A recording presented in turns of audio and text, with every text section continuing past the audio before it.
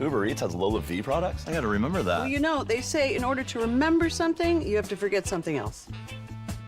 Okay, now that is a very cute haircut. That's like a little shag. I've never seen it before. Well, I mean, of course you have.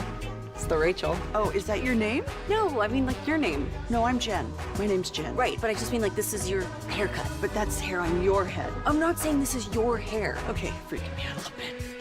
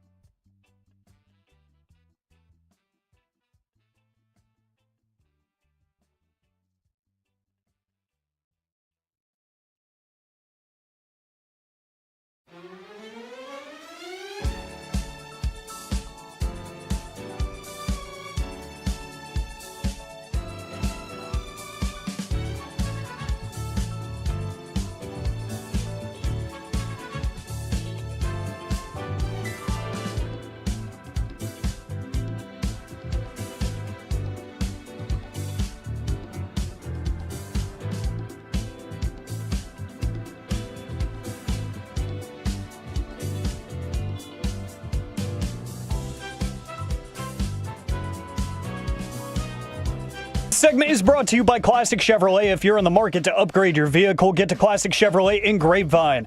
Back-to-back #1 Chevy dealership in the world. They've got more new Chevys than anyone, all priced to sell. Visit ClassicChevrolet.com. This is Texas. This is Classic Chevrolet. Together, let's drive. Based on new Chevy registrations 2023 and 2024. Drake May for the game. Patting the ball. May scanning. Loads of time. He'll roll. He'll run. A sidestep. He's ready to throw. Nobody's open. Into the end zone. Touchdown! K&C Masterpiece right here on 105.3 The Fan. We will get to Gridiron Gravy in just a second, but Bruce Bochy was asked who will be the Rangers opening day starter. And he said, well, we haven't talked to him yet, but I think you can figure it out. Follow-up question. Has he ever started an opener for you before? Bochy's response, yeah, I believe he has. So it's going to be Nathan Eovaldi. Well, DeGrom's already on. John Gray has. John Gray started 2 years ago. I will be shocked, barring injury. We're bringing back Lance Lynn. If it's Kyle Gibson. I'll be really shocked if it's either one of those two. Tanner If Shepard. it's not Nathan Eovaldi, which would mean Eovaldi will be the Rangers' first repeat opening day starter since Kevin Millwood did it 4 times from 06 to 09. Yeah, 09 was the last time, Kevin, and there's been That's kind of sad. a bunch of names since then, like a bunch of random names, some really impressive names. Darvish and Hamels are impressive names. DeGrom's impressive. Yeah. But for what Eovaldi's done for his career here so far, he deserves it. Now, right now, it's time to go around the entire NFL and dip into some Gridiron Gravy.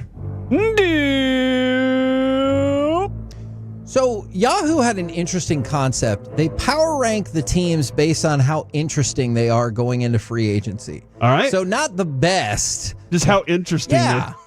But who judges that?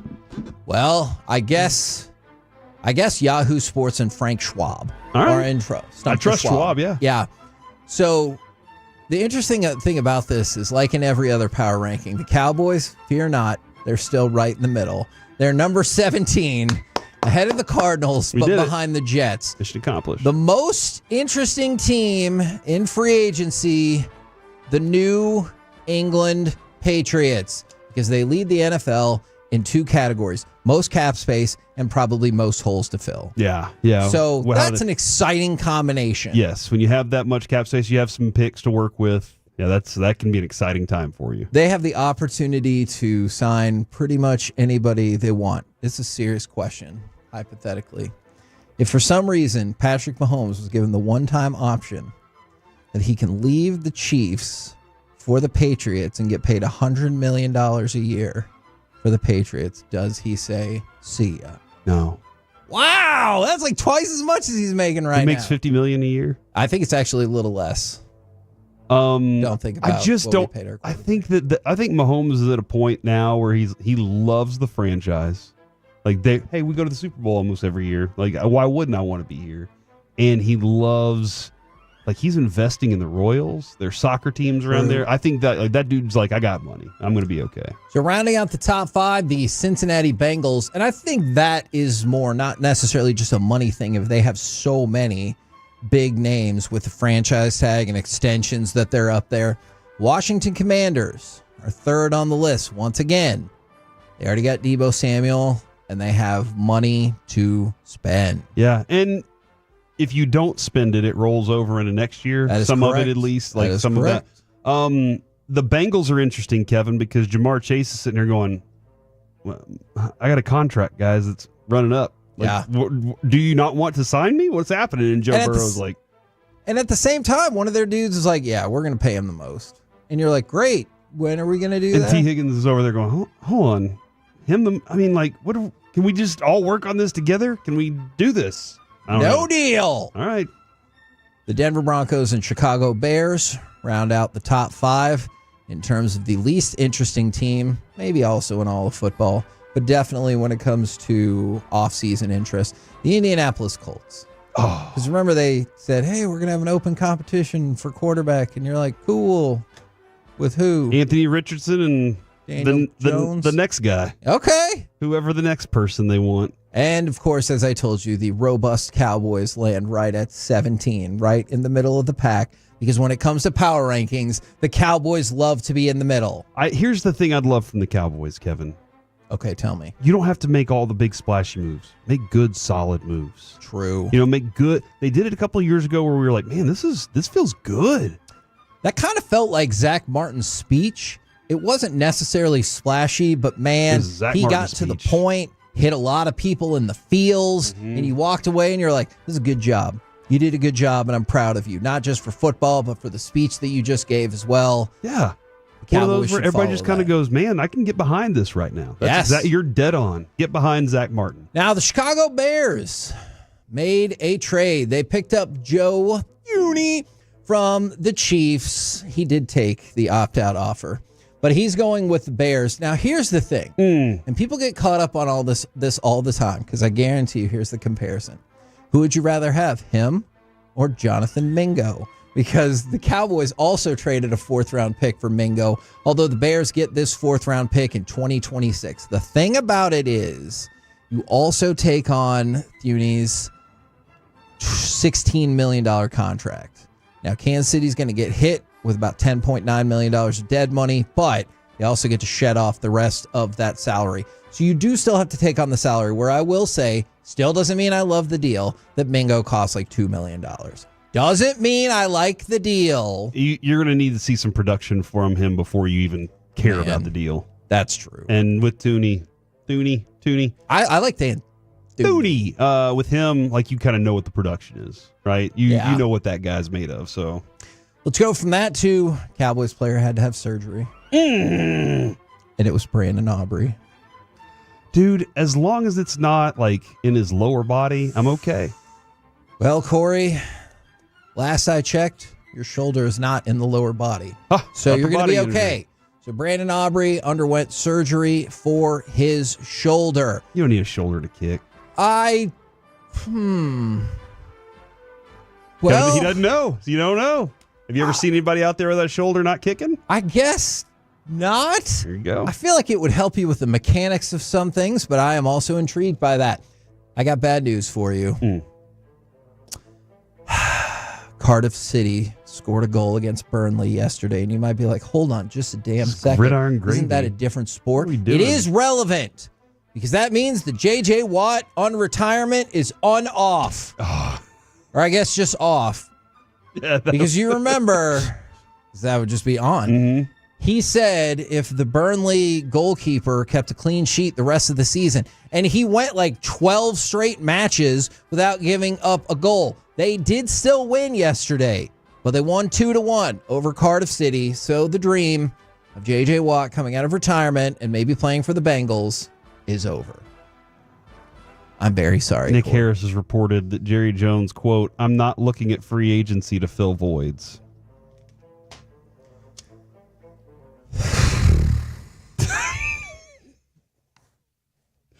I don't believe that not signing Dak or not signing Liam hurt us in free agency last year. Kevin, you know what? Let's get out of here and get to let's get to the noon, and we'll reestablish our hearts on this.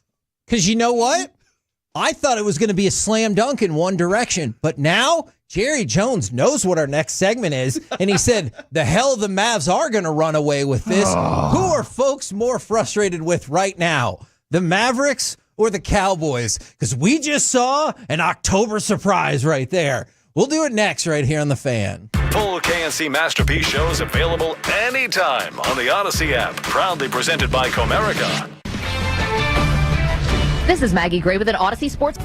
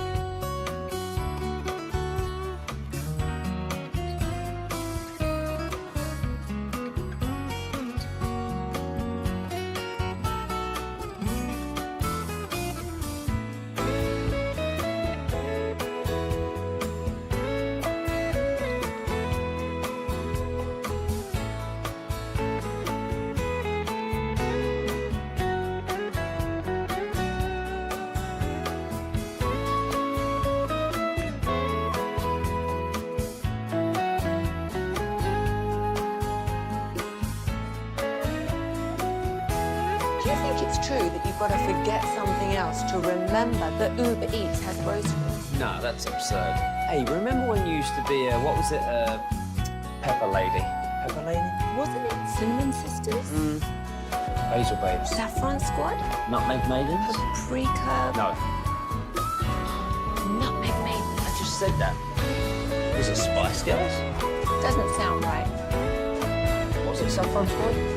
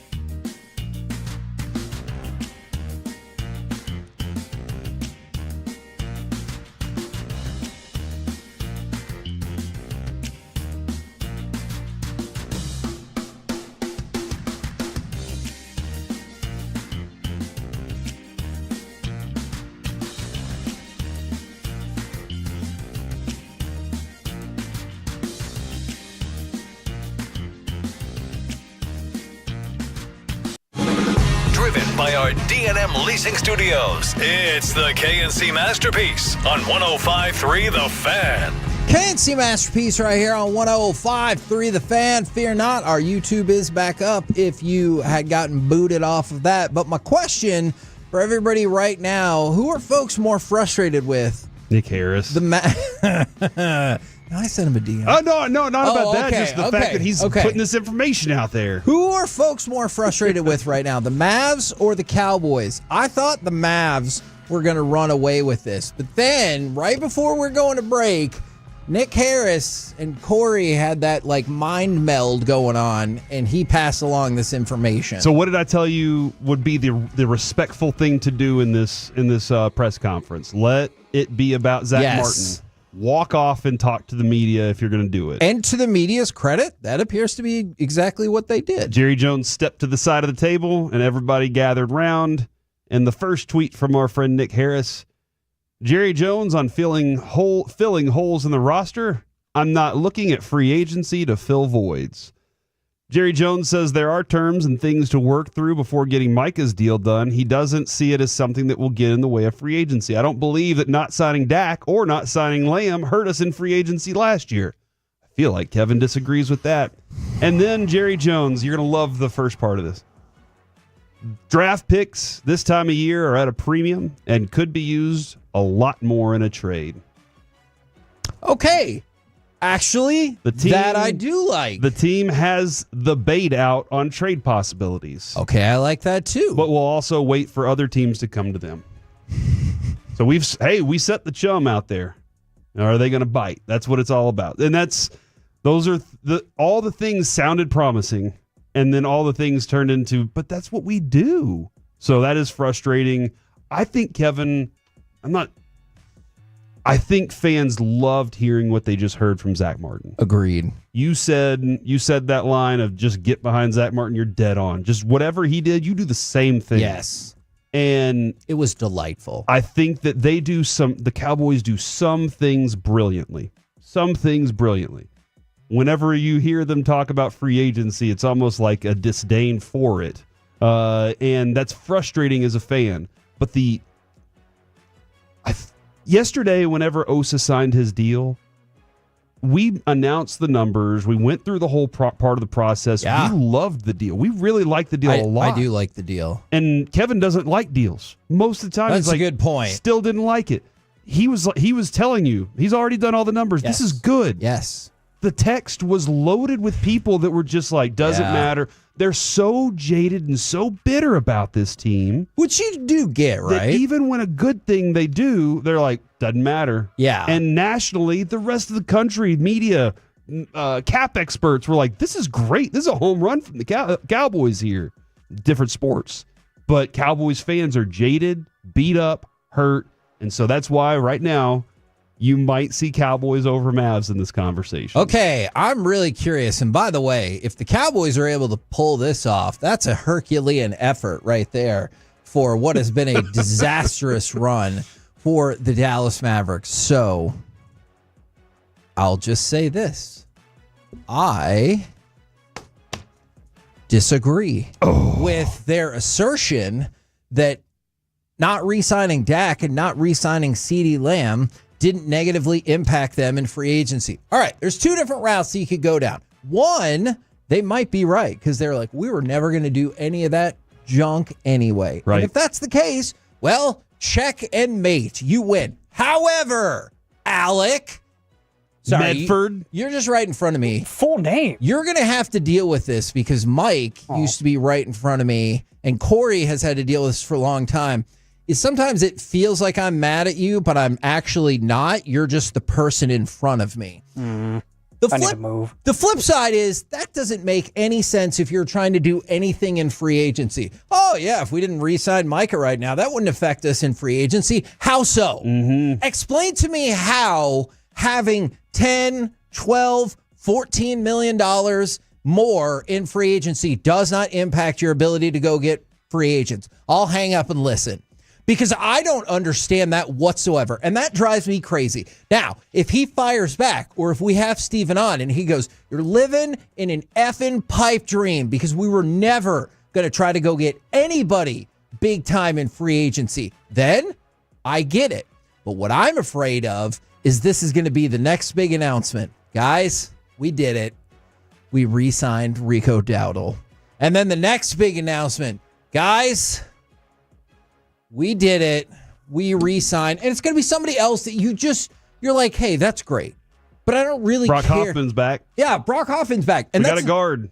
And that's a move I do like. Wanye Thomas is back. And I love Wanye Thomas. See? They got you. But it just feels like the next announcement should be, hey, we got Micah Parsons done. This will now free up, again, whether you think it's going to be $8, $10, $14 million in money, whatever the case is. So now we're ready to roll. So I really just hate that they said that. The trade thing, I am very intrigued by that. I do love the idea of we put chum in the water. I do like that idea. But at the same time, we also went and got a harpoon, and we're going to attack a little bit. Like, I want a little bit of that. So we have some targets that we want. We didn't just throw things out there and ask, do you want to trade? We said, we want this. We're going to get it. Yeah. Like, occasionally you have to do that. That's occasionally I want you to go, hey, you know what? Myles Garrett's a really good player. He might end up on the Eagles. How do we get this done? Let's go make it happen. Let's go make something happen instead of waiting around for somebody to steal it from us. So that's where I land there. I'm worried that at the end of this, I'm going to feel really stupid because selectively aggressive by Steven meant with just their own guys. Yeah, maybe so. And that seems like it's just a different set of words to describe what they do. Yes. The Mavericks, however, they basically dropped a nuke bomb on the entire fan base. Like that's where we are. They dropped the nuke bomb, and now we're getting the fallout from it. Now, all the rest of the things that happened since Luka are fallout from the thing that they did that they thought was either, I don't know, going to fix the team for a championship, or I'm still not quite certain, other than they had this idea. So that's where I still have the Mavericks over the Cowboys. And I get it. Look, we talked about it. The best players on the Mavericks, obviously by far, Luka, felt like at absolute worst, he'd go down as the second best player in franchise history. At absolute worst, and very possibly the number one. You traded him. And you traded him to a team that Dallas Mavericks fans don't care for. And you traded him for what really does feel like less than market value. He's gone forever. The centerpiece of that trade, Anthony Davis, got hurt in the first game. You have the best trio of bigs in the league, but then Gafford got hurt as well. Lively got hurt as well. He's been injured for a big chunk of the season. Hardy is out with an ankle injury right now. And how do fans cope with this? They show up at the arena or outside the arena to complain, and then the Mavericks respond by kicking fans out, and then their owner talking about some nonsense that doesn't track with anybody. Do you want a little more from John Machota on the void, on the filling the void question? Yes, I just, the last thing I wanted to say is, from a PR perspective, I can't imagine the Mavericks having a worse 6 weeks. Like I really can't. Name another team. From a sports perspective, I can't. Like, this is amazing too, that the Lakers are just sitting there going, our PR is great right now. Yes. Like, we traded away Anthony Davis, who people would have loved to have, and we look amazing here. And have you seen the memes circulating now that Nico Harrison is up for GM of the Year for resurrecting the Lakers? I have seen that. Not what you want to hear. Yeah, no, I don't know. We have friends that have worked in sports PR. I'm gonna reach out. I'm gonna reach out to one of them and say, hey man, like, in the world, have you ever seen a nuke like this before? And I guarantee he's going to say no. It's the worst job you've ever seen somebody do. This is from John Machota, and this is a little more on the question. Okay. He said, I don't think aggressive is the right word. I'm not looking to at free agency as a place to fill voids. He said they think they can fill most of their voids in the draft. Okay. I agree. That's that is what they've done. Yes. And I agree that you can fill, I think in the first few rounds, you're trying to get starters. You're trying to get players. And then after that, you're hoping you can land starters. Like, that'd be awesome. But you really do want developmental pieces that are going behind the pieces you sign in free agency. Like that's really, in my mind, you sign a few pieces in free agency to make your team better, and then you draft and develop the pieces that are going to replace them. That's how I see this thing working. They do not. Here's my concern. I just want you to know, I wrote this down in 7 seconds. All right? You're a fast writer. You can make a really strong argument, and this is what, without going into any sort of depth whatsoever, that the Dallas Cowboys need a running back, a right guard, potentially a right tackle, wide receiver number 2, another defensive lineman, another linebacker. That took 7 seconds, and that's just because I don't write as fast as I probably should.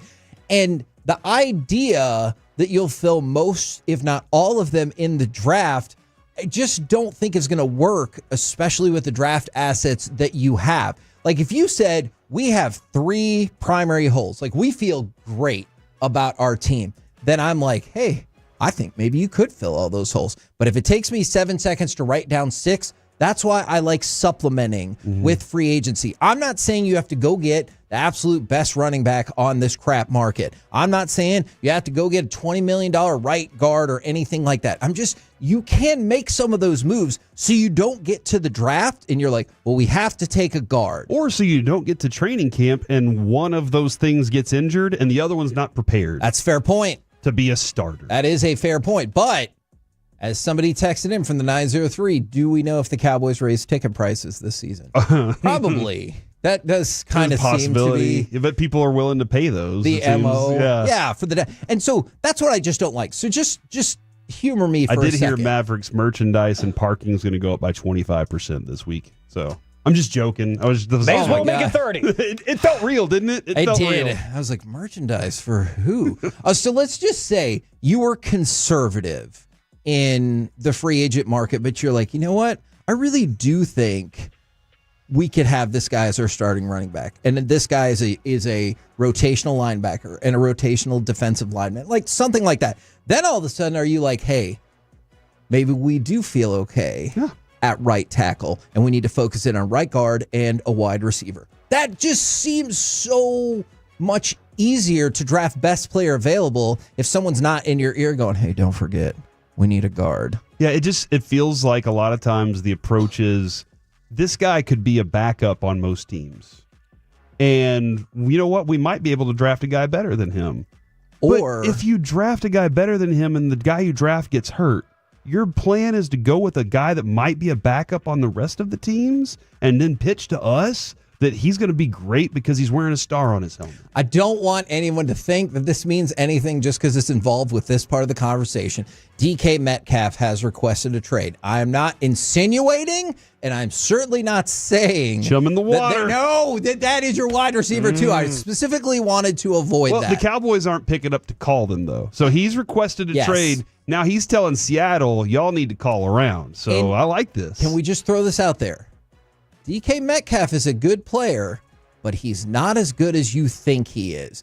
DK Metcalf is in a group of players, and I think everybody's got it, that's not as good as you have imagined him to be in the year. Because you've seen some amazing highlights of his physical. Exactly. Okay. He is a quality player, but I think people think he's some kind of plug-and-play number one, and it is not true. It's just not true. He catches just above half of the passes thrown, like 51%. Last year was 49. Now, again, Mickey will tell you, who charts that and what is a success. It's fair. I just look at it and go, about half the time, he's not grabbing the ball and taking it. 5 touchdowns last year, 900 yards. I see what you're saying there, Kevin. He's a good player. He's just not as good as you think he's not Jamar Chase. He's not CeeDee Lamb. And he's not even close. Physically, great. If he was a possession receiver, if he was at like 65%, 70%, I'm going, dude, that's a chain mover right there to go along with CeeDee Lamb. Yeah. But that's not the game he plays. Yeah, and I just want to throw this out there because if you're like, if you got DK Metcalf, you've got 2 unquestioned number ones. You have a good number 1 and a good number 2? Exactly. I think a great number 1 and a good number 2. I think potentially a great number 2. And so I just wanted to throw that out there. I'm sorry if I offended DK Metcalf or anything. There's lots of players in football that you're like, no, that person's good. He's probably just not as good as you think he is. He has a year left on his deal and probably going to want a new contract. I'm sure. And he's going to want a new contract as an unquestioned 1. And I do not think that is what the tape says. We're the KNC Masterpiece right here on 105 through the Fan. Coming up next, let's move into the Expressway. We've got Texas Rangers questions and answers. More, can I convince you to start watching and loving college basketball? And Alex Ovechkin doing things for a good cause. Next on the Fan.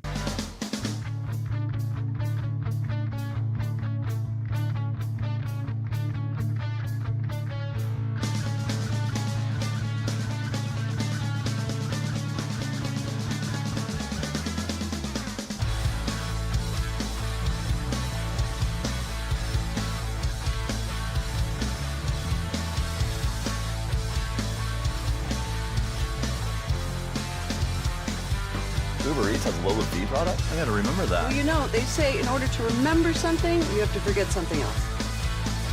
Okay, now that is a very cute haircut. That's like a little shag. I've never seen it before. Well, I mean, of course you have. It's the Rachel. Oh, is that your name? No, I mean, like your name. No, I'm Jen. My name's Jen. Right, but I just mean like this is your haircut. But that's hair on your head. I'm not saying this is your hair. Okay, forget it.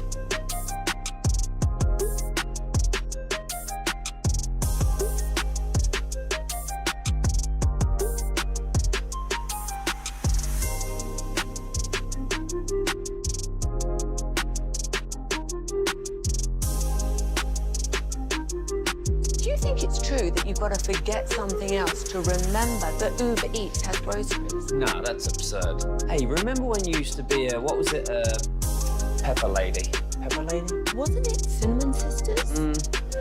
Hazel babes. Saffron Squad? Nutmeg maidens? Paprika? No. Nutmeg Maidens. I just said that. Was it Spice Girls? Doesn't sound right. Was it Saffron Squad?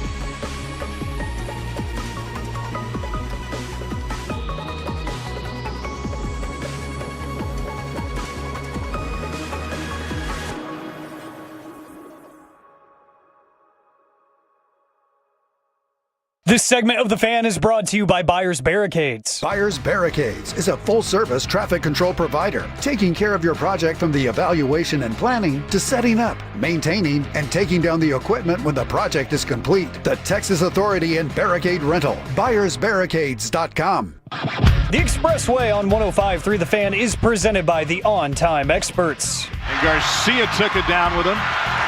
Aggies come out of there with it. Solomon Washington. Nobody stops the ball. And Payne delivers a hammer. KNC Masterpiece right here on 105.3 The Fan.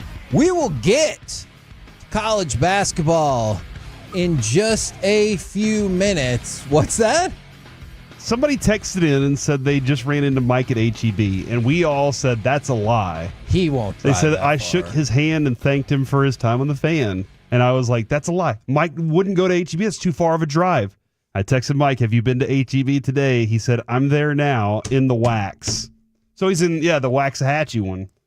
That's amazing. Hey, will you send him a follow-up text? If he goes over to Paul's, will he get me some cookies at that dessert seems shop? like right an next off-air thing, Kevin. That's fair point. That's fair point. All right. Alec, we're going to start. Should we start with college basketball, even though we've been doing that at 12:40? Are we going to throw people off and we need to start with Rangers? I feel like you got to be the responsible host here and keep things consistent. Let's go with the Rangers. I have some Rangers questions, and I hope that you guys have answers. Question number 1. How confident are you in Evan Carter's ability to be a healthy, everyday player this season? Now, by everyday player, I think we give some leeway there. You play 140, 145 games. Like, you're good to go. I'm not saying he has to play all 162, but how confident are you that Evan Carter will be a healthy, everyday player this season? Was this me or Alec that was supposed to answer? Doesn't really matter to you. That's a good point. I'm going to say, if you're looking at 140, no. 100 is what I'm hoping for. Okay. So that's a no then. Yeah. His history in the minor leagues says that he's not going to be healthy. His history in the major leagues says that he's not going to be healthy. Yeah. So in that window, I'm saying I don't believe it's going to happen, but he's so young and has, so little time. Jared was talking about it yesterday with us. He's had such little time in the minors that you really don't know what he is. That was a great perspective from Jared. I have to admit, I hadn't really thought about that before when you talk about, hey, you struggled against left-handed hitters, and I understand all that as well. All right, Alec, Corey's a no. Do you have confidence in everyday Evan? I would say at this phase, yes. Okay. I'm going to lean towards that side of he hasn't played a lot just in general, like Jared was saying yesterday. The fact that he is young, as Corey just said, I think that will bode well for the right now, which I think this team is capable of winning a lot right now. Down the road, I once knew a really wise man, his name was Reginald Atatula, who always said that a trick back don't stop tricking. And I fully believe that this will probably come back around. Might not be to a major degree, but it's going to be something that's going to exist. It's going to be something that he's going to learn how to deal with. Maybe he does, maybe he doesn't. I think this year, you can bank on it. A couple years from now, 2, 3, 4 years from now, you might see it kind of decline. Question number 2. Have you guys caught Alejandro Ozuna fever? Because you mentioned this earlier, Corey. Let's go to Bruce Bochy. I love the guy. He is a ball player. I love watching him, the way he plays, how he plays, the at-bats he gives you, the outfield, everything. He's really done what you're hoping to see from a young guy. What does that look like? His slash, 444, 500, 667 with 3 extra base hits and 2 stolen bases in 11 games. And I know that's a lot of numbers. I'll give you one more. His Cactus League OPS, .1230, which is freaking amazing. And I know the counter argument is, of course, first of all, it's spring training. Second of all, it's 11 games. Nobody knows him. I hear you. Like in spring training, nobody knows him. They're like, sure. All right, I'm going to work on my fastball here. For sure. That is a fair thing. He has been smoking the ball when he hits it. So he had 100.5 mile per hour exit velocity, double the other day, and then 109.1 exit velocity, double off of a 102 mile per hour fastball. I've watched, because I've seen Sean McFarlane post this a couple different times, and every time I watch the video, I'm like, that looked like a weak grounder. How was that 109 miles an hour? So I'm like, maybe he posted just a different one. Okay. Maybe that's what it was. So 2 things have just come up. First of all, do you need to say velo instead of velocity? Second of all, is exit velo a lie? Yeah, maybe so. Maybe exit velo is just a little bit different, Okay. From the 254, that didn't sound like Bruce Bochy at all. That's what he said. That wasn't an impersonation. You said, let's go to Bruce Bochy, and so I definitely did think we had him on the line. Why would I think that? That's fair. Kevin, I am catching fever because of you. You were the first person to bring him up, and I was like, all right, I'm going to keep an eye on what he's doing. I like that this is a scrappy dude that's out there fighting for it, and he's like, look, I'm going to show him everything I can. I don't know if it's going to, get him a spot on the opening day roster. Sure. But he definitely could be that super utility outfielder for them, for sure in the regular season at some point. I have a feeling that at some point you're probably going to get that opportunity because Bochy is willing to go with a hot hand. Man, I hear that this guy's doing what we saw him doing in spring training. Let's get him back up here and let's see what he can do. So I am in on the fever of it, but I'm also understanding where this team is and what's available to them. By the way, fair point from the 817. If it is a 1, I'll own this. 1.230 OPS. Better. Alec, do you have Osuna fever? I think I do. just hearing Boach talk about it, even though it was actually Kevin, outside of that and being let down by that, you see some of the videos, you start to see what some of his own teammates are saying about him too. And it makes me think of, like, why do you sign a guy like Jock Peterson? Because you can't teach that kind of power. Yeah. And when you start to see he's consistently putting together at-bats that end in 100-plus mile an hour bat to ball, whether it is a ground out, whether it is a home run, he is consistently hitting for power, and he is impressing, not just hitting for power, driving up counts. All of these things are starting to formulate into what looks like what could be a major league player soon. Not exactly right now. So I'm excited for that, because outside of him, the last time I was really excited for a position player like that, Wyatt Langford, obviously. After that, I don't really remember. I had kind of probably unrealistic hopes for Justin Foscue that I got let down by, because he was such a powerful hitter coming out of college. Outside of that, I've had a position player that I've really been excited for because of the ability to hit the ball hard. And I was just thinking with I don't think it's going to go this far, but with the Adolis Garcia, although we got news today, strain, not as bad as we'd been concerned. But if you ran into issues with him and you had Evan Carter, Wyatt Langford, and Ozuna as your outfielders, that'd be a combined outfield age of 67 for all three of them. Feels like how old Adolis actually is, right? You know? Oh, face in your face, Adolis. No, I'm just joking. He's got to be like 29 or... I think he's like 32, 31. We'll figure that out. But I'm really excited. 32 to hear that you guys are excited about him as well. All right. It's probably only going to be one or the other, and in reality, it could be neither. Could you see any way Rocker and or Leiter would break camp as part of this team as relievers? Now, I know the Rangers have been hesitant to do this, so just thought I'd throw out the question, though. I say probably no. I feel like with Rocker, you want to keep him stretched out as a starter because of the possibility that he's going to be in your rotation. I know Dane Dunning is showing well, and Boach is actually really excited about what he's done in his offseason, and we can probably dive into that a lot more later too. But I feel like you still have opportunities for him as a starter based on what he's shown. Jack Leiter, they want to keep him as a starter. For sure. But if they find a role for him in the bullpen that can work and function, they'll do it. And so I don't think either one of them.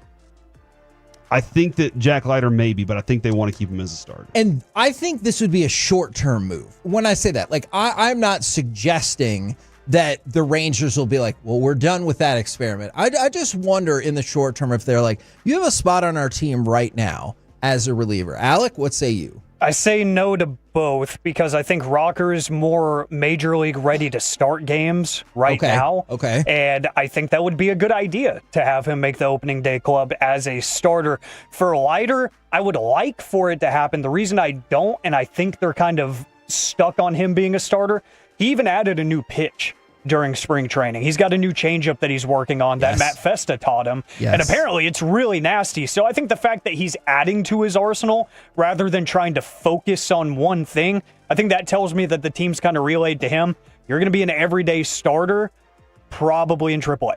You know, so I think he does get brought up, and I think he does make plenty of starts for the major league club. I don't see him as a bullpen option this season just because I think they're like, hey, we still have time to make this work as a starter. Let's give it one last shot. And if it works, it works. If it doesn't, then we revisit that conversation because it would be kind of fun to have a leverage arm that does have 5 pitches. And the other thing, too, is let's say one day it does come along that you do have to trade him. Trading a starter is more valuable than trading a reliever. Sure. Oh, for sure. I like his description of Leiter, that is, of his kick change when he said, I like it. It's kind of funky where it gets up on the barrel. And I like that description. Leiter has had, and again, spring training and off season. I get if you're like, I'm not sold on that. He has had a potentially transformational offseason with adding the new pitches and also taking the advice from the pitching coaches about not amping up his velocity all the way until he gets here. Like you've already seen in some of these early appearances that he's been up 2.5 miles per hour on his peak for his fastball because of the way he staggered his workload a little bit more. 5 innings, 5 strikeouts so far. And I know, like, in most of his appearances, it's always been like, I have to strike everybody out. And maybe now he's pitching a little bit better. Like, 5 strikeouts in 5 innings is good, but it felt like he was thinking, I have to strike out 3 every inning. Yeah. And I think he's getting a little more comfortable in his own skin on the mound. Yeah, man, there is nobody that's more amped up for that first inning than Jack Leiter. Yeah, and, sometimes he's really good in that first inning. Sometimes he's erratic, and it gives him too many pitches. Now, I want to skip ahead to another question. We have other questions, but I want to focus in on this one. And this time I really will play audio from Bruce Bochy. I know people are disappointed that I just read the audio before. They just love Bruce Bochy. This time I will go to cut 11 with Bruce Bochy. But the question is Jake Burger the easiest player on the Rangers to root for? He's such an inspiring person, how he's handled this. He flew home or to Houston for the surgery and came back. First day he comes back, he hits a home run, and he's such a great teammate, a great player, but a great family man. And, we had all our prayers going with him, and thank goodness his young daughter all went well. She's doing great. She's home now, so we're happy for him. So his daughter Penelope... Corey, I know you know this story, but in case anybody else didn't know, Penelope was born on October 25th. She was born with Down syndrome, and that's one of the things that Jake Burger was going to change his number for the number of chromosomes that go along with that. And so, like, that alone, you're like, oh my God, that's unbelievable. Obviously, we do so for my possibilities, so this is an easy cause to support. And then his now 4-month-old needed open heart surgery, which I can't even imagine going through that as a parent. And we talked about a really cool thing they did inside the clubhouse was the players were all signing a blanket for baby Penelope. And then, as Bochy just said, he comes back, comes out in the game, bang, home run. That thing right there, the player signing thing, for me, any team can be like, hey, sign this for your teammate.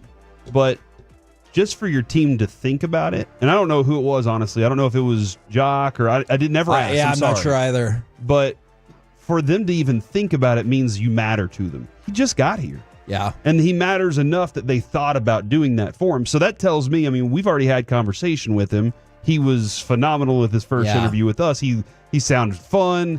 He crushes. He's stoked to be here. He's excited to be here. He crushes the baseball. So I think there are a lot of rootable characters on this team. I think there really are. Marcus Semion's still, he's straightforward. Everything's there, but he is a very rootable for guy. Wyatt, you're rooting for him. Not a lively personality, but he's growing. Sure. Like I'll say this, he's got to become a good personality because he's going to be the face of the Rangers and he's going to be a successful face of it. Can I tell you how I know he has that personality? Is because when you two Nimrods were asking him about the gravity and he goes, hey, we don't make the rules. And so so he's clearly he needs got to do more interviews with us, obviously. Yes, absolutely. The other part is like Jacob deGrom doesn't do a lot of media, at all. True. And Evaldi's got this. I'm rooting for Evaldi just as hard as I am anybody else. For sure. This is a team full of dudes that I really enjoy rooting for. But you're right. Jake Burger has something that you just hope, man, I hope he delivers in Dallas. And DFW. And the reason why I asked about him specifically is because you're right, Corey. I'm absolutely rooting for all of the Rangers, but the rooting for Jake Burger feels like it's gone beyond my love of the Texas Rangers. I see you. I see you. Alec, what say you? It's easy for many reasons for me. One, his name is Burger. It's a good point. That's just awesome. We all love burgers. Exactly. And so, immediately, my first thought when you trade for him is, man, that Whataburger promo night is going to be amazing when they put his name on the back of an orange and white jersey. And they did exactly that. Point. They did exactly that, and I have to get one of those. But, two, you start to see as he kind of gets involved at like Rangers Fan Fest and everything, he's really comfortable right off the bat. And you're like, okay, he's fitting into this family mold kind of like Nathaniel Lowe did. I hate to bring him up, but, you know, he always talked about how much of a brotherhood it was. And I saw a really sad clip of him on Foul Territory yesterday saying, like, felt like the first time I had friends, you know, was with the Rangers. Yes. And, you know, it seems like this clubhouse is really inviting, and Jake Berger fits that mold. And then 3, the whole family situation coming back and hitting a home run. This dude can hit for power, impressive power. I remember Dave Raymond with G-Bag a few weeks ago talking about, like, I think it was something north of 30 hits last year, over 100 miles per hour exit velo, because we were just talking about that, very topical. That excites me because it was something that was absent from the team, but it's just another guy that's really easy to root for, whether he's succeeding or not, just like Nathaniel Lowe. Even when he was really struggling, he had that story about his mom dealing with cancer and everybody rallied behind him. We don't care if the batting average is south of 200. We just want him to be happy. We want him to be okay. That's how I feel with Jake Berger, and he hasn't even played a regular season game yet. The MLB Network has each team's projected home run leaders. Okay. Berger is the Rangers' projected home run leader with 31. He's tied with Gunnar Henderson for 11th. Okay, man. If he pops as many home runs as Gunnar Henderson, whatever that number ends up being, I feel like that's... Well, if he pops 31 home runs and has a 115 batting average, we might be like, was it worth it? Man. But if he's in the 200 range, 220, 225 range... like Mark McGuire out there. Do you think Joey Gallo would be like, see, not so easy, is it? All right. Probably. Quick side note, we were kind of mentioning this a little bit earlier before we got to the Zach Martin presser. And again, I hope you were listening. If not, radio rewind it. It was a really effective speech. I really enjoyed it. He got right to the point. Thanked so many people. And you could tell, like, because of the inside names or different stories that he told, that like every single one of these people was really invaluable to his development as a man and as a football player. But shout out to Alex Ovechkin. He is 11 goals away from breaking Wayne Gretzky's career NHL goal record. So he has partnered with Hockey Fights Cancer and the V Foundation for Cancer Research to launch the Great, with the number 8, because that's his number, Chase for Victory Over Cancer. And beginning with tonight's game against the Rangers, New York Rangers, Ovechkin will donate a dollar amount equal to his career goal total for every goal he scores. And other people are encouraged to do the same. Many others are suggesting a donation of $8 to match Ovi's number. And so I just really like it that, like, this is a historical NHL achievement that we are on the brink of. And he's like, you know what? I would like to take some of that and help raise money for maximize the cancer platform, research. maximize the opportunity. I love it. It's freaking incredible. Just, I don't know how everybody thinks of Ovi, but I feel like he's a beloved character in hockey. I think he's pretty, unless you're like a diehard Crosby guy and you think there has to be that rivalry, then maybe not. But otherwise, yeah. It just, like, when they won the cup, do you remember all the places we got to see him without his shirt on, holding the... He just stood at a Nationals game with the cup over his head for 3 innings, just holding it above his head so everybody could see the cup is here, baby. Like, that's a dude right there that I think everybody can love watching this record go down. You know what's really interesting about his chase for the record is Ovechkin has played in 1,471 games, and I believe Gretzky played 1,487. So you want him to wait a little longer? So he's within 10 goals of tying, 11 goals of breaking with 16 games, like, until he reaches Gretzky. So it's not like, well, he just played forever and that's how he was able to get it done. Like, it's pretty darn close. It is still that line, though, of like, but also look at all Gretzky's assists. And you're like, okay, I get it. Also, this is the time that I tell you, if you took away every goal that Wayne Gretzky ever scored in the NHL, he would still be the all-time NHL points leader. Which is the craziest statistic. They must have been terrible at hockey back in the day. Maybe. I kind of want to talk about this someday. Does Wayne Gretzky have the biggest gap of GOATness? Like, I want to talk about that someday. Okay, because Greg Maddux, his, like, the number of players that he walked, Tony Gwynn, the number of times he walked, Hank Aaron's number about if he had take away the last so many years and he still had the most of this. So but I want to just say, I like it. Who is the most best at their sport compared to everybody else? All right. In the meantime, Corey, what have we been working on at this exact time this week? Getting everybody interested in the big tournament that's coming up in a couple weeks. Say March Madness. Can you? Yes, it's a regular segment. Eventually, I think big basketball's gonna when I talk about underdog, you're definitely going to hear me mention the big tournament or whatever. But for now, can you give me cut number 6? So much of the offense has gone through the big three. You start getting some of these other guys going. This is dangerous. Ace Bailey. Ace Bailey, who you brought up from Rutgers, had an awesome reverse dunk. And it encapsulated that one play, felt like it encapsulated everything about Rutgers basketball. Ace Bailey made an incredible dunk. It's possible they could have 2 of the top 3 picks in the draft with him and Dylan Harper. However, how did they lose 100-71? Exactly. They lost the game by 29 points. Rutgers is 14-16 this year, and they are 7-12 in conference. So the fact that a team scored 100 points is insane to me. In a college basketball game is absolutely incredible. But people were like, you got to put them in the tournament. Look at this. They got amazing players. They are not good at basketball. I do understand that idea, though. Do you want eyeballs on your tournament? Eyeballs are going to be there. But if these guys are going to attract more and you're going to be like, whoa, this is the game? I get it. Look, I would love to see those 2 in the tournament. They're going to get blown out. Will probably get smoked. Yeah. Absolutely.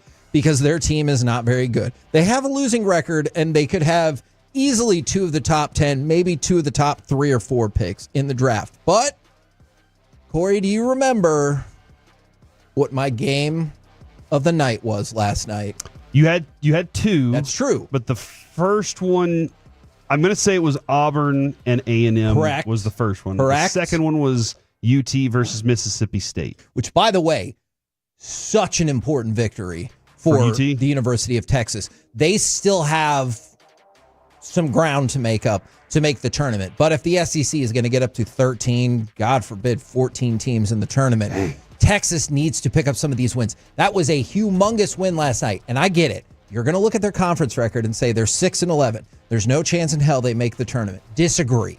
I get it. Normally, I would agree. They still got a shot. Now, they need to pick up some more wins, but they still have a shot. But Texas A&M, the rebounding won that game for them last night for sure. For Texas, yeah, or for Texas. Okay, that was their big point. And you can make an argument. Their big point. I like it. You can make an argument. Rebounding, more specifically, physicality was the difference for Texas A&M. Bruce Pearl, the coach for Auburn, done a phenomenal job. He has this year. He said they just physically dominated us. They physically manhandled us. And if this team is going to continue to win, we're going to run up against teams like Texas A&M or Florida or Duke that are big and physical. Because Auburn's here for a title. They're not here to just be like, hey, what a fun season we had. Yeah, no, you're dead on there. The way A&M came out and just popped them in the mouth real fast, like they said, hey, we're scoring. And it didn't look like Auburn was prepared to be the physical part of it, but they didn't look like they could keep up at all to start that game, and A&M looked like they cruised from there. Kevin, that's the first time since 2006 that A&M has flooded the court after a game. And they've never beaten a number 1 team in basketball. You beat number 1 overall Auburn, go ahead, flood that court. I think that's perfectly okay. Now, Janai Broom, who, if you've been listening this year, I like to call, and I hope it's okay, Johnny Broom, because I just think that sounds amazing, kind of like he's a secret agent. We'll get to Max Crosby in just a second, because he signed a big old deal. Yep. He has really been in a funk in these last couple games, per his usual standard. I told you, him and Cooper Flagg are the 2 far and away leading candidates for National Player of the Year. And so Cooper Flagg has the advantage, in part because of these struggles and in part because Broom got hurt for just a little bit. Texas A&M is a weird team to figure out. They're having a great season. Their defense looks freaking incredible. Then they respond to that by losing 4 straight games. And only when they're in the midst of that losing streak is when they beat a number 1 team for the first time in program history. Seems like them. Yeah, actually, that's a really good point. Yeah. That feels very A&M. I found this game. This is interesting because I know the Texas and Mississippi State game went to overtime.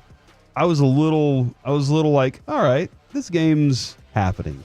Those teams are not as good. I enjoyed the A&M Auburn game more. And I don't know if there was part of me that was kind of rooting for A&M because they're the I guess it's just natural. I just like an underdog. Everybody loves an underdog until they become the top dog, and then you want to see them get broken down. Exactly. And so maybe that was me just kind of watching this last night, feeling that you were going, I don't know, man, about this team. We're playing the number 1 team, and I was kind of pulling for them throughout the night. I did not think Texas A&M was going to win this game by any stretch of the imagination. All right.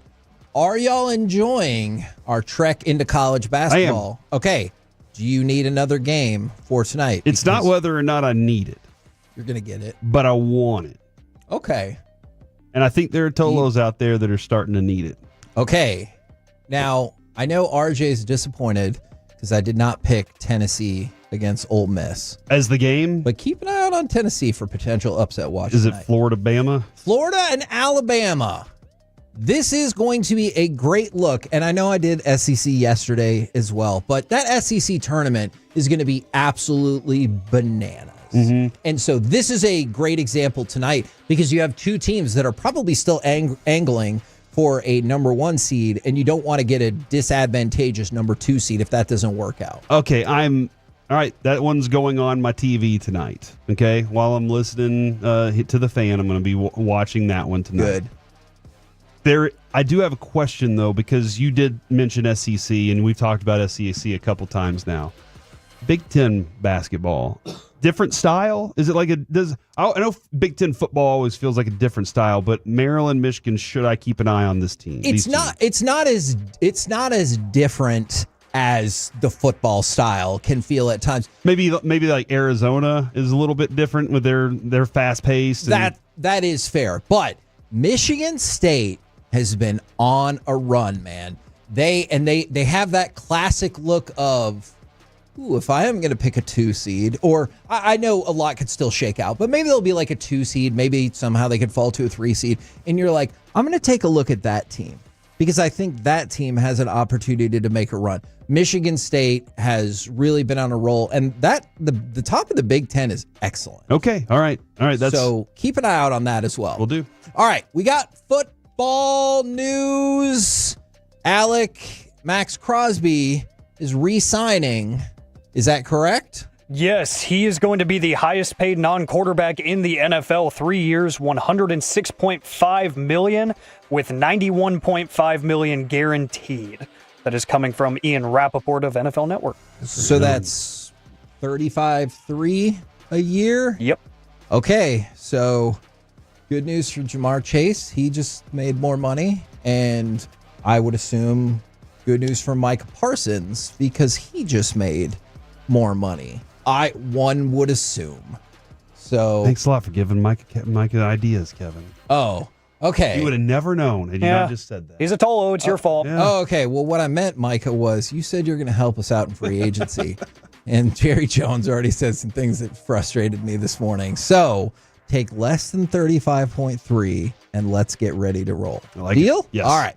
We're the KNC Masterpiece right here on 105.3 The Fan. Coming up next, it's time for the C Block starring Corey Majors. We're going to get into some sports action right out of the gate, but 10 questions not to ask your boss at a late lunch next on The Fan.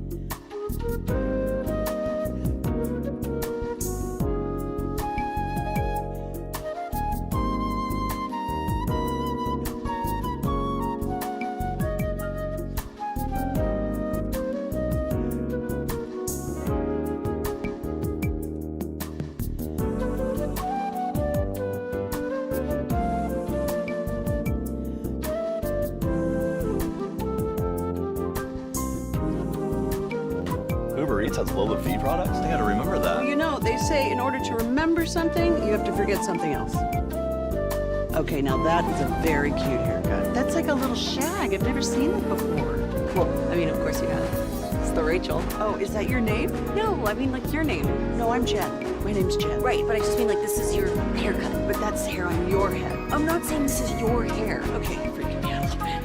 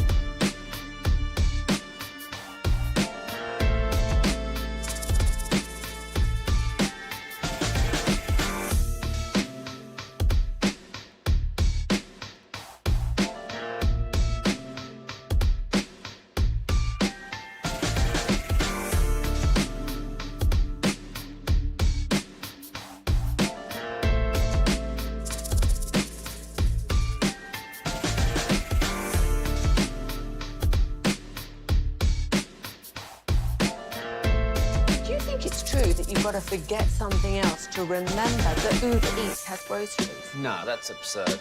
Hey, remember when you used to be a, what was it, Pepper Lady? Pepper Lady? Wasn't it Cinnamon Sisters? Basil Babes. Saffron Squad? Nutmeg Maidens? Paprika? No. Nutmeg Maidens. I just said that. Was it Spice Girls? Doesn't sound right. Was it Saffron Squad?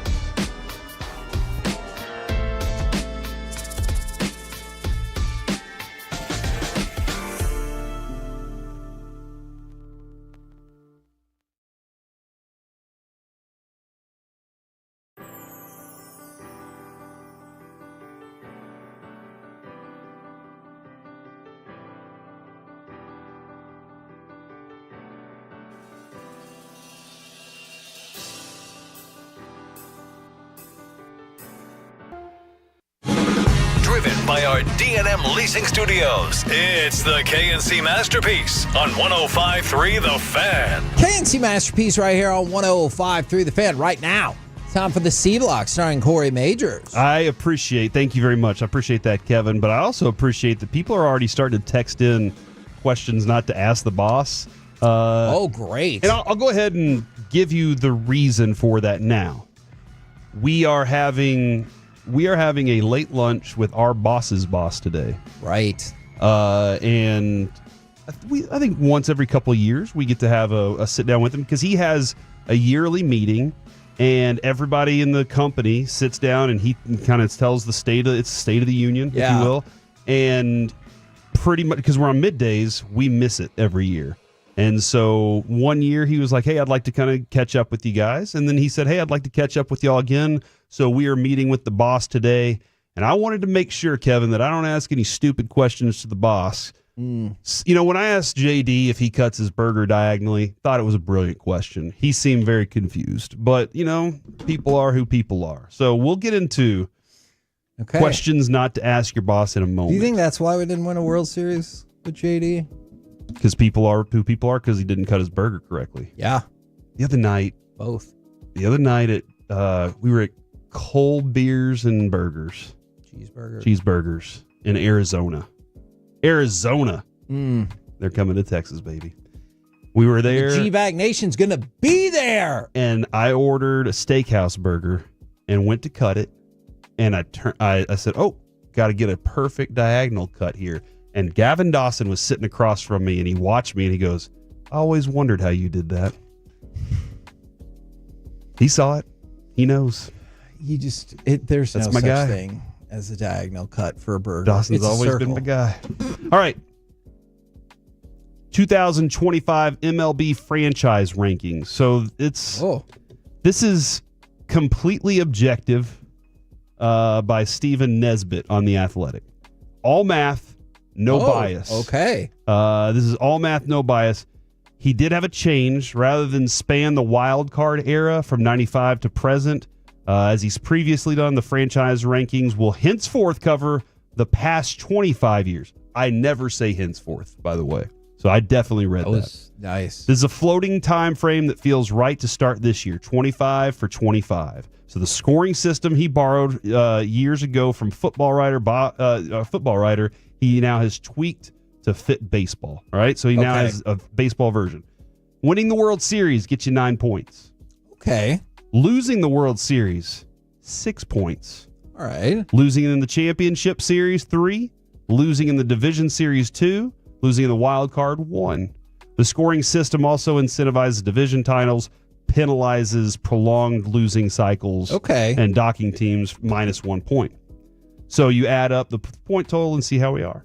Number 30 on this list, Texas Rangers. I'm just joking. They won a World Series recently, Kevin. I was about to say, do we lose at every other category? The only team with a negative point is -4, by the way, the Pittsburgh Pirates. That is the worst team. In your face, Paul Skeens. In the last 25 years is the way that the way that it looks here. That's got to make you sad, right? It does. It does. Your points were. Did we get 0 points? No, you did worse. You actually did worse than 0. Why? Well, I'm sure everybody else kind of struggled too. Actually, you're the only team that had negative points. As a matter of fact, you're 7 points away from the next team because the Baltimore Orioles are the 29th team with only 3 points. They were bad for a long time.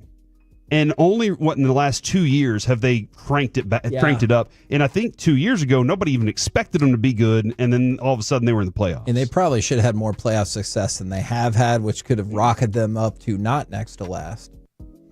If you want to avoid dumb questions, just let Kevin ask the questions, smile, and nod. That's usually what I do anyway. I just sit there and go, But do you remember that one meeting that we had with somebody else who used to be in charge, and he asked a question, and I just gave a light the world on fire answer, and you just looked at me like, what the hell? If you've ever seen Family Guy and Upside Down Face, when he says it turned my life upside down face, and you see Stewie do that look, that's exactly how I felt in that moment.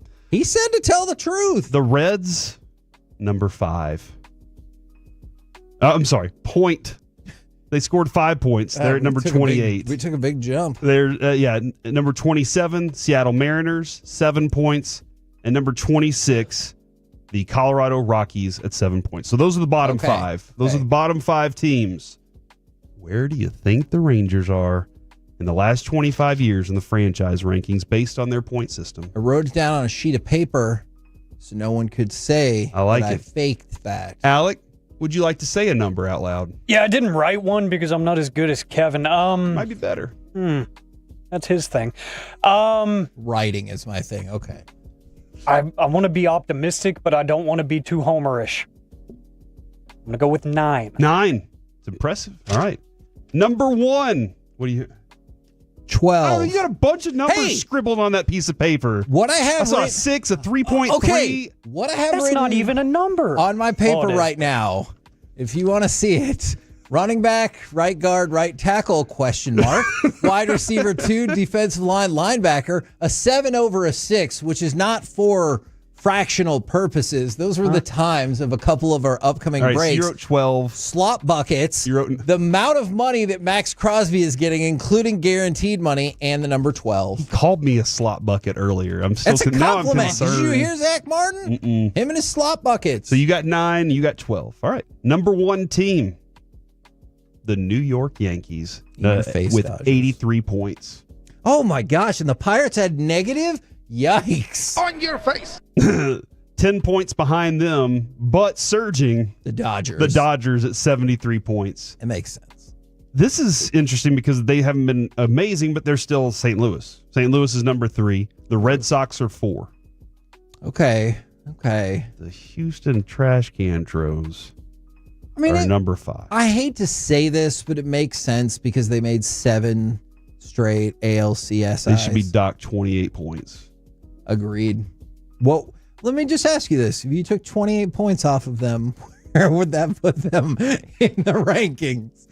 The look on his face about, are you really asking me to do math? 9th. No, oh my gosh. It would drop them 4 spots. Well, then they're objectively pretty damn good. If Corey could just take a chunk of their points away and they're like, they're still top 10. Cowboys have restructured Dak Prescott's contract, opening up $36.6 million in cap space. That's $56.6 million created in the last 2 days with CeeDee Lamb and Dak's numbers. We can get to that in just a moment. Okay. We can push that in the next segment because I do want to talk about that. Braves fall in at number 6 with 50. I feel like they're just consistently right there. The San Francisco Giants, because of their huge success early in the century. Wow, that's weird. Yeah, it is weird. San Francisco Giants at 45 points was number 7. Philadelphia at 37 points, number 8. Okay. The Los Angeles Angels are number 9 with 29 points. What? How is that? Take away 28 points from the Astros, and they're still ahead of the Angels by 1 point. That is surprising. Kevin, you said 12? Yes. Arizona Diamondbacks are number 12. Number 11. Okay, we might be there. Is the Cleveland Guardians. We might be number 10. You said 9? I did. You said 12? Mm-hmm. Texas Rangers are number 10. So the Texas Rangers are a top 10 franchise in the last 25 years. Which, if you think about it, does make sense. You have 3 Multiple World Series appearances. Like, think about how crazy that is. In the last 15 years, you have 3 World Series appearances. So that makes sense. Good for us. All right, let's get to these questions. We'll get to Dak in just a moment. That's an interesting thing about Dak Prescott's contract now. That's really interesting. All right, here are 10 questions that AI has said not to ask your boss at late lunch. And I know you're like, why does he keep saying late lunch? Lunchtime's noon. We're going at 2:30. That's late lunch. Okay, just real quick. I know Mike is gone, but never forgotten. Somebody was going to bring pizzas up here someday. And at 11 in the morning, he is pacing the floor. And I said, they're going to be here at noon. And he's like, whoa, who eats lunch then? And I was like, that feels like a pretty accepted time to eat lunch. Maybe not kindergartners. True. Because they got to eat earlier. Number 10. So how much did you actually make on that stock deal you mentioned earlier? Number 9. I have a question, and I'm like, I probably shouldn't. I actually think this is a good question to ask. What's the craziest thing you've ever done to meet a deadline? Like, I think that's a good question because maybe he gives a wild answer. Okay.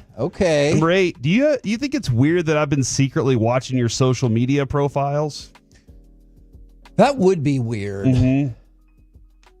And then would you say, did you know one of our coworkers used to thought you sired Brock Purdy? He knows that too. Yeah. Because his wife made an extra stocking that year.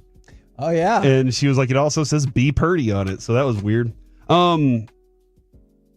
Number 7, can you tell me a really embarrassing story about yourself from when you were first starting out at this company? I'm going to ask that question. All right. Number 6, do you ever get the feeling that the higher-ups are just clueless about what's really going on in this company? Okay.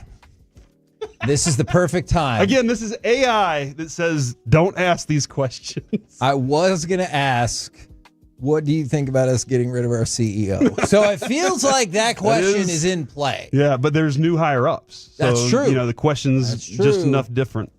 Number 5, so what's the real reason you hired me? Is it just because I'm so good at making coffee? Oh, in your face, Jake. By the way, Gavin Spittle makes some fantastic coffee. If you never, Kevin, you're not a huge coffee person, but he does a great job. I always appreciate it. Number 4, hey, do you think you could slip me a little extra on my next paycheck? I really need a new phone. See, but if your phone's not damaged, that's a big risk. Do you have to smash it? Yeah, mine. I dropped it the other day, so I can ask that today. Hey, just a little extra in the paycheck, off the books. Okay. Number 3, on a scale of 1 to 10, how much do you regret the decision that you made about last week's project? Ooh. Number 2. Oh man, this is interesting. So, do you ever secretly wish you could just work from home in your pajamas all day? At the state of the current world right now, I think that's a bad one to ask. Because everybody should be at the office. Oh yeah, that's what right. I'm being told. That's a good point. And number 1. So, when are you planning on retiring and letting me take over? He's too many levels above us. What do you mean? But then again, I don't know where I would retire to. Like, would you retire and I would get your spot? I don't. This is not like where we are in the flow chart. I don't think I get to go be management after this. I always just assume that if you're going to go be management from here, we're going to co-manage together. Like that I would love that. Would be fun because we could play good cop, bad cop. What kind of changes would you make? Oh man, new building. That's definitely the first thing I'd do. Okay. I like this building, but that elevator story really scared me. There was also another question. Do you like my haircut? I have a meeting with your boss today. I have no idea. I'm trying to impress him. Who his boss is. Yeah. I don't. Well, that's not him specifically. This is just any boss, Kevin. Yeah, I was just saying, I have no idea who our boss's boss. I have no idea. Should we ask him that? Who do you answer to? Okay. Write it down. And can we talk to them now? Is that... We'd like to talk to your manager. All right, Karen. So, like, that's the C block. What if he showed up with somebody who's like, this is Herman Flagler. He's my boss. Would you just believe him, right? Absolutely. Okay. He hasn't lied to me yet, so I'll believe it. I think I would as well. All right, coming up next, got a jam-packed segment. We're going to talk with FC Dallas keeper Martin Paz, but also the Cowboys restructuring of Dak Prescott's contract. And why I think this is a humongous mistake. Next on The Fan. You've made us number 1 in DFW.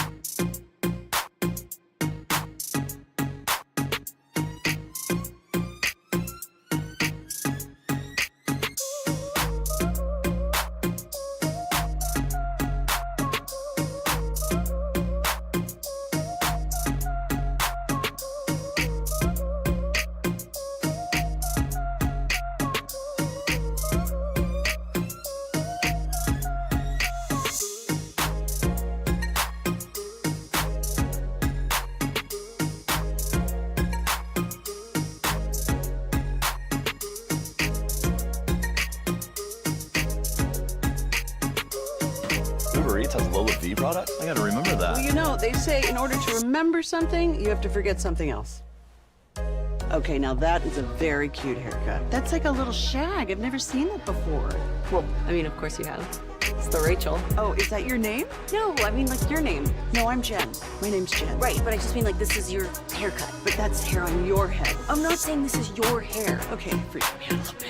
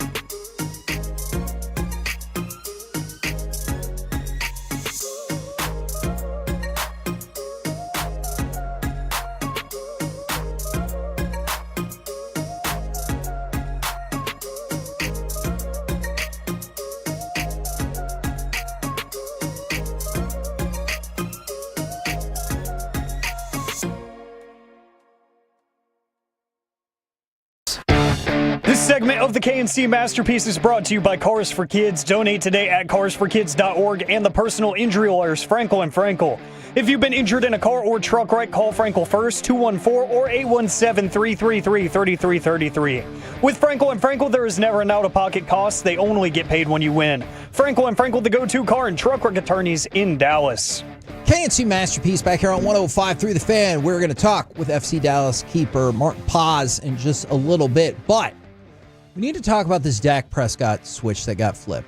Fair to say, Corey, we've known this was going to happen for a long time. Yes. Now, they freed up even more room than I anticipated. I thought it would be closer to $30 million. They flipped the switch, get $36.6 million in cap space. I hate this move. For this year? Yes. Okay. I hate it for this year and in the future. Okay. More in the future than anything.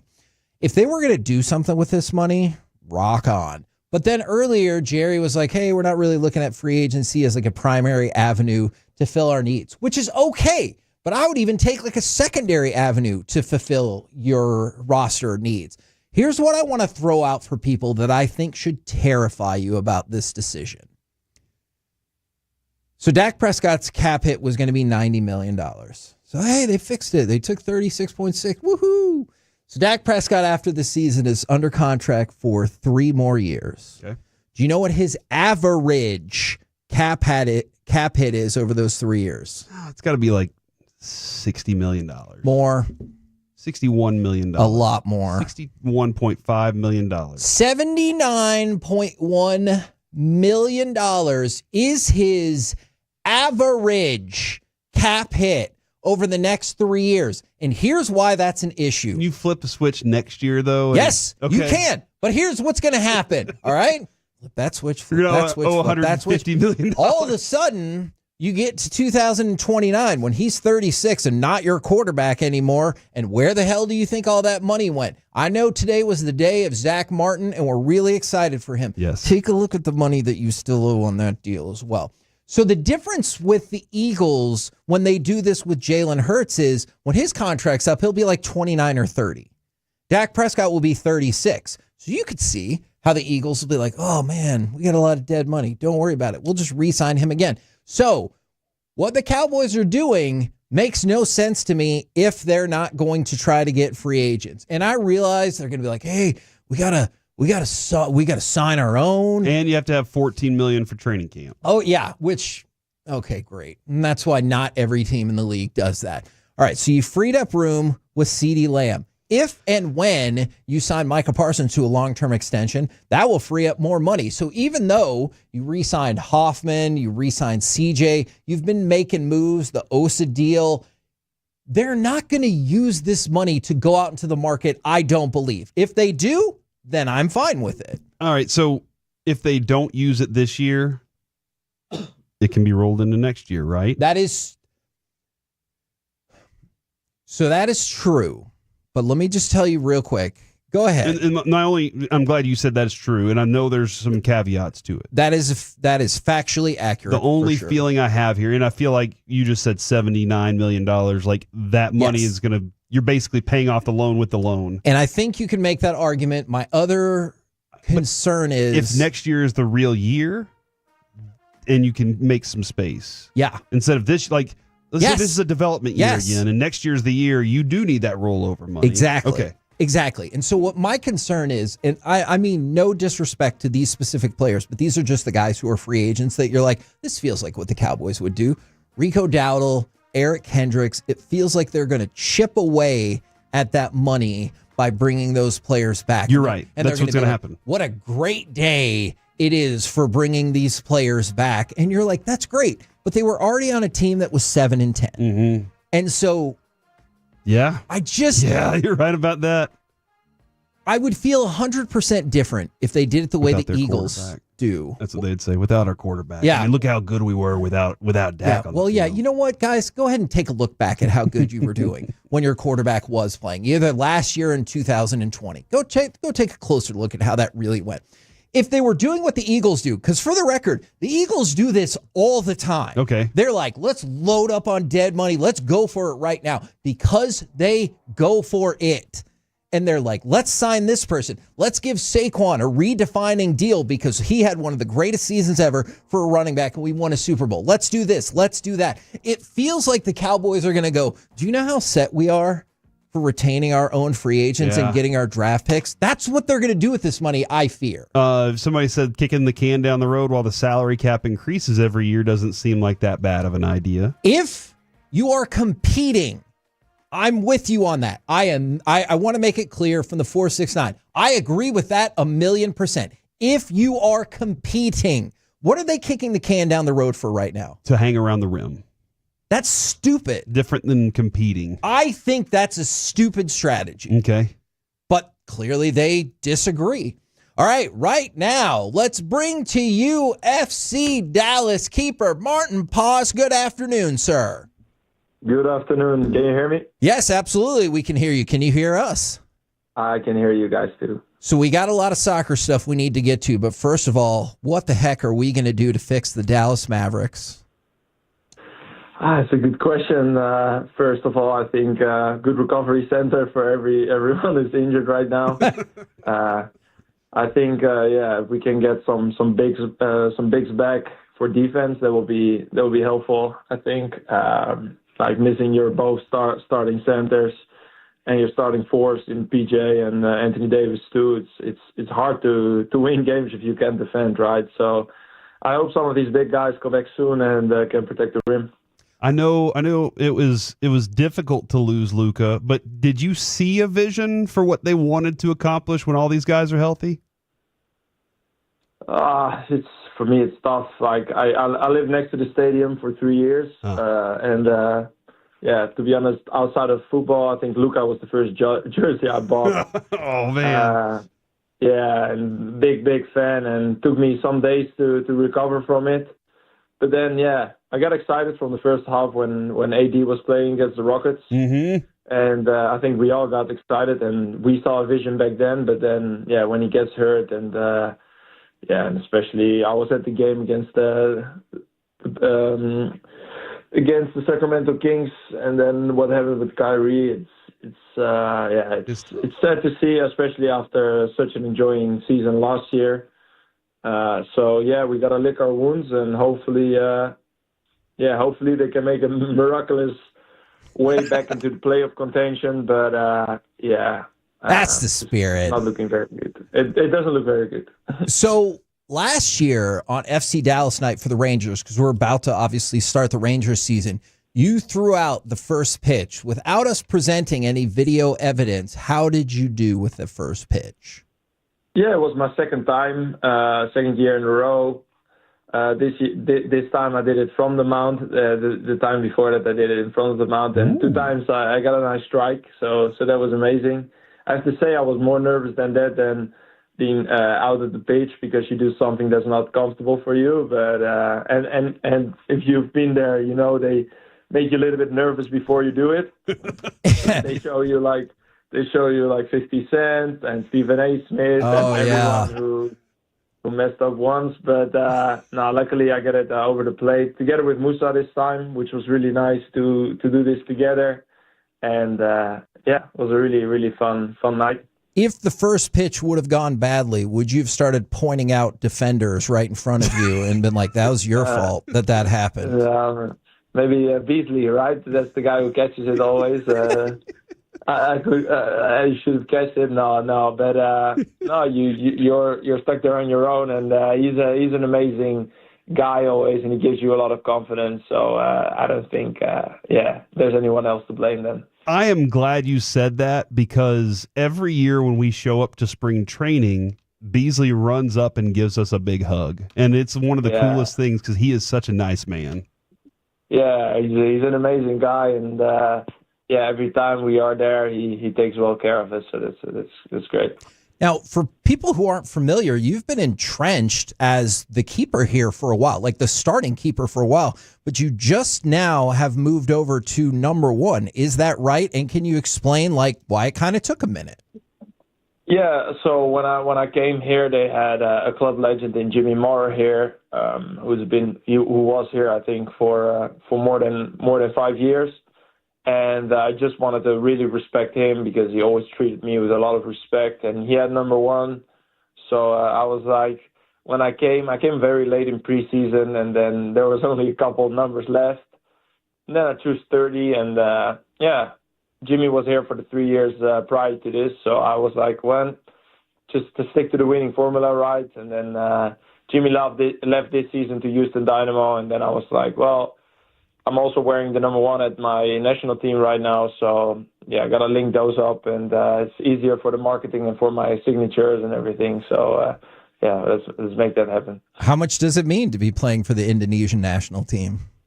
Yeah, it means a lot. It means a lot. It's a great honor to my grandmother who passed away last year. And I think if you watch our games, it's a surrealistic experience. Like next month, or this month actually, I will play in Australia in Sydney. And then at home against Bahrain in front of 80,000 plus people. So, that's a super cool experience. Also great to see a little bit of the world, see different cultures, being involved in different cultures, and learn a lot from it as a person as well. So, it's a really, really cool experience.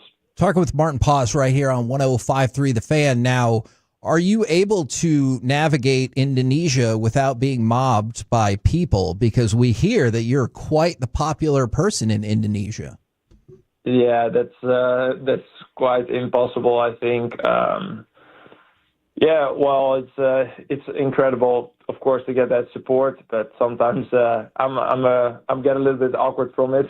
So, do you have a motorcade? Do you have a bunch of cars that you travel? You travel in a motorcade with security and stuff? Yeah, so in Jakarta, I always got a police escort to drive me everywhere. And then, and on the airports, I always got security with me as well. So, but sometimes it doesn't work really well because even the security wants to get the pictures, and then it's everyone is gonna mob. But yeah, that's just a really, really cool experience there. And everyone is super friendly, so I never had really bad experiences from it. It can just, if you want to get somewhere on time, it can just delay it a little bit. But I always smile, and I always want to give people a memory that they can have. And then, because I've been young, and I've been long in a waiting for a signature or a photo, and then I'm like, if it's possible, I always stop by and do it as much as possible.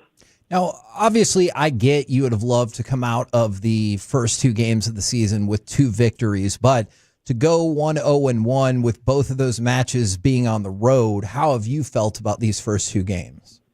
I think I feel really positive about these first 2 games. Last year, we had in total 9 points on the road, and now with 2 games in, we're already almost at the half of that. Colorado is a very, very difficult away team to play at in the altitude.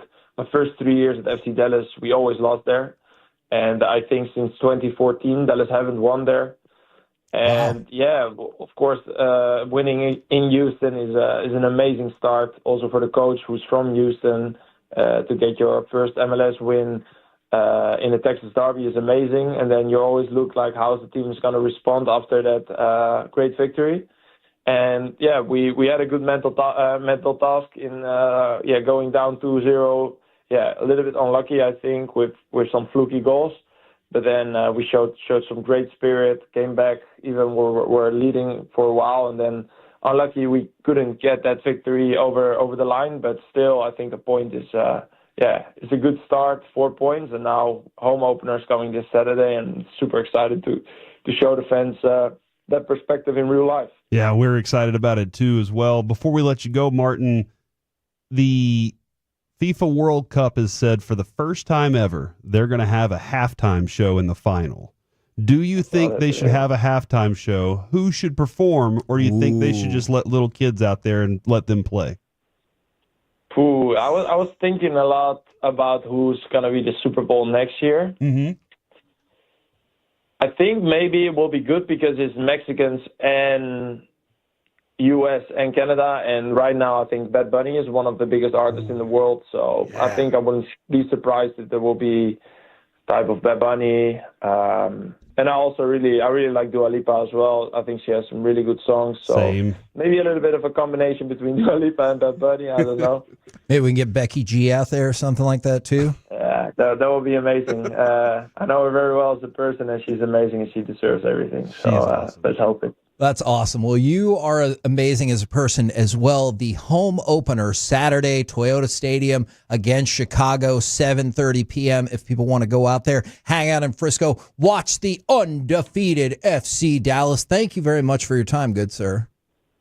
Thank you. Thank you for your time, and have a great day.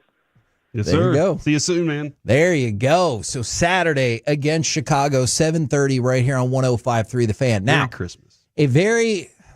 Look.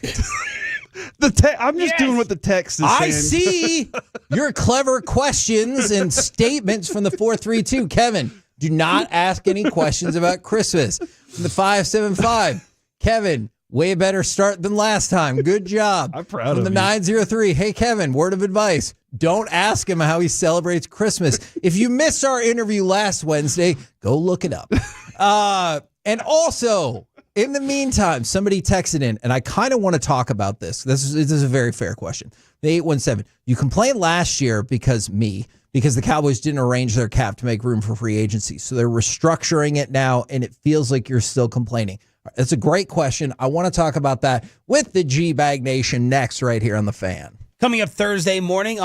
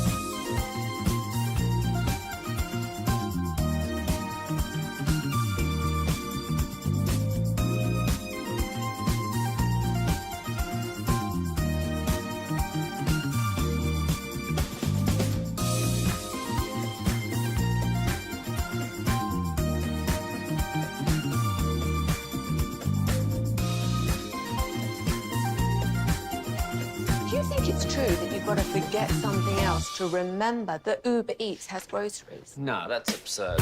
Hey, remember when you used to be a, what was it, Pepper Lady? Pepper Lady? Wasn't it Cinnamon Sisters?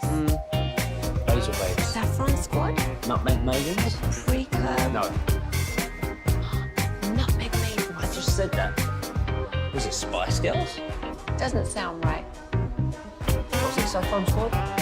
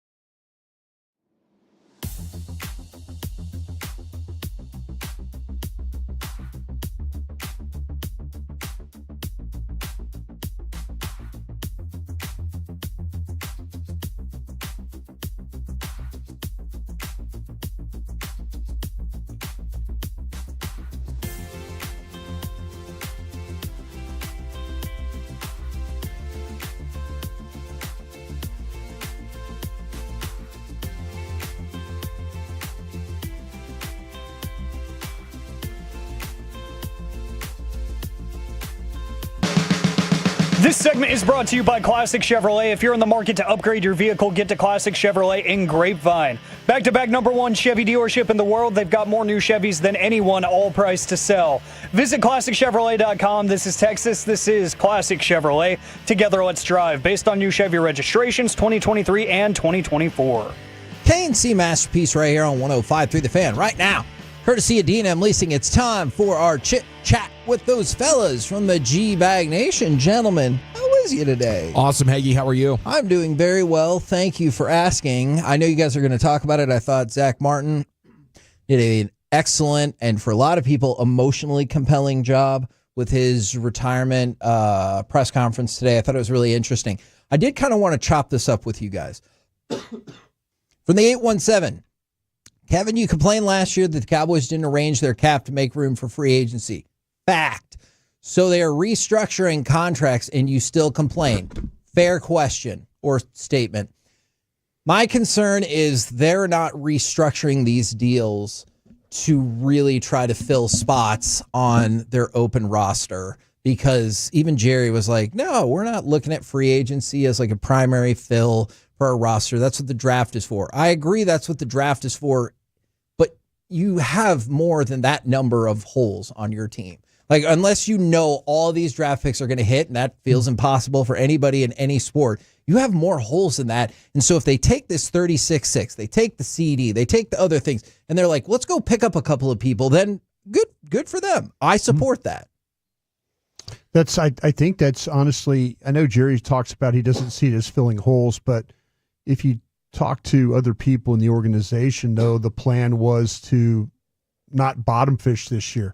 I like it. Is honestly to try and maybe look at maybe not day 1, day 2, day 3 guys, but maybe you're in on a day 4 guy, maybe more of the middle tier of free agents, and not just completely the bottom of it. And so, yeah, that was a plan that I was hearing several people talk about coming out of Indy. Like, hey, we're going to identify some of these guys and we're going to see if we can get in on them. They said, don't expect us day 1, day 2, but we're going to probably be on some guys middle of the tier. And go ahead. You know what I was thinking there is just it's not consistent with what the Cowboys have said over the years, is that they want to fill out their roster in free agency and draft best player available. For me, it was confusing that Jerry said that. Yeah. They've in my years covering the team, that was not consistent with how they've ever acted. And I combine that with what Brian's saying over there, and I just feel like there's a lot of different people over there that kind of shape the Cowboys' strategy and direction, and sometimes Jerry's not always in line with it, and sometimes that's because they're going in a different direction, but other times it's just that he says stuff that just kind of comes out of his mouth sometimes, and it doesn't jive with reality. That's what I felt. I'm like, where are you going here? I don't know how you can't look at free agency as a place not to fill holes, to fill your voids, right? Because then you're putting all the pressure, which is the issue, on the draft. And to assume you're going to just hit a bunch of starters. No matter how good you think the scouting staff is. Yeah, it's like, I hope to hell they do, and they've done an excellent job of building through the draft. But I think if you just looked at the NFC Championship game within your own division, how many big impact free agents did both Washington and Philadelphia have? Yeah. I mean, Frankie Louvu might have been the best defensive player for Washington. That was a free agent addition. Zach Bond, who just got re-signed, that was a mass, and that was one of those second-level guys. Yeah. So it's like you can do that. You don't have to be a player first day of free agency. Fans, we're not asking you to do that. Not but at don't all. sign Nolan Carroll or Clinton Dix and think like these are guys that are legitimately going to come in here and help you win football games, and they don't make the roster. Royce Freeman, another example of that. Actually bring in some competent players that you can win with. Brought us when Al Singleton was brought in. Was he wasn't a bottom feeder. No. Right? Like that was a guy that you were like, I feel like he can fill the role. Yeah, the time was that, you were looking at a guy that still was playing he wasn't playing at the level that he once was. But yeah, I mean, the bottom feeders are, are what they did with, bringing that edge in from Carl Lawson. That's a kind of a bottom feeder move. That here's a guy we're trying to kind of find some things, but they're gonna break this thing down. I know their board is going to be that of like, okay, these are guys we probably can't go get, but here's some guys that we can absolutely. I think that I think they need to be in the business of trying to repair some relationships with some agents. They got off to a pretty good start with this guy with Osa. Yeah. And hopefully they can carry some of that momentum that they have building these better relationships, and they can have an opportunity to get more guys and be on top of that. I think they're being more proactive with what they're trying to do here. And I absolutely like that, especially with players like CD. We always knew that was going to get restructured, and Osa, and hopefully when they get the Micah deal done, I hope they do kind of make the moves that y'all are talking about, because when you're restructuring Dak, and I know that's how his contract is built, you are playing a dangerous game in terms of how much money he's still got coming to him. $79.1 million average cap hit over the next 3 years now. Yeah. Not including this season because they freed up the money. Yeah. But to y'all's point, if they free it up and they're like, let's go get some guys, then great. Yeah. That's what the point of this is. Yeah, go build a team. I think that we've all kind of learned with Philadelphia, you can't just, they'll tell us they're 24/7 personnel group. You can't just be one way about this. You got to be able to draft, you got to be able to trade, and you got to be able to sign free agents. Yeah. You got to play in all three. And if, a team like Philadelphia, you look at what they've done, that's how they built their team. You just can't be a team that's draft and develop. You're going to get beat every single time doing it. Now they have enough money. They can bring Tank back. They can bring Jordan Lewis back. They can bring Rico back. Like Kendricks. Eric Kendricks. That. There's no excuse, and still have enough money to sign some outside players. So I'm excited by this. I think the actions speak louder than the words relative to Jerry. Now, something else I don't know if you'll be pumped about. The International Broadcast Center for the World Cup is going to be here in Dallas. They announced today it's going to be at the Kay Bailey Hutchinson Convention Center. 2,000 broadcast media representatives, perhaps including you as well. It's going to be here in Dallas. That would be cool. So is that like a World Cup Radio Row? That's Radio Row is what that is. Oh, yes. my gosh. Yeah. Kind of feels like we probably should have got the final if that's how it was going to go down. Yeah. But, that's not. You still might get the final then. I don't think you would have the broadcast center set up someplace and then have the final in a completely other venue. It is at a different venue. I don't know if they'll change it from where it is right now, because Who got the final? New York? Yeah, it was New York. New York got the final? And we got one of the semifinals. Okay. So that's still a humongous match. It just doesn't seem, it seems kind of strange that you would have the final in another city. Agreed. Okay. So just something cool to look out for next summer is World Cup Radio Yeah, really Row. excited about that. And, all of our friends who are doing media relations for them that can hook us up with guests and all kinds of watch parties, and it'll be a party. Agree with all of that. What do you guys got coming up on the program today? Pure Gold, as always, thanks for asking. We'll take a look at everything that's been breaking here right out of the gates, and John Machota is going to join us at 4. Okay, good source to have right there. We're the KNC Masterpiece. Roll back with us tomorrow, 10 a.m. to 2 p.m. right here on 105.3 The Fan. Say goodnight, Kevin. Good night, Kevin.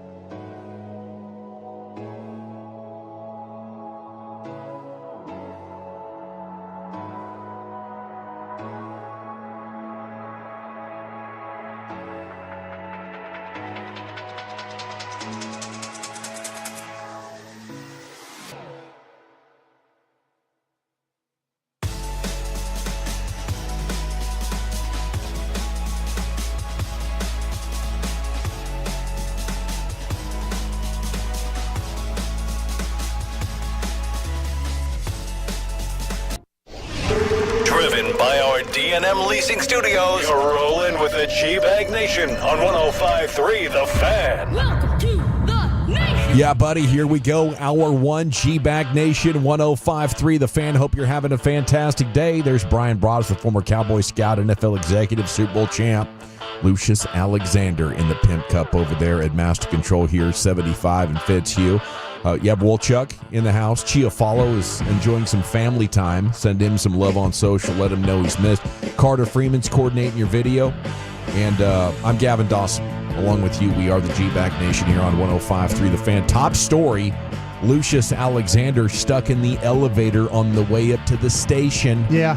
Heard he had a little tussle with elevator number 3 there, buddy. How'd it go? It was about a good 20, 25 minutes of stuck in the elevator vibes. Yeah.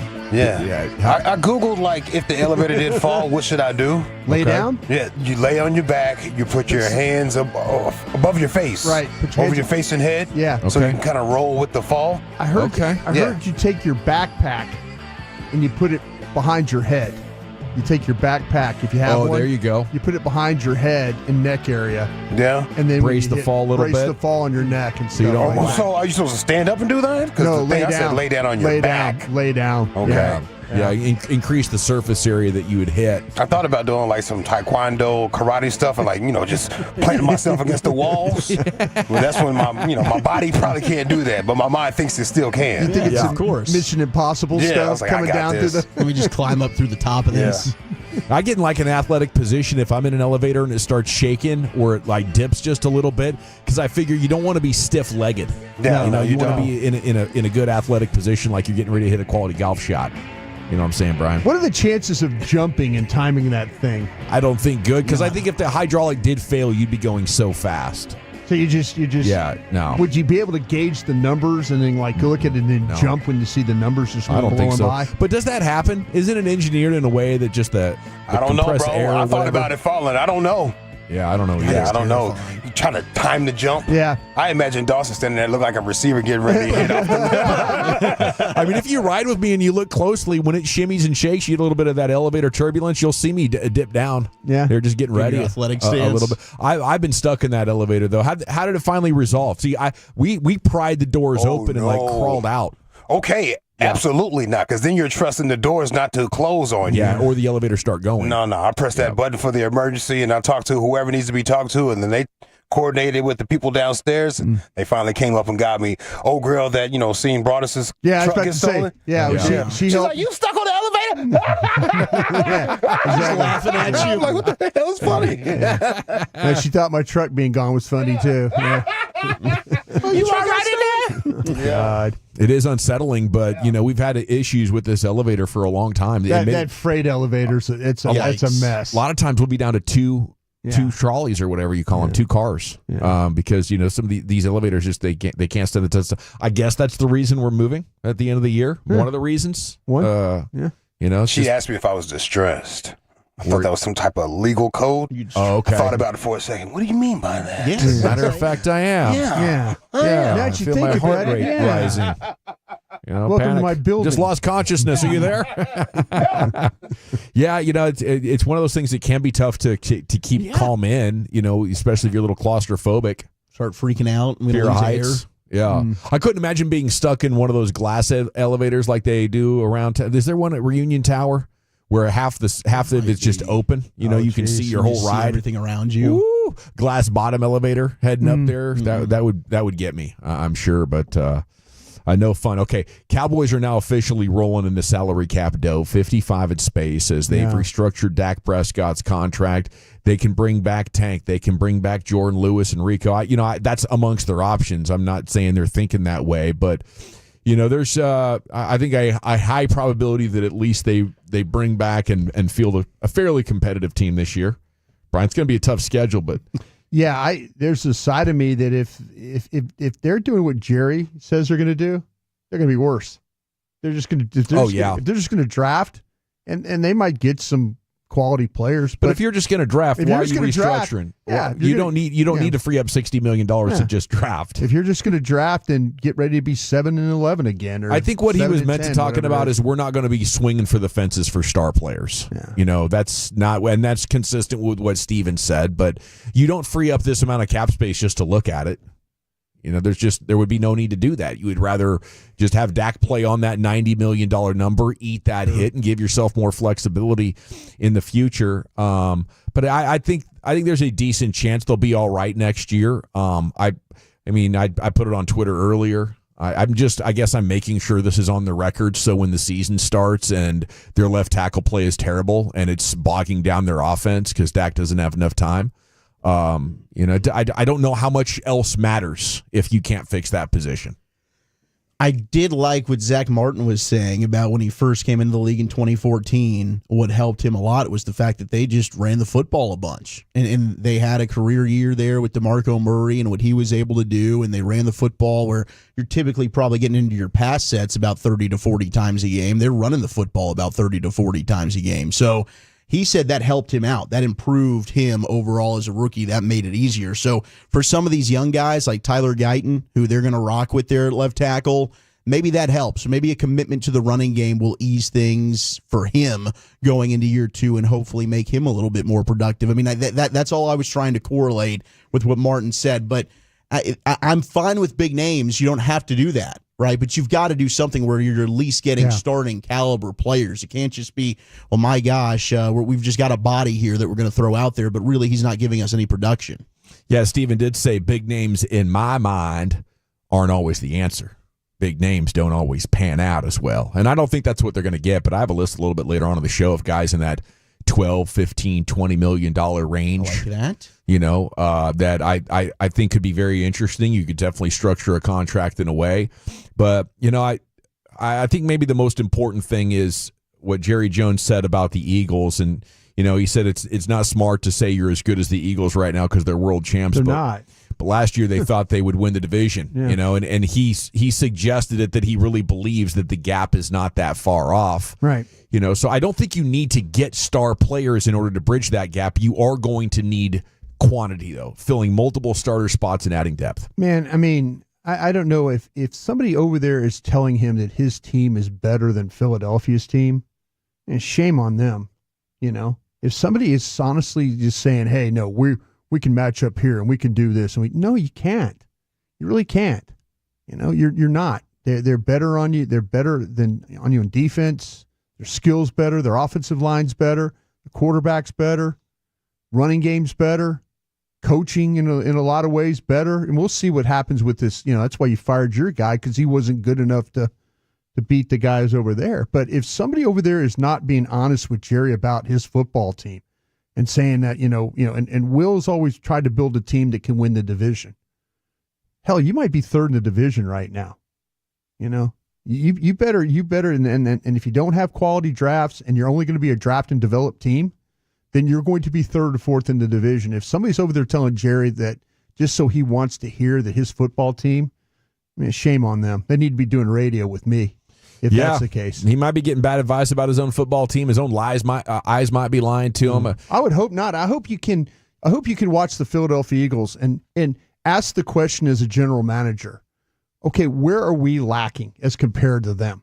Where are we lacking? Let's have an honest conversation about our football team here today. Let's not tell me a bunch of pump smoke up my rear and tell me all things are all good and everything's all right and Jerry, we got a draft at the end in a couple of weeks. We'll get to draft and everything will be cool. If I was Jerry Jones, I'd ask, hey, let's sit down and you guys walk me through how the Philadelphia Eagles did this. Yeah. Walk me through it. As a general manager, you'd hope you want to learn something. Okay, so I'm going to draw a Mavs analogy here. I think Jerry is just speaking to the fan base at large, knowing a lot of the fans aren't going to critically think about what he says, and he's trying to paint a picture that we're close, so they stay interested. They stay watching television. We know they're not. They're not. We're sports radio guys. Yeah. You're a former scout. You know they're not close. Yeah. But just like the Mavs can raise ticket prices for the loyal fan that isn't critically thinking, just loves the team, and they're going to sell those things out just as much, that's what Jerry's doing here. he knows he can't impress us with anything short of a roster with all pros left and right. But he knows there's a massive portion of the fan base. For the Mavs, I don't know, maybe there's 1.5 million people globally who are Mavs fans. You only need 18,000 of them to be willing to pay. In a DFW, a town with a lot of money, you have more than enough fans willing to pay your tickets and more than enough sponsors, ready to go along as long as you keep the ratings high. That's why Jerry's saying we're close to the Eagles, to keep that portion of the fan base believing, we're close. His fan base is smarter than that. A lot of them are. Yeah, a lot of them are. I think so. But with a fan base of 40 million people globally, yeah, absolutely, yeah, you could have 39 million of them be the smartest football people in the world, and you still have more than enough. There'll be a section that'll listen. Yeah, there's also probably a big section, and I'd hope a bigger section that are kind of it's in one ear and out the other. And while it's great for us to hear Jerry talking from a media standpoint, I think there's a bunch of Cowboy fans out there that love to hear he wasn't talking at the Combine last week. And then when they read what he said today, it's just adding more anger because it's just kind of the same old status quo. Like they're not really showing they've learned from past experiences where, we don't think waiting to sign Dak and CD hurt us in free agency last year. Well, then why'd you say you had no money to spend? If you had gotten it done, it would have opened up more money for you to spend. Yeah. When you talk about the Micah deal and it'll get done when it gets done. Why does it always have to be waiting to the 11th hour to do these things? Yeah.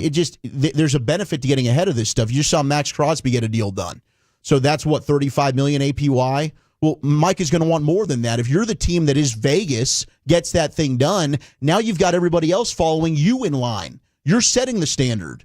I mean, they talk about wanting the leaves to fall. That's all happened plenty of times for them. I don't, and sometimes it's not always their fault. It is the agent and the player. They have to be willing to play clearly ball. a two-way street. You're right about that. 100% it is. Yeah. But Mike has been outspoken about wanting to get something done. Yeah. So either he's BSing and lying about it, or he's got the hard-ass agent. We know about that. Yeah. But they also don't really seem, at least from what they're saying to us, to be in a rush to get the deal done either. He's putting pressure on. Actually, Micah's putting pressure on this front office.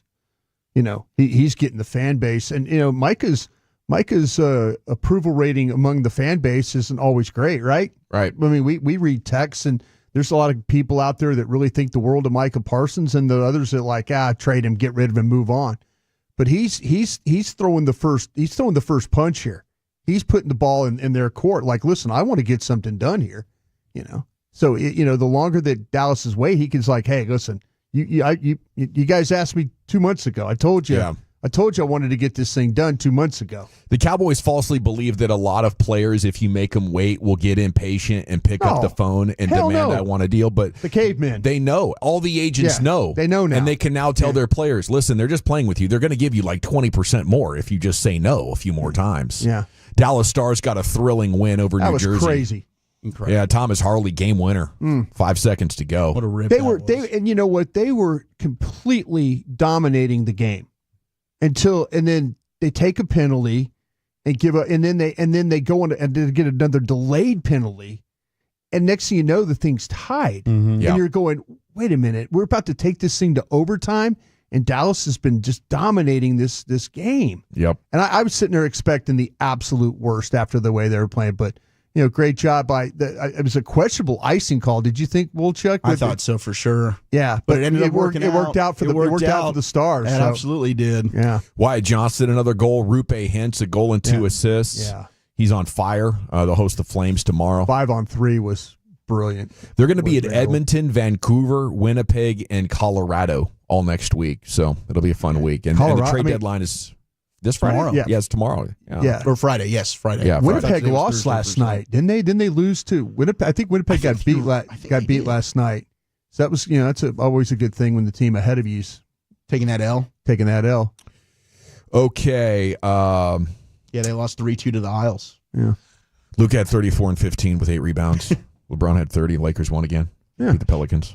Yeah. Shout out to LeBron getting that 50K. They're calling it Bronchich. Oh, that's the duo name? Yeah. Kind of nauseating. Okay. Kind of not very good. Kind of nauseating. That's Bronchich. What are we doing? Bronchich isn't very good. It's the best they can come up with. We're in Hollywood. Can we come up with something better than that? We're not, our team's not somewhere where we can't think of better things than that. I'm sure they will eventually. I would hope if it's needed. I thought Bronchich was all right, but did you really? I think it's kind of cool. Bronchich. Maybe it'll grow on you. You just say it enough. No. Bronchich. Yeah. I hate it. It's ridiculous. You hate the Lakers more than that whole thing. I See, do. that's what I'm saying. I like LeBron. Yeah.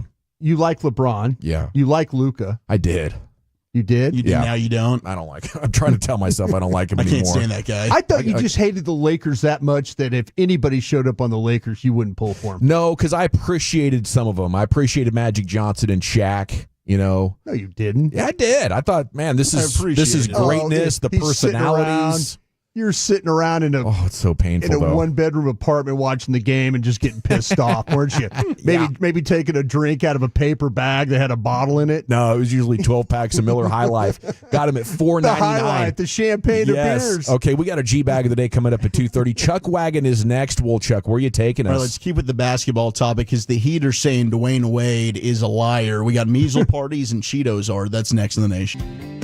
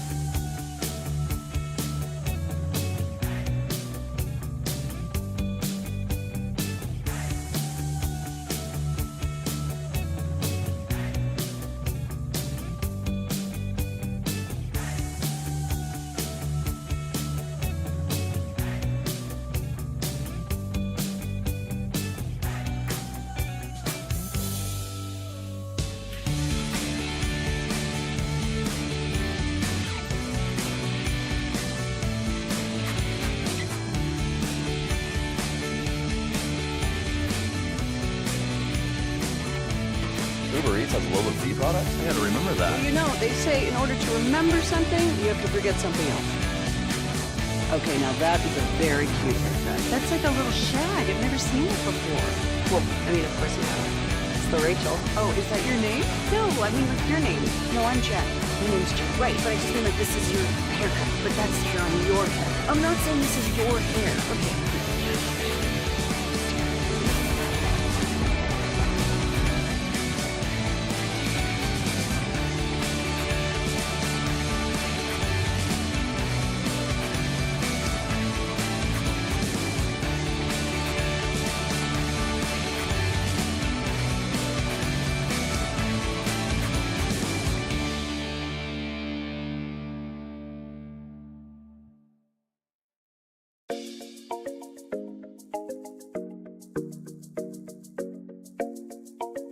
Do you think it's true that you've got to forget something else to remember that Uber Eats has groceries?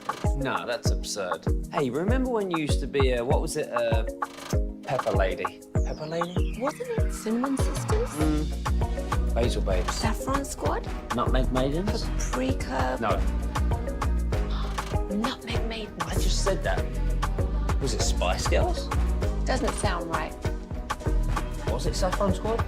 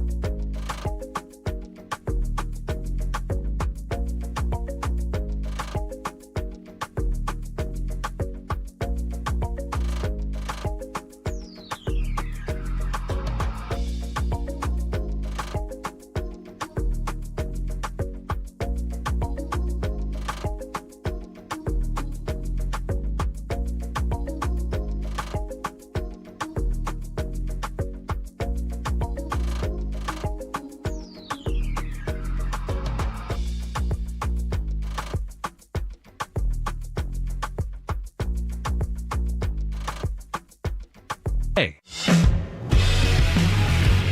Yeah, buddy, welcome back. It's the G-Back Nation on 105.3. The Fan segment is brought to you by the Frankels.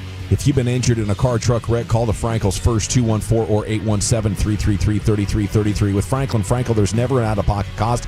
They only get paid when you win. Frankel, the go-to car and truck wreck attorneys in Dallas. And it's brought to you by Cars for Kids. Donate today, carsforkids.org. G-Back today is 7 minutes away.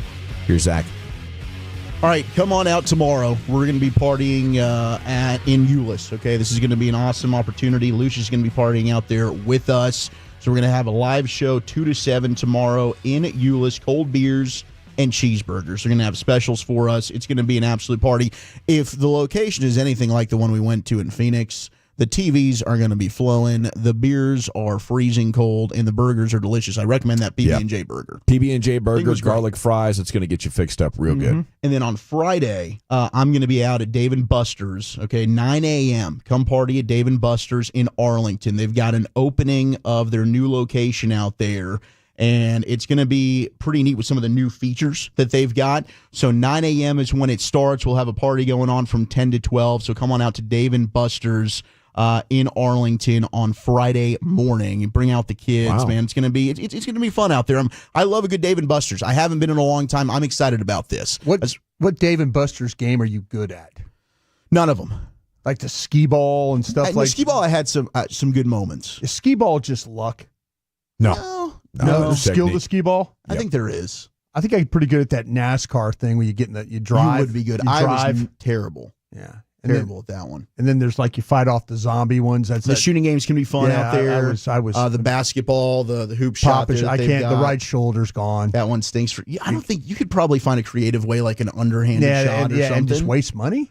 No, I think that you can find a rhythm for that. I mean, it's not that far. It's not like you got to put too much oomph in that shot. Yeah, but I would not tear you up any points. Well, there's always a good time to be had at Dave & Buster's, so I'll see you out there on Friday morning. Good news for you, Brian. Around the Horn's going to host its final episode Friday, May 23rd. Oh, couldn't have happened sooner. Yeah, it's going to be done after 23 years. We officially have the date. We knew a while ago that they were going to wrap this thing up, but now we know the official end date. What's Woody Page going to do now? Oof. Is he still writing for the Denver Post? He might be. He still write articles? I guess. Maybe podcasts. By the way, that Denver media crew, other than my guy, Jeff Legwell. Jeff Legwell is my buddy at ESPN. Benjamin Albright does good work out there. Is he a Denver guy? Yeah. Okay. The other ones I seem to have more of a problem with. Yeah, Mike Kliss does not enjoy you at all. He and I fight daily. Enemies. Yeah, we fight all the Happy time. Gilmore 2, going to release July 25th on Netflix. All right, so right about the time we leave for Oxnard, we'll get Happy Gilmore 2. We're pumped for that. Now, Dwayne Wade last week, Eric played the audio of him discussing LeBron in the moment that he knew there was going to be friction with him in the Heat. The cookies. Yes. He said you just don't F with LeBron's cookies. He likes his cookies. And they get on the team flight, and they're playing cards, and he asks for his cookies, and they say, hey. No, it's not a key. we don't have any cookies. There's no more cookies on the plane. And LeBron stopped playing cards, and he knew that the line had been crossed. Well, Dan Le Batard, who runs Miami, I mean, mayor of Miami, basically, said that Wade's story was wrong, according to reports from the Heat that he reached out to. Now, Dwayne Wade, I mean, that's like their dirt. Like he wasn't on the plane in Miami. with? Yeah, they're calling Dwayne Wade out. Like some of this just wasn't true here. I mean, this is just from sources in the Heat's organization. You choose your fighter. Are you going with Dwayne Wade, who is there, saw it with his own eyes, or hearsay from other members of the Heat organization? I don't know. But Le Batard says it was ice cream. It wasn't even cookies. Oh, okay. Pat wasn't even the coach. He didn't travel. Doesn't know what the food is on the flight. It was the nutritionist, not Pat. And this one, everyone knows, this is what I was told, everyone knows that Pat would have eaten those cookies himself because he loves chocolate chip cookies. So the story just has no truth to it, according to Dan Le Batard. Saying Dwayne Wade just ball sacked us. Who do you think's the real ball sacker in this scenario? You know what? I wanted to call ball sack on that last week, Chuck, because it wasn't consistent with LeBron James. I spent $1 million a year on my body. I do like the idea too of Pat Riley being really the cookie snob, where if he hears that there's cookies on the flight, he's the one that's going to eat them all. Yeah, like Pat's not even, hey, no cookies on the flight. I love cookies on the flight. But perhaps even more disturbing, my daughter Sunday night, she's making 2 batches of cookies. And I went over and ate one. She freaks out, right? And I'm like, whatever, they made cookies. I bought all the ingredients. So I eat another cookie. And at this point, she gets all the cookies and puts them in her closet in her room, which has one of those fingerprint locks on it. So only she can get into her clothes because her friends used to steal them from her. Yeah. So I say, what's going on? She says, well, those cookies are for me and my friends. There you go. And I say, well, how would you like it if I made breakfast, lunch, and dinner every day and just said, no, this is for me, right? What were you thinking then? When did this happen? Just a couple days ago? Yes. Okay. What were you thinking about when, like, you were supposed to bring cookies for all of us in Arizona, and you just ate every single one of them and not even thinking about us?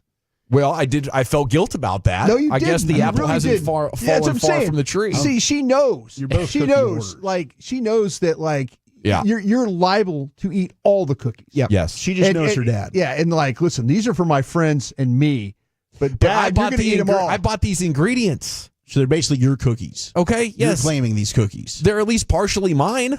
Is this not a good thing for you, though? Because didn't you give up the sweets for Lent again? Oh, yes, that is good. That is good. But this is the principle of it. Oh, I get that. No, yeah. he just takes all the cookies. That's the deal. He does. We were supposed to get cookies in Arizona. He does. He's got a problem. He looked at him and said, I can eat a few more of these, and they won't notice. And then he ate them all. Well, he wouldn't have even known. Yeah. I mean, he could have gotten away free of charge for this. Yeah. But until somebody asks us, like, vulnerable, and I appreciated your honesty there in that moment. No, I would appreciate the cookies it against you. I would appreciate. Brian's never forgetting this. These are incredible cookies. They are the brown butter chocolate chip cookies. See, we were talking about these damn cookies, and he just looked at himself and said, "Oh, F Broadus, I ain't giving him." Well, the good news is here for the next 6 weeks, I'll be eating no sweets. So if she makes some and allocates them, they're all yours. No, I'm in the game too. Oh, you're in the game. I'm in the game. We're all in the game. EA Sports style. We're all in the game. We're in the game. Right on. I don't want to start another story just because we're pushing up against it, so let's just hit the G-bag of the day, shall we? Sounds like a plan, Wolchuk. Into the Pimp Cup we go. Here's Lucius. Big lizard, man. Big old lizard up in here, boy. I want a chef that cooks me food that I love, you know what I mean? Like the food that I am not supposed to eat. You make me a healthy version of that, please. Yep. Like Shaq had his chef making healthy hamburger helper. Oh. Yeah. Hamburger helper. Yeah. Make me some healthy cookies, dog. Make them with a whole lot of fiber in them. Yeah, just whatever. I don't know, man. Just whole grain pasta. Yeah. Gluten free. Yeah. Most of the stuff isn't bad for us. It's just got hella bad ingredients, you know? Yeah. A little too much of it. They had to make the food making process cheaper. Cheese enchiladas. How do you make those healthy? Oh my God. How do you take out the cheese? Well, it'll take me about 3 days, 4 days to process some cheese enchiladas. I got to stay away from that. I am not 11 anymore. You know what I mean? Yep. They're so good. Bug you up. Yeah, probably. You know what? It's the type of gas that doesn't even leave. It just keeps moving from side to side, up and down. You're like, oh, man, come on. It can cripple you, though. Yeah, oh, yeah, put you down. It put you down. It'll put you down. All right, our winner and champ of G-Bag of the day so far. We're going to go to Jersey. Jersey, stand up. Talking about Jersey High School basketball. Glassboro versus Woodbury. This is round 1 of the playoffs. Woodbury wins by a half-court heave. And the announcer did his job. Everyone is standing in this gym. Parents, students, and relatives alike. I don't know if this should advance the ball or not. No, they're fine. 2 seconds left. No, they're good. 2.3. What can the Herd do? They pass it along. Half-court heave. Oh! Oh, my God! Oh! The Woodbury Thundering Herd have brought the Campaign Gymnasium to its knees. Half-court heave. How do you do? I'll repeat myself again. How do you do? Boom goes the dynamite. Yeah. I have never seen anything like that in my life. Clearly. Oh, that's great. That's Young great. announcer. That's the third time I've heard it. It gets better every time. It does get better. Yeah. All right, let's go to New York. The Palladium. How about the Palladium? F it, Yankee Stadium. Oscar De La Hoya, he's doing a press conference for Ryan Garcia. Ryan Garcia is going to be fighting Rolly pretty soon here. It's the first press conference of which probably would be like about 3 of them. I think De La Hoya had a pause moment right here. It's a generation separating each other. Yeah. And in New York, when you hit that pause, it's like, hey, yo! Hey, yo! Dickory, dickory, dock. That's how my cousins do. Hey, yo! All right, here we go. It's going to be about a year now. He's hungry. He's hungry to get on top. He's hungry to be world champion. What? Oh, pause, man. You forgot to pause. There's no Diddy. That's no deal. Oh, dang. Oh, sorry. All right. My bad. All right. It's got that. All right. No, he's ready to just get on top of the boxing world. ready, not put in the oil. Get out of my show. So. You gotta say pause. Yeah. No, hey, yo! The crowd was good. Like, whoa, on top. What the hell? Yeah, my cousins up there in Queens, they be like, yeah. They be in the mall, yeah. Oh, gosh, you guys are annoying. What is going on? What's going on? What's happening? Yeah. All right, let's see. So loud. It's so loud, bro. They command so much attention. Hey.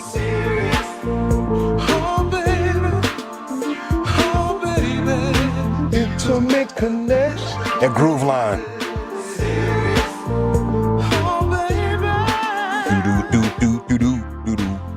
All right. Bryce, what were you talking about yesterday? Simmons is a guy that can get me off. Wow. That got texted in a bunch after you said it, too. I write a book about scouting terms you probably shouldn't use. Well, you're very attracted to his style of play. Yeah, what? Buddy's tripping.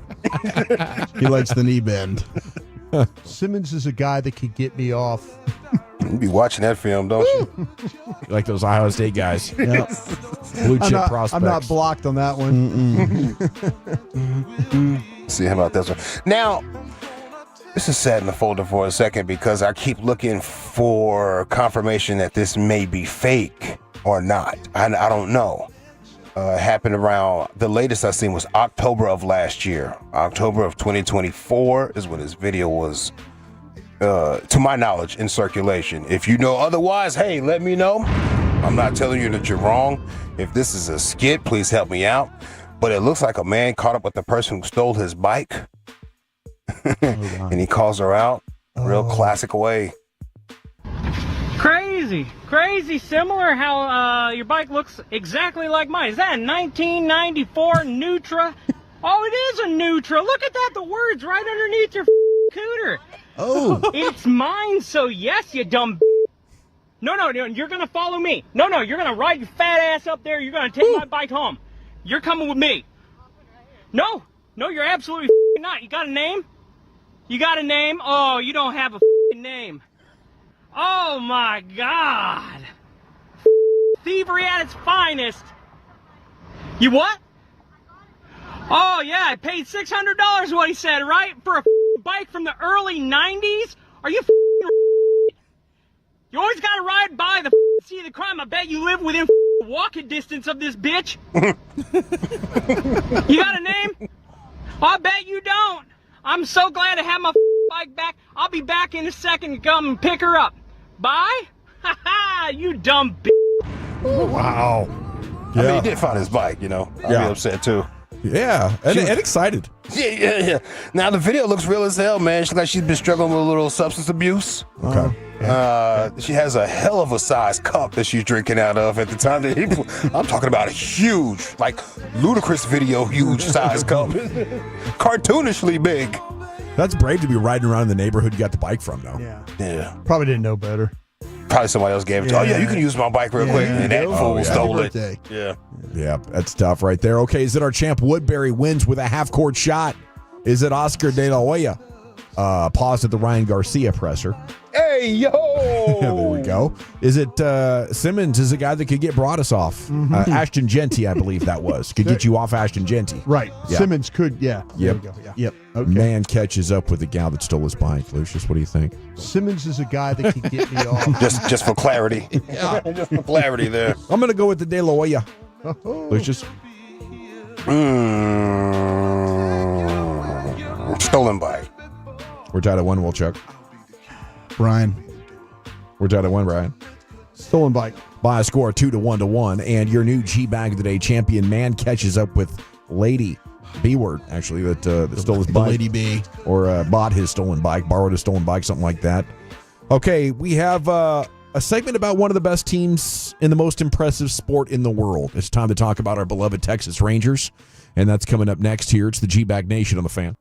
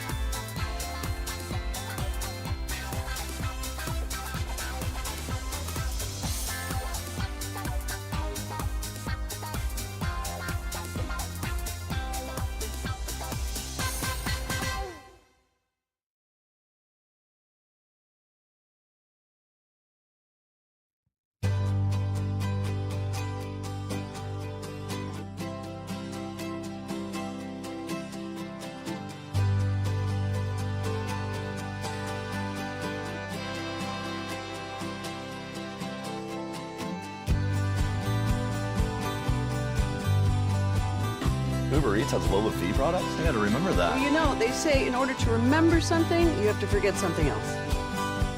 Okay, now that is a very cute haircut. That's like a little shag. I've never seen it before. Well, I mean, of course you haven't. So Rachel. Oh, is that your name? No, I mean like your name. No, I'm Jen. My name's Jen. Right, but I just mean like this is your haircut. But that's hair on your head. I'm not saying this is your hair. Okay.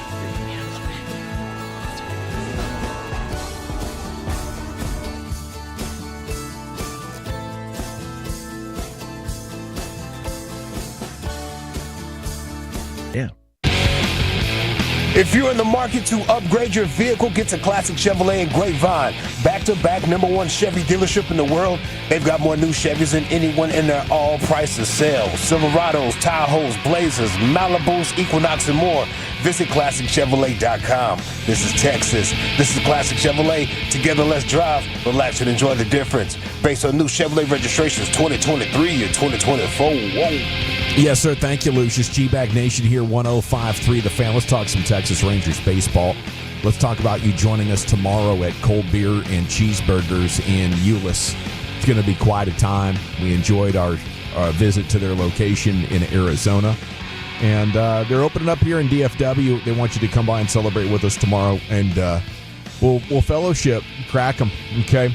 I got a question for you here. The Franklin Injury Attorney text line at 877-881-1053. How optimistic are you Jacob deGrom will make more than 10 starts this season? Go ahead and get your thoughts in. We'll check the text here in just a moment. Alejandro Osuna right now is one of my absolute favorite players on the Rangers, maybe my favorite storyline. Just getting to watch him for a couple of days.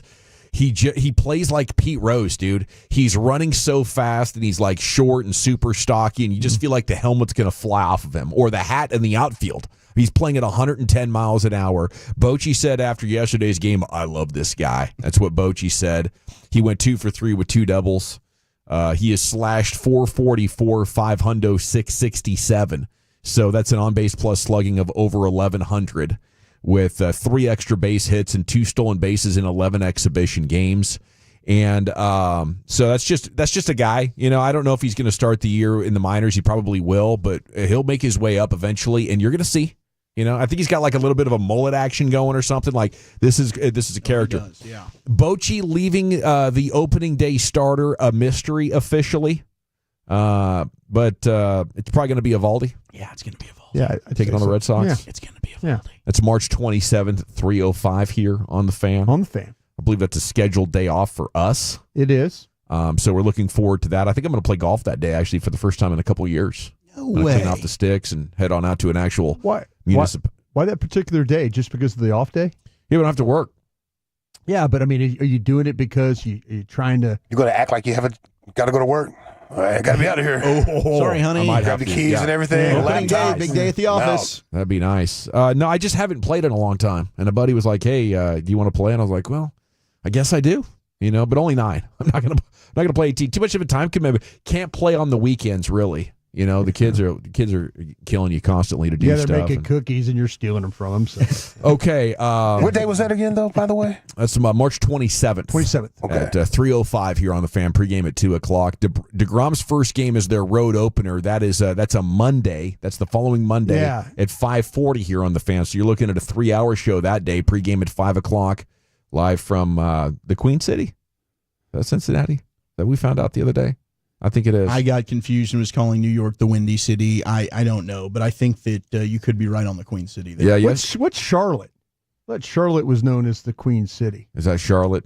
I don't know. I mean, I thought that's what it was. Yeah, Charlotte City in North Carolina is the Queen City. Okay, what's but Cincinnati? Cincinnati also is. Yeah, Cincinnati, Ohio. You got 2 Queen Cities. Okay. Also, Ada, Oklahoma, the Queen City. Del Rio, Texas. Mercedes, Texas. All the Queen Cities? Yep. Hey. There's the Queen's man. Let's go.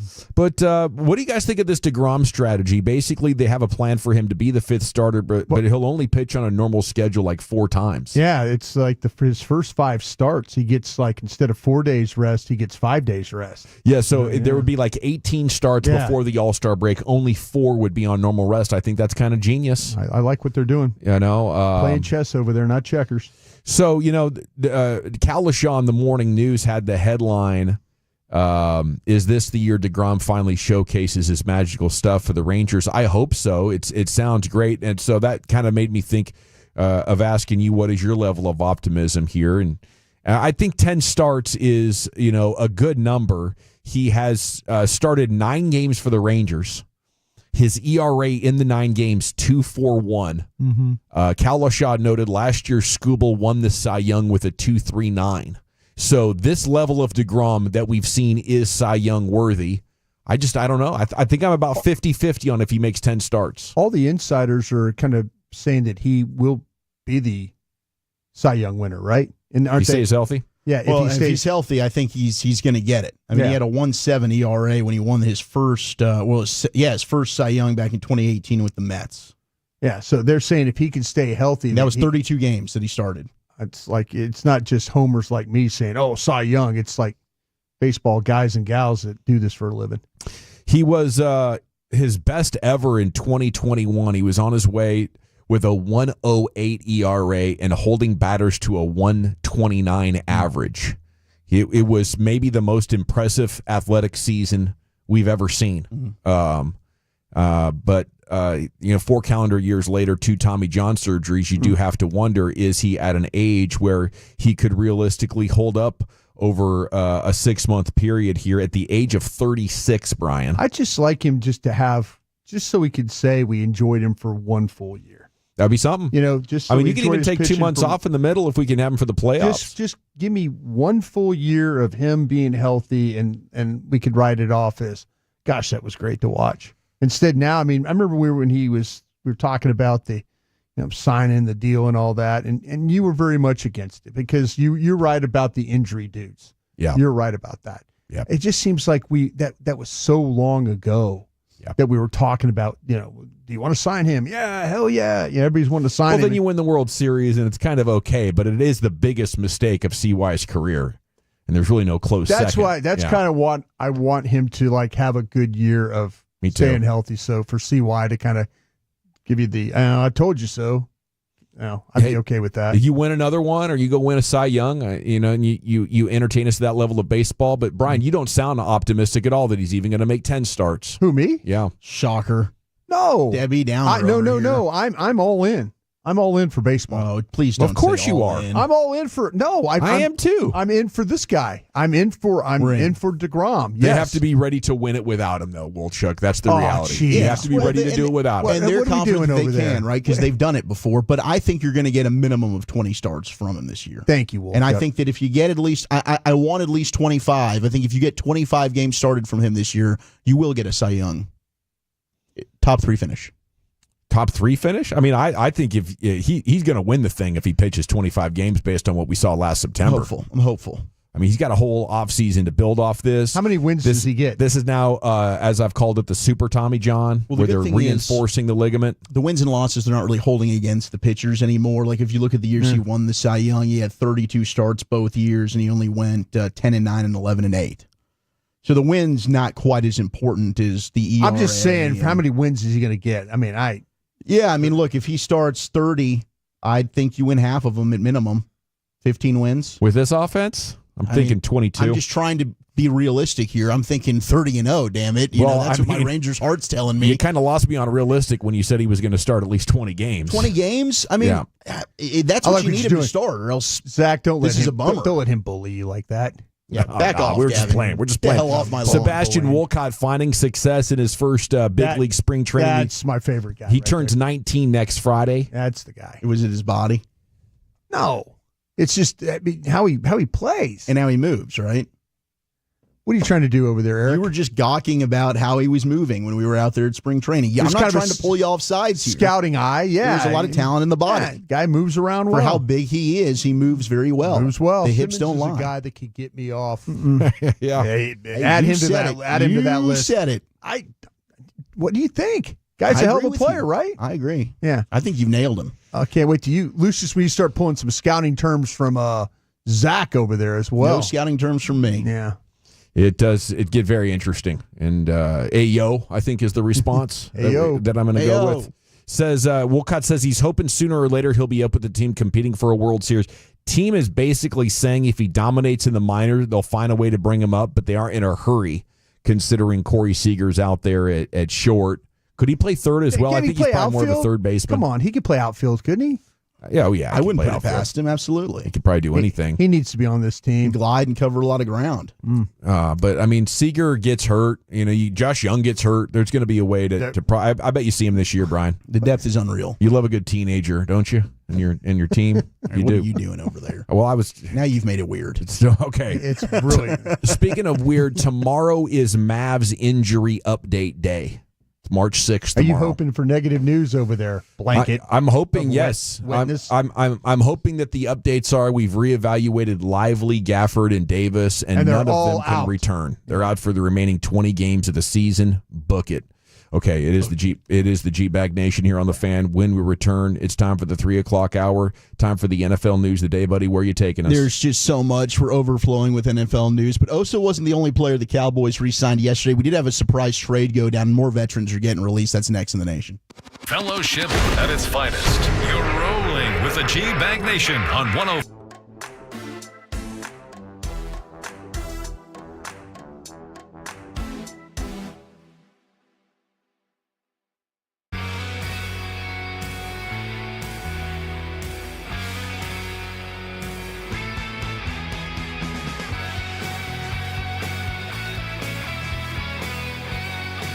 It's true that you've got to forget something else to remember that Uber Eats has groceries. No, that's absurd.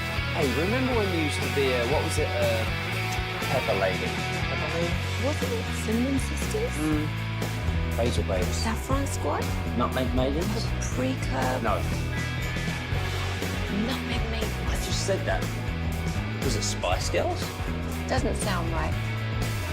Was it Saffron Squad?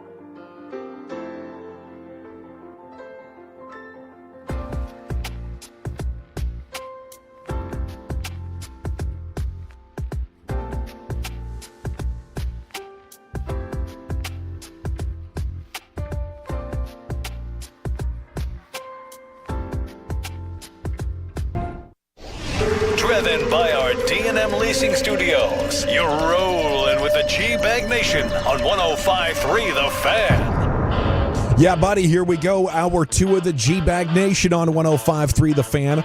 Here's Wolchuk with your NFL news of the day. Congrats to Zach Martin. Tremendous farewell speech and address that he gave. You heard it right here on your home of Dallas Cowboys football, 105.3 The Fan at 11 o'clock today. You can go ahead and hit that Odyssey Rewind feature. We've probably got it podcasted as well, but it was awesome, and we did get the question and answer, hey, are you going to be in the Ring of Honor? And Jerry said, yes, indeed, of course. Zach Martin, who will be a surefire first ballot Hall of Famer, will be indeed a Ring of Honor member for the Cowboys as well. Date, time to be announced later, but we had some movement along the offensive line as the Bears remain very, very active. So they traded for Jonah Jackson yesterday of the Rams. Today, we found out early this morning from our guy Nate Taylor, who we became besties with at the Super Bowl, who covers the Chiefs for The Athletic. They agreed to a trade with the Chiefs to send Joe Thuney, all-pro left guard, to the Bears in exchange for a 2026 fourth-round pick. Now, Dane Brugler noted a lot of the people he talked with the Bears was not only did they want to improve the offensive line, but they also needed to add a leader. And one thing Joe Thuney is certainly a leader who's been around and has done that. Of course, was with New England, was tremendous with Kansas City. Heck, had to kick outside, play left tackle for them at the end of this season. So 2 big new additions at guard along the offensive line for Caleb Williams and the Bears. I don't know, Cowboy fans are looking like a 2026 fourth-round pick. And we're trading 4s for Jonathan Mingo. It's always going to go back to that. It's always going to go back to Jonathan Mingo. It is. It always will. But a heck of a move, I think, for the Trey Bears. Lance, too, if you want to throw that one in The there. fourth-round picks like they're candy, huh? Yeah. Everybody gets a 4. But a good move there for Chicago as they look to keep building around their young, talented quarterback with Ben Johnson now at the helm. But the Cowboys yesterday lock up Osa Odigizua. Now, Osa went on the Up and Adams show today with Kay Adams. And Kay asked if Shotty reached out. Did he say anything to you after the deal? Actually, Shotty did more than that. Here is a gift that he sent one Osa Odigizua. The face is saying, no, we have the guy we want. We have the guy we want. The team, the locker room loves Shotty, and I think that's part of where it starts. I believe he's a smart guy, and just the person that he is. He's a good dude, you know. Called me afterwards. Really? Said congratulations. Me and my family went to dinner. He found out where we went to dinner at, and he sent me a little gift too. You know, just the kind of care that he has for us, and it's the kind of coach that you can run through a wall for. You know. What did he send you? What did he send? Tell me. A bottle of champagne. He did. He found out where you guys were going, and he said, "Deliver." That's a classy touch. That's nice. Guy. All right. Sure. More strip sacks on the way here.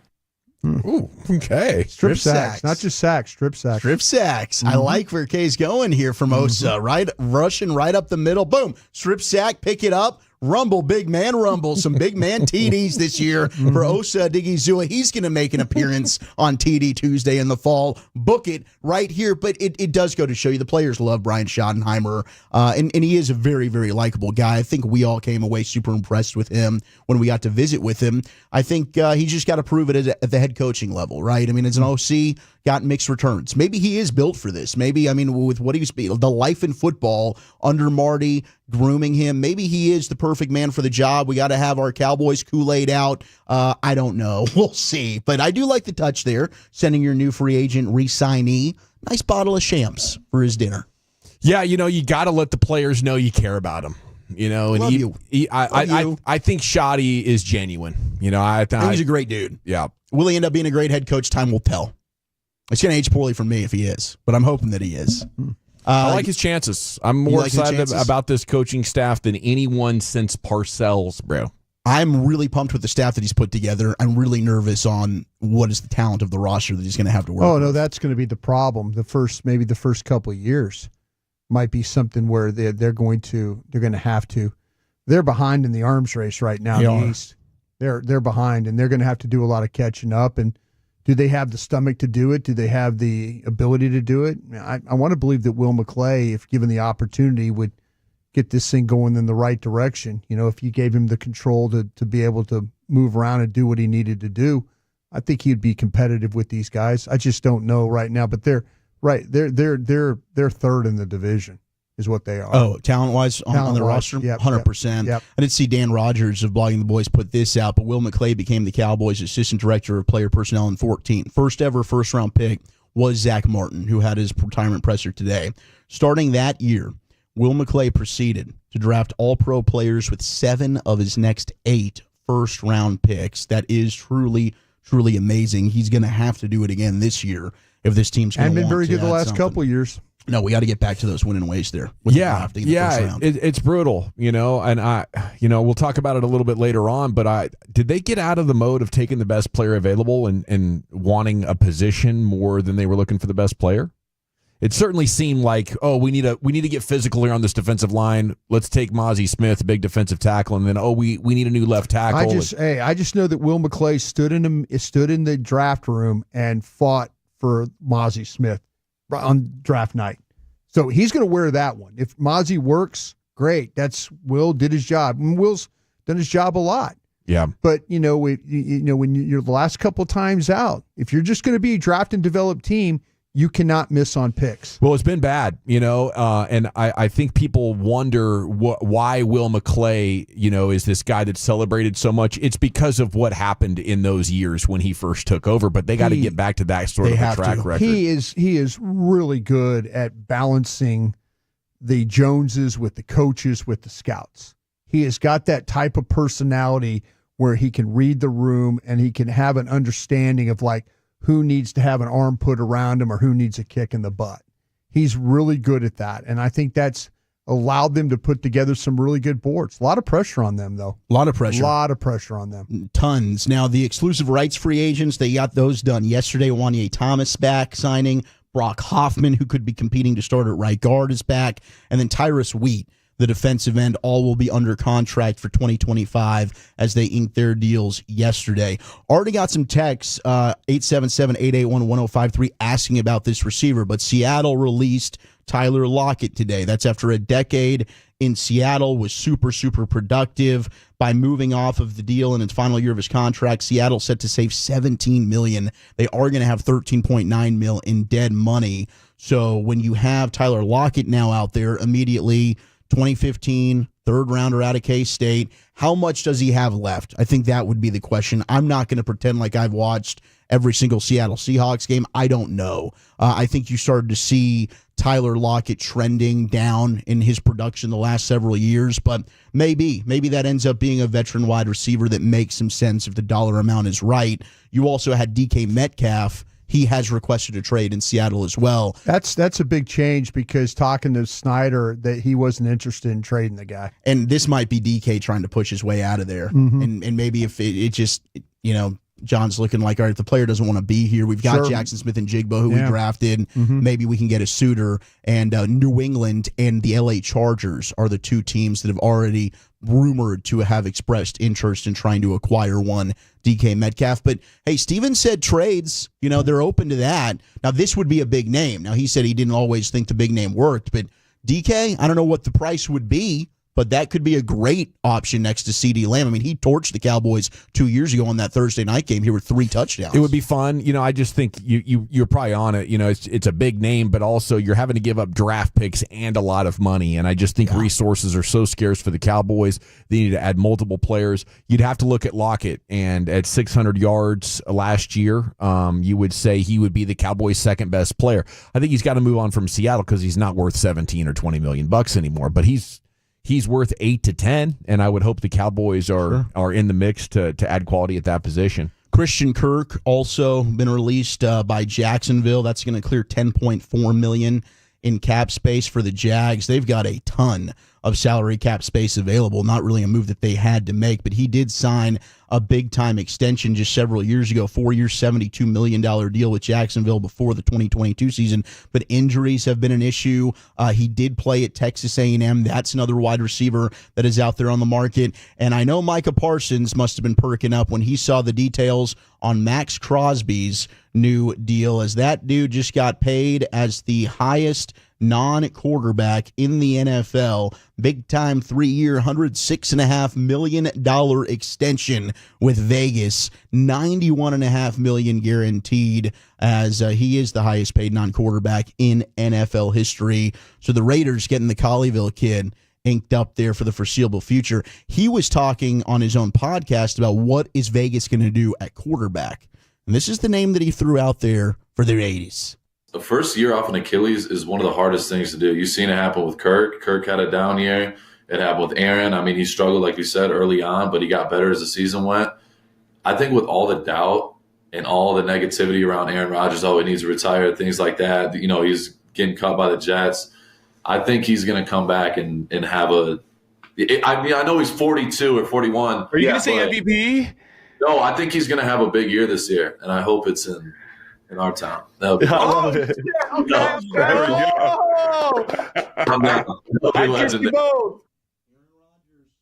Aaron Rodgers to Vegas. I don't know. He's got at least one guy there, and certainly best player on the team in Max Crosby, who's trying to recruit him over. I've heard nobody else really express interest other than the Giants, who kind of pivoted a little bit after Matthew Stafford, but they're also supposedly trying to move up there to draft Cam Ward. But maybe Vegas and Rodgers ends up being his fallback.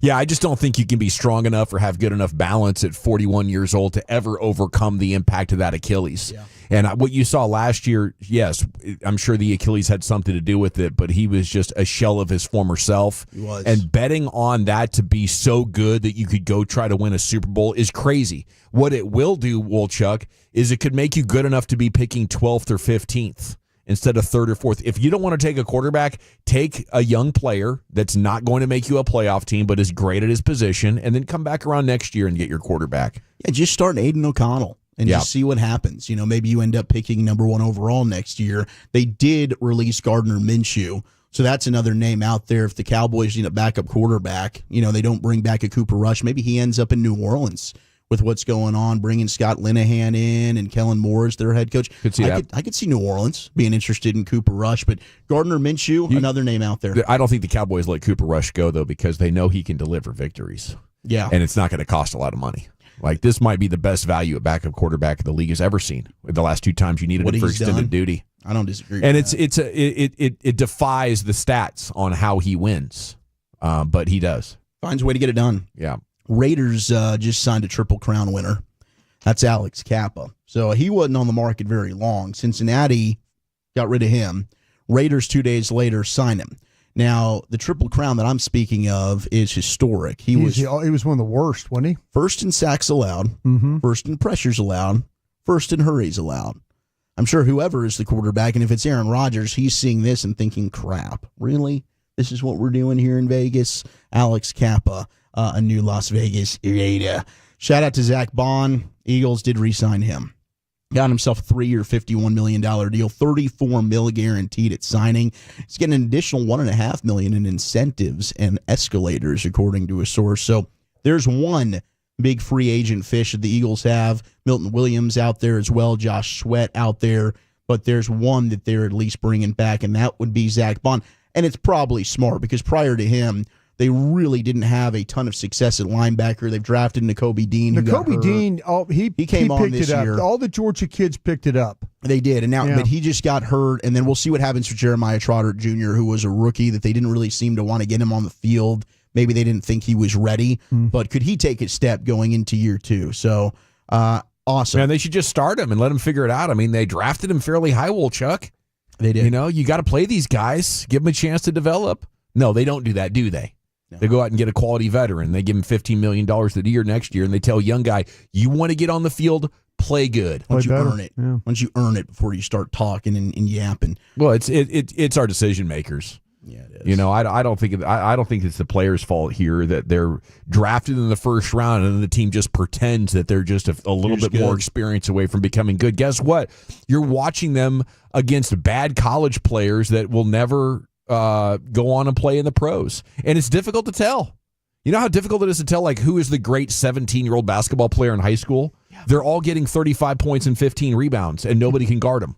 You know, who's going to be the guy that next year can take you on a Final Four run? And then from those guys, who's going to be the guy that can go to the NBA where everybody's 5 inches taller and a lot faster and still get open shots? Can't tell. You know? So sometimes you have to admit we made a mistake. And I would assume that since the GM is unfireable, it would be easy to be like, oh, guys, we had another mistake. Our bad. Let's move on and get another player. You'd think so. But, hey, admitting you're wrong is very, very hard.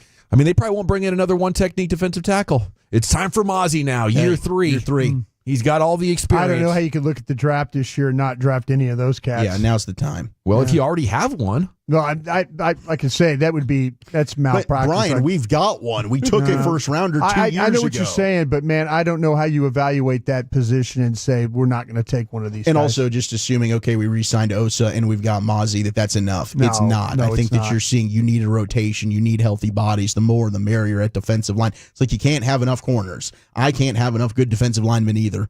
Tank Dell's undergoing ACL surgery today. Gosh, this is a long time since his injury, which was right around Christmas. That's likely going to mean he's out for the 2025 NFL season unless he can just recover extremely quickly for the Houston Texans.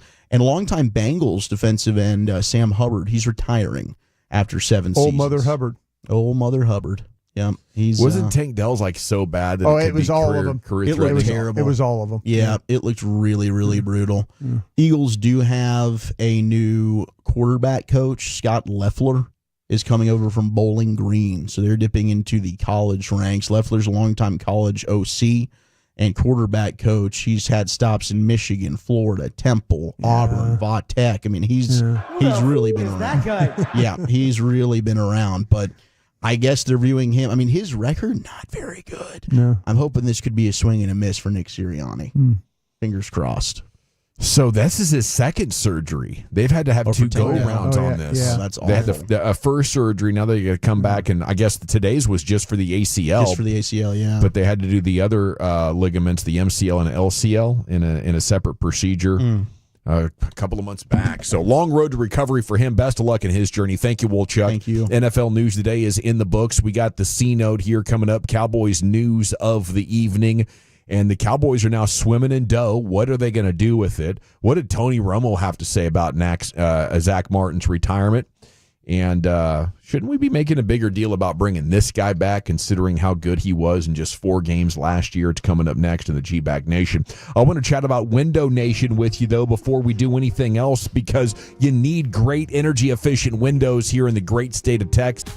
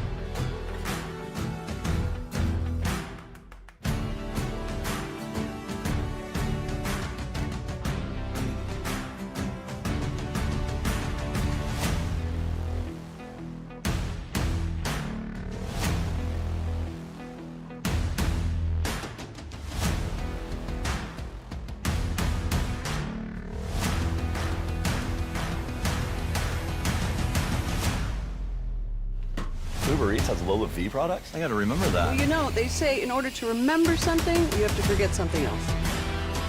Okay, now that is a very cute haircut. That's like a little shag. I've never seen it before.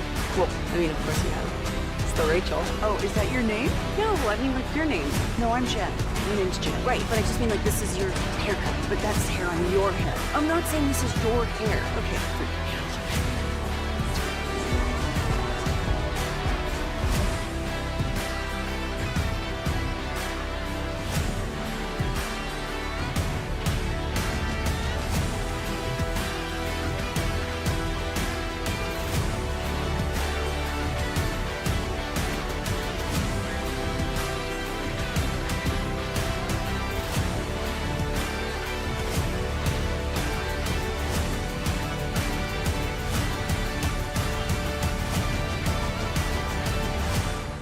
It's true that you've got to forget something else to remember that Uber Eats has groceries.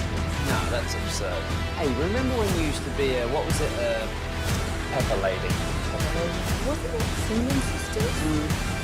Razor Babes. Saffron Squad? Nutmeg Maidens? Paprika? No. Nutmeg Maidens. I just said that. Was it Spice Girls? Doesn't sound right. Was it Saffron Squad?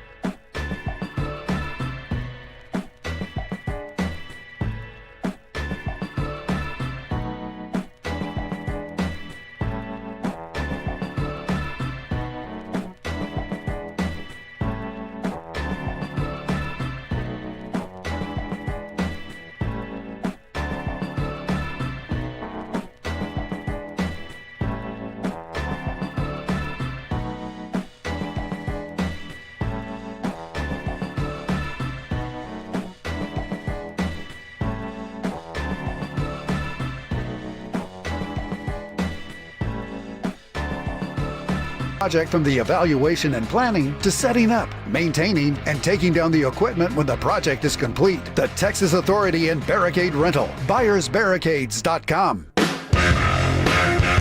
Yeah, buddy, here we go. It's time for the C-Note Cowboys news of the evening here in the nation. Segments brought to you by Cars for Kids. Donate today, carsforkids.org.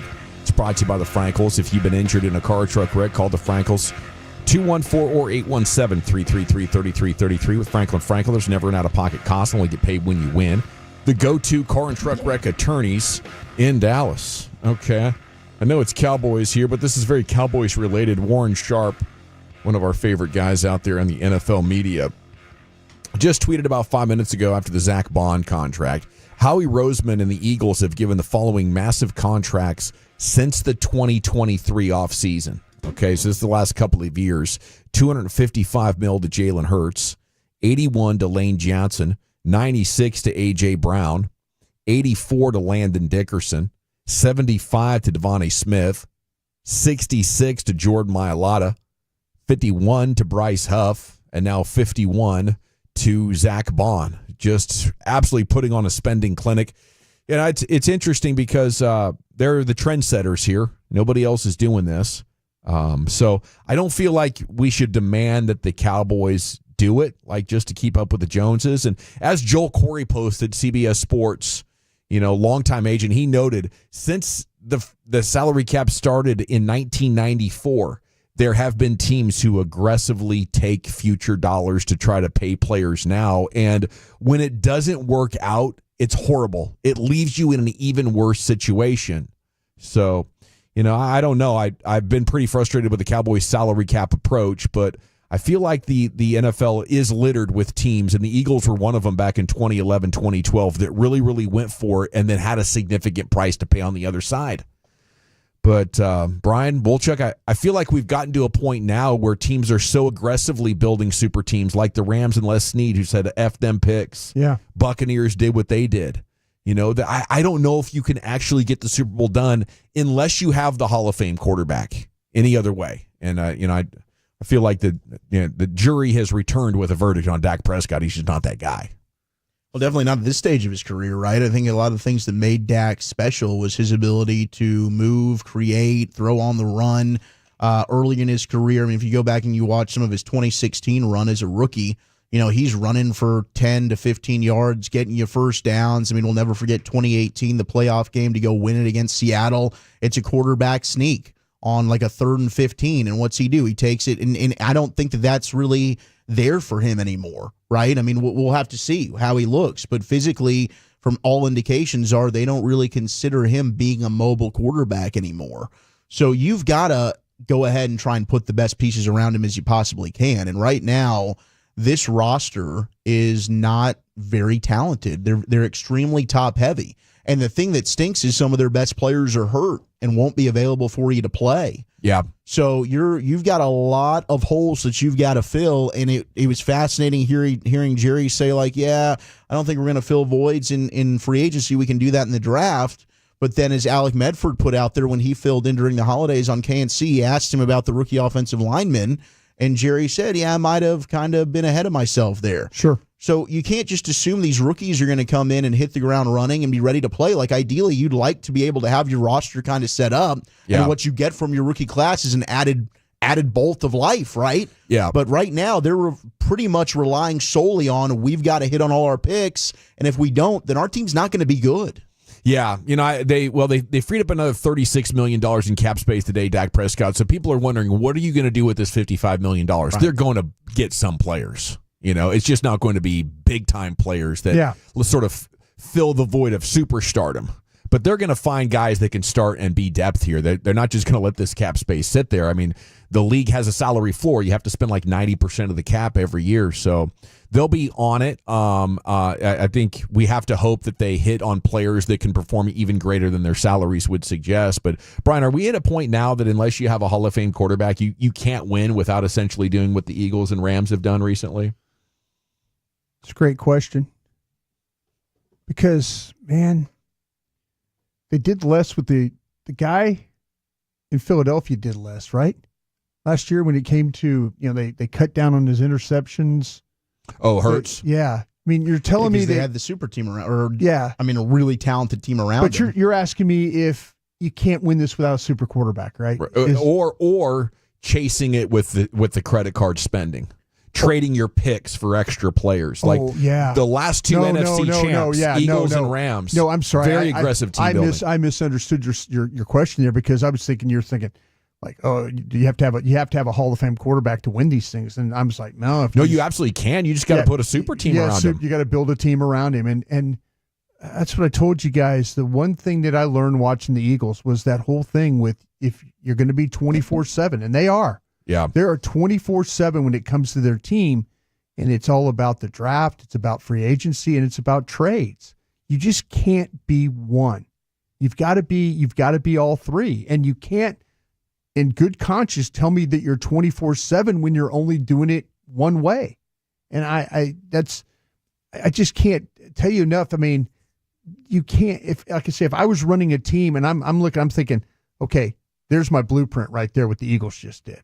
Yeah. You know, hey, I'm all about draft and develop. I get that. Mm-hmm. But the way that they trade, the way they move around on boards, the way they use free agencies, the way they kick the cans, they look at it. Howie is like, these general managers now are like, this is going to be somebody else's problem. Mm-hmm. I'm going to try right now. I'm going to die trying to do it this way. And he has. He's going to make himself a legend. Like he's putting his name up there with the Gil Brandts of the history of the NFL. And he's absolutely, and you're right about that, because if he fails, say, the next 3 years and gets fired, they're still going to talk about how he did it. And it's going to be the blueprint that people are like, maybe teams afterwards are going to say, wow, that Philadelphia Eagles, that's how, some general manager is going to stand there and go, I did a lot of work. I studied what Howie Roseman did at Philly all those years.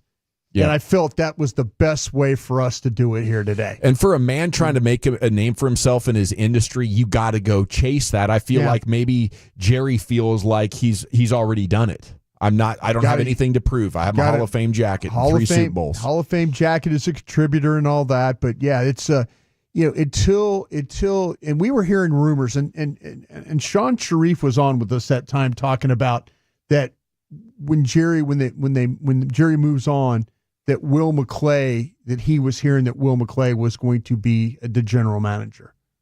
And that, remember he was on with us. He was last week. He was talking about things from the combine and things like that, things he was hearing. Part of that 4 or 5 year extension. Exactly. But if you tell me the faster you could get to that mode, the better shot this team has to turn it in around quicker. Absolutely. Yeah. I'm with you there. I can't wait for that day. Of course, it becomes sensitive because you're talking about an older gentleman, and that becomes a little bit morbid. I'm not talking about RIP thing. I'm talking about if in fact that they say, okay, the time has come to Steven, Charlotte, Jerry Jr., okay, this is the plan. Will, you're now taking over the day-to-day. Maybe Jerry just becomes honest with himself like Mark Cuban did. Look, I'm Mark Cuban. I want to be more of a tech VC guy than a sports owner right now. I'm going to sell the team out of nowhere, and we got a big surprise. Yeah.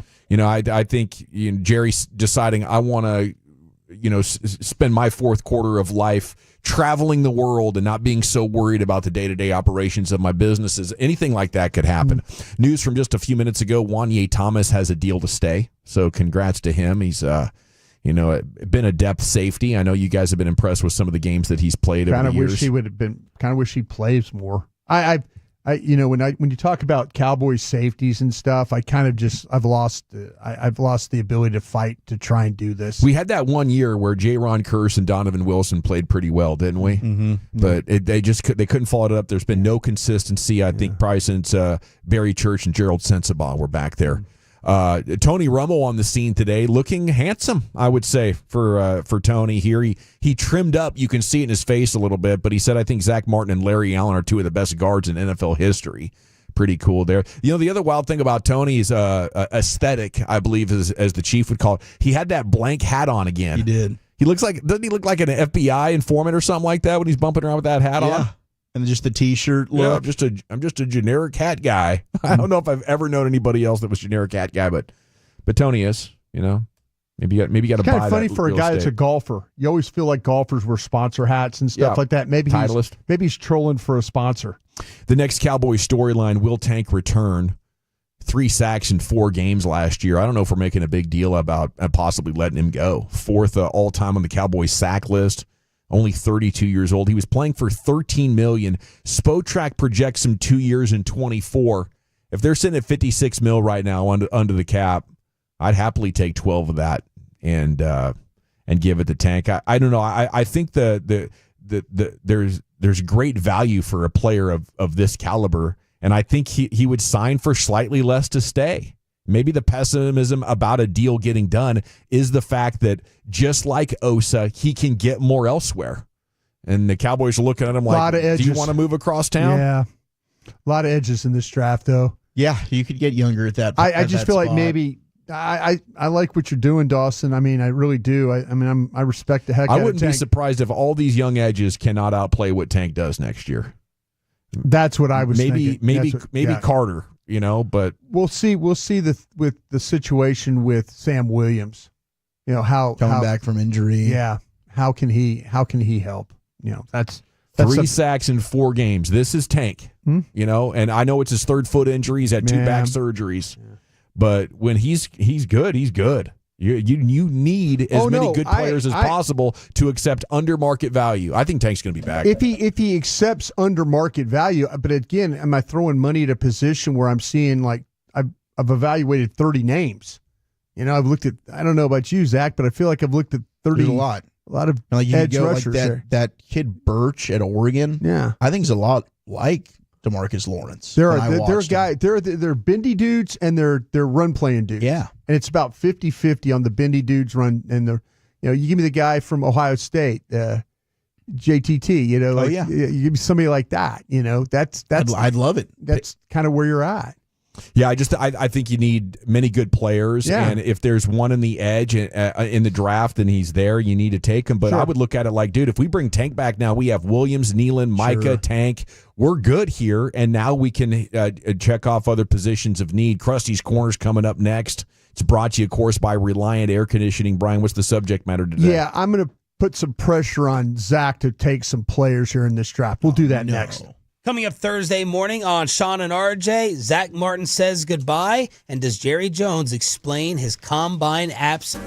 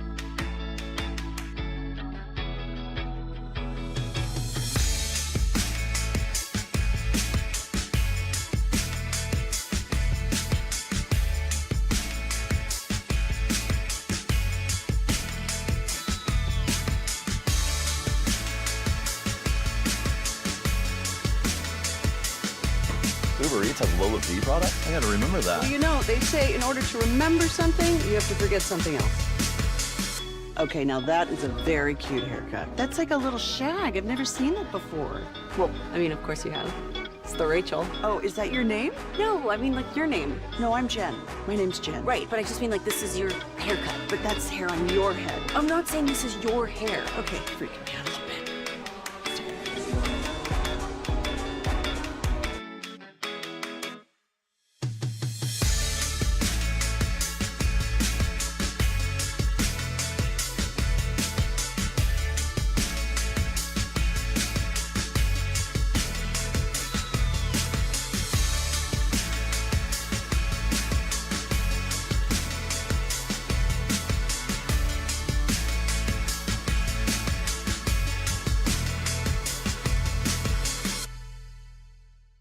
Do you think it's true that you've got to forget something else to remember that Uber Eats has groceries? No, that's absurd. Hey, remember when you used to be a, what was it, pepper lady? Busters is opening soon. Prepare to step into a new era of fun with your entire crew, from all-inclusive high-tech darts and social shuffle suites to 360-degree fun inside the arena. There's something for everyone to enjoy. Trust us when we say you are going to have to see it to believe it. Pull up for the grand opening festivities on March 7th at 9 a.m. with me, Zach Wolchuk, and experience the fun firsthand, only at Dave & Buster's in Arlington. If you're in the market to upgrade your vehicle, get to Classic Chevrolet in Grapevine, back-to-back #1 Chevy dealership in the world. They've got more new Chevys than anyone, and they're all priced to sell. Silverados, Tahoes, Blazers, Malibus, Equinox, and more. Visit ClassicChevrolet.com. This is Texas.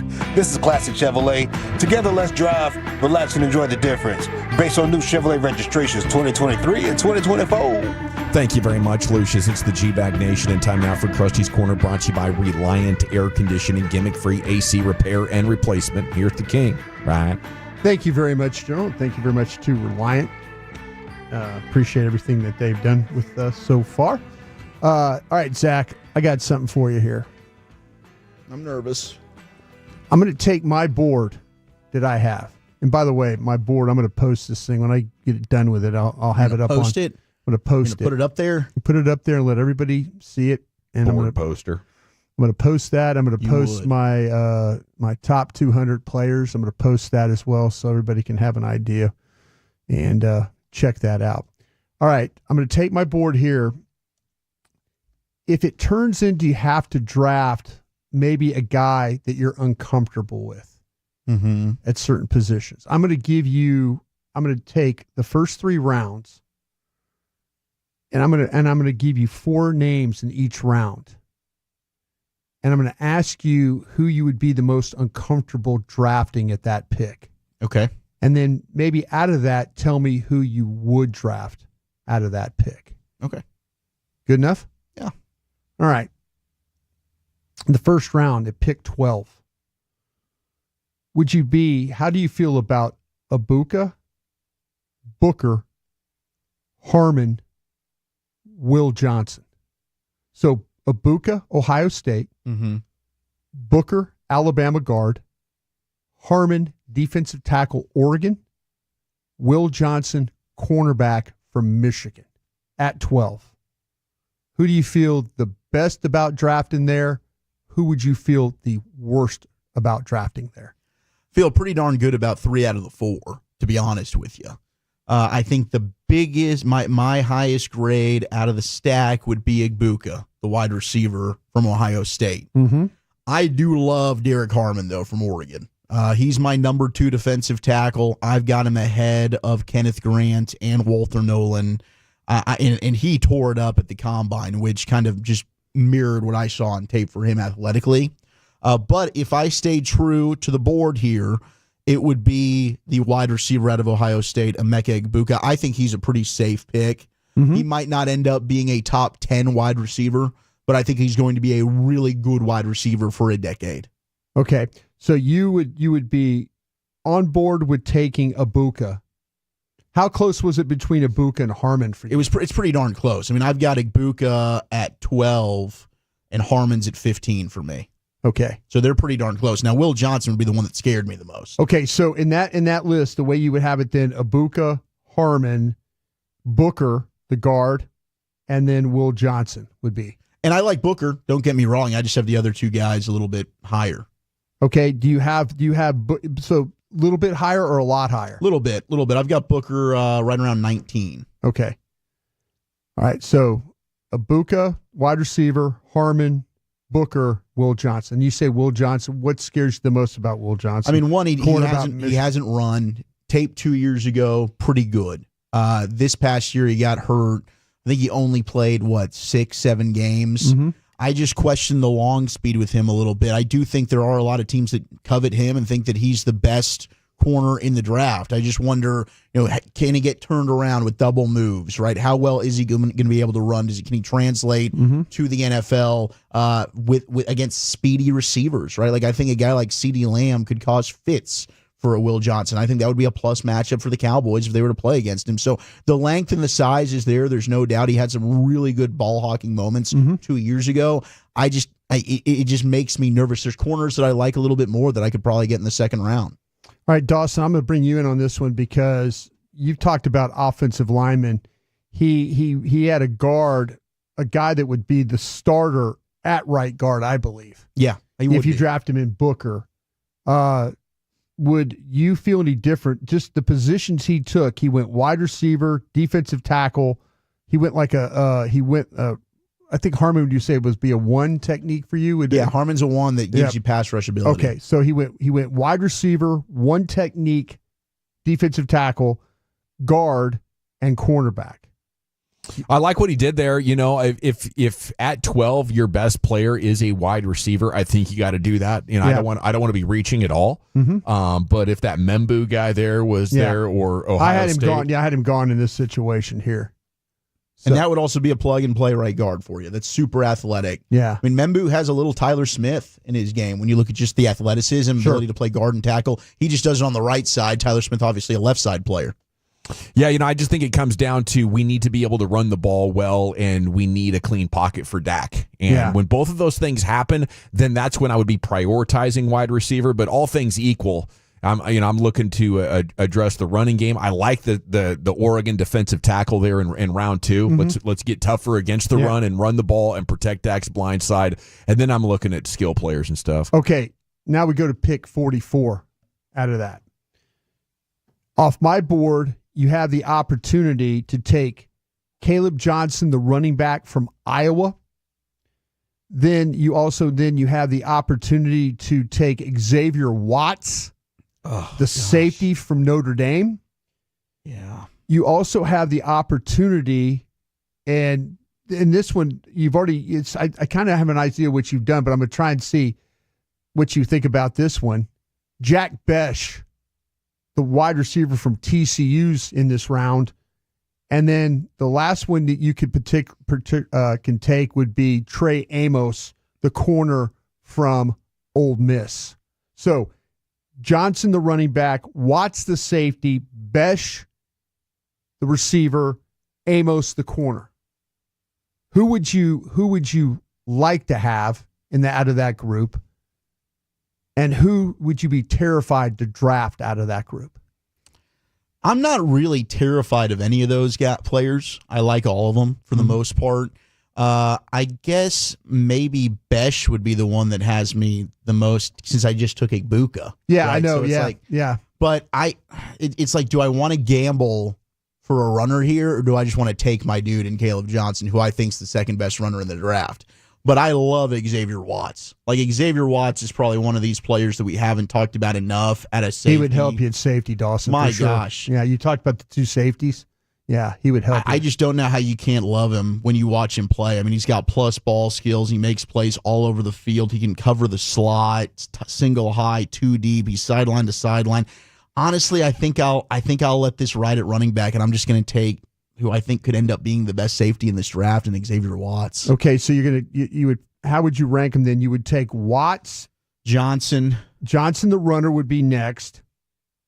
Okay, and then it was Besh, and who was the other? Oh, Amos. Probably Amos then Besh. Amos then Besh. And you said that none of these guys. I like all four. Like, I think Besh is a good player. I like him more than Savion Williams, his teammate. And Amos is one of my top second-round corners. Dude, and he might have played himself into the first round. I think that's a lot of hype coming out of the combine with just how well he ran. But change of direction, quick footwork, good closing speed. The size is there. He's a little bit thin. But, I mean, 6'1", he sometimes just needs to slow himself down a little bit. Like, Trey Amos plays a little bit out of control. But, I mean, his ability to attack the football at its highest point, can jump through the roof. I'm a big fan of his game as well. Okay, so it went Watts, Johnson, Amos, Besh were your guys. Okay, we go down to the third round now. Give me a runner. I've got Tez Johnson, the wide receiver from Oregon. Okay. Mason Taylor, the tight end from LSU. Okay. I've got Blue, our running back from Texas there. That would be Jaden Blue. And then I've got the linebacker from UCLA.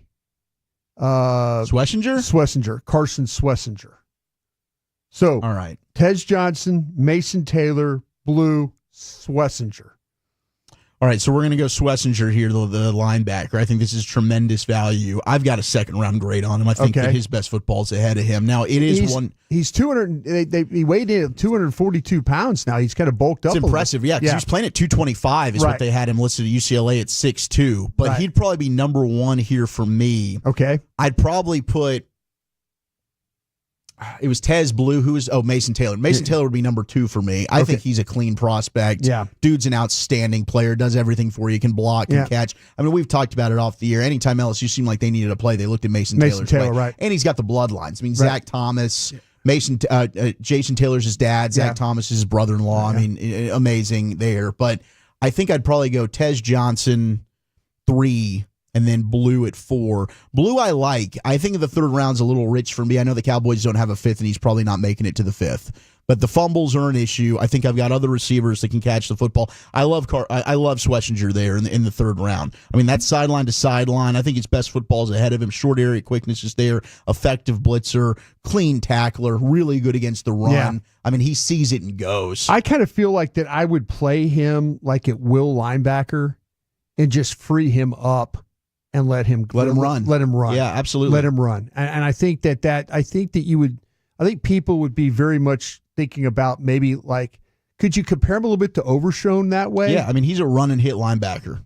Yeah. So that's where. So Zach, he took Abuka, wide receiver, Ohio State in the first.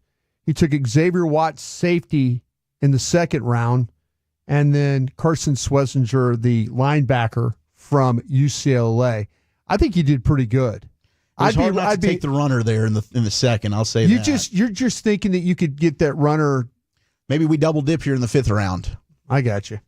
You're going to wait all the way to the fifth to get that runner, huh? Well, because I don't have a fourth. Yeah. Maybe we can move up and go get somebody. I don't know. But you don't like Blue, the runner from Texas, that much? I don't love Blue. I like Blue. I think James White to me is a good comp. Like what he can do at the next level. Really good receiving back. He's great in the open field, but the fumbles are an issue, and I don't think he's an every down back. I think he's like a third down specialist. Great stuff, Brian. Appreciate you. Appreciate Krusty's Corner every afternoon, 3:40. He'll lead our draft coverage coming up April 24th through the 26th here on your home of the Cowboys. Best draft coverage in the entire world right here on The Fan. Zach Martin had a retirement press conference. The Jones boys were talking. Tony Romo was there. So was John Machota of The Athletic.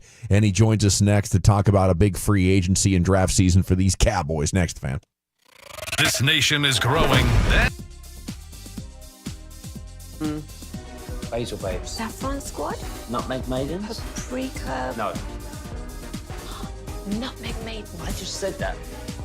Was it Spice Girls? Doesn't sound right. Was it Saffron Squad?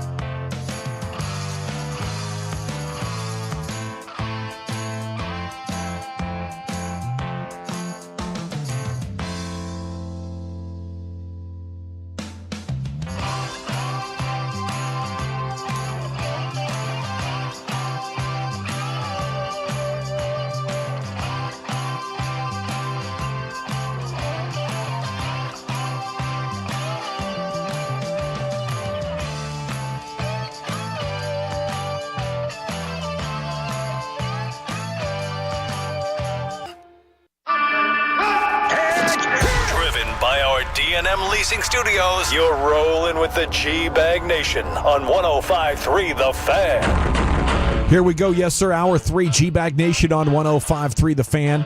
Thanks for making us part of your day. Wolchuk's Top 10 at 420 is right around the corner.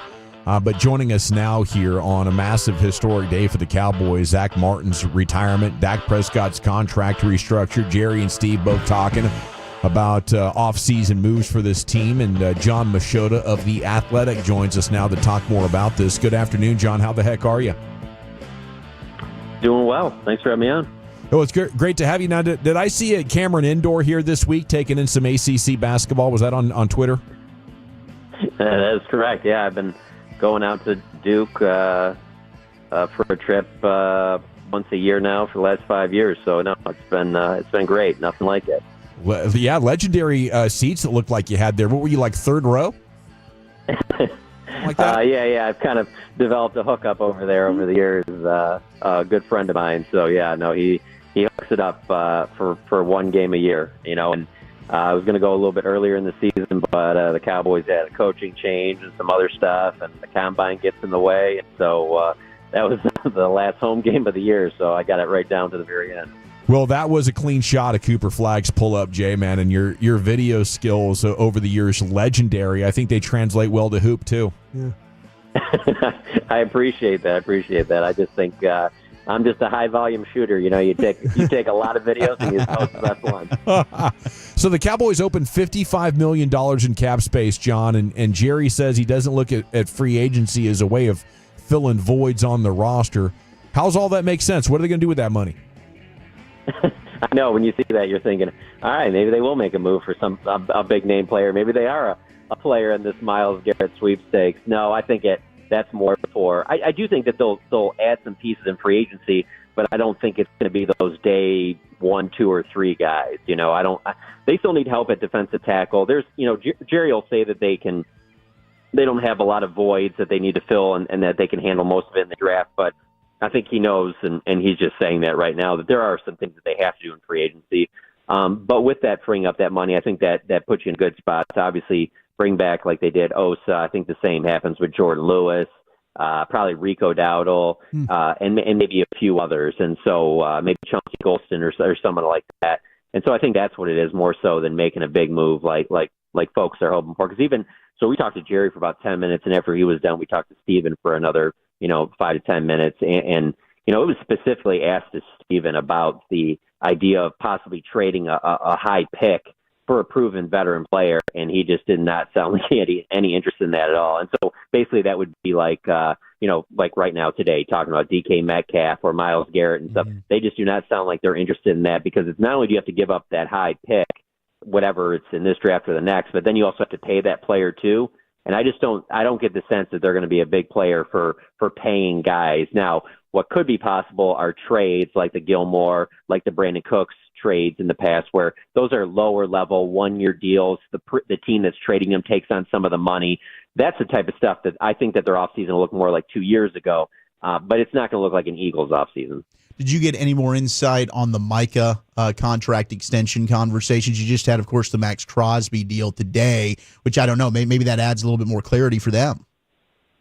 Yeah, it should. Steven said at the Combine that there aren't as many moving parts with the, that pass rusher spot as there were, last year dealing with CD's contract and some of those, Jefferson and Chase and some of those pieces. So, both sides sound like that, some can get done, but I'll believe it when I see it, because while Micah has said, I don't need to be the highest paid, defensive player, highest paid non-quarterback in NFL history, with what he's done and the resume he has and the agent he has, I find it hard to believe that he's not going to want to be in that category. And so that category is going to probably be certainly going to be north of what Max Crosby just got. So I'm thinking $40 million range.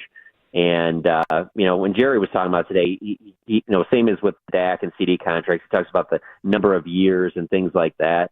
I think it probably makes sense. It would be a 4-year deal, so 4 for $40 per year. It seems like you could get that done with that, but maybe Micah's side, was looking for a little bit more than that. I don't know, but Steven said they had preliminary talks and maybe something happens, but nothing has changed for me. I still think it doesn't get done until possibly July.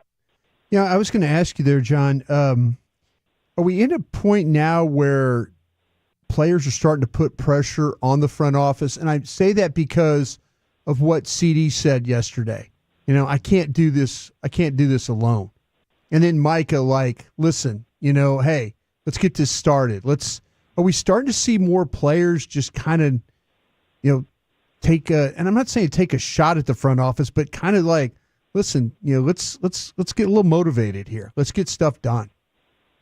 Oh, absolutely. I don't think there's any question they feel that way. I mean, this is a generation of player that knows more than ever before, just because, let's be honest, we all know more than we've ever known before when it comes to a lot of this stuff because of social media. I mean, there's not the mystery that you would have had 20, 30 years ago of you would know your team, but would you really know what was going on with the Broncos? I mean, were you getting the local Denver paper mailed to your house? All you were getting was some of the stuff that was on ESPN and things like that. Nowadays, these guys know everything. They see how aggressive. Well, they interview each other. They're on each other's podcasts and stuff like that. That too. Yeah. That too. So yeah, absolutely they are. But the thing is, though, is that I just don't get. Yeah, Jerry and Steven and the front office obviously hear that stuff, but I don't think that is the type of thing that would get them to move away from whatever their plan is. And especially when you talk about a guy like CD, well, he just got paid, or Dak, it was gotten paid. They're not really that worried about those things because those guys are under contract. They're not going anywhere. But yeah, you certainly listen to that. And that's, if you're a fan of the Cowboys, you should like seeing that, so that it isn't just, hey, we're just fine with status quo. The fans obviously want more from the organization. It sounds like the players do too. What do you think's the most amount of money they would spend on an outside guy? Is it around that 10 or 12 million bucks that Gilmore and Cooks were getting? I do. That's exactly what I think it is. But I mean, I'll be honest. I thought 20 for Osa was a little bit above what I thought they would go. But obviously, the D tackle position, the hole that they had there, and what they would have without Osa, it had to get done. But yeah, I would be surprised if it was more than a $15 million. Now that's not to say that you couldn't do a trade for a team. Let's say a guy is making 20 some, but that team takes on some of it. But it's just especially at when these trades are talked about and these key players come out, oftentimes it's edge rushers, oftentimes it's wide receivers, and they're going to pay probably their edge rusher $40 million a year. We'll ballpark it at, and they're paying their top receiver at 34, and they're paying their quarterback at 60. And so that wide receiver DN, I just don't see them being a major player on someone who like a DK Metcalf who wants to get traded and then a new contract, like Myles Garrett who wants to get traded and a new contract. They're just not going to be a player for someone like that. And hey, I would love to give you names right now, but I know that, 2 days before the Gilmore or 2 days before the Cooks deal got done, that anybody had that on their, bingo card. And so it just does seem like that they are open to that. I mean, I specifically asked Steven about that today, and he said that it isn't just like that. I asked him about the Cooks deal and the Gilmore deal, if that was just, hey, was that just two that fell in your lap? And he's like, no, we have, we have calls out there. People know that, we're open for business, but it has to be something obviously that's going to fit in, into their plan. We went through your article on The Athletic about the combine takeaways on Monday, and I think one of the ones that stood out was, of course, the Genty conversation at 12. Now, I don't know that he's even going to be there at 12, but what was some of the perspective you were able to gain for running back? If Genty's there, do you think that they just don't take him at all? I think that that's a possibility, and I guess where I was coming from with that, and I was telling Brian this earlier today, if you told me going into the combine, the day of that, the Sunday I flew in, and then comparing it to the way I felt on the Saturday that I flew out, I would have said that would have been the thing that stood out to me most of how much I had changed on. I thought for sure if Genty was there at 12, no doubt they would take him. And I'm not saying that he isn't still a possibility. I mean, they're going to obviously Dallas Day and he can be a formal whatever. They're going to have to do all the due diligence on Ashton Genty, and hey, maybe he blows them away in an interview. Maybe who knows what happens? Maybe they add a player or two in free agency, whatever. But I came away thinking that they look at this as a very deep running back class, and that at 12, that they could possibly do something more at another position. That let's say a defensive end or a defensive tackle or a wide receiver or corner. That you're not going to find anything close after 12, if you were to do that in the second, third round, as you could find a running back where you're yeah, it's not Ashton Genty, but maybe we pair this second round pick with Rico and we're way better off than we were last year, certainly, and maybe we're back to where we were when we had, Pollard. And so I just think that there's other areas that could potentially fall to them. Wide receiver stands out to me, D-tackle, defensive end, and cornerback. Those four right there are just higher on the list than I would have had going into the combine. I thought for sure that Genty would be the one-all, be-all, but I just think that those other positions are going to be heavily in play there, including, and I think even with the Osa thing, people might think defensive tackle is off the board. I do not think that at all. I think defensive tackle could be taken there as well. Hey, John, is there a side of you that believes that maybe they're hoping that Genty's gone before they pick? That takes the pressure off them for that? It could be. It's like that whole thing when you have a quarterback that you love to see all the quarterbacks go and push good players to you. Sure. And so, that could certainly be the case. That, and I'm not saying this from a perspective of, they didn't get a great production on a second contract from Zeke, so are you just doing this for 5 years and run them into the ground? It's not even really that. It's more the you might be able to find a solid value there in the second or third round, whereas what kind of D end or D tackle or wide receiver are you finding in the second and third round compared to whatever you think of a guy that's possibly there at 12? And to be honest with you, that's, to me, is when the Cowboys have drafted their best, when they've had a top 15, 20 pick in each round, and when they've drafted for best player available, as opposed to being, we need a running back, so we got to get Genty if he's there at 12. Hey, if it's a D end or a defensive tackle, and maybe that's not as big of a need as running back is in the moment, I wouldn't count that out. It's John Machota of The Athletic here with you on The Fan. Just a quick backstory, John. I'm whipping the hell out of these guys with offensive line talk. It's almost every hour.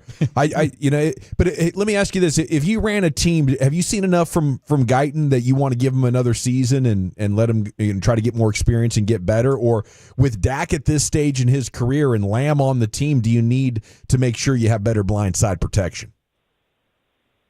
I mean, it could definitely be better, but I don't feel the way, like, with Guyton, I'm not as down on him as a lot of other people are. And then even just being at the combine, things you hear about how he's been working this offseason, I don't get the sense from the team that they're down on him either. I know fans are, especially with him being a first-round pick and not having the same success as some of their previous offensive line first-round picks, but I don't get the sense from them that they're ready to move away from that.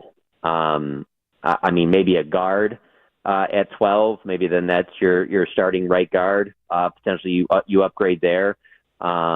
But yeah, I mean, they say, from what I'm hearing right now, I don't think they would be trying to take an offensive tackle at 12. But obviously, if they did, that wouldn't be to try and get someone to back up. And so, where would you be putting that person? You'd be starting them somewhere. But I just don't get I didn't get the sense from anything or anybody I talked to in Indy that they're ready to move away from Tyler Guyton yet. Do you think, speaking of right guard, and Zach Martin had his retirement pressure today, which you were at, that position could be in play there at 12? Maybe it's a Tyler Booker from Alabama, or is Brock Hoffman the guy that they're going to rock with? Well, I mean, Brock Hoffman as of right now, for sure. But I think that if they see something that, let's be honest, you're taking a guard at 12, you're hoping to get another Tyler Smith. Right. And if you have a Tyler Smith at right guard and a Tyler Smith at left guard, that probably helps your tackles a little bit, because I know that they feel good about BB. And that was another one out at the combine. It just does not sound like they're that interested in moving BB, including the fact that they have his college coach as the offensive line coach in the mix as well. It seems like they really like what he did last year and the growth he can make there. So that's why I kind of just am penciling in for those starters. Right guard is the one that could potentially change. And then if that happens, then you have Hoffman, who can be your, he could be your guard to back up either spot, or he can be your backup center. And then all of a sudden you have a little bit of depth there on an offensive line that, let's just be honest, that's one of their downfalls these last few years, that they just haven't been able to keep that same five healthy all season. John Machota, Athletic, thank you so much, sir. We'll see you soon. Absolutely, guys. Take it easy. Cheers. There he goes. A legend of the beat, the Cowboys beat writer John Machota here in the G-Bag Nation. Follow him on Twitter. Listen to his podcast. Read his stuff on The Athletic. It's time for Wolchuk's Top 10 at 420, though, buddy. Where are you taking us? All right, so we were in the airport last week, and apparently Phoenix says they're the nicest airport in all of the land. Well, I've got the top 10 best airports in America. Where did Phoenix come in? That's next in the nation.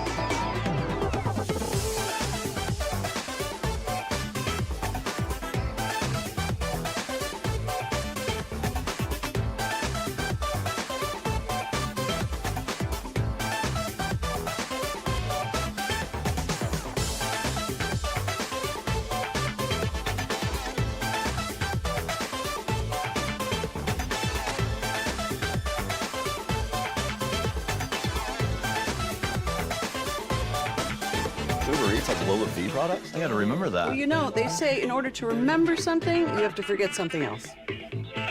Okay, now that is a very cute haircut. That's like a little shag. I've never seen it before. Well, I mean, of course you have. It's the Rachel. Oh, is that your name? No, I mean like your name. No, I'm Jen. My name's Jen. Right, but I just mean like this is your haircut. But that's hair on your head. I'm not saying this is your hair. Okay, freaking me out.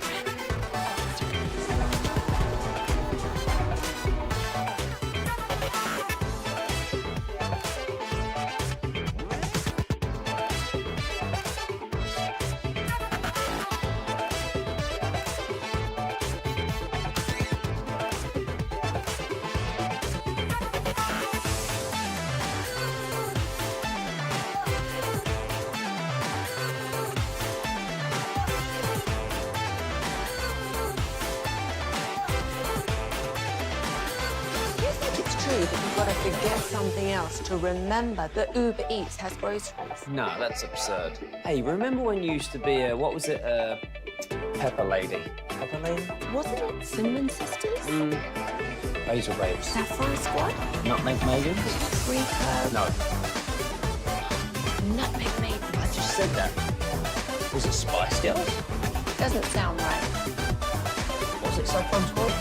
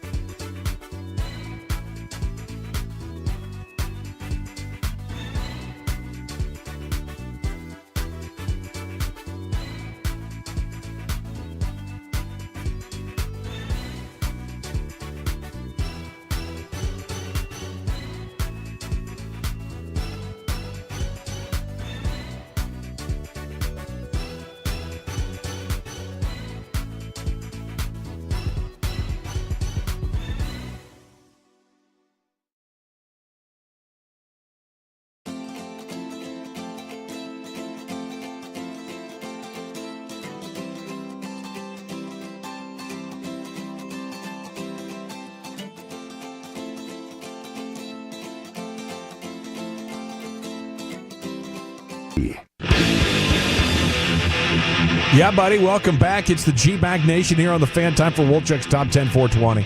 Segment is brought to you by the Frankels. If you've been injured in a car, truck wreck, call the Frankels first, 214 or 817-333-3333. Frankel. There's never an out-of-pocket cost. They only get paid when you win. The go-to car and truck wreck attorneys in Dallas.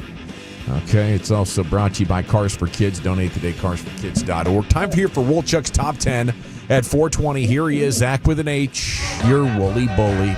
What do you think's the best airport in the U.S. of A? 877-881-1053. I think Phoenix was ball-sacking us last week as we walked around there and said that they're the nicest airport in the country.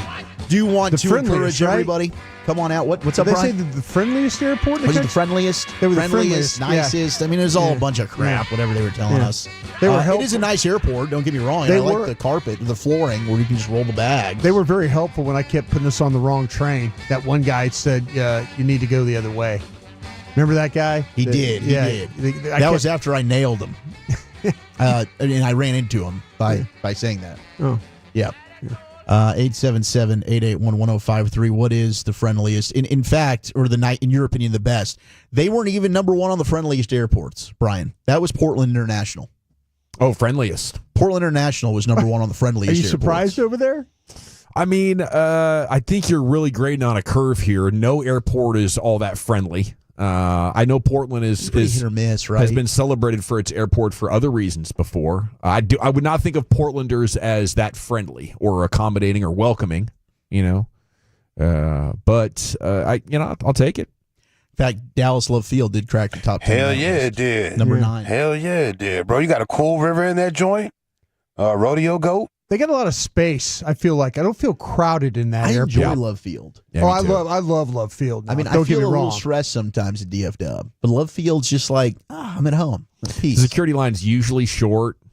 It's a massive area. Like you're going into Phoenix, you go through security, it's bunched up on the front end and the back end. Like you're trying to find a place to put that tub down so you can get your shoes back on. It's not easy. Yeah, Phoenix didn't even make the top 10. You don't have to walk 2.5 miles to your gate either. Yeah. That's huge. Yeah. And that's something that got texted in like, oh my gosh, 682. Phoenix, not even close. Connecting flights are always a long hike. And that's something that should be considered here. Atlanta is no fun. Atlanta's a big airport. Atlanta's no joke. Atlanta's big. Atlanta Hartsfield Airport, I think is what it's called.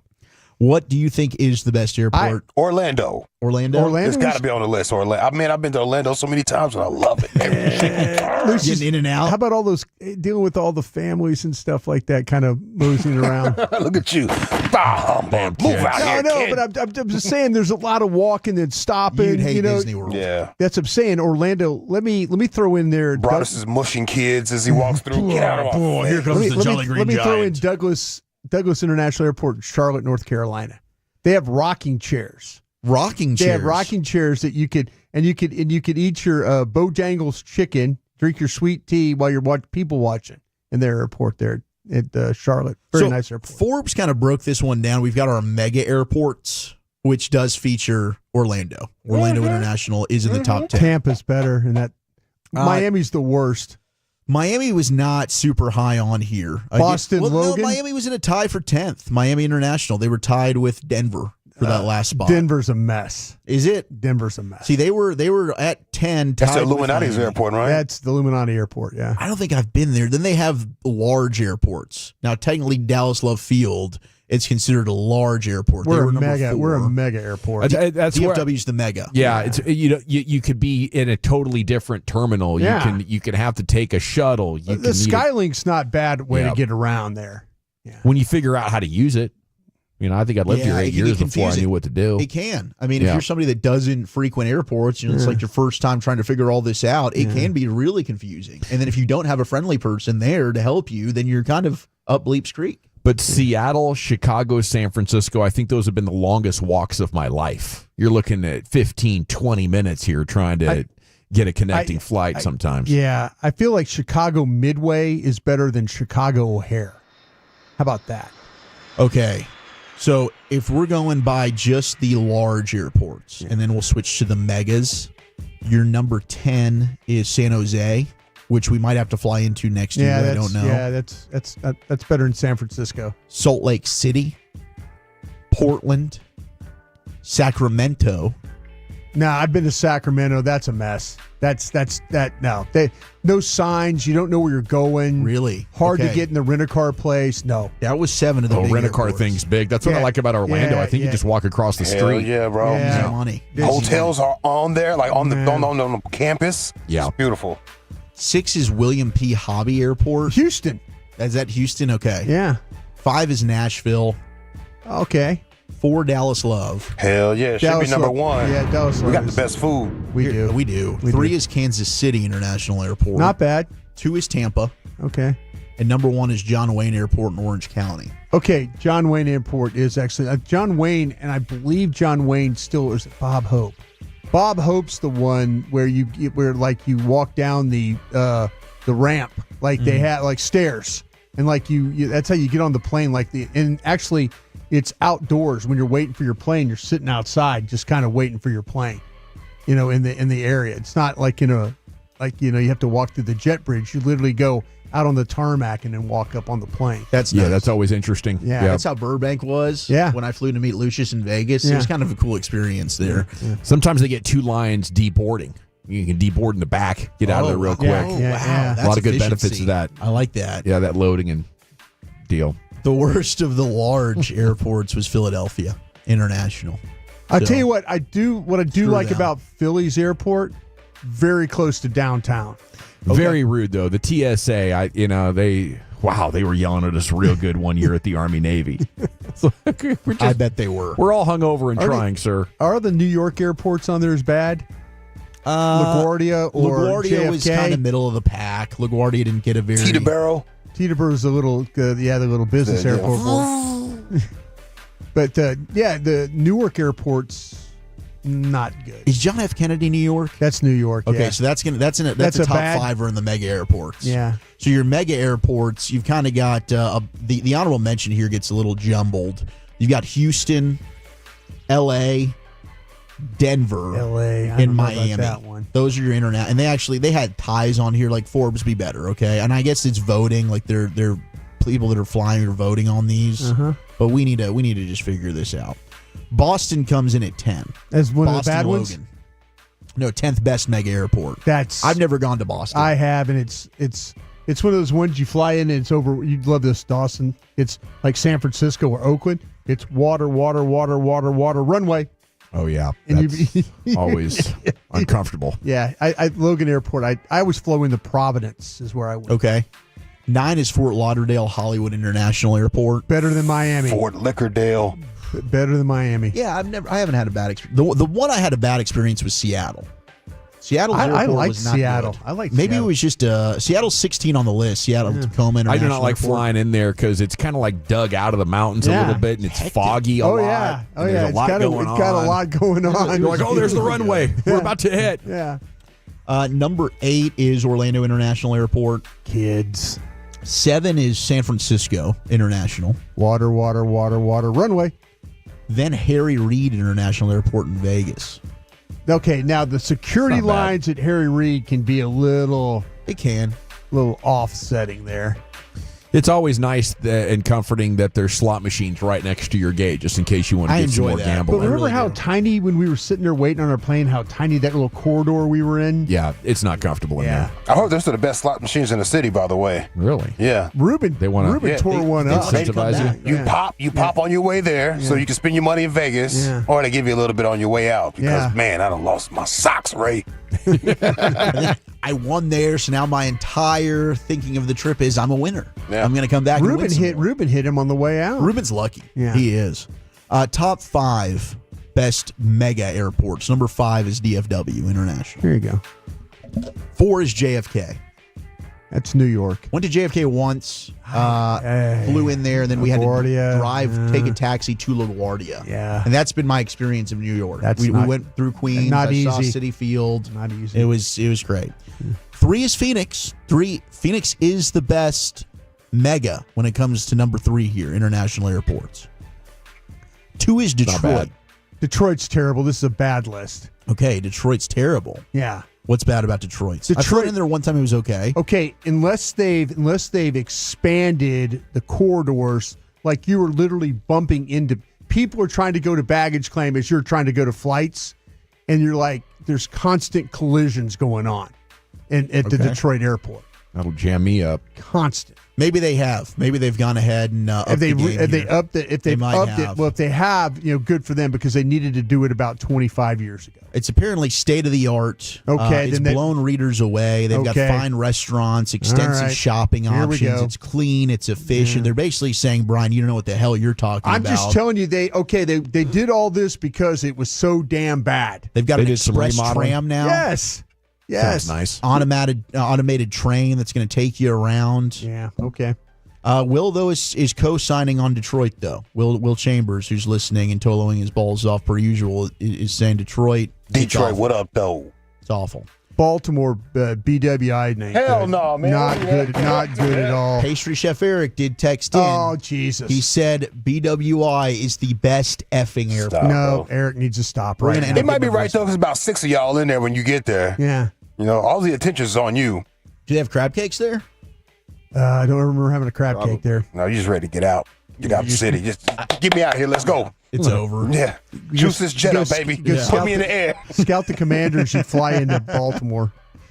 Number 2, we do have Tampa International. That's a good one. That's good. That's a solid airport. That's solid, yeah. We'll like that one. But number 1, in terms of your best overall airports, okay? London Heathrow. Do you want to take a guess? Well, this is just for the U.S., so we didn't get London. Doha. In Hilton Head International. Hilton Head. That's a mega one? Savannah Hilton Head International. South Carolina? Number 1. That's a mega? Apparently. Georgia? They also have love for South John Carolina. Wayne Airport. Yeah. I said that was actually the big. The bigs. The Minneapolis St. Paul John International Wayne? is getting love. He's the Grand Wizard. I'm not really paying that much Should they attention. change I just the want to name? get out of there. I don't think I've ever been in an airport and I'm like, wow, this I is guess nice. it matters if you have a long layover. Yeah. And if now- they have the nice floors, like the granite floors, I'll notice that kind of stuff. Like, wow, this is pretty upscale. Kind of feels like I'm at the Star. What did I tell you the other day, Zach, about when we were going through in Arizona? Yeah. The Phoenix was there. They had the floor where the pulley bags immediately can go, Which is when nice. the wheels, your wheels don't get jacked up on the carpet and stuff like that. Like they have a floor that the pulley bags really kind of go to. I appreciate that. Yeah.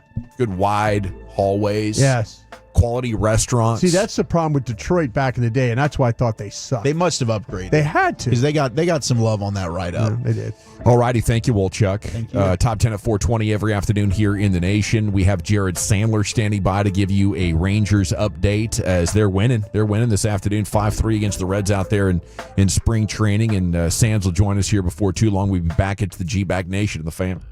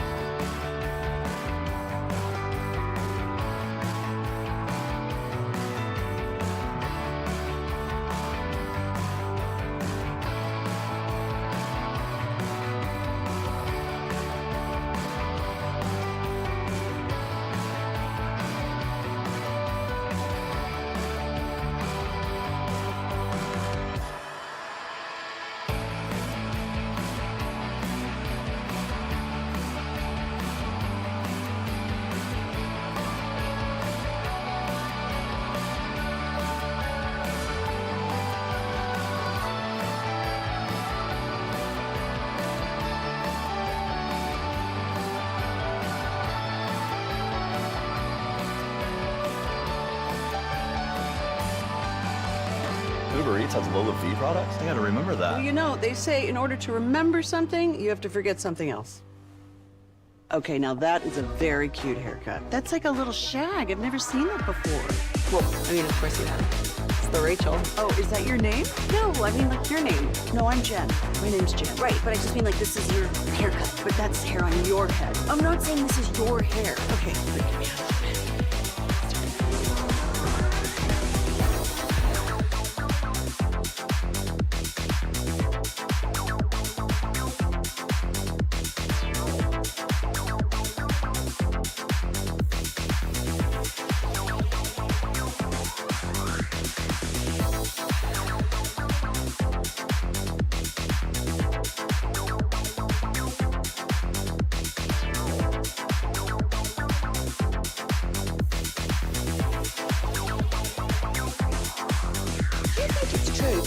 Forget something else to remember that Uber Eats has groceries. No, that's absurd.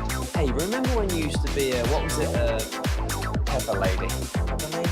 Wasn't it Cinnamon Sisters? Basil Babes. Saffron Squad?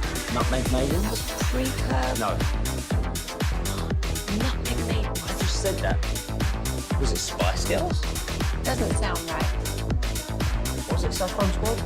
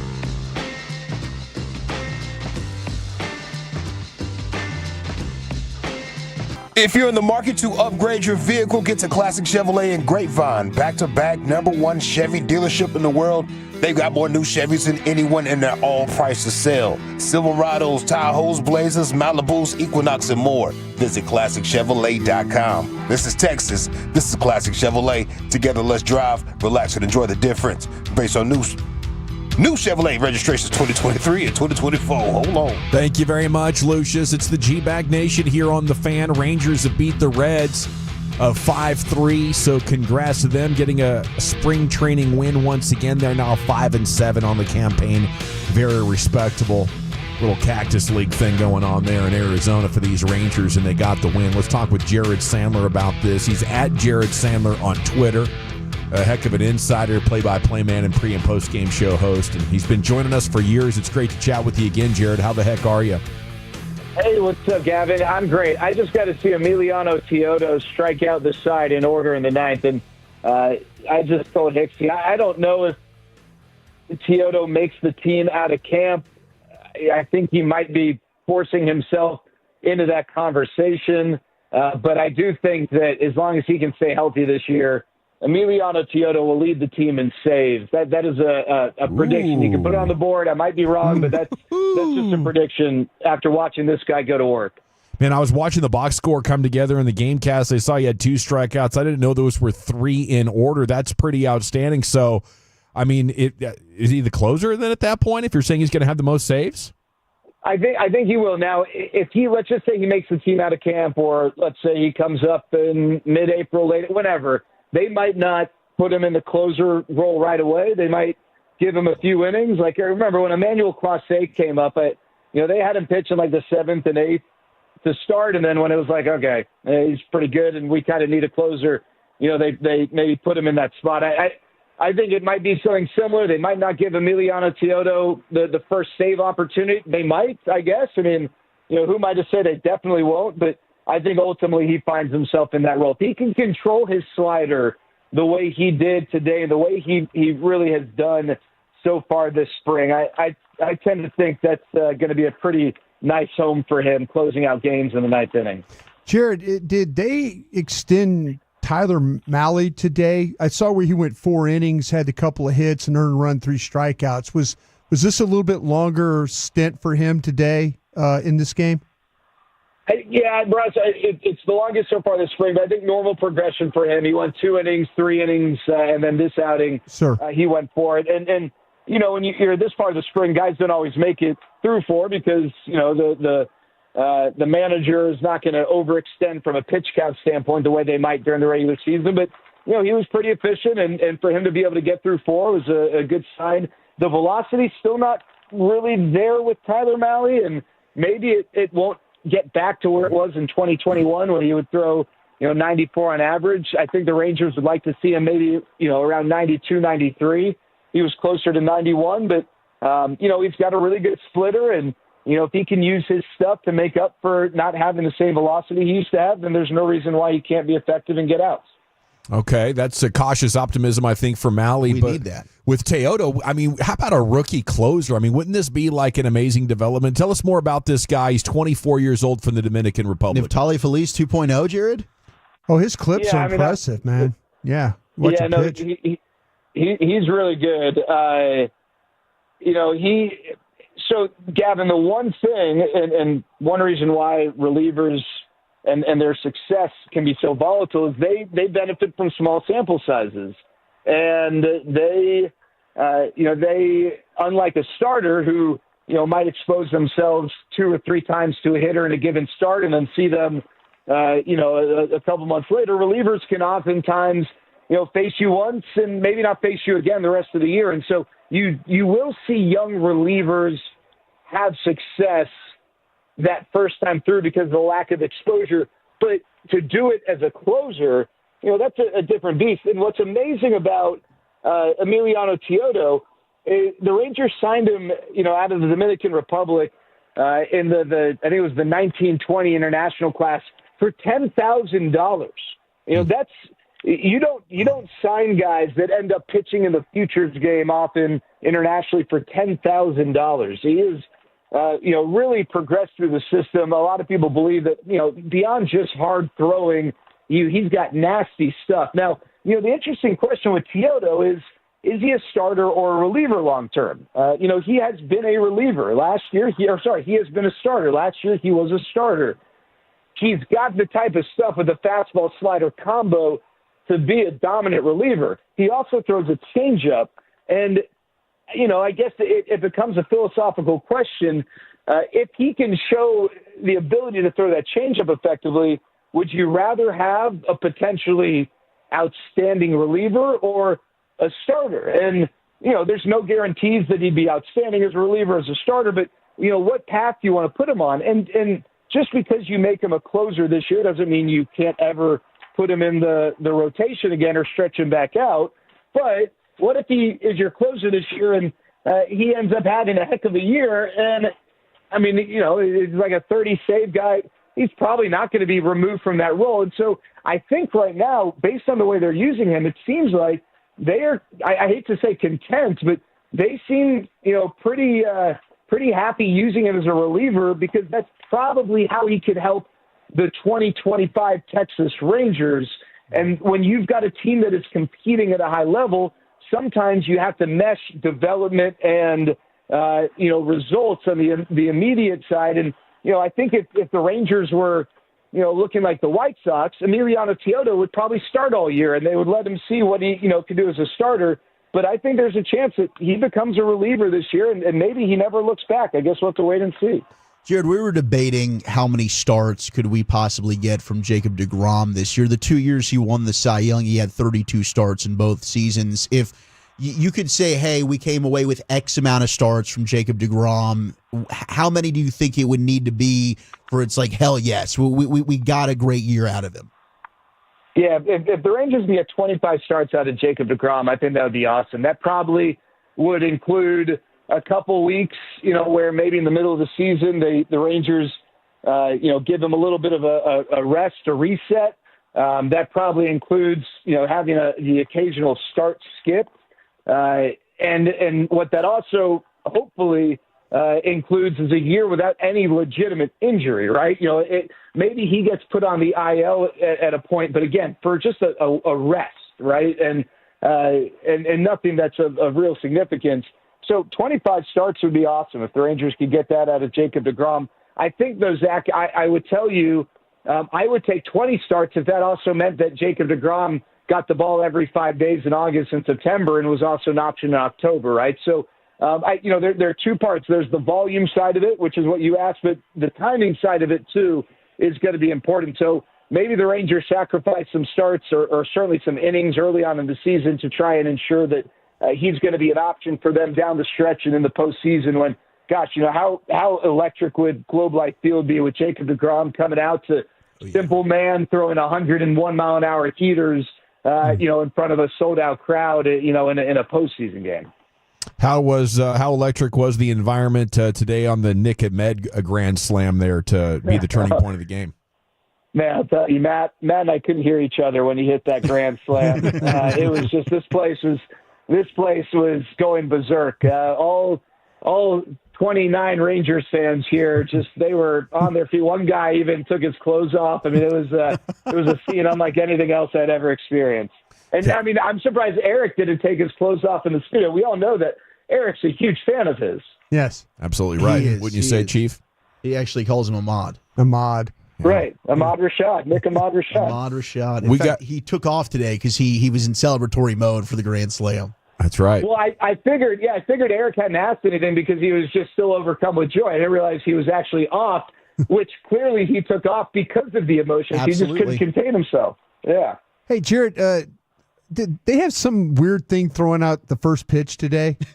What was Kenny Landry? Was there like a road? Did I miss this? We were talking to Jeff Brantley. Oh, you didn't see this thing? Before, It was some. Yeah, we didn't. It was some dressed up thing. Happened.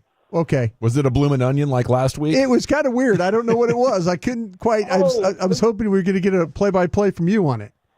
Brad, so it might have been a Whataburger mascot. I was in the office. Oh, Matt is confirming it was a Whataburger mascot. Okay. All right. Was it like a drink or what was it, Matt?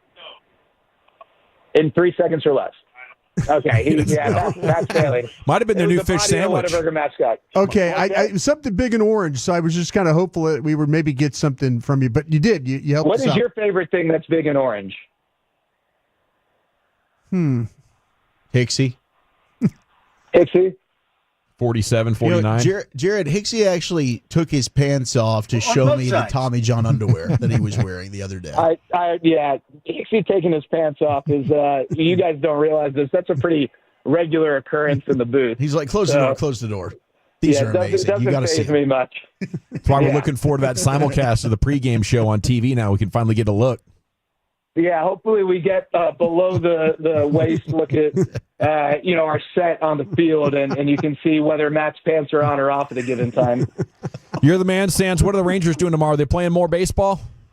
Yeah, split squad, double the fun in Arlington. And surprise, where we'll be broadcasting will be Dylan Cease against Cody Bradford. Oh, tear him up. All right. Thank you, sir. Have a good night. All right, fellas, y'all as well. There he goes. He's at Jared Sandler on Twitter. Must follow for Rangers fans everywhere. Expressway's coming up at 5:20. Well, Chuck, what's next? All right, let's do a little finest. Why I think this quarterback might be the best suited in the history of sports to be the starter for the Cowboys. That's next.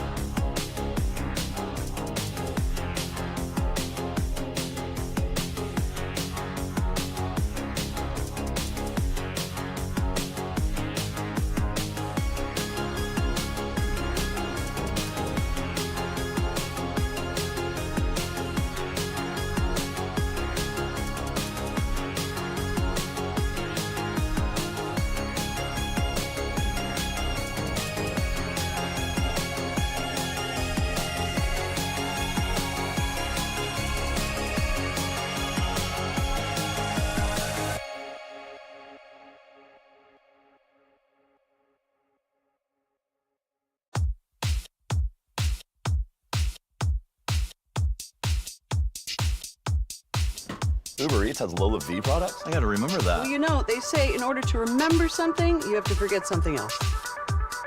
Okay, now that is a very cute haircut. That's like a little...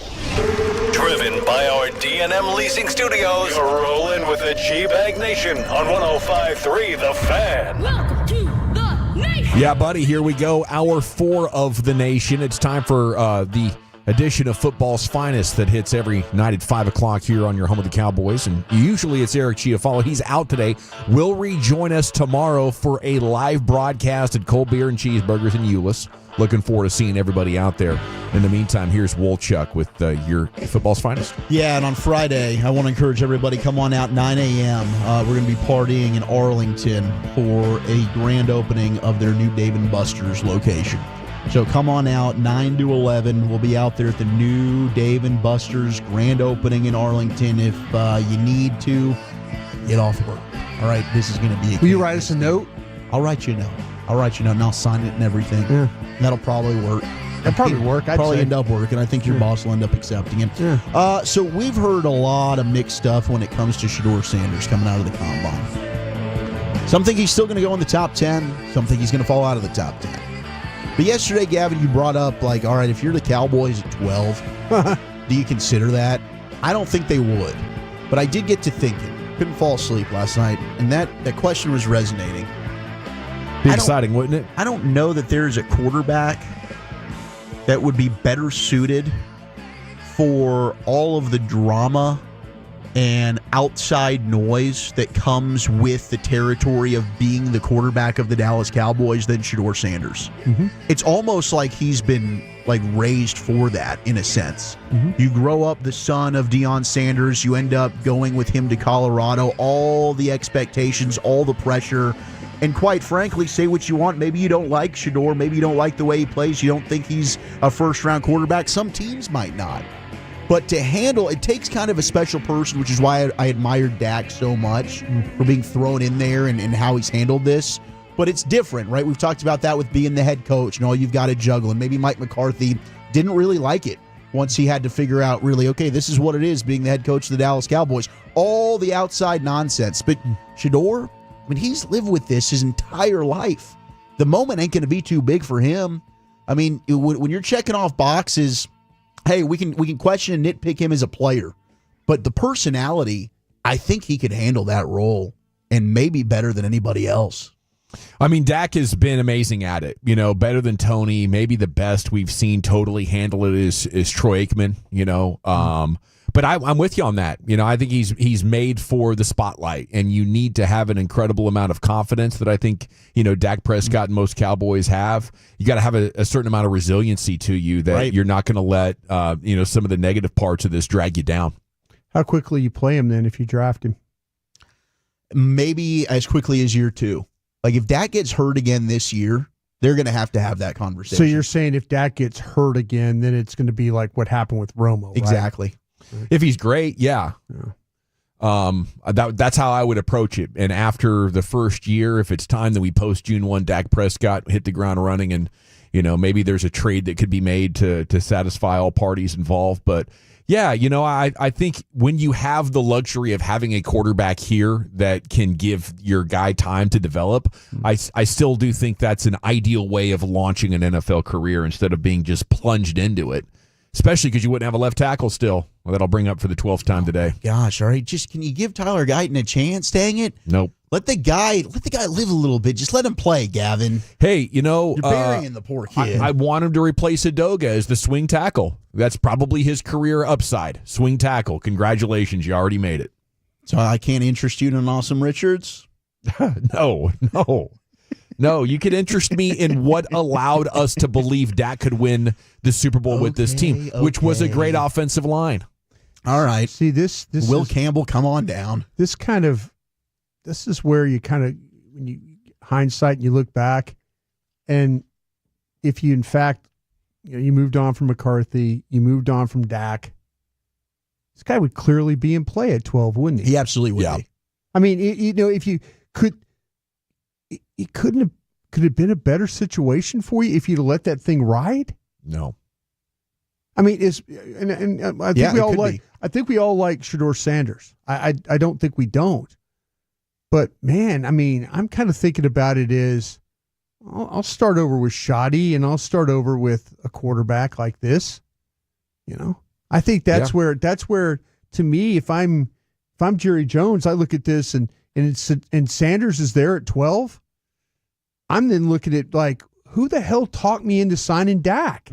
If this is what we're talking about now, you know. Yeah. That's the tough part about the way they manage things is they always want to remain competitive, but you're eventually going to find horrible situations, even if you're managing conservatively. This would be a horrible situation. Yeah. It would. That if you could have moved on from McCarthy, you moved on from Dak, and now you're in a situation where you could have drafted potentially this guy. Maybe it falls into your lap. It makes sense to hang on to a Dak if you're going to treat it like your guy Sean Payton did with Drew Brees those last couple of years with the Saints, where they're throwing tons of money at it and trying to win another Super Bowl before the end. But they're going to keep Dak at $60 million and then not really aggressively pursue a strong roster around him. Now, I saw a CBS Sports free agency mock draft. Just free agents? Just free agents. They just mock drafted for free agents. Do we have the 12th pick?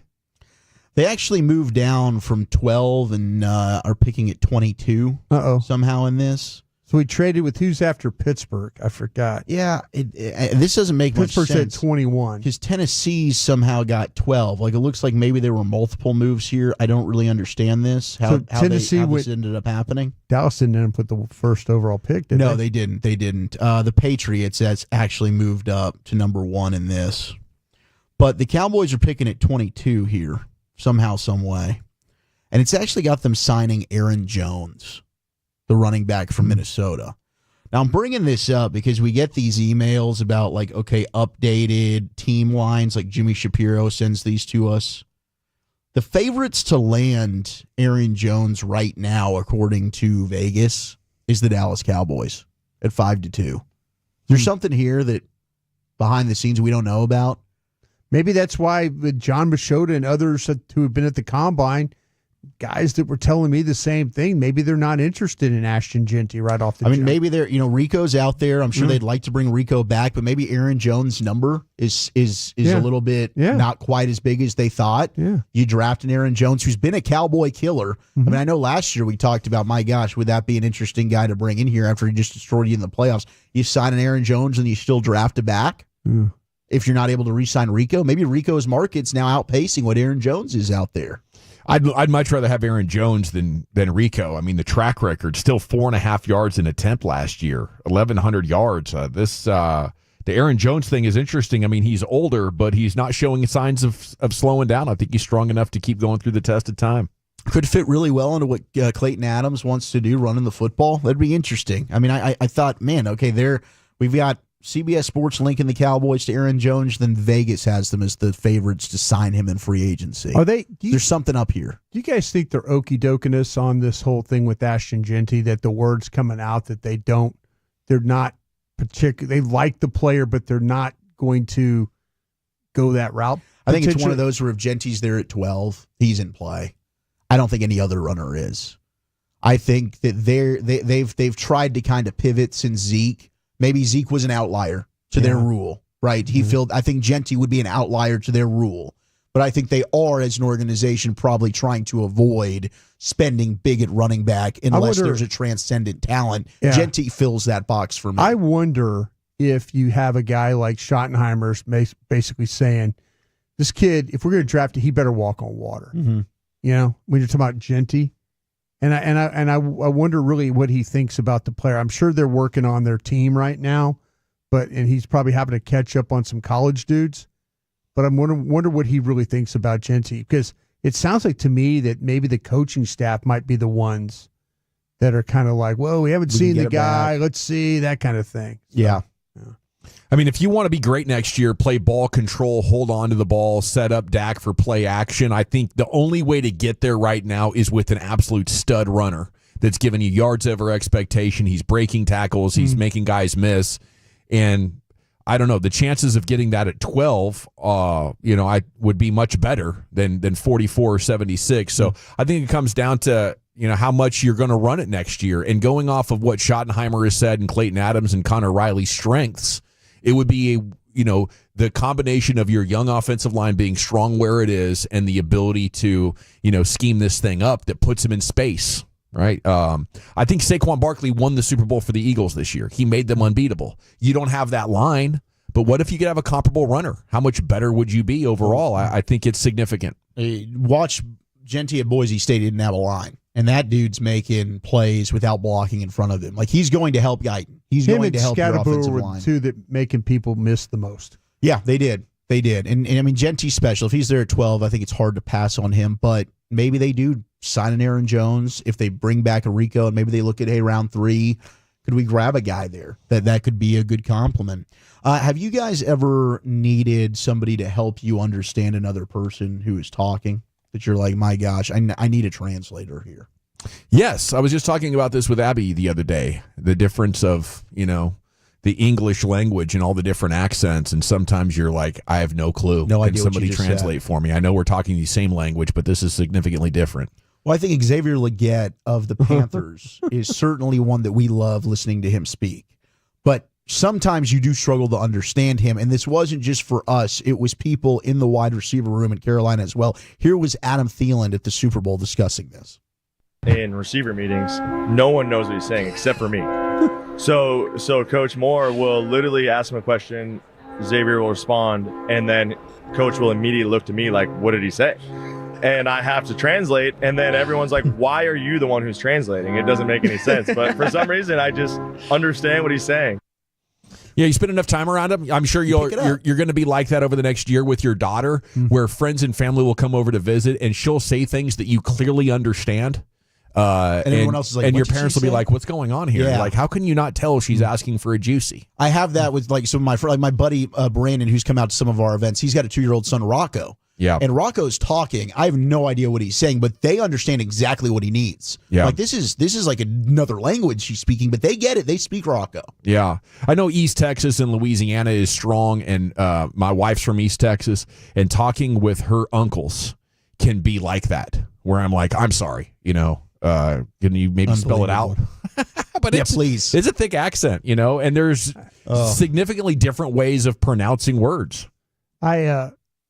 It's funny because when we went to London for that game in 2014, I didn't we had some of the fans that were Scottish, like the guys with the Tony Romo jerseys. That is, impossible at times. Very difficult. Yeah. I found the more beer that I drank, the better more you understood them? I better understood them. At first, it was like I'm literally looking to people like, tell me what he said.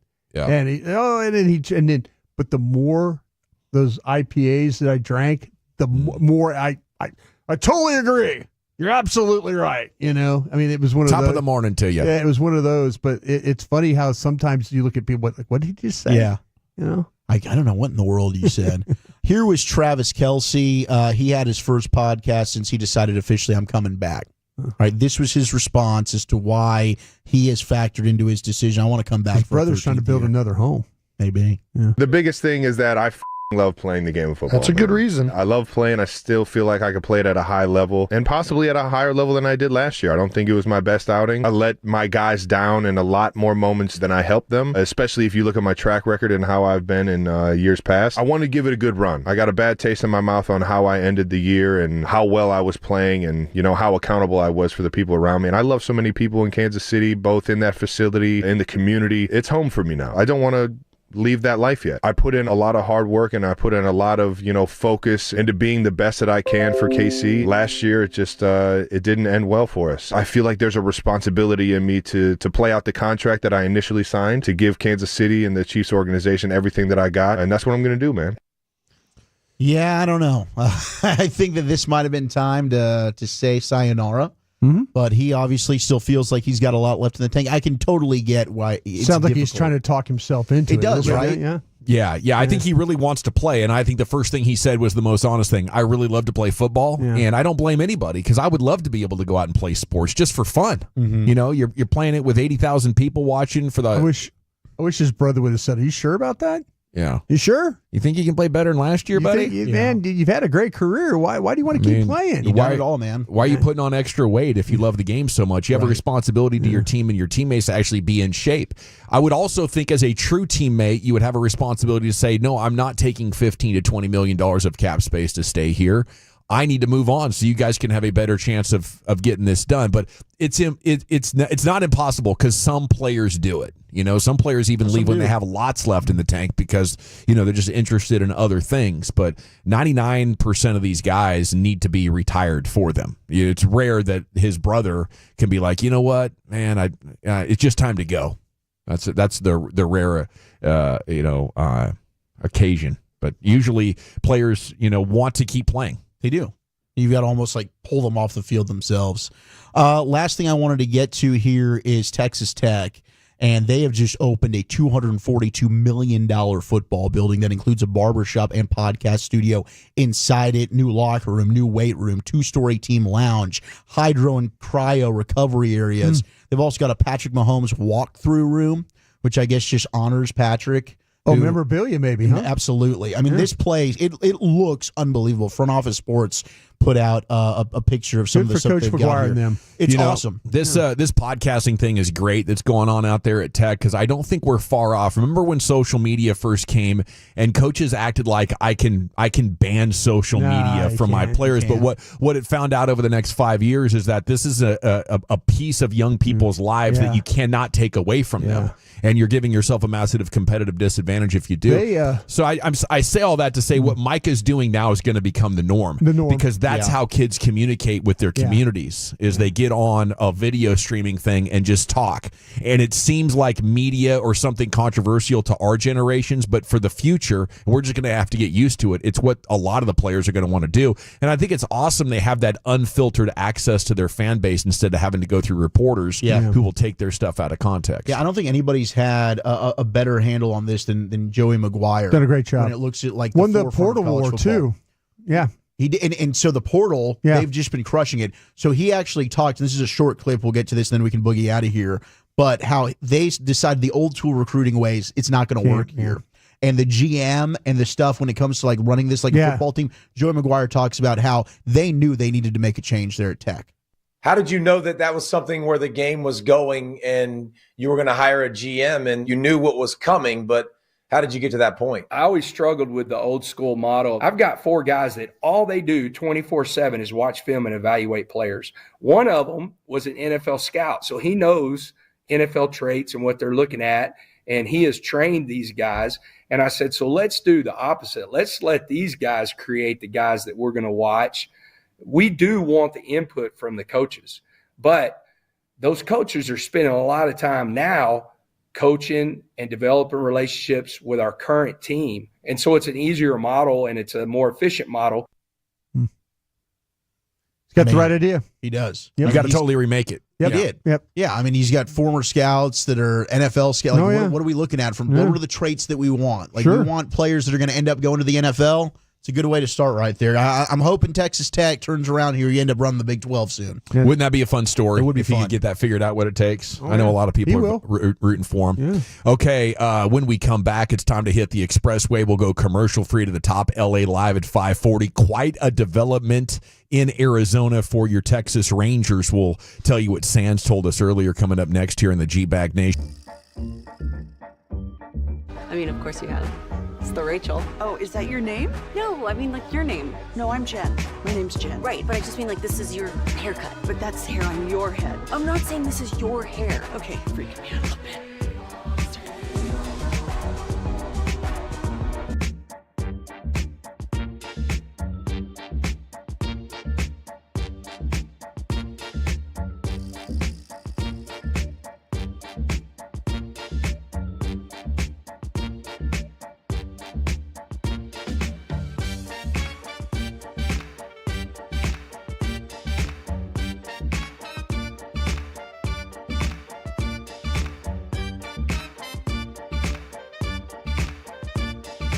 Do you think it's true that you've got to forget something else to remember that Uber Eats has groceries? No, that's absurd. Hey, remember when you used to be a, what was it, pepper lady? Pepper lady? Wasn't it Cinnamon Sisters?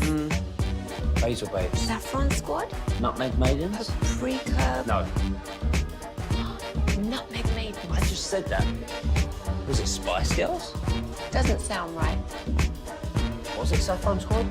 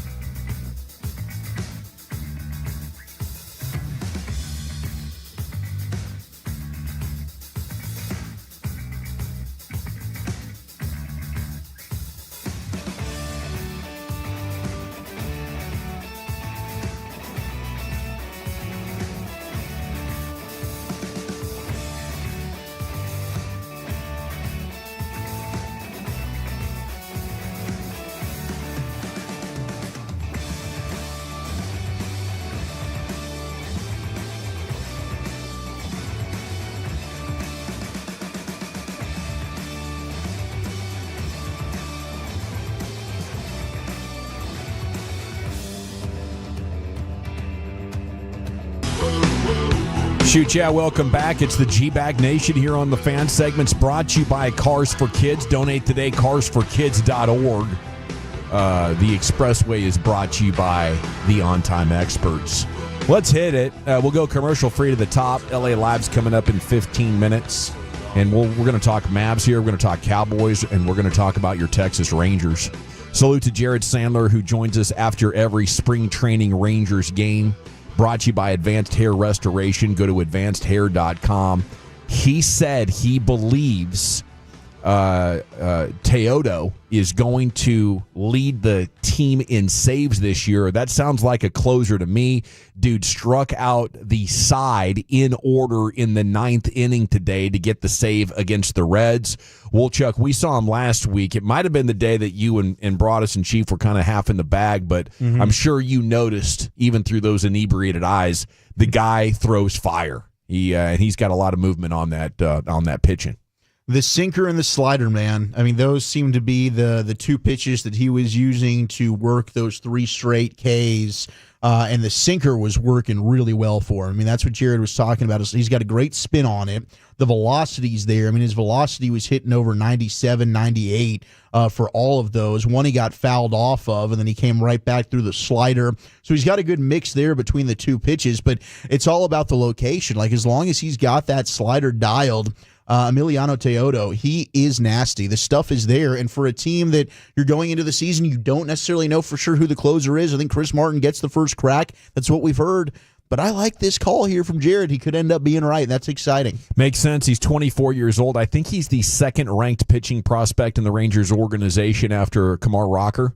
And last year in the minor leagues, his ERA was under 2, and he was, I believe, with Frisco at least for part of it. So, a guy that's been making his way up. We've been hearing his name for a couple of years, and if that's indeed the development they get, that Teodo is your closer for the majority of the season or even half the season, that would just be an incredible development to get a guy with that kind of talent to be able to backstop your bullpen. Rangers are, by the way, and this is why it's so important, spending the 6th most in Major League Baseball. And I know I call Ray McDuck at times and talk about these Scrooge billionaires and this, that, and the other thing, and he's worried about the luxury tax. But, I mean, I do have to recognize this is just $30 million below the Dodgers, although that should be more because of Ohtani's salary being deferred. The highest spending team is the Mets at $333. The Rangers are, at what, $240? The Astros are at $244.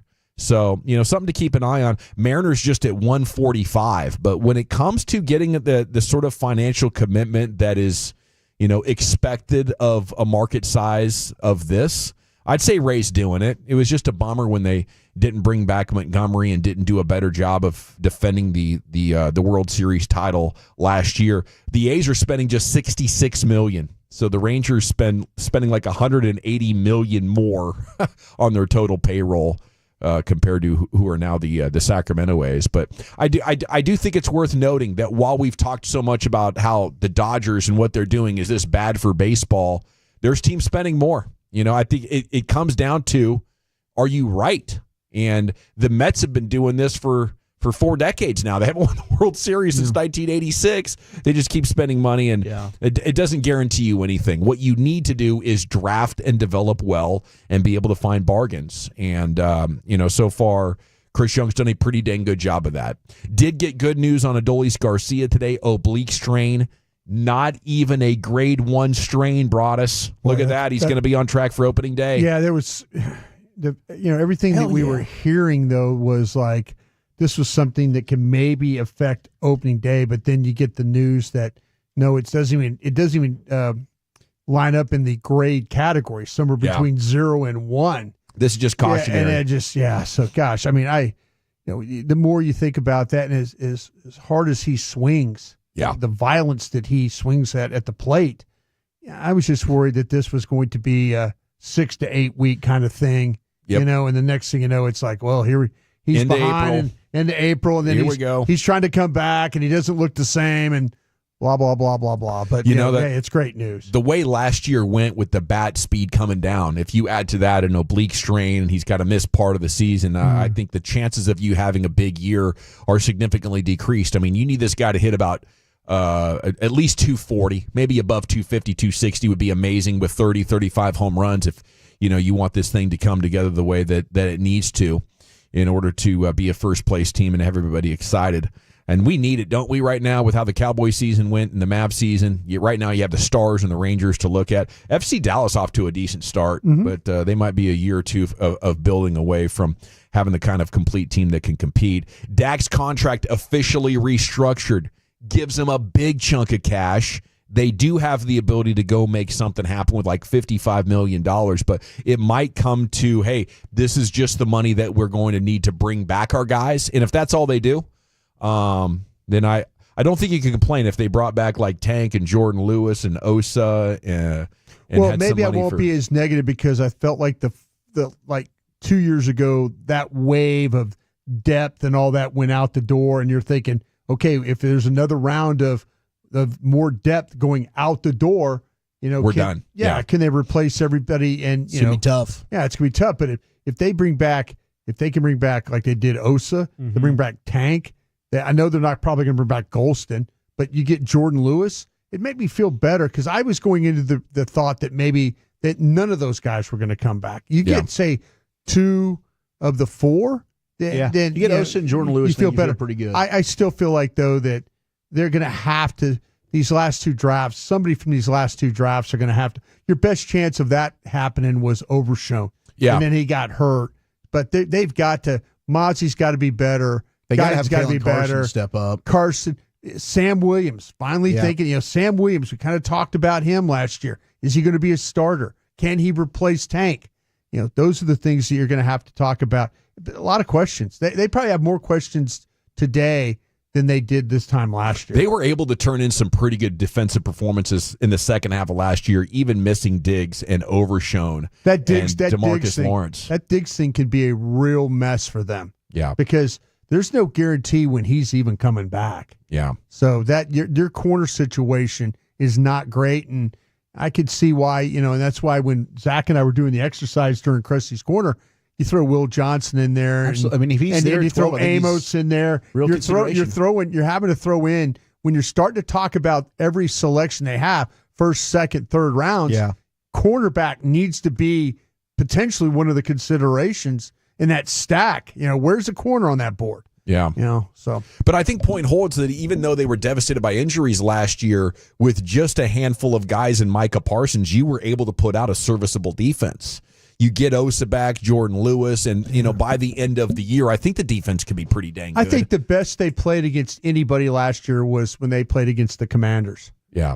Those how they dealt with that quarterback of the Commanders twice, I think it's pretty impressive how that worked out. But there were some games where you kind of like were going, and you're right. Later in the season, the Eagles second half was good. But the beginning of the season, man, and Mike could say, "Well, it was terrible. I should have done my own thing, that kind of thing." Well, damn, Mike, you should have done it from day one. Well, Jerry's answer to will you be more aggressive? He said, "I don't think aggressive is the right word. I'm not looking at free agency as a place to fill voids." So. Maybe more this year or more retaining. Maybe there will be some funds left to do some shopping in a mid-tier free agency instead of the bottom. But still don't expect anything big, even though they did free up what is now $55 million. And they could free up another 15 or so. And they could definitely build some depth and some quality with that kind of money to play with. And there's just no reason they would open that up and do nothing with it. So it will be spent. CeeDee Lamb talking about some of the wide receivers he likes in the draft. I do love his honesty when he said, I can't do it by myself. Yeah. I love that. He says he likes a lot of these guys as well. McMillan and Luther Burden. Sounds like he's a college fan, or he's at least paying attention to the draft process. He says he likes Emeka from Ohio State and Tez Johnson at Oregon. Can you get a quality wide receiver without getting one at 12? Is 44 going to be a plug-and-play type of guy? Absolutely you can, yeah. Likely won't be Cooper Kupp. Les Snead saying the Rams are looking to find a trade partner for Kupp, and while he didn't rule out the receiver staying, he says that is the least likely option, but they're probably looking at a release of him if hitting free agency. Would you guys consider bringing back Amari Cooper?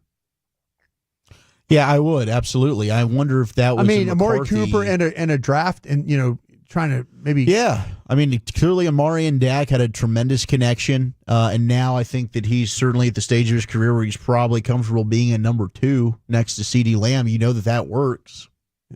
I would, do you think Jerry's moving on from it? I mean, I probably felt like you guys were going to say, yes, I would do it. I just wonder if they I had heard that Mike was a problem with Amari. Mike McCarthy. See, there you go. Mike's coaching up Quinn Ewers in Plano. He's not a problem anymore. Yeah. Think about bringing Amari We Cooper might have back. been like, this was and maybe it was. I don't know. Not in the building, right? Not privy to all that information. But there were some whispers like Mike McCarthy. It annoyed him. The practice stuff annoyed him that we heard about Amari. Well, we remember the Philadelphia game where they were driving for like a tying touchdown or something like that. Remember the game? And then Amari wasn't even on the field. Yeah. Late in the season. Yeah. Yeah, I mean, I'd be happy with it at the right price. I think Amari Cooper could still give you 700-800 yards or something. I don't think he's a star or anything like that anymore, but it's not hard to be the Cowboys' second best wide receiver. Do you think the Eagles will regret the Saquon Barkley contract? Let me ask you that. 36 guaranteed, 2 years and 41. I mean, the upside is amazing. He won you the Super Bowl. You owe it maybe to him to try again, but that injury history is massive. 2 years and $40 million. You go to the injury metrics that fantasy football does. Every time he takes the field, there's a 5% chance in every game that he plays he's going to get hurt in. And maybe that's the reality of the modern running back. I don't know if there's a better option. I think I would have done the deal as well, Brian. But I'm thinking, man, this thing is probably going to end with another Barkley injury. Well, this is where you're at because it's very reminiscent, and it didn't end up for the 49ers with a Super Bowl run, but they went and got McCaffrey, and it worked out really well for them for a couple of years. And then what happened with McCaffrey? Then he gets hurt, and they fall off the map offensively. So he might not ever be the same player. Yeah, this is the possibility. This is what you're dealing with right now, is that you have a guy that traditionally does get hurt. Last year he stayed completely healthy and was one of the top players in the league, regardless of the position.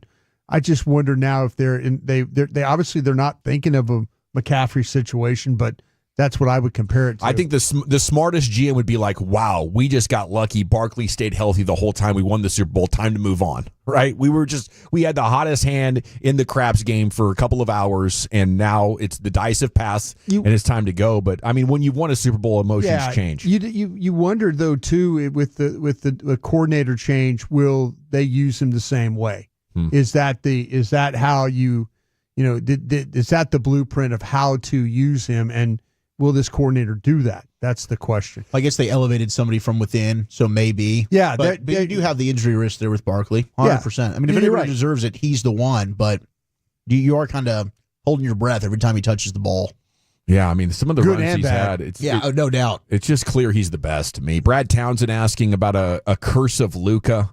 The premise of this to me is, I mean, you traded away a guy because you were worried he wouldn't be available, and you replaced him with a less available star, and now nobody's available. You're looking at playing G League guys and 2-way contract guys and 10-day contract guys. So I guess kind of be careful what you wish for. Could actually be spun into maybe a children's book or something if you look at it, cautionary tale. Yeah, if you go back, and Zach was talking about this in our pre-show there a little bit, you go back and look at the timeline for the Mavs since. Oh, God. We'll look at that in an hour. Okay, yeah, you got that one? A little bit later there on. you go. Gotcha.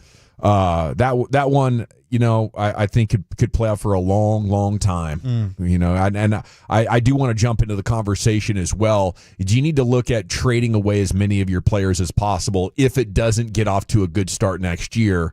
I think it could totally be broken down at the trade deadline next year, and that might be the best thing to do.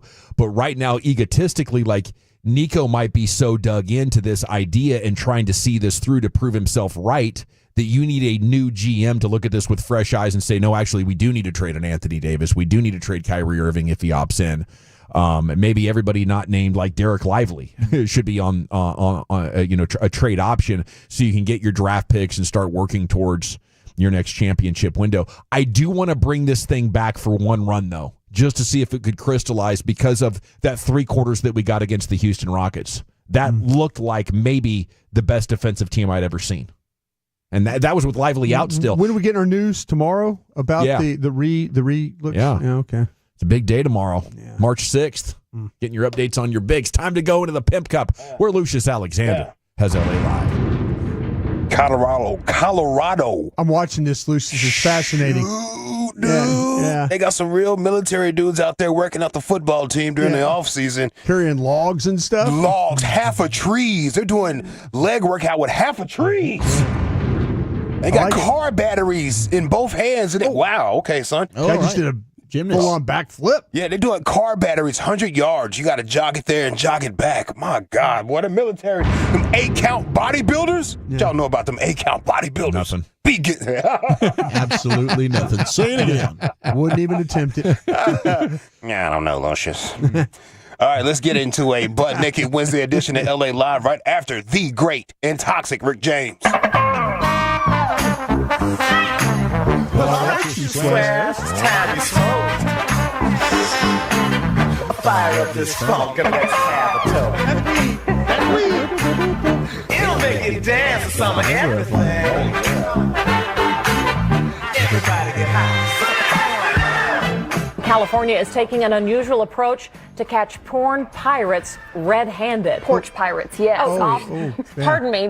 California is taking... Pardon me? Gosh darn it. I thought she had a real story. It said porn. It's Butt Naked Wednesdays. Wednesdays. Yeah. Hey, this is LA Live for Wednesday, March 5th. Sorry, the 5th. 2025. It is a Butt Naked Wednesday here in LA. Hold on, man. I gotta get that. I'm sorry. I love you, Rick, but I'm gonna go to another Rick jam. Yeah, I'm gonna just go to another Rick jam because. Hey, there we go.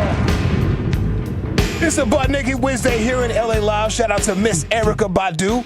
I too was born underwater with $3.06. Peace to the gods out there. Hey, yeah, that boy LA has knowledge of self, son. You can't fool me. I promise you.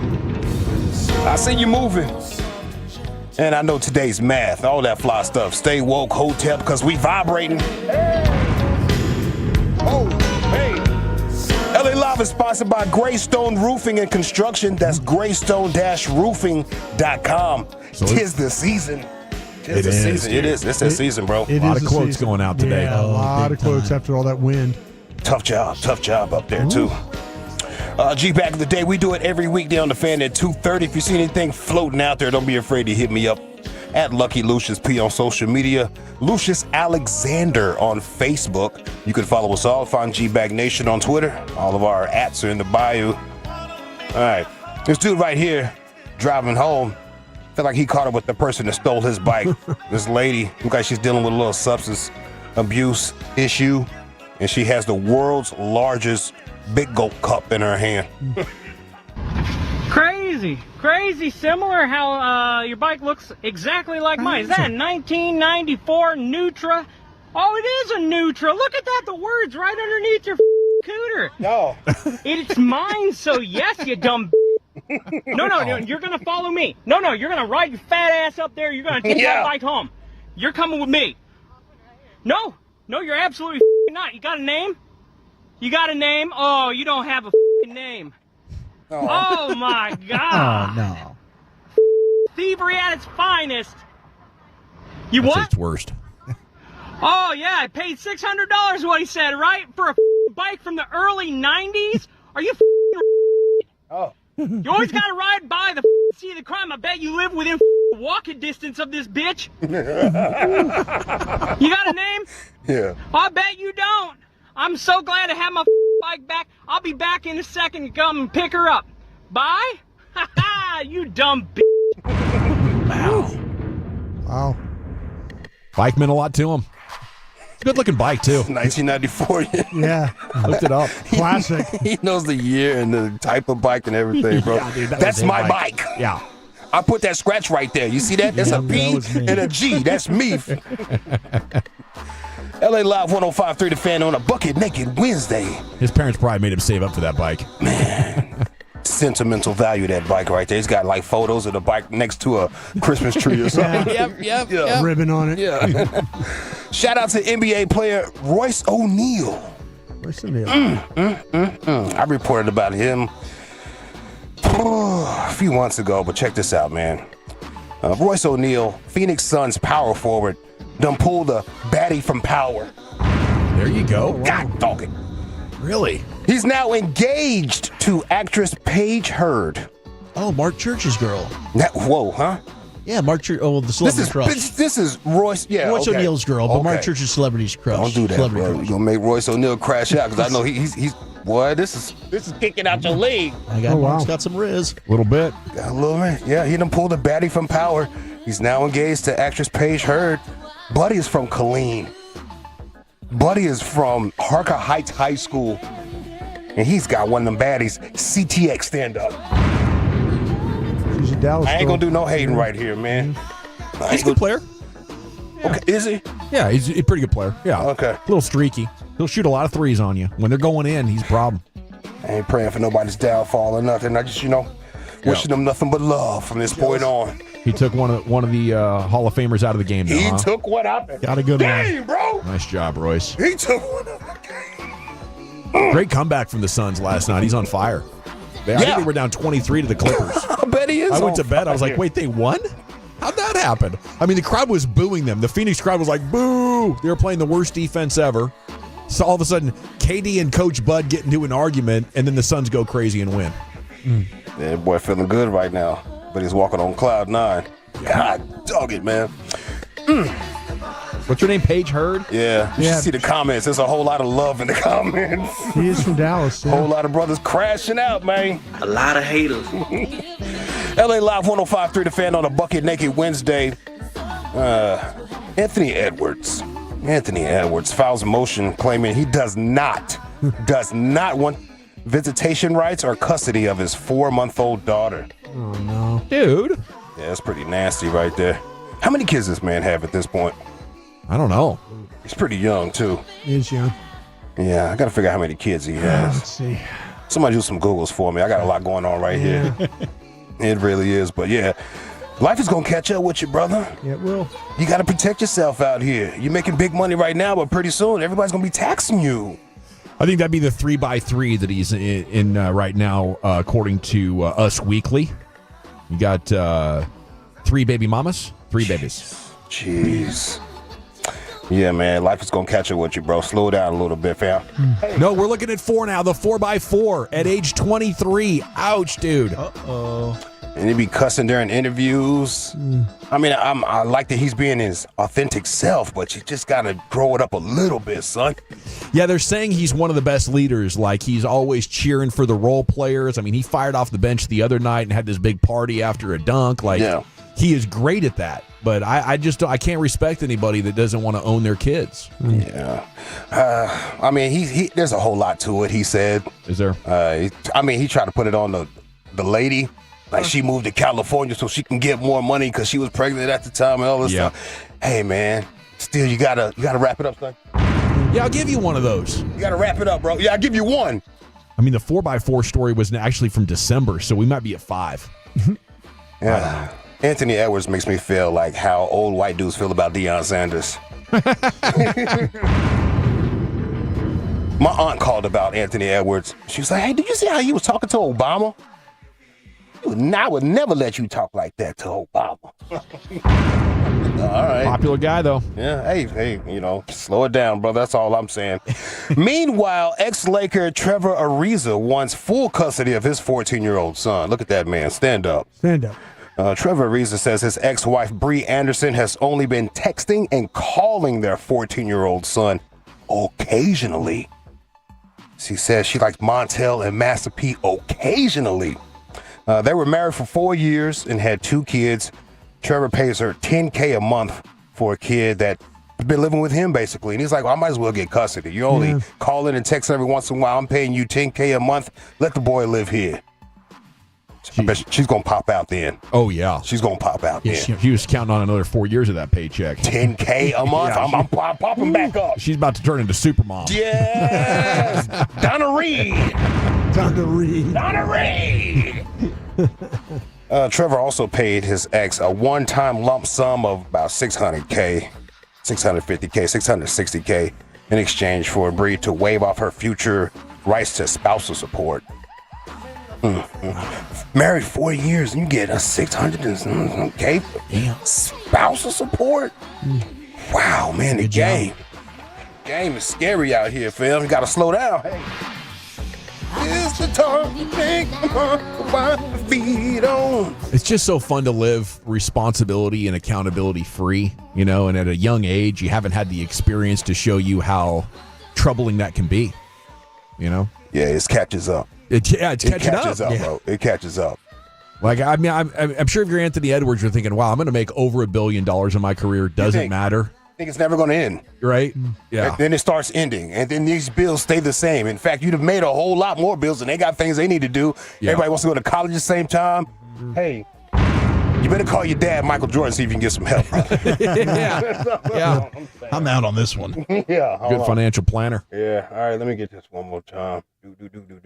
Hey. One more for the road, boys. Oh, wait a minute. Wait a minute. Did you see Dwight Howard's reaction to Kyrie's new look? No. Get well, Kyrie, by the way. Yeah. Please. Yeah, Dwight Howard. He likes it. He likes it. Does he? The no beard look? How much does he what like we're talking about? He added Kyrie Irving. He added that man. And he said, I like it shaved with the eyes. He's shooting a shot. I like it shaved with the eyes. Dwight. Dwight Howard. Group texts are on fire around the league. Like, hey, do you see how? Yeah, you see what? Hey, yo. Back at it again. Like he never left. Dwight Howard, you a wild boy, bro. I like it. Didn't he have, was he on the IR or something for injuring his butt? Dwight Howard was? Real talk. Yeah, I think you're right about this. I do remember something about some IR booty. But he's got his cheek busted and had to sit down. Yeah. Look it up. A little too rough. I ain't lying, bro. LA Live 105.3 The Fan on the Toxic 2. No, this is not toxic. This is Butt Naked Wednesday, but it feels kind of toxic, doesn't it? Yeah, it does feel toxic. Feels kind of toxic. North Carolina woman locked her boyfriend in a storage unit. He was in there for a few days, in fact. Few days? Yeah, she hid his phone. I don't know how he didn't find his phone. It didn't light up one time in the dark in there and see it. I can understand it being on vibrate or something, but he finally found it, called for help. This is from a 52-year-old woman. You would think she would, you would grow out of that type of behavior. But no. Peter Pan over here. No, it's not. Up. It's not. Let's go to ABC 7 Chicago for this little ditty. This was the desperate call for help after a man spent days trapped inside a storage unit. I've been locked in a storage unit for about a week now, and I just now found my phone. Wow. A week in a storage unit, bro. Still had battery, dude. That's lucky. Week. She never came back to check on you or nothing. She's going to let you die in there. She's going to let you die in there. Police say the 51-year-old was locked inside the locker by his girlfriend during an argument, the woman allegedly tricking him into looking for an item towards the back of the packed unit before proclaiming, "This is what you get." No, wait. This is what you... Go look for it way back in the back. It's from Carlito's way. Hey, man, you want a beer? There's some in there. Way down at the bottom, mano. Reach down at the bottom. Oh, no. Slamming the door shut. She double locked my lock, and I don't know how she put me in here, but she put me in here. It took 4 days without food, water, or power for the man to finally find his phone in the darkness, lost in the chaos of what detectives called a hoarder's paradise. I just need out of here. I just can't breathe. I haven't had nothing to drink or anything. Soon after the call, the man was freed and treated for dehydration. The girlfriend, 52-year-old Robin Deaton, is now wanted for kidnapping, false imprisonment, and attempted murder. Yeah. Rhiannon Alley, ABC News, New York. That better be like life in jail, We got these people doing life sentences for nonviolent crimes.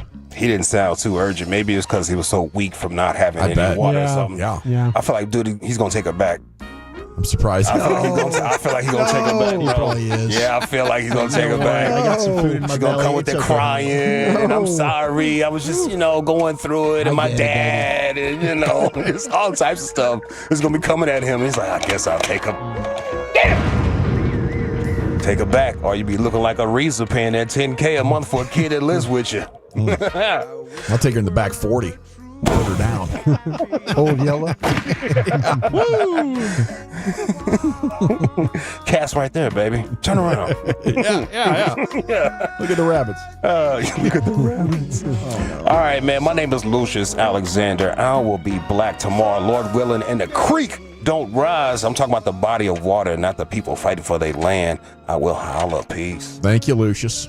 LA Live every night, 5:40 here in the G-Bag Nation. I don't think there's a jury in the land that would convict me. You know? I don't think so. How long were you in there, sir? 5 days, and she hit your phone. All right. Well, hey. Can you imagine the feeling of exhilaration when you're sifting around in the dark there and you finally feel that phone, you hit the power button, it's got a few and it percent still left. has some. Yeah. 15%. Must have been a newer phone. Just enough. Yeah, it's good timing on getting a new phone. Okay, we are your home of the Rangers here on 105 through the Fan. Every night at 6 o'clock, Wolchuk delivers around the bases. What kind of baseball gold do you have for us, buddy? Is this the worst kept secret in surprise in an offseason report card that dunks all over the crap we had from ESPN yesterday? That's next.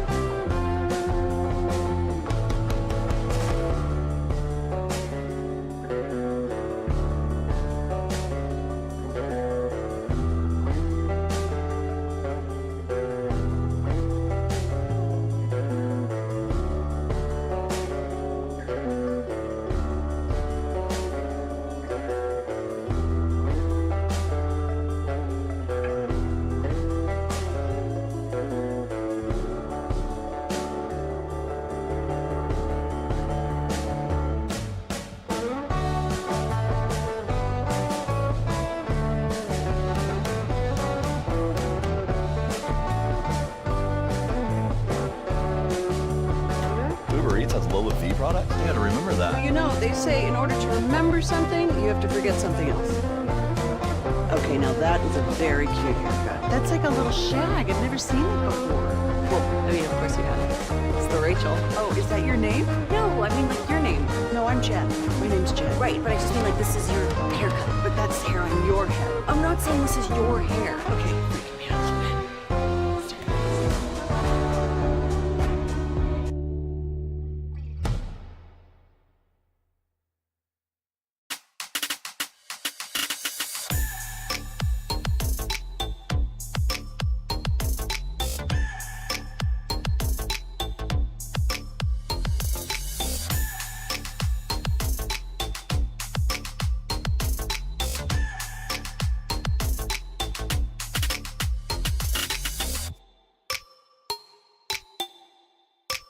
Do you think it's true that you've got to forget something else to remember that Uber Eats has groceries? No, that's absurd. Hey, remember when you used to be a, what was it, a pepper lady? Pepper lady? Wasn't it Cinnamon Sisters? Basil Babes. Saffron Squad? Nutmeg Maidens? Paprika? No, Nutmeg Maidens? I just said that.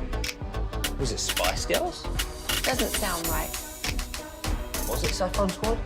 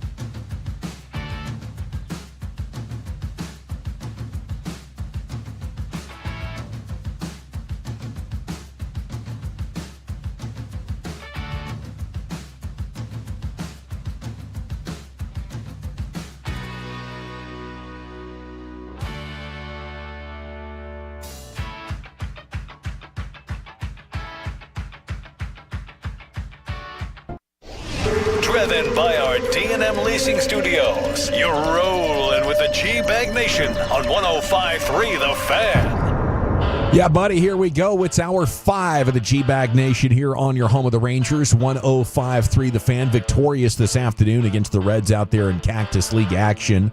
Be back at it tomorrow, and we'll have a chat with Jared Sandler about it. What are we now? 22 days away? 22 days away from opening day right here on your home of the Rangers. It'll be a glorious Thursday afternoon against the Red Sox.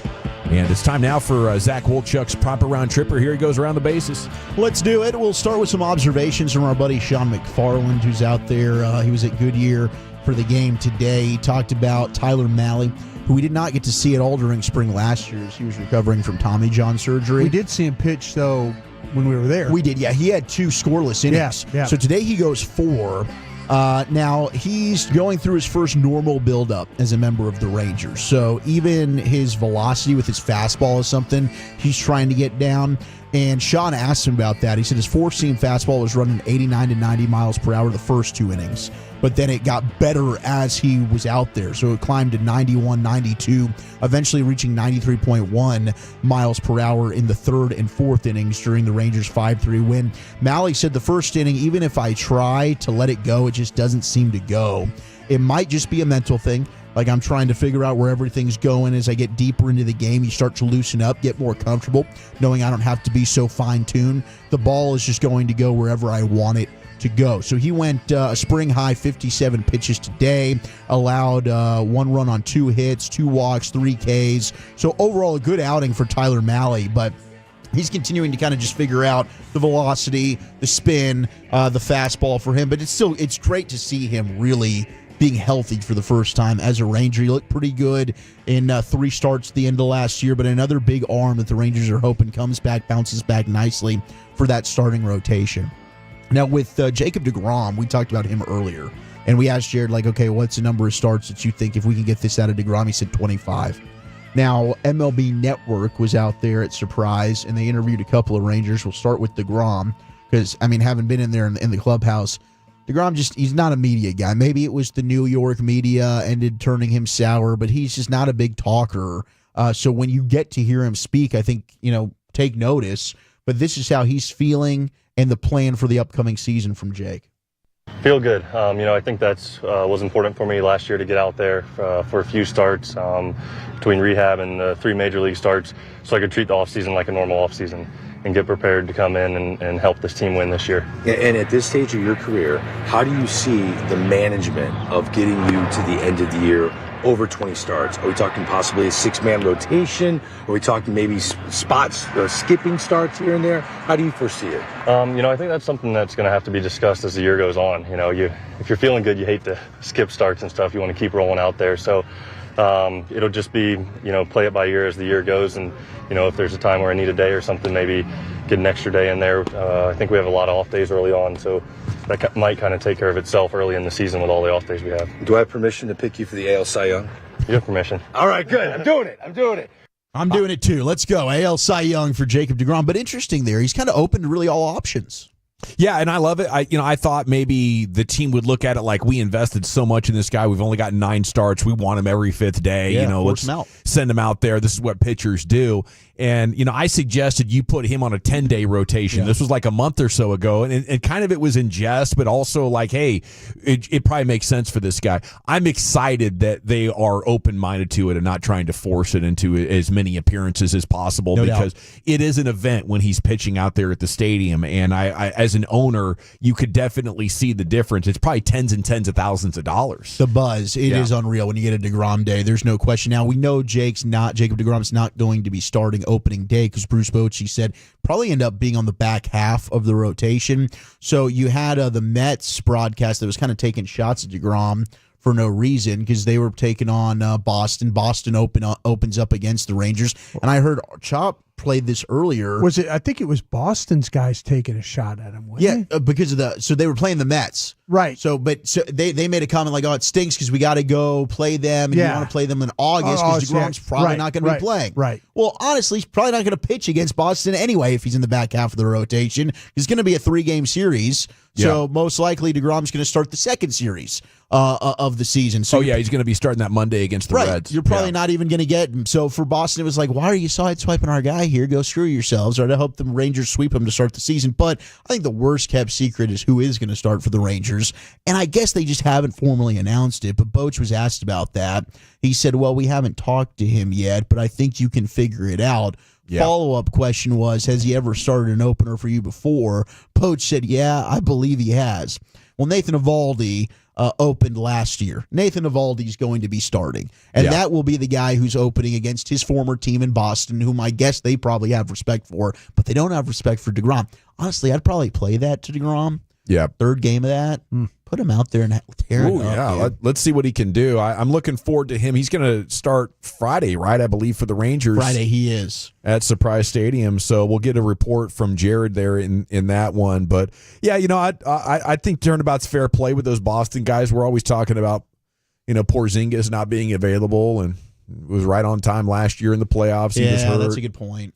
But this thing is huge with DeGrom because – the last time that he was healthy, you're talking about one of the most dominant stretches. And what he showed last year in September suggests he still has the athleticism to put a season like that together. Yeah. I mean, he wasn't even at his best, and he's still just mowing it down. It's unbelievable to watch him work. Is there any other option than Eovaldi, though, for opening day starter? Like, there's no mystery here. No. I don't think so. No. I think it's Eovaldi. 100%. It might be fun with Bradford being a local guy, and he's a good pitcher, had a good season last year. But what Eovaldi has done for this organization, what he means for the leadership of that clubhouse, 100%. There's nothing else that really fits. And John Gray would be the only other guy that has started before on an opening day that's on the roster, but they're not going Gray over Eovaldi.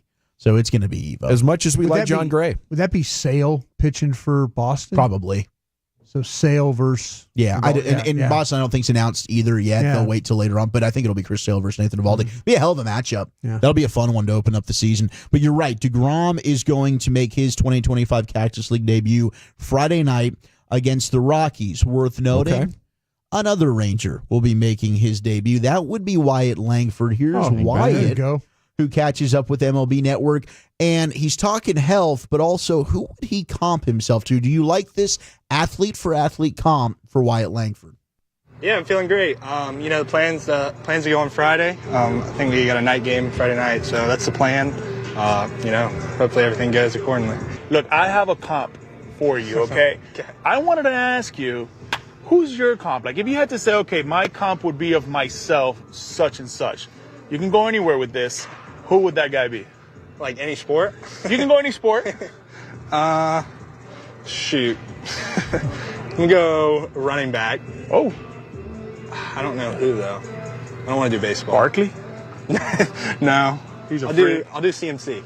CMC? Ooh, okay. Yeah. Look, I had you as more of a Jeff Conine, somebody, Mr. Marlin, somebody like that.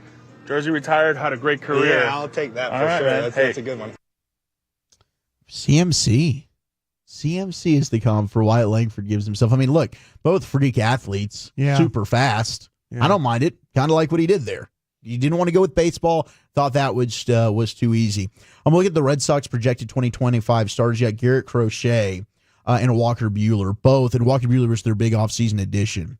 Both could end up being options. I do think Crochet is the one who's projected to become the 2025 opening day starter. But we'll see. Tanner Houck, also an option for them. Lucas Giolito and then Brian Bayo end up finishing off the projected rotation there for the Red Sox as they move into 2025. But I guess Walker Buehler, I mean, maybe like if you want to give your big free agent acquisition the nod on opening day, that could be an option for Boston as well. So Crochet or they got Buehler, huh? Going up against Buehler going up against Evo. I love the idea of Wyatt Langford, big year number 2, though. He swung it incredibly well in June and then circled back in September and had another big month there with the 8 or 9 home runs and hit over 300, had a bunch of walks. So I think, Langford struggled early after the injury but by the end of the season, he was trending towards all-star status. Yeah. Why not go ahead and that athletic comp is decent, the explosivity, the compactness, the style of the body and all that, and weighing so much at roughly 6 feet tall. I wouldn't be surprised to see him go out there, hit 30, 35 home runs as well. Who are your comps for Wyatt Langford? 877-881-1053. Teodo, stole the show, no question about it. We talked to Jared about him. He's like, okay, maybe he ends up being your closer this year. He was phenomenal today against the Reds in the ninth inning. Struck out the side, reached 99.8 miles per hour with the sinker, had 4 swing and misses with the slider. That's the second time he's come in a safe situation, done a great job, said Bruce Bochy. So at 24 years old, this guy's certainly making a push for maybe filling that closer role. High leverage arms today, Luke Jackson.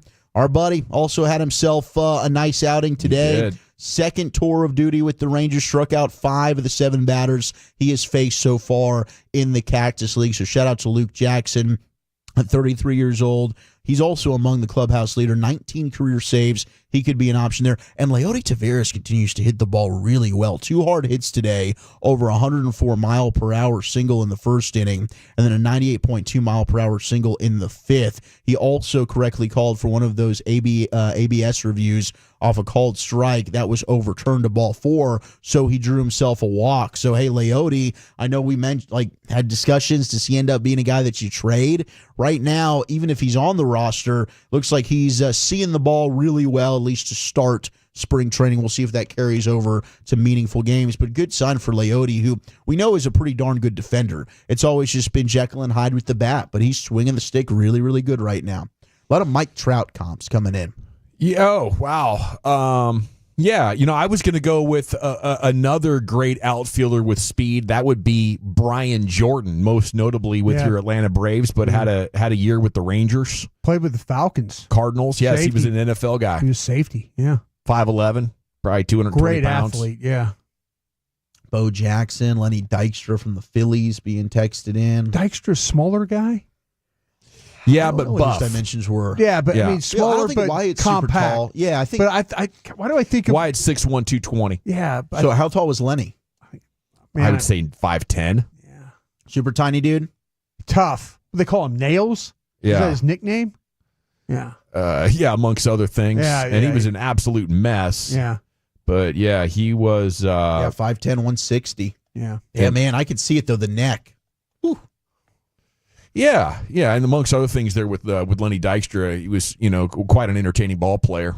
Speed on the bases, no doubt. Okay, so we talked Roki Sasaki making his debut. He did. Showed off elite velocity. Swing and miss splitter in his spring debut, was hitting 98 miles per hour on the old radar gun there. Struck out 5 of the 13 batters that he faced, 46 pitches for Sasaki. Looked really, really good.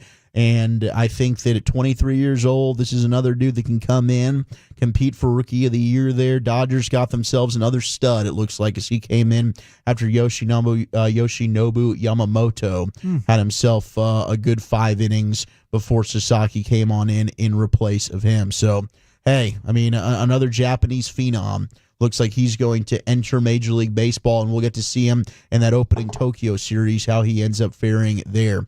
Now, we talked Nathan Eovaldi.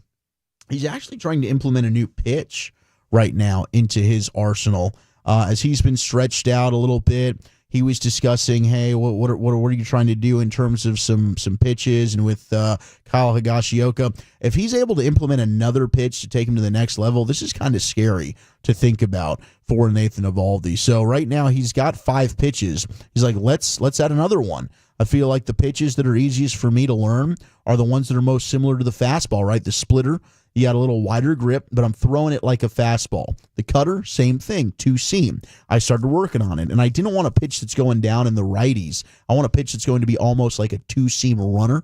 Use it more at the top part of the zone. Make them worry about that. So you end up with another nasty Nate Eovaldi pitch here. You got to be kidding me. Go to 6. I mean, dude, how old is Nate now? 33, 34? And he's still working on the repertoire? 35. 35? Yeah. My gosh. It's amazing. Best pitching selection for him since probably Yu Darvish, who had like 7 or 8 pitches. Yeah, man, you did. That's crazy. These guys' ability to learn new pitches between seasons and then deploy them at an expert level is just superhuman. Especially if you've been there, done that. Like you've won a couple of World Series. I know my stuff that I have works and it's really good, but you're not ever stopping at trying to make the craft even better. What makes him one of the greats. All right, shout out to Jim Bowden of The Athletic. So yesterday we had David Schoenfield. He put out the Rangers offseason report card. It was a C-. And I was like, David, screw you. All right, you're a Seattle Mariners homer. This is definitely because you're bitter at the Rangers for being better than the Mariners. Bowden gives the Rangers a B+. There you go. I think this is overall better. Okay, like we've gone through Found the a list former of general manager at Lexus. Yeah, we got best movie said tie between the trade for Berger, signing of Jock Peterson. Last year, that duo combined for 52 homers. That's going to significantly lengthen the Rangers lineup. Under the radar move, acquisition of lefty reliever Robert Garcia. I think Rangers pitching coach Mike Maddox will be able to improve his delivery and thus his command and control. What helped or hurt their grade? Rangers spent wisely this offseason. That, along with the power bats they acquired, factored into their strong grade, and the storyline to watch, the returns of players who were injured last season, from DeGrom to Bradford to Young to Evan Carter. If this club can stay healthy, I think it'll win the AL West, thanks to the most potent lineup in the division by far. Season prediction, AL West champs. It's my prediction, Bullchuck. I mean, I'm predicting American League champs, baby. Yeah, at least, or wild card and we'll just see. We'll see unbeatable on the road in the postseason. Whatever works for him. Make it happen. Thank you, buddy. Zach Wolchuk there, your former Rangers pre- and post-game show host and baseball expert here in the G-Bag Nation. Every night, 6 o'clock, he delivers and around the bases for you. A shocking visual of what the Mavericks have been through since Christmas. We'll get you that, and we'll talk about the other big basketball storylines of the night coming up next year in the nation. It's Afternoons with the G-Bag Boys on 105.3 and the Odyssey app. Proudly presented by Comerica. Let's talk Trajan Wealth, TRAJAN. Bet on the game, baby, not your...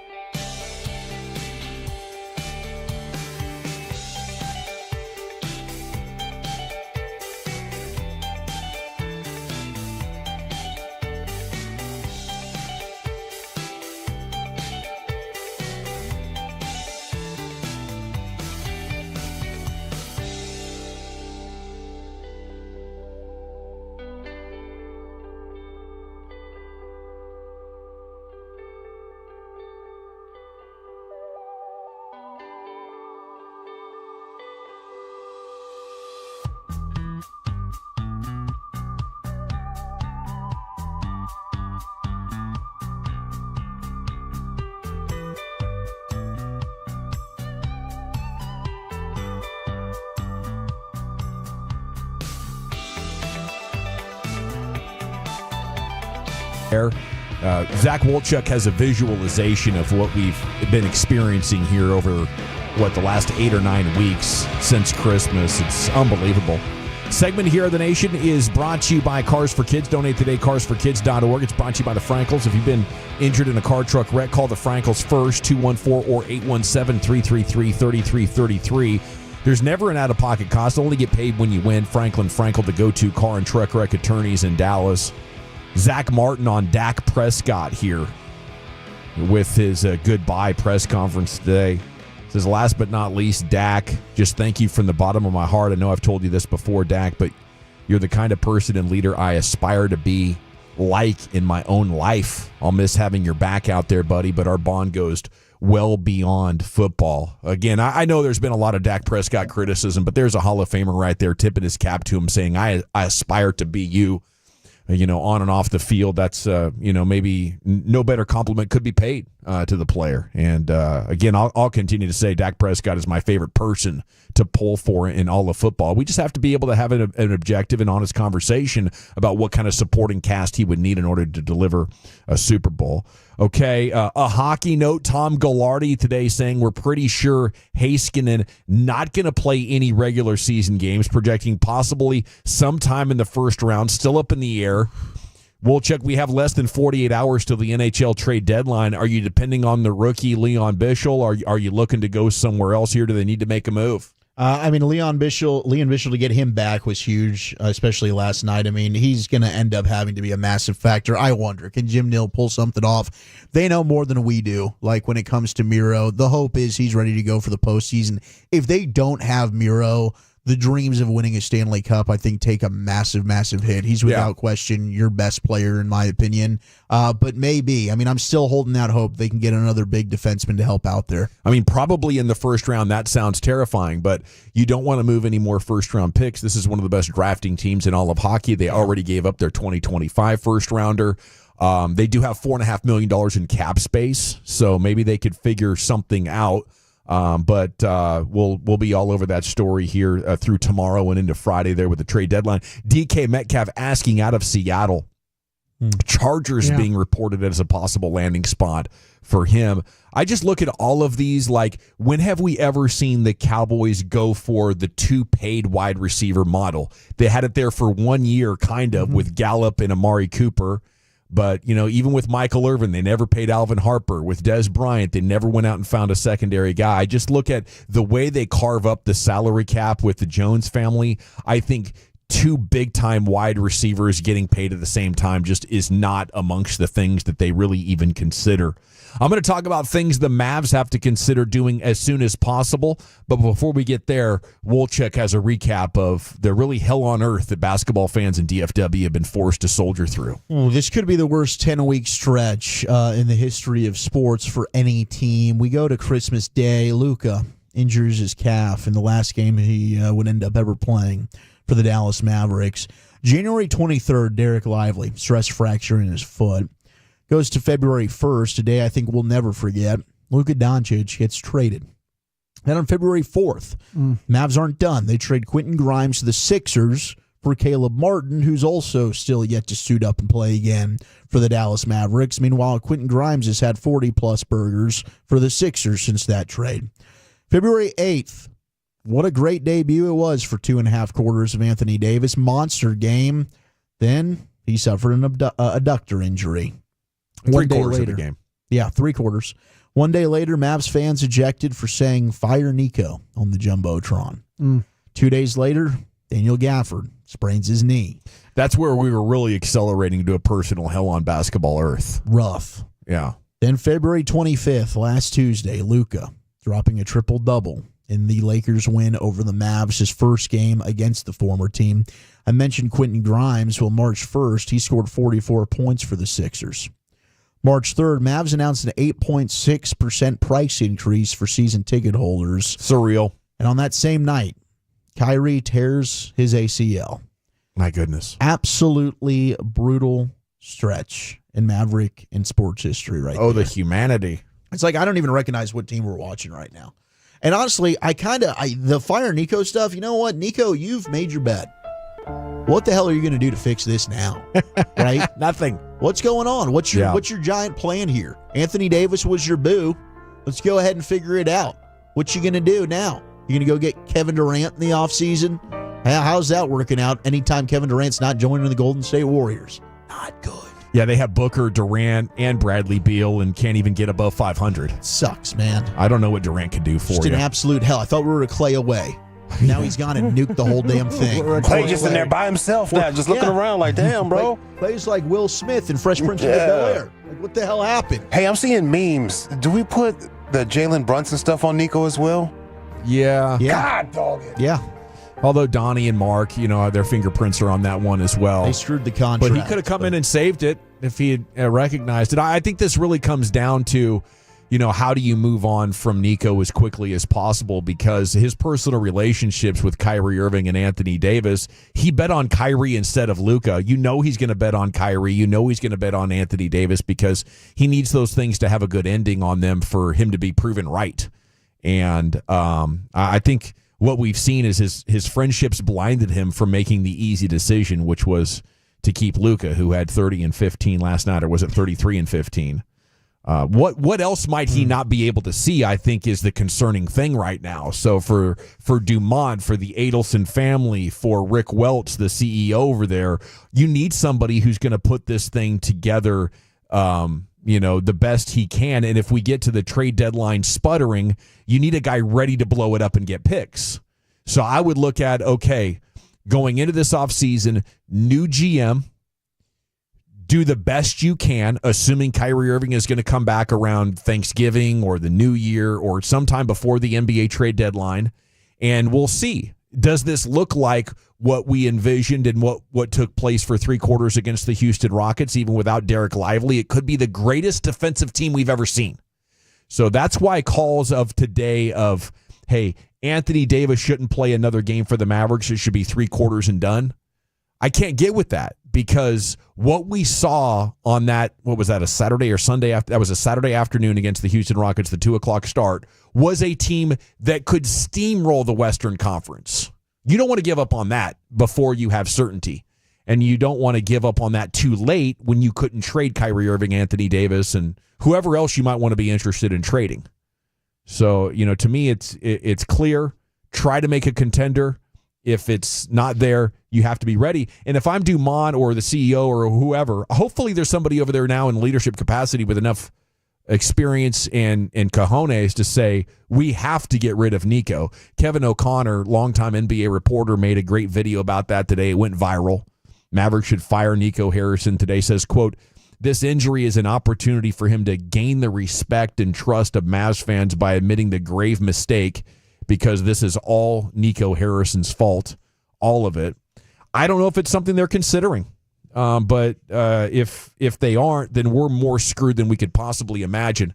The worst thing that can happen in sports is when you get a new ownership group in and they want to put their fingerprints on the operation. They want to be, moving and shaking because it's fun. I mean, you're making huge trades like it's a fantasy team, but way too often, owners are too inexperienced to know the giant mistake that they're making. That's where we find ourselves right now. What do you think about that, Brian? That you brought that up earlier. The idea of trading Anthony Davis now, to me, yeah, it could feel like the all hell is broken loose. And right now we're closer to like what the Brooklyn Nets had imagined or what the Philadelphia 76ers are now. But things can change quickly in the NBA. I want to give it one more honest chance because I don't think they're losing an opportunity to trade AD if they play a half season with him. That's kind of where I was following some people. Like, was it Tim Bontemps? Tim Bontemps, yeah, from ESPN. He was like, listen, just go ahead and move on from him now.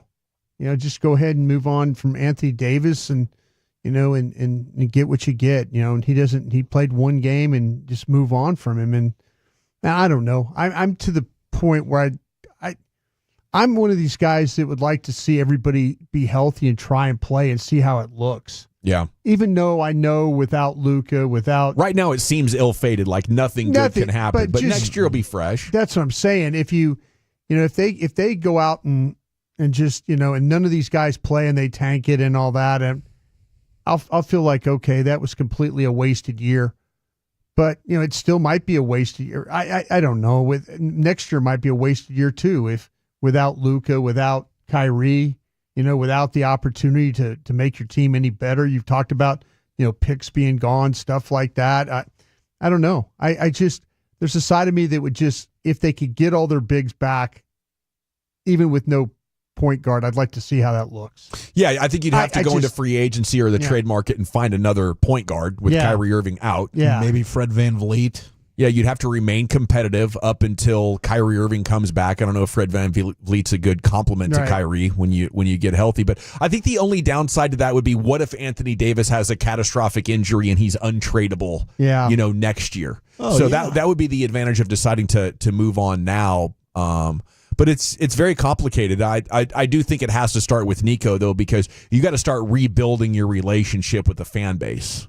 Maybe this ownership group doesn't understand that it's severed. Being a Las Vegas group, not being North Texans. I don't know. I don't think it's repairable. Could you honestly just move on from AD after? I think the only way you would trade him is if they fired Nico. Nico's not going to trade AD. That's what I'm saying. Yeah, he's just, you got to have him out of here so you could trade AD if that's what you want to do. If a new general manager would come in here and say, listen, the only way we can fix this is if we trade this, that, and the other, that would be.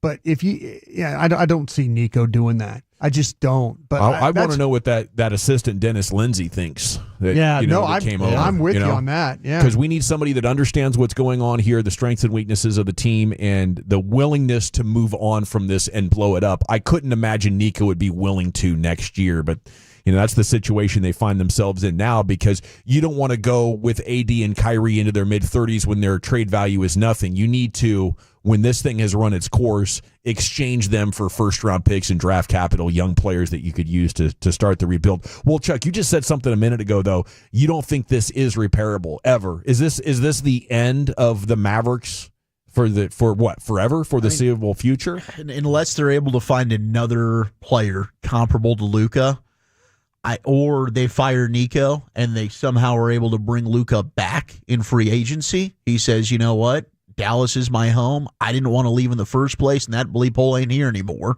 I'll come back home. We're talking about possibly moving on from Anthony Davis a month after you traded for him, and people were trying to justify that trade in the moment. They're going to be searching for the next decade trying to find their next Luka. They had him, and they let him walk. And it's going to be very hard for the fan base to ever forgive it, especially the way that this is trending. Like, it would have been palatable if this didn't end up just crumbling like it is right now. Yeah. Where AD's hurt, Kyrie's hurt, Lively's out, Gafford's out. Now, who knows what version of Kyrie you have next year? And is Anthony Davis ever going to be healthy as a Maverick? I don't know. That's a great question. He had 2 years in L.A. That might have just been fool's gold. Yeah. If he's healthy next year and you feel like you could win the championship, I think you ride it out, because that's one of the only ways that you could at least salvage something out of this deal. The only other thing would be Luka taking such a turn for the worse in his career that it kind of makes fans be like, oh, now I see why he had this problem and that problem going on that people were protecting him from. But in lieu of any one of those things, I think you're right. Forever is a stretch, but at least 5 or 6 years of irrelevancy, where it totally has to cleanse the palate and then give fans a chance to be reborn as basketball fans in another generation, essentially. It really is historic how bad this thing has gone. At least we got some comic relief out of it. You're going to get a 30 for 30 or something out of this. Oh, yeah. Somebody's going to do something on this one. This is crazy. Yeah, and maybe when Nico is gone, in his memoirs or whatever, he would feel free to, share more candidly his reasoning behind this. I was drunk on that gin. Yeah. There was a story today where, like, the relationship between Luka and Nico was so severed that Kyrie Irving was actually like a go-between, mediating. Yeah, he was the grown up in the room. Yeah, I can't imagine how you would let a relationship get that bad with a superstar player. But NBA Centel has struck again, the hottest parody news account on Twitter. Pat McAfee discussing the recent tweet that an anonymous NBA executive believed Nico has a humiliation kink after trading Luka to the Lakers, claiming there was no other logical explanation for the move. Here's the Pat McAfee Show. Boy, Mavericks fans hate this guy. And a lot of people around the NBA go, this guy might be the dumbest guy in the history. I think some people said he actually might have a fetish for being humiliated. Yeah, sure. That is why he made this decision. I mean, that's how far it went with this general manager for the Dallas Mavericks. Got him. NBA Centelled. You got to look because it looks really accurate to the NBA Central Twitter account, which is one of the top news sites there on Twitter. FIFA has announced Dallas has been selected as the official media hub for World Cup 2026. This is going to be the place to be. And the expected bid by the U.S. and Mexico to host the 2031 Women's World Cup can face only a rival bid from Africa. So they are one of the two finalists for the 2031 Women's World Cup. And your friends from Saudi Arabia getting in the fight game, Brian. Yeah. They're teaming up with TKO, which is a joint venture already with UFC and WWE. I saw them signing the papers today, yeah. These guys know how to do TV incredibly well, and they're planning their first boxing event in 2026. They plan to invest in academies and combines to identify and develop talent from around the world. You know, obviously they're going to bring a lot of arena production and television production to the scene there, but the boxing scene has been so disorganized. It's been fragmented, it's siloed. I don't know exactly what point you'd put to it, but they have a shot of having corrupted. Yeah. I mean, Saudi Arabia and their wealth has an opportunity to pay the fighters enough maybe to come together under one umbrella and for the first time in my lifetime have some real organization. Yeah, hopefully the money's there for the fighters. That would be really important. I think it would make it a lot better if that was the case. It would, yeah. And, you know, if you had like a bracket and matches being made, not like promoters picking who the most convenient fighter for my time is. And that might be a shock for the boxing culture to go out of having sort of control of your own schedule to know you're going to fight this guy next and we're going to, you know, determine a real pecking order and a way to Is that Prince Al-Sheikh? I believe putting that together is him and Dana White putting that together. Yes. Yes.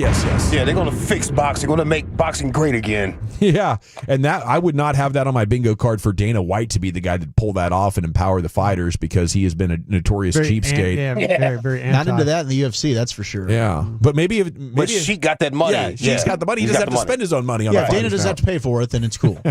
Okay, we got crosstalk with the fan after dark. See what Fred and Blake have cooking for you here next in the nation. Coming up Thursday morning on Sean and RJ, Zach Martin says goodbye, and does Jerry Jones...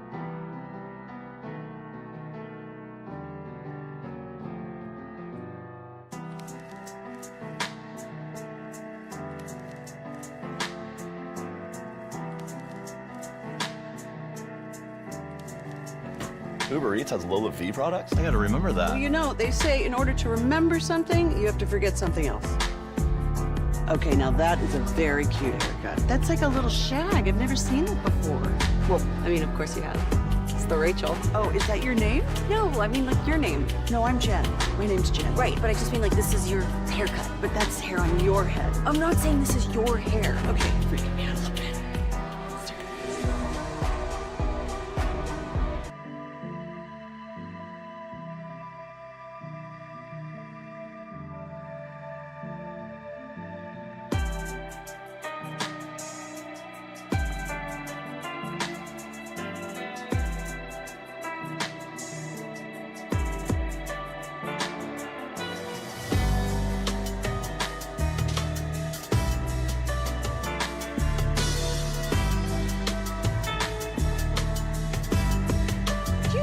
That you've got to forget something else to remember that Uber Eats has groceries. No, that's absurd. Hey, remember when you used to be what was it, Pepper Lady? Pepper Lady? Wasn't it Cinnamon Sisters? Basil Babes. Saffron Squad? Nutmeg Maidens? Paprika? No. Nutmeg Maidens. I just said that. Was it Spice Girls? Doesn't sound right.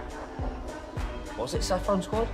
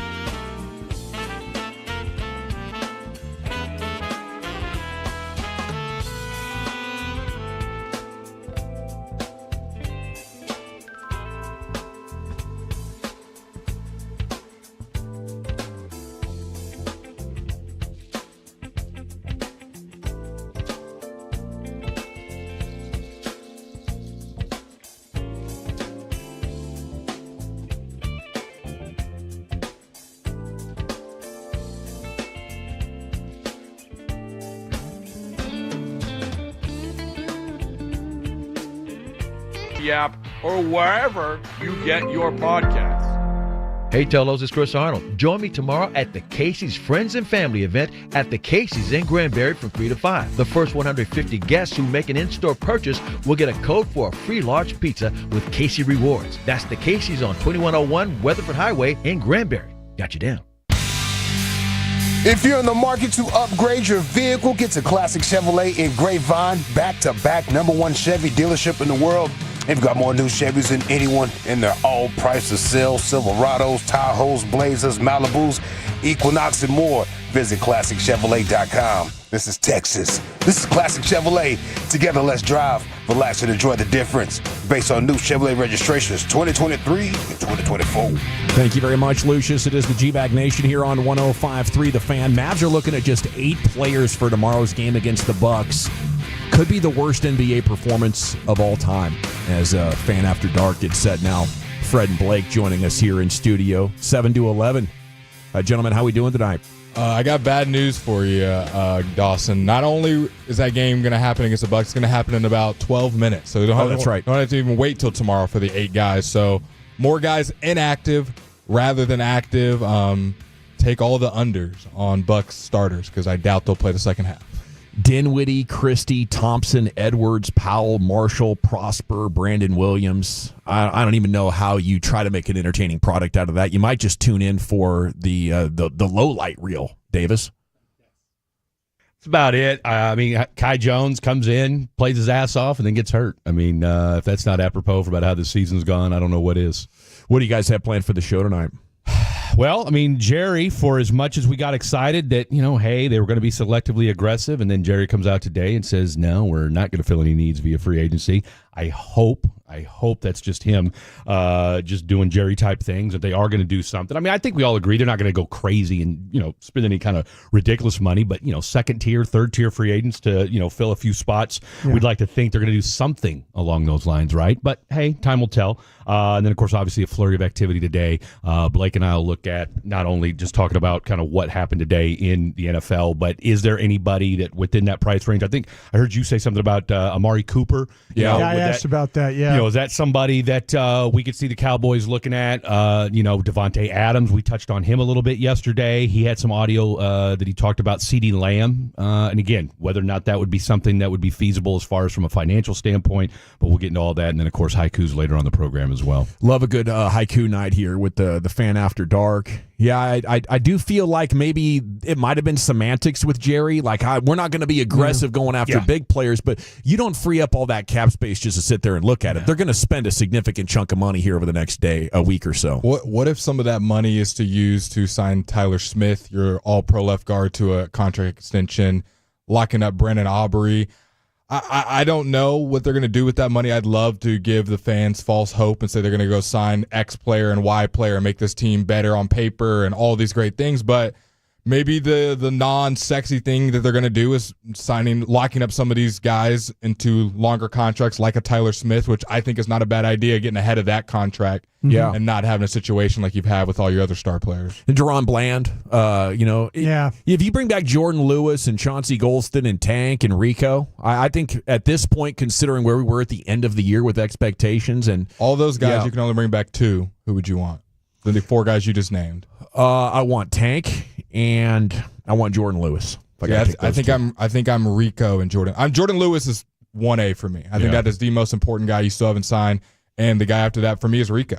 I think then you don't have to be as needy for running back. I still want a running back in the first 2-3 rounds, but I don't know. Maybe I'm wrong. I think the leadership is spoken for, but I feel like the Cowboys might be okay with DeMarcus Lawrence. Maybe I'm wrong.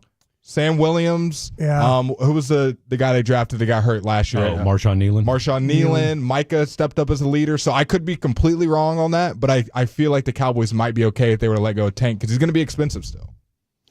Well, and that's the other thing is we were looking at market values. Is they had him at 2 years, $24 million. Yeah. I mean, you feel comfortable giving a guy going into his 33, 10th, just 11th hurt year, who's just missed an entire season. I mean, you really want to give him $12 million? No, you really don't. I mean, really don't. And I think with the running back group, you can get Daddle for $2-3 million. If you were to tell me, and this is a pipe dream, but if you tell me I could spend $12-13 million on a player like I would go out and get Adams. Yeah, receiver. Yeah. Instead of paying Tank, I would go pay Adams that money and do that. But I think the next player they're going to sign is going to be Bland. Okay, I think we talk about Bland Mike before Parsons. I think as well. Yeah, I think that's going to be Which the is case. kind of surprising, but I think that the plan would be maybe to move on from Diggs. I was going to say, when you do the Bland deals, just tell Diggs' people, hey, we're not. We just don't know when Diggs is going to be available. What's his contract situation? They have an out after this year as long as they don't go ahead and push any money. Flip it. Yeah, so if they restructure, then that probably means like, okay, maybe Diggs is in the plans. But if nothing is touched with Diggs' contract after this full season is done, next offseason you could get out. And they could get out. Okay, they could get out. And of course, you can't move him because of the injury, so you're kind of just stuck with him. He's missed on that about front. 75% of your games. Yeah, I mean it's a bummer because before he got hurt, not this year but the year before, I mean he was playing phenomenal football. Last couple of years, yeah, he really was. And I heard you guys talking about this. If Kalen Carson was playing better, you feel a lot better about it. But right now, I absolutely feel better about it. I mean, we can do hypotheticals all we want, but right now you have Carson, Diggs, and Bland. And Bland's probably not going to be healthy. Carson's not going to be ready to you mean Diggs isn't going to be Diggs, healthy. excuse me. Diggs probably isn't going to be healthy to start the season. Carson, I don't think either of us feel comfortable with putting him at your starting opposite corner outside of Bland. So what, do you have one? That's it. Good corner who's healthy and ready starting that's week why one? I think a corner's in play at 12. Like, no one's really talked about that. But No. They'd I'm on like 17 podcasts that talk about well, it. no, Broadus. I'm just saying the general public, when you see the mocks, how many times do we see a corner being drafted by the Cowboys? Yeah, not a lot. Never? Not a lot. And it's like you have one you're good right about corner that. going into week one. I mean, we could play hypotheticals all day long. Jordan Lewis is back, and Diggs is ready, and Carson's better, but that stuff hasn't shown to be true yet. Yeah. I mean, they're going to hope that Kalen Carson develops just like they're hoping Tyler Guyton. You taking develops, Jade at 12 if he's there? I don't think would. I think they would take Will Johnson over Jade. I would take Jade Barron and not Flinch. I have Barron in the first. I have Johnson in the second. Okay. That's how I'd look at it. But my seconds, when you have like 14, 15 first-round grades, player 16, player 17, player 18 is going to be a second-round grade on your board, but they're going to get picked in the first round. Yeah. I saw a mock draft today that had Jackson Dart at 3. Dude, that was for the Giant. That was Charles Davis. Charles Davis. I mean, that works in the Cowboys' favor. If quarterbacks and running backs and receivers just start getting taken early, and all of a sudden a great player slips to you at 12. It sounds like the running back that people don't like right now is our guy from Iowa, Caleb Johnson. That 4.6 didn't help. Yeah, that might be the guy that Dallas might be at 44. He might be the guy that dude's faster than Hampton on tape. Yeah. Well, and your guy Lance said that the problem was too is he said the holes he had were huge because he's not going to have those kind of holes, and he had a slow opening 10 yards. So. Well, thank you, gentlemen. Have a great night. Sir. Thanks to Lucius Alexander and the Pimp Cup over there at Master Control, and Carter Freeman coordinating your video. Thanks to Woolchuck and Broadus. Chiafalo will return tomorrow, and you can join all of us, Lucius, all 5 of us here tomorrow at Cold Beers and Cheeseburgers in Euless, and I'm Gavin Dawson. Till tomorrow at 2, you're going on with the G-Bag Nation, Addies. This nation is growing, and it's thanks to you. Let your friends know that the hottest afternoon show in town is G-Bag Nation on 105.3 The Fan and the Odyssey app. Presented by Comerica. We Jamaican, man. We smoke bud. Still getting around to that fix on your car?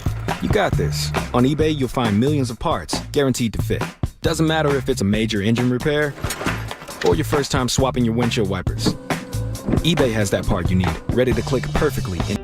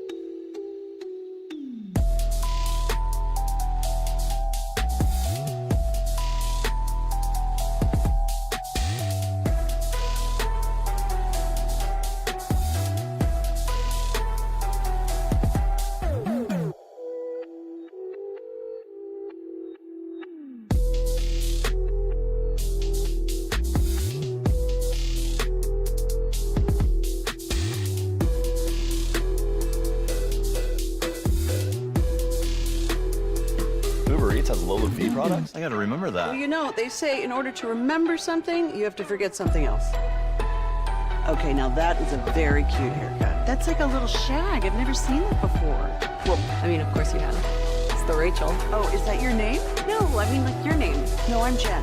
My name's Jen. Right, but I just mean like this is your haircut. But that's hair on your head. I'm not saying this is your hair. Okay, forgive me a little bit.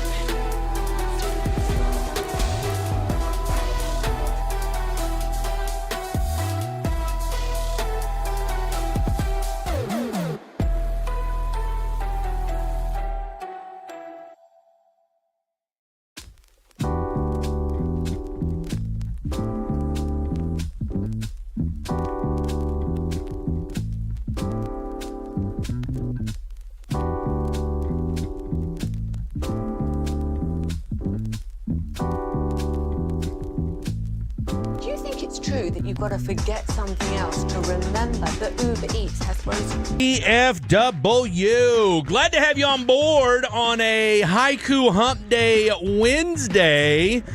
And I'll tell you what, this game's what, in Milwaukee? In Milwaukee. I'll tell you what, if this game was here in Dallas, I'd probably be doing this show solo because, you know, maybe Blake gets a 10-day contract. Yeah. Because that's how dire things are for your Dallas Mavericks right now. If you thought it was bad, it got worse. I've never seen anything like this, ever. I mean, from the moment Luka was traded, everything that could have gone wrong has gone wrong. I guess the one silver lining is they won a couple games, but maybe you could say that's a bad thing because you wish they were worse. Well, I mean, look, they gave you a little bit of hope. They won 5 out of 6 in the little span. 5 out of 6, and you know the other part of it was that you had the team didn't quit. Yeah. Right? And they got blown up by the Cavs initially, and then that was like less than 24 hours after the Luka trade, right? And I mean, everybody, the entire, I mean, let's call it what it is. Anybody that was a basketball fan, I mean, obviously the city of Dallas was in paralysis. Anybody that's a basketball fan was sitting there just. But I asked Devin Harris to get out there. I mean, he might. Can you put the mic down, Devin? I mean, you know what? I mean, he could give you probably 4 or 5 minutes at the very least. I mean, I don't know what kind of defense he could play, but, you know, he knows how to run a 2-3 zone, I'm sure. At least keep a guy in front of him. So, no, it's been catastrophic. And what's frustrating about all of this is that it's all self-imposed. Self-inflicted, if you will. When again, and look, we can go round and round about the Kyrie Irving and, you know, what's happened to him and whether or not it was the basketball gods, however you want to slice it. But, you know, you've got 20 games left, and I would venture to say, Blake, that you'll be favored in 4 of them. You know, 3 or 4, because like you and I went through it, ran down the rest of this month, the rest of April. And outside of a couple games with the Bulls, you got a couple games with the Spurs, you got a couple games with the Nets. That's about it. Yeah. You know, and this was a game, and this was a season, or at the very least, this was a schedule that post All-Star break, you had the 3rd easiest schedule in the Western Conference of teams that were, you know, competing for a playoff spot. And just when we thought maybe the Suns were ready to, implode. We leave last night. They're down 20. Sure enough, boom, they come back and win the game last night. That's a couple times. Blew my mind. They were on a 40-13 run. I took a screenshot of it, and I was like, every time we've talked ish about the Suns and or Klay Thompson, those two, and then we leave, we get off work, and we're driving home like, oh, Klay scored 20 in a row. Oh, the Suns just won on a 40-13 run, and the Suns somehow won. They found a way. Now maybe a game, and that's the kind of game, man, where maybe that does flip their season around. Because you can't. Clippers are a good team. Clippers are a good team. And you got Kawhi back playing good basketball. I mean, hell, James Harden is complaining about how there's not enough veteran leadership in the NBA, which is certainly something coming from him. And if you're the Phoenix Suns, I mean, you can't help but notice, all right, look, we're back in this thing. We're 3 games out now for that 10th playoff spot. And the team in 10th is going to keep losing. So. That team in the 10th spot is not going anywhere anytime soon. So them and the Trailblazers. I tell you what, they've got, I mean, and Phoenix has played, Portland's played great basketball. I mean, after a horrific start, shout out to, I don't know that we've given Chauncey Billups enough love for what he's done over the last month and a half, 2 months. I'm pretty, I think I can say this pretty confidently, and this is not a slight to the Tolos and the Fatties, but I'm pretty sure nobody on the text line could actually name the rotation for the Portland Trailblazers. What do you got? You got Simons. You got Shaedon Sharpe. There you go. My boy Scoot Henderson. There you go. Jeremy Grant. There you go. That's 4 guys off the top of my head. Yep. A little Denny Advia. Okay. He's nice. Tony Kamara, I think his name is, or might be mispronouncing his name, from Phoenix. He's been balling for them, and they just got a bunch of different. They're like the Rockets, but worse. Like a bunch of great role players, but just role players, not great. Well, and they probably waited a year too long to get rid of Jeremy Grant. Yeah, they should. They tried to shop. I mean, they did shop him. Yeah, but they just didn't move off of him. It's kind of similar to what the Nets did with Dorian Finney-Smith, where it's like a role player that every contender wants, and they're like, "We want 3 first-round picks for this guy," and everyone's like, "Well, that and then Scoot Henderson." I thought Scoot was going to be like the next Russell Westbrook. Same. I really did. You want to know one of the craziest takes I had? I don't know if it was crazy. I take it back. He'd be better than Wemby? I said he'd be better than Wemby. Look, you and I didn't know each other then. I may have uttered something very similar. I was like, this guy is going to be like, Wemby's body's not going to hold up versus these bigs. He's all hype. Scoot Henderson is going to be a dog. Scoot Henderson thought with stay on the floor, size and skill and athleticism, I was like, this dude's going to be a monster. Yeah. And I was like, this is the next Ja Morant, and Wemby's going to be good but not great. And next thing you know, look at that. No, it's I don't know. And it's only year 2. Mm-hmm. It's only year 2, so there's still a lot of basketball left, and he's getting better. And he's been moved out of the starting lineup, so there's no telling. But anyway, that's enough Portland Trailblazer talk for one show. We might, table this until the end of the season. But so you've got Mavericks. We'll tell you what our parlays are here in just a second. 877-881-1053. 877-881-1053. I spent my last $5 on my parlays, and so I took some of Blake's advice on some of mine. I'll just tell you what mine are right now. I've got Giannis lower than 32. That's almost a lock. Right? I feel pretty confident about that. Damian Lillard, I took higher than 3.5 3-pointers. I figure he'll get hot in the first half, and then he'll sit the second. Max Christie, I took lower than 24.5 points, rebounds, and assists. Yeah. Kind of ballsy. I mean, look, somebody's got to step up. I'm not convinced it's going to be him. He's had a rough go of it here lately. I took Clay higher than 3.5 3-pointers. Once again, somebody's got to do something. I figure Clay, to me, is going to be the real interesting part to the next 20 games. I agree. He's either going to do what we said, put up a lot of shots and high volume, go, hey, there's nothing to lose. I'm going to try to get my scoring average up, and people are going to realize, not that I was a problem, but I did my best part, and maybe another team will pick me up. Or, and it's a real possibility, it's what happened in Golden State, you see a little bit of pouting, you see some of the stuff on his face, maybe he's turning the ball over, the effort isn't there, if maybe his assist number goes, I don't know. Maybe we see, I think it's going to be one or the other. I do not think there's going to be some blurred line in the middle where he's scoring 8 points and kind of being okay. I think it's going to be one or the other. I'm with you. I don't think he can afford to do the latter, though. Mm-hmm. All right. I don't think he can afford to do the latter. Now, there's going to be people that are going to come in and understand, like, look, this is not what he signed up for. He didn't come here to play with AD and a bunch of G League players, essentially, right? Which is kind of what it feels like. But if he mails it in these last 20 games, that's going to be a bad look, especially because he's trying to get on another team. He's trying to get on another team, and the last thing you want, and you we're want speculating, to show saying that's not a report.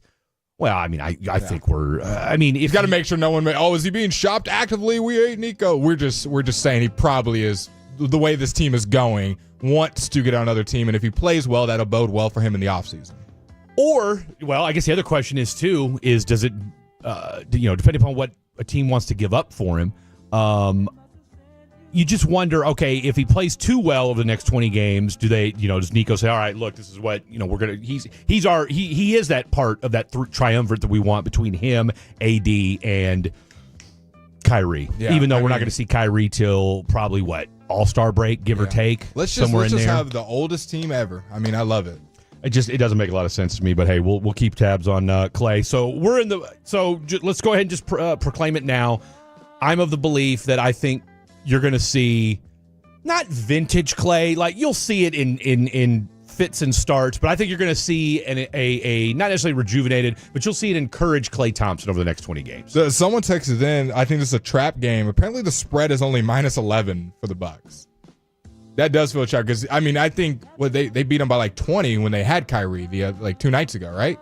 3 nights ago before he got hurt. They did, and now you have no Kyrie, no Kai Jones. So your tallest player is Dwight Powell, who's starting at center tonight. Yeah.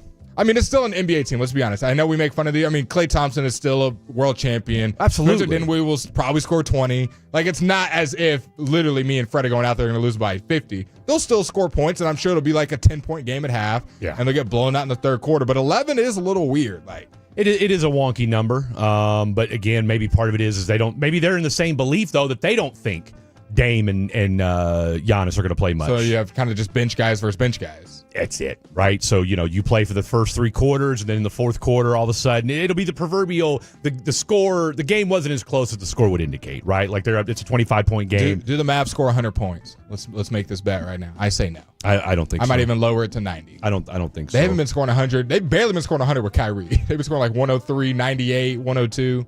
Unless you see some spirited offensive effort, which I could see. I mean, look, I could see Clay going off tonight. I mean, look, they need somebody to. I mean, who else is it going to be? So 2 people are going to score 20. I say it's Spencer Dinwiddie. I'm going to say Spencer and Clay. Yeah. Clay's going for 20 tonight. Yeah. He has to. He has to.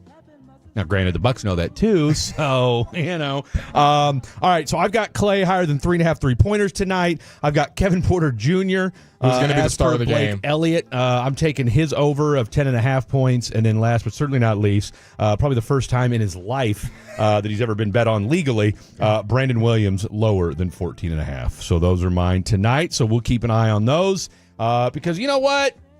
When it's this type of the year, okay, so Clay, Najee, Dwight, Max, and Spencer are your starting 5. I mean, Mike, Dallas Mavericks. I love how the Bucks are like, you know what? We know you're injured. We're rolling out the troops tonight. Yeah, still. they are. We got the full starting 5. Now, how long will they play? We'll have to wait and see for that.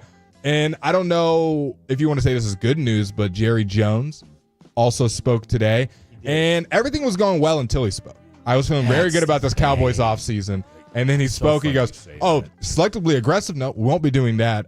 Filling voids in free agency? We will not be doing that. Now, maybe it's a smokescreen. Maybe they have something bigger at play. Maybe they're going to make a trade. Who knows? But from what he has said, of taking him at his word, things were going a lot better until we heard Jerry Jones speak to the media. You're so right. I mean, we were getting some optimism, the selectively aggressive, signing Osa out of nowhere quickly when nobody in their right mind thought that was going to be a guy. Deals. I mean, you freed up $56 million. Like that, we're like, okay. They didn't waste time on it. No, and I do believe in what you said as far as during crosstalk. Clay already scored. See, off to a good start. That said, I don't think you're not freeing up $56 million just for draft class. Yeah. Okay, like that's not going to take $56 million. Now that said, you do need to, like you said, you do need to still restructure, or excuse me, you need to extend Micah, but that'll lower the cap hit. Correct. I want to go ahead and sign Tyler Smith. Which is it's something nobody's talking about because what is he on? What is he going into year 3 or year 4? I want to say year 3. Okay. He's completed 2 years. Okay, so he was right before Tyler got. Okay, perfect. So he's going into year 3. I'll double check. I could be wrong. Which means that he'll probably. So if they're not talking about him, then they're definitely going to do it next year, going into year 4. You Broadus and Wolchuk mentioned Deron Bland, which you need to get done because right now you've got 2 cornerbacks. Tyler Smith has completed 3 years, so he's going into year 4, right? Yep. So I mean, and of course, obviously they'll pick up his 5th-year option, but 24th overall in 2022. No, so I think that's a good call, and you also mentioned Brandon Aubrey, locking him up. And I think that's a great call because again, he kind of under the radar switched representation before the season started. Staying on Tyler Smith, Spotrac's market value for him, they got him at a 4-year, $76 million deal, just under $20 million a year. No, I'll tell you what, his representation, Tyler Smith, you're waiting for Trey Smith from the Chiefs to get his deal done. And then as soon as Trey Smith gets his deal done, then that's when you're going to the Cowboys and saying, "See that? That's what I want." Speaking of guards getting moved on, how you feeling, Chiefs? Losing your boy Joe Thuney today. When I mean, woke give me the up insight. to that, Was that like a hard blow? You expected it? Here's the thing about Brett Veach is, and at first glance you see that and you're saying to yourself like, okay, this doesn't make a whole lot of sense. For a 4th round pick. Here's the other thing, though. Joe Thuney's what, 31, 32? You tell me. All right, let's look real quick. I want to say he's like 32. Okay, so he's 32 years old. All right, he's been in the league, since 2016. Number one, I think part of that was a little bit of a sweetheart deal. Maybe kind of a Nico Pelinka type what deal. What is Torian Prince doing? He's just doing whatever he wants. He just threw the ball off Giannis's back twice, and they just turned the ball over. It might have been the worst play of the year, Fred. Which is saying something, because we still got a lot of basketball left. But I mean, look, here's the thing. He wanted an extension. The Chiefs are kind of in this cost-cutting mode where it's like, all right, we got to, do you want the 25-year-old right guard to lock up for the next 5 years, or do you want to go ahead and extend a 32-year-old left guard, right, or get something out of him before it's all said and done? So, and who knows? We may find out that the compensation changes. Look at the white power right here. Gets smacked in the face. Oof, rough day for him. And the ball goes out on him. Happens every game. Rough day for Dwight. Rough day for your longest tenured Mav. Be nice to see Dame hit a three-pointer here. By the way, we've got our boy Khaki Kev behind the glass on the 1-2s. There you go. Let's go. Let's go. This will be the most spirited Mavs celebration you will hear out of Blake and I for a team that literally has no business even winning this game. But look, we're not here to condone gambling, but I will say this. It does make watching crap teams a little bit more exciting. Yeah. Because when you put a little action on it, especially with you're watching random players score and get assists. That's it. Najee. His under on a hit and a three. Well, that was a good call by you. So I'm not surprised. The Chiefs are doing what the Patriots used to do. Get rid of older guys, trade them for something, and move in and get an influx of younger talent. So I think that's what's going on. They freed up $16 million. They've got a guy already in-house that they're going to move to left guard. The bottom line is they did this to free up money for Dame a left another tackle. three. Did he? Just pulled up from the logo. Hey now, I need two more, and I'm feeling pretty just good pulled about up from things. the logo. I like that. So we'll keep you posted on that. 12-8, the Mavericks losing to the Milwaukee Bucks. And Spence, we said Spence and Max. Was that Max? Yeah. Okay, calm down, Max. Calm down. All right, so let's see what our boys said. We were efforting to possibly get somebody on. Here we go. All right, you want to do 9 o'clock for our like boy? A plan. All right, boom. So here we go. Let's lay out this show. If you don't mind, it is a haiku hump day type of show tonight, so you guys know what that means. Haiku's going down at 9:40. One topic is obviously going to be Mavs end of season. Do we want to do Cowboys free agency? Yeah. You good with that? Yeah. I know you you can feel some type of way about top fives and haiku, so I want to make sure that we're good with that. I just need to eat. What's that? I just need to eat. Boy, I tell you what, you're hangry. I'm hangry. Your hanger goes top tier. Yeah. I'll tell you what. I'm as soon as you are literally you are that Snickers commercial. Yeah. You really truly are. As soon as you close down this segment, I'm about to go devour. Khaki Kev, I walked in and you'd have thought I had punctured his tire or ran into him on the way in or something. I asked if something was wrong. He was like, "No, I'm good." But he's got one of the top Tolos is here. Mm-hmm. All right, the Supreme Fatty, aka Mama Kim. She's in the house.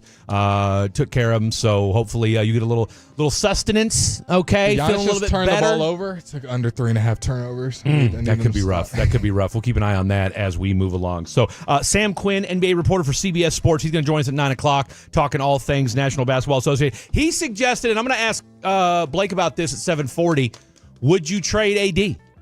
With the way things are shaping up right now. I got some more audio of someone saying they would trade AD. So perfect. So we'll do that at 7:40, and then we'll hear from Sam Quinn at 9 o'clock, talking to him about all things NBA as well as the Dallas Mavericks. We'll do a little around the NFL, and then of course later in the show we'll look at who are some free agents that, even though, like I said, we know the Cowboys are going to go deep sea diving when it comes to making any big splashes, but who are some second and third tier players that would look good in a Cowboys uniform? How we feeling after Jerry speaks and one of the greatest Cowboys to ever do it calls it a career today. Lots to get to. Don't go anywhere. This is the Fan After Dark. More and more of you are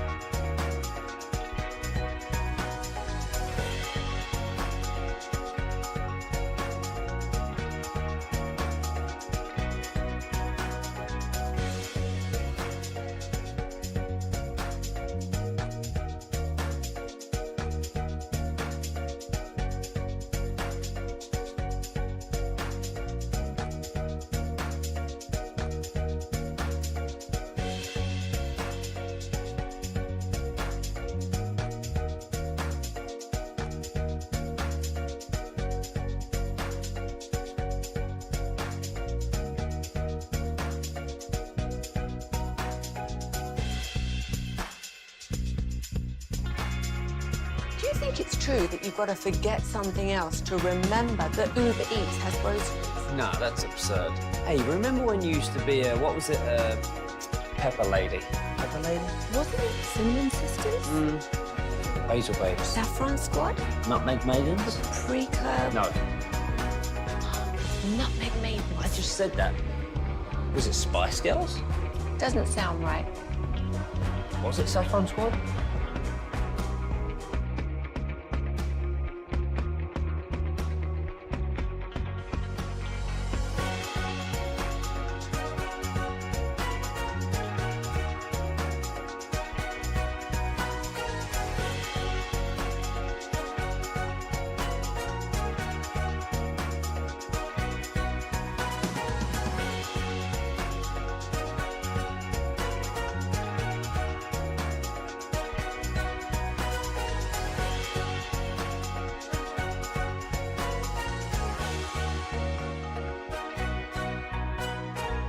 FWSecurity.com. It's back to the Fan After Dark on 105.3 The Fan. This segment is brought to you by the Frankels. If you've been injured in a car or truck wreck, call Frankel first, 214 or 817-333-3333. With Frankel and Frankel, there is never an out-of-pocket cost. They only get paid when you win. Frankel and Frankel, the go-to for contract attorneys in Dallas. Appreciate that, Khaki Kev. I'm Fred. That's Blake. That's Khaki Kevin. Y'all having dinner in there? What's that? Y'all having dinner in there? Just munching on some chicken tendies. Munching on some chicken tendies. I'll tell you what. You don't even need sauce. Don't even need the sauce. That's how good the chicken is. Huh? You know my stance on gravy. I was going to say, I know you don't pick gravy, but gravy from Chicken Express is so I'm just not a gravy guy. I get it. I mean, Okay. I apologize. I apologize if I've offended anybody out there when it comes to my stance on gravy, but at the very least, you know that I'm consistent. Now, barbecue sauce, I'll tear up all day, every day. I struggle with reheated gravy. So, like, I like gravy, but reheating it, one, it's hard. Two, it doesn't taste the same. I mean, you don't have a microwave? Well, that's what I'm saying. Like, so you can, like, microwave gravy, right? And it'll get the bowl hot, and it might get the top hot, but, like, the middle of it, it's always going to be cold. You got to stir it, bro. I know. Stir it. I'll tell you what else you can do. It takes a little bit of time. I'll tell you what else you can do, and I'm a big fan of this, is the toaster oven. Toaster oven pound for pound is the best. You can't. I mean, again, you got to wait a little bit longer. It's going to take a little bit, but it's still phenomenal. Wow, what a shot there. I thought he traveled, but hey, nonetheless. 22-19, Dallas down 3 with 4 minutes left to go in the first quarter. So we'll keep you up to date on that as we roll along. All right, I'm a lot better. All right, you feeling better? Feeling good. Got a little sustenance in you. Kind of hanger has dissipated, and you got plenty of food there for the next 4 hours. So I feel good about it, and so should you. Is it bad if I eat it all? No. Why would it be? If I eat all that? It's 2 boxes of fries, 20 tenders, 4 rolls. I mean, if you haven't eaten all day. Yeah, I'm hungry, bro. Well, you're a growing kid, man. I mean, that's what it takes sometimes. Big day today for the Dallas Cowboys. Zach Martin officially announces his retirement. Arguably one of the greatest right guards in the history, not just one of the greatest guards in the history of the Cowboys, but one of the greatest guards in the history of the National Football League. There's a website, Pro Football Hall of Fame, and they give these scores and rankings out for current and Hall of Fame football players. No right guard has ever made it into the Hall of Fame in his first year of eligibility. Now, I think we all agree that Zach Martin probably should be the first ever right guard to make it in his first year. I'm ready. The only thing I could see that might, and Dave's got 3. He's about to kill. I'll tell you what, that leg of my parlay is about to hit in just the first quarter, so I'm feeling good about that. I took him over 3.5. I had Clay 5 threes. He's already hit 3 as well. Clay's already hit 3 too? Clay and Dame have both hit 3 He's threes. chucking them. Well, we said he would. He hit the backboard earlier. We said this was going to. He sure did. This is also a Pat Connaughton. Here we go. Oh my God. Let's go. First quarter, Dame feeling some type of way. Real quick. It's the best feeling, but also now you're wishing you did more than well, I mean, look, we've still got a lot, and I I did take the flex, so we'll see what happens. But you know what? It kind of goes back to what you won a couple days ago. Yeah. And it was $20. Yeah, made 190. But it was a win. Yeah, it was a flex. I wish I'd have done the real. Well, and that's kind of how I'm feeling right now, but let's not get carried away. But you've since won 1 or 2 more, haven't you? Yeah. So, again, it's all about, you just need that one. You just need that one. By the way, Sam Quinn, 9 o'clock, so make sure you guys stick around for that, talking all things National Basketball Association. So we'll keep you posted on all things Mavericks and Bucks as this game goes on. Once again, Zach Martin retired, but of course the big statement, really the bigger news today, and this is Jerry being Jerry, he can't help himself, kind of taking all the headlines, had nothing to do with Zach Martin, but everything to do with how this team is going to proceed in free agency. Now, Stephen Jones gave us all a little sliver of hope a couple weeks ago when he said that this team would be selectively aggressive in free agency, and considering that they were flaccid and unaware last offseason, the fact that they were going to be selectively aggressive, I'll take that. But as soon as we got excited, thinking, all right, here we go. Jerry said, hold on now. Jerry said, look, you guys got it twisted. Said earlier today, quote, I don't think aggressive is the right word. So contradicting what his son said, adding, I'm not looking at free agency as a place to fill voids.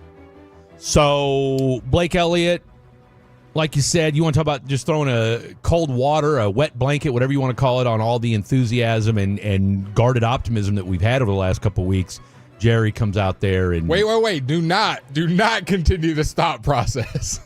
You guys got it twisted. Now, that said, though, you and I are also of the belief that you're not freeing up $55+ million to just sign a draft class and re-sign some players. I agree, and I think maybe it's not just a free agent. I'm still kind of holding out hope, and I could be completely wrong, that maybe they're going to make a trade and they're trying to have some cap room for when they make a trade. Maybe they go get a DK. Maybe they go get a Cooper Kupp. Maybe they go get a Devontae. Obviously, some of those are free agents. I'm not ruling out the idea of them doing something a little different. Well, now he didn't totally squash the idea of trades either, which is really, and the fact that you're willing to give up draft capital. Because they've done it before. Brandon Cooks. Right. Who was the corner? Stephen Gilmore. Stephon Gilmore, yeah. Mingo. So the idea, and of course, DK Metcalf is out there right now. He's already asked for a trade. What which a is busy day in the NFL. It was a huge day in the NFL as far as other teams making a move, whether it be extensions, whether it be players getting released. The Lockett, I'm not necessarily all that shocked by. I mean, I think we'd heard rumblings that he might get cut last year. They already have Lockett 1.0. Max Crosby signed a fat contract today, and so that kind of gives you a parameter for what Micah Parsons should be looking at. You know what I'm saying? What he signed was what, $103 million extension, 91 guaranteed. Okay, so you take 103. So that's $34 million a year, right, that he's added. Of course, he had no more guaranteed money on that. So we'll see how that whole thing works out. They said that they've already started preliminary discussions with Micah Parsons. So, look, we'll... And what did CeeDee Lamb say when they got the restructure? I think he quote tweeted somebody and said, like, I can't do this alone. Pretty much, I want to win, and he can't do this alone. And I think Micah, from what I can tell, Micah's in the same thought process as CD of like, I realize how good of a player I am, but I cannot do this alone. And now also you got to remember Micah's agent. I'm forgetting his name, and I'll look it up here in just a second. He also is going to play a big part in this as well. Who's that now? Micah's agent. It's not just because Micah is like, hey, I want to save some so we can get these guys a good deal around me or get more players in here. Excuse me. Micah's agent is going to be trying to set the market. It's the same agent as Deshaun Watson. Yeah, David Mulligetta. I mean, he's no David Mulligetta is no slouch. The agents don't care about all that. They don't. They don't. They really, really don't. And I mean, look, he wants to get his client paid. He's going to be in the conversation for being one of the top 2 or 3 highest paid non-football guys, or non-quarterback guys in football. So again, you hope it doesn't get contentious. I'd like to see it done sooner rather than later. I just don't want this thing dragging out. Kevin Porter Jr. technical foul. Okay, well, I need him to stay in the game. I was going to say I can't have him have another one because I've got him at over 10.5 points. So let's get that squared away, Kevin. Sizzle down. And I'll tell you what, talk about a guy that's had a rough go of it. I mean, he did get vindicated in some respect. Talk to me. Well, I mean, he was the one that had the issue with his girlfriend in the hotel. Kevin Porter Jr. Yeah. Rockets, So Clippers. I mean, he's so talented. When you watch him play basketball, if you're just doing the eye test, you're like, oh, he's the starter on a team. Then you watch him play and all the stuff off the court, and it's a wild deal. But it also does lend credence to when you hear guys talk about how difficult the NBA, and then you see guys like Kevin Porter Jr. who have all the talent in the world, right? I mean, and could be a 20-point scorer in the right system if things shook out the right way. But no, as far as the you got that clip ready? Okay, so we talked a little bit about Devontae Adams. Broadus said he would love to see them go after a Devontae Adams. I'm of the same belief as well. Again, I don't know what he's going to want. If he's hell-bent on, he wants to absolutely go with Aaron Rodgers. Now, Aaron Rodgers, there's rumblings that the Giants are back in play. You got to believe. I mean, look, after the dumpster fire that was the New York Jets, does he really want to go with the Giants? But again, he may not have any choice in the matter when it's all said and done. But this was Devontae Adams, I think a year ago. Was it 2 years ago? Talking about, and this was before CD's huge year where he really established himself as one of the best wide receivers in the NFL. This is Devontae talking about who he likes as some of the best wide receivers in the NFL, and maybe number 88 was mentioned. People compared a lot of dudes to me as they come into the league and stuff. This is a guy that's younger than me, which most are at this point, which is the ridiculous part. But CeeDee Lamb. Wow, that is a shocker to me. I like CeeDee Lamb a lot. That's the one that no disrespect to CeeDee Lamb, but I'm shocked. Yeah, and when I'm picking it, I'm not picking it off of just the most attractive and what people want to hear. And if you watch the way CD plays, and I think he's going to keep growing, and I talked to him this offseason a couple of times, and I said, bro, just keep doing what you're doing. Keep staying on what you're on right now, because this is going to give you the type of credit and respect that you deserve moving forward. You just got to keep doing it, put something behind it.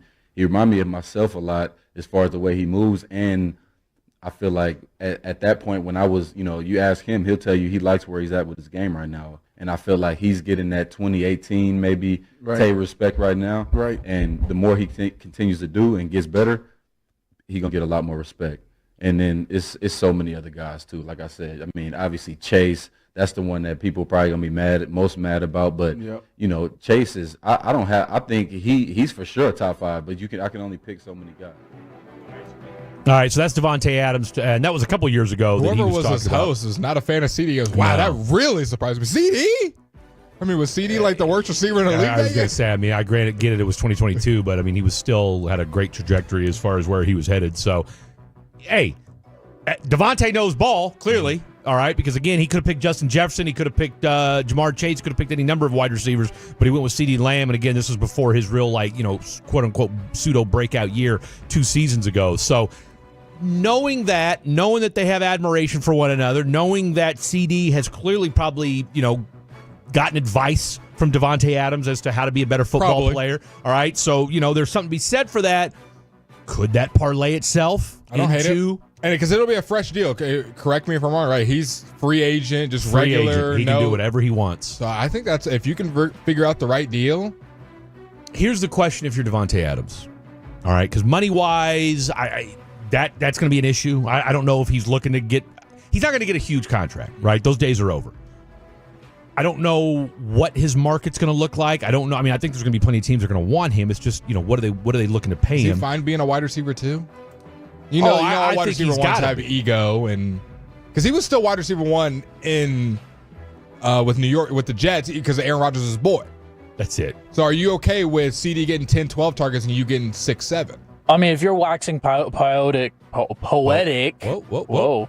If you're waxing poetic about CD Lamb in 2022, which I just checked, either if that was before the season, he was coming off a 1,100-yard year. Yeah. If that was after the season, he was 1,400 yards. So either or, CD Lamb was getting to that point. Absolutely. If you're willing to wax poetic 2022, then you understand if you're coming to Dallas, hey, I'm going to be wide receiver 2, and I'm going to be the best wide receiver 2. It's a lot easier said on a podcast rather than playing every game. I hope he can. I'm not counting it out. I'm just saying all these wide receivers rightfully so have an ego. And so I just wonder if he's ready to step down and be like, hey, I am obviously clearly not going to be the best receiver on my team, because he can go to a team. There's probably 4 other teams. There's only 4 teams I think he could go to where he's there's not even a competition. He goes to the Vikings, obviously he's not the best receiver. Right. Goes to the Bengals, obviously not the best receiver. Goes to Detroit, might be the 3rd best receiver. But if he goes to Green Bay, he's the best receiver over there. He goes to Chicago. There's an argument he's better than DJ Moore now. Do I think DJ's on a better trajectory, younger, all that? But yes, but there's an argument where Devontae's going to walk in and be like, nah, I'm better. It was kind of a Garrett Wilson situation for him, right? If he goes Garrett Wilson, I think we'd all take, but when they're in the same room, I'm sure Devontae probably feels like, no, I'm better than you. And with now the question you got with Devontae Adams is whether he wants to be 1A, 1B, because again, if he's going to, and the other part of it too is if you're going to a does he want to go to a contender? Mm-hmm. At this stage of his career, look, he's never been to a Super Bowl. In fact, I don't think he's ever been. Well, I'm trying to think. Did Green Bay get to any championship games while he was there? Maybe one. Yeah, I think right? one. So what does he want at this stage of his career? Does he want to get to a Super Bowl? Get him on the Chiefs. And would love that? Get a left tackle first. Okay. And plus, I think he's going to be out of their asking range. I really do. Plus, I'm hoping they go trade for Kyle Pitts, even though I don't think that's going to happen either. The question is what does he want as far as this next step in his career? Is he going to go the DeAndre Hopkins route, where he's going to basically just bounce around from team to team for the next 3 or 4 seasons? I don't know if that's really if that's his style or not. But I got to believe that a contending type team would be in his future. All right, coming up next, 877-881-1053, 877-881-1053. That's the Franklin Frankel injury attorney text line for you to chime into the show, read some of your text messages, and a little Mavs After Dark. We got some audio on the latest and greatest, and a murmur is starting to get a little bit louder on what these Mavericks should do next. Lots to get to. Don't go anywhere. Coming up Thursday morning on Sean and RJ, Zach Martin says goodbye.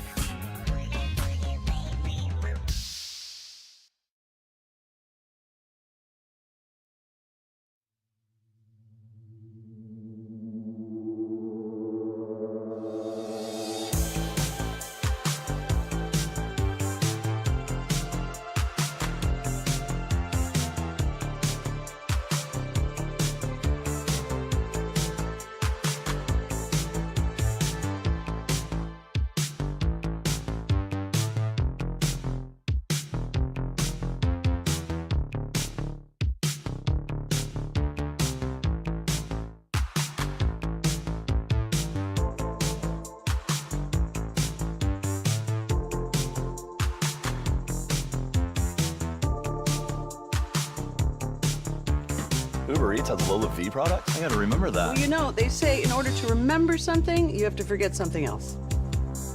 Okay, now that is a very cute haircut. That's like a little shag. I've never seen that before. Well, I mean, of course you have. It's the Rachel. Oh, is that your name? No, I mean like your name. No, I'm Jen.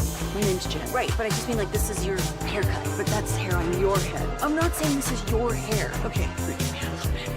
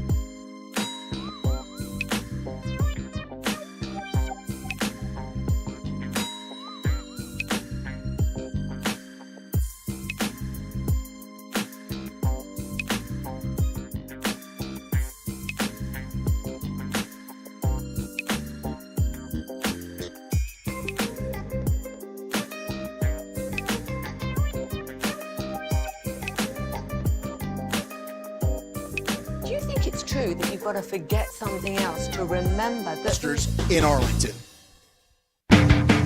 It's the Fan After Dark, 105.3 The Fan. This segment is brought to you by Classic Chevrolet. If you're in the market to upgrade your vehicle, get to Classic Chevrolet in Grapevine. Back-to-back #1 Chevy dealership in the world. They've got more new Chevys than anyone, all priced to sell. Silverado, Tahoe, Blazers, Malibus, Equinox, and more. Visit ClassicChevrolet.com. This is Texas. This is Classic Chevrolet. Together, let's drive, relax, and enjoy the difference. Based on new Chevy registrations 2023 and 2024. All right, we got ourselves a ball game over in Milwaukee. The Mavericks just... I mean, this looks like a glorified LA Fitness run is what's going on right now. You've got, tell you this, Klay's looking to shoot. Klay is trying to shoot. It's not a lack of want to from number 31. Klay has said, you know what, I will put this woebegone basketball team. Klay shot the ball 11 times. Yeah, he has. Max Christie and Brandon Williams have shot the ball 8 times. Yeah, they have. Nobody else has shot it more than, and Najee shot it 6 times. Now, granted, he's only made 1. I was going to say, he's clanked one. How many has Spencer shot? It feels like he's shot at least 8. Spencer's only shot the ball 3 times. Which is wild. I had him over 19 and a half. I thought he was going to ball hug. I mean, it's not a bad thought. Right now, I'm feeling halfway decent about mine. Like I said, we already said my Damian Lillard hit. Now I'm just waiting on. I need Klay to hit 2 more threes, which I feel really confident in. I mean, look the way he's shooting. Absolutely. Oh, we got Max Christie's parents in the house. Let's go. Okay, fantastic. We should have known that. That should have helped us on the betting. Oh, see, and I took the lower. No wonder he's feeling some type of way today. But he's got his folks in the crowd. If I'd have known that, I probably would have taken the over. That's all right. A lot of basketball left, so we'll see what happens. We're still pulling for the under. So. If Christie doesn't hit today, does he go on the no bet list? No, you can still take the under. It's just the question with Christie is going to be because you tried to take the over, and that's what I'm saying. If he doesn't hit the under, does he go on the no bet list? I don't know. I felt bad because he, like I said, I took the over on him against the Lakers last week in the Lakers Mavs game. We thought after the first half he hit those 2 huge threes at the end of the first half, gave him 10 points, and then took 3 shots in the second half and went over. So either way, but right now your Dallas Mavericks again down 10, 6 minutes left to go in the first half. We'll keep you posted on that. If the season were to end today, they are 32-30 on the year. Of course, this game notwithstanding, and are sitting at 13th, Blake, in the NBA draft if it were to go down later today. So, and you and I both are in agreement that I think this positioning is only going to get better as we get through these next 20 games. Yep, they're going to keep losing games. They're going to keep improving their odds in the lottery. I think they have like a 4.4 chance of getting the #1 overall pick. Obviously, it's a lottery system with the number one. With right now, they have a 1% chance. Okay, never. No, but what you're thinking of is they've got a 4.8% chance of getting in the top 4. Okay, so that's probably what you're thinking of. So, but again, that's right now where they're 32-30. I mean, look, you're not going to catch Charlotte. You're not going to catch Washington. I mean, the top 4 teams are New Orleans, Utah, Charlotte, and Washington, and they're all. And they've been doing this since 2 seasons ago. They're horrific. So they're not. Now the question is, and look, I don't put anything past the National Basketball Association. The way they've reformulated the lottery, almost at 32-50. Look, I mean, I don't think they're going to go 0-20. All right. I mean, you and I said yesterday, I've got them going 4-16. I like 4-16. We'll coincide on 4-16. So I think 4-16 is legit. They'll hang in some games that they have no business hanging on to, and like I said, they'll win a game against Brooklyn, they'll win a game against Chicago, and then they'll probably turn around and beat the Warriors. Exactly. But I mean, right now you can get in that top 8 when it's all said and done. Great. Maybe. Now my question is, does Nico even keep the pick? Doesn't want youth. I mean, that's kind of made that very clear. I don't need young guys. I don't need the windows now. Does he change his philosophy with all the injuries? Does he stay true to his philosophy? I think you have to keep the pick. Because if you give that pick up to say get a Kevin Durant, the building actually might be on fire. The AC. Well, I mean, right now there's nothing you can do to help this fan base out. There's really not. Tell you what, you got the Bill Simmons audio? All right, this is Bill Simmons, and this is probably one of the best explanations I've heard from a non-local, because now everybody's jumping on the whole, now that AD can't play, I mean, basically parroting the things that we've said from the time this whole trade started. Now everybody's kind of jumping on the same bandwagon. But this is Bill Simmons talking about kind of the direction of this Mavericks team in light of what happened with Kyrie Irving. Kyrie out for the year, tore his ACL. It came out today. This is the angriest fan base that we've had in a while. And on top of this, they have to watch Luka on the most famous basketball franchise we have. And this situation is now so bad. We were joking after it happened that the real reason the family that owns the team did this is because they wanted to sabotage basketball in Dallas and move it to Vegas. It's obviously ridiculous. It would never happen. But the Kyrie injury on top of everything else is the first time where I started thinking to myself, holy shit, like that's actually how bad this might get. And I'm really feeling for the Mavs today because the combo of that trade, losing Davis in his first game and then losing Kyrie for a year and a half, probably. I honestly can't think of another NBA situation like this where a fan base has taken in the teeth like this. So this really feels like this kills the Mavericks now for the rest of the decade. Rest of the decade. Rest of the decade. I mean, yeah, we had Grant Asif on the other day and tried to figure out what's the best case scenario.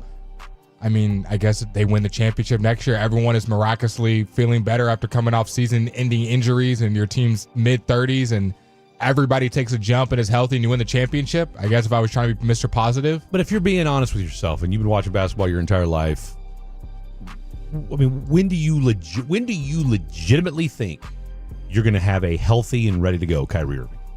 Probably late December, early January. Right? I mean, that's when I think he'll be back. Him at his full form, probably February. Yeah.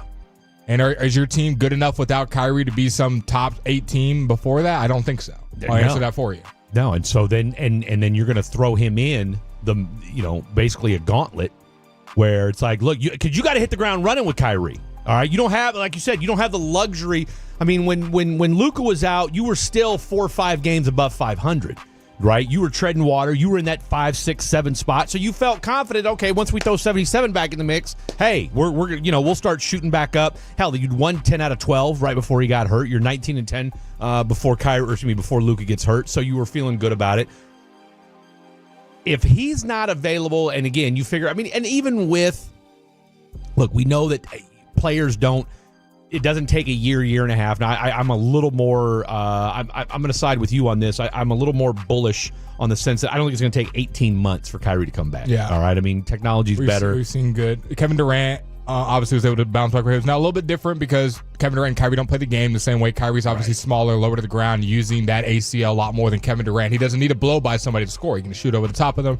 Kyrie obviously uses his legs a lot and gets up in the air. A lot of dribble packages and whatnot. So. And the team's just rely. I mean, for a guy his size, there's a lot they asked of him to do. I think almost the harder question to ask is, and I think I already know the answer, I don't think Kyrie Irving will ever be the same. Because we've seen Kyrie Irving with some pretty serious injuries and still come back to, for the most part, the same Kyrie we know. Dribble, crazy, up and under the rim, can blow by somebody, game winners, three-pointer, can hit 5 threes in a row. Yeah. I don't know if he'll be the same person. And, I mean, please prove me wrong, Kyrie. I think he's still going to be able to give you 15 a game, but I don't know if he's going to be at 25 a game, can just take a team on his back coming off an ACL at 33. No, because at that point, because when's his birthday? I want to say in February. Is it February? All right. So, all right. Well, you're looking that up. March 23rd. All right. So March 23rd. So he's about to be 33. Yep. So you're talking about a dude who is, again, and oh, by the way, he's already been in the league 14 years. Right? So Kyrie's got a lot of miles on his body. Now, is he of the same ilk physically as, say, a LeBron James? Not necessarily, but I think the one thing we know about Kyrie, and we've heard him talk about, is he does take great care of his body. All right? Now, you're coming off another knee injury, another year older, another year in the league, another year where you've been asked to do a lot more than what we expected. Kyrie's played 779 games in his NBA career.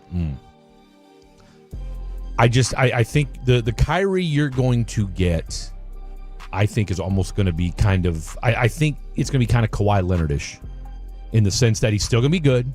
He's still going to be a bucket, but the athleticism, the ability to take guys off the dribble and just out-athletic people the way he is, or just out-basketball people the way he's been able to do. I'll tell you what I think we're going to see.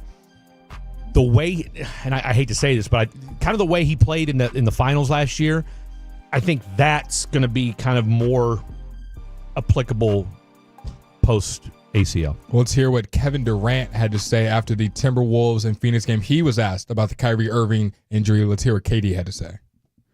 I feel for my boy, you know. And I know how much he cares about the game and loves the game and loves his routine and enjoys playing for his teammates, the ultimate teammate, the best teammate. Man, he loves the game so much. I'm just hurt for him, you know. But he's such a strong-minded person that he's going to bounce back and beat Kyrie even better than he was before he got hurt, you know. So prayers up to him and wish him a speedy recovery. And if you couldn't, I know it was a little. Was he muffled. in a closet? I mean, where was that interview conducted anyway? It was at the press conference. Sounds a little muffled, but pretty much saying he feels for him, knows how much he enjoys the game of basketball. Yeah. And I think KD and Kyrie are very similar in how they take their work ethic to the game. Like, those are two guys that love hooping. Now, obviously, absolutely, Kevin Durant's a little more outward on social media about haters, but if you kind of see the ins and outs, you watch the Quarter Goal documentary, if you don't believe me, he loves basketball. Yeah. And I think Kyrie and him are the same. Like, if they could just hoop every day and there'd be no outside noise, I think they would do it. And so I think that's why the rumors are always tied. We know that they're tied at the hip and have enjoyed playing together. So would I be surprised if all offseason is KD to the Mavs? No. And I think he cares about Kyrie, and I think this is only going to make that rumor even stronger. Get you out of here with this, and we'll ask this, and then we'll go to break. How would you feel if part of getting Kevin Durant was giving up that first-round pick that's more than likely going to be a lottery pick this offseason? Don't go anywhere. 1 hour in the book. Coming up next, it has been a busy day in the National Football League. A lot of players getting cut. We got some players getting extended. We got players taking pay cuts. All sorts of things. Who might end up as a Cowboy, and what is the status of all these free agents? Lots to get to. Don't go anywhere. It is The Fan After Dark. You may not think what we say. Hey, remember when you used to be what was it, Pepper Lady? Pepper Lady? Wasn't it Cinnamon Sisters? Basil Babes. Saffron Squad? Nutmeg Maidens? Paprika? No. Nutmeg Maidens. I just said that. Was it Spice Girls? Doesn't sound right. Was it Saffron Squad?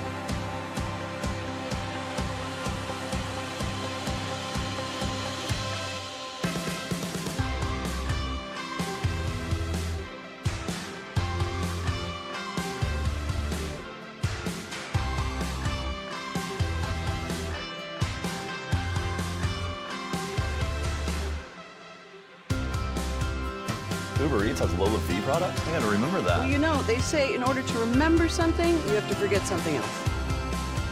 Okay, now that is a very cute haircut. That's like a little shag. I've never seen it before. Well, I mean, of course you have. It's the Rachel. Oh, is that your name? No, I mean like your name. No, I'm Jen. My name's Jen. Right, but I just mean like this is your haircut. But that's hair on your head. I'm not saying this is your hair. Okay, freaking me out a little bit.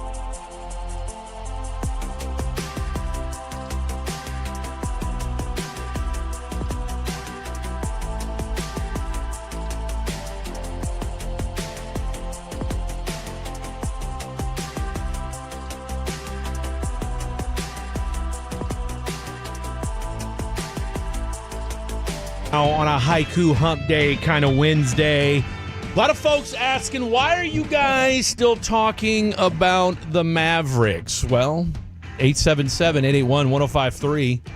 And is this the obligatory time where people say, well, talk more about the Mavericks, or should we talk more about the Rangers, talk more about the Stars? Well, stay tuned.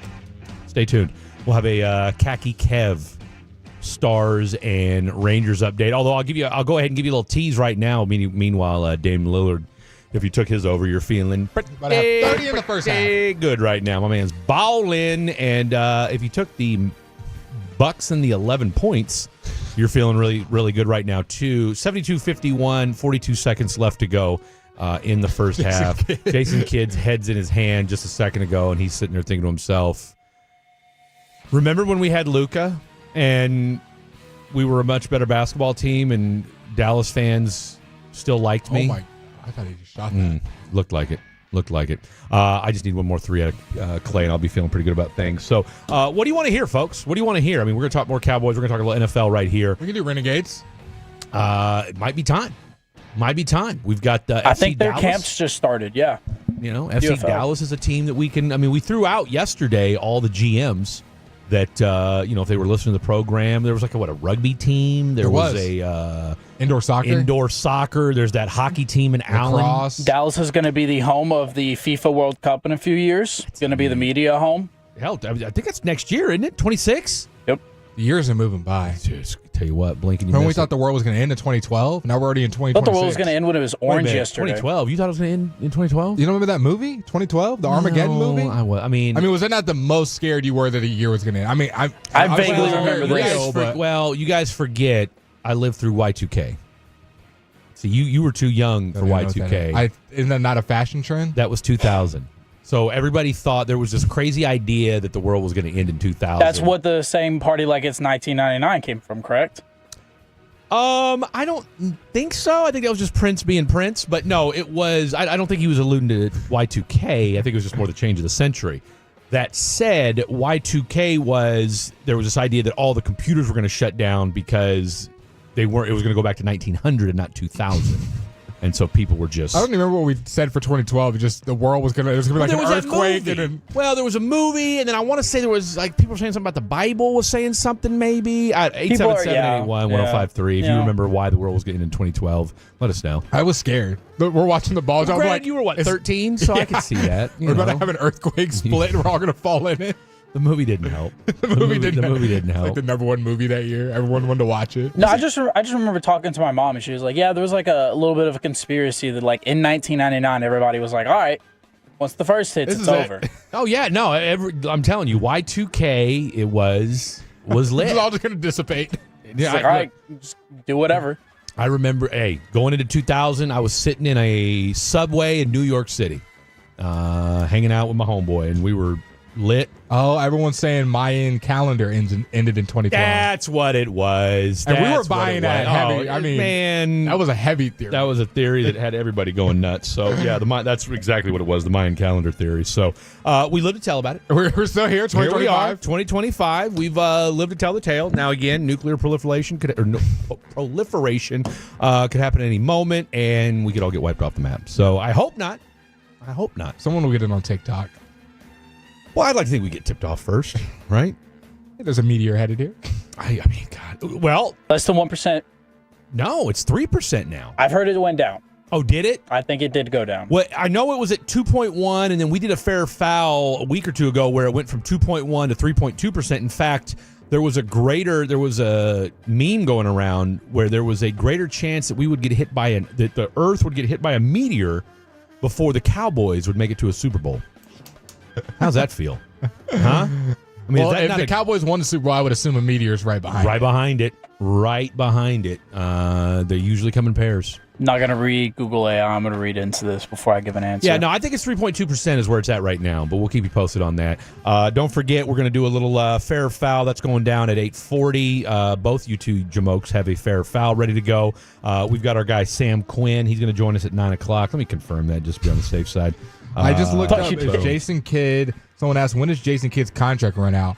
And I was hoping to give you maybe an answer that was detailed, but I remember last year in the playoffs, after they won their first round series in the playoffs, they signed him to a multi-year contract extension. Now, someone correct me if they're wrong. I don't think it ever came out how many years it was, but it was just a multi-year deal that happened last year in the playoffs after they won against the Clippers. Clippers, I'm pretty sure. Yeah. My guess is no more than 5.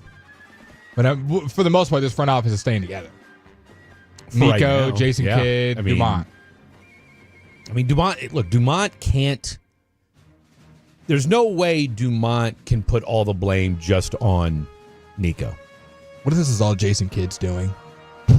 I'd be stunned. He said, you know what? I see him in practice every day, and I'm tired of Luka. And Nico and Dumont are just the ones that facilitated it. And this whole time, it was really... Because you've seen the stuff on social media where Luka's like looking at him on the bench. Yeah. And it's kind of like people are like, I think Jason Kidd had more to do about this than we're giving him credit for. What if he was really the mastermind behind this? He's the one who deals with them the most. I personally don't believe that.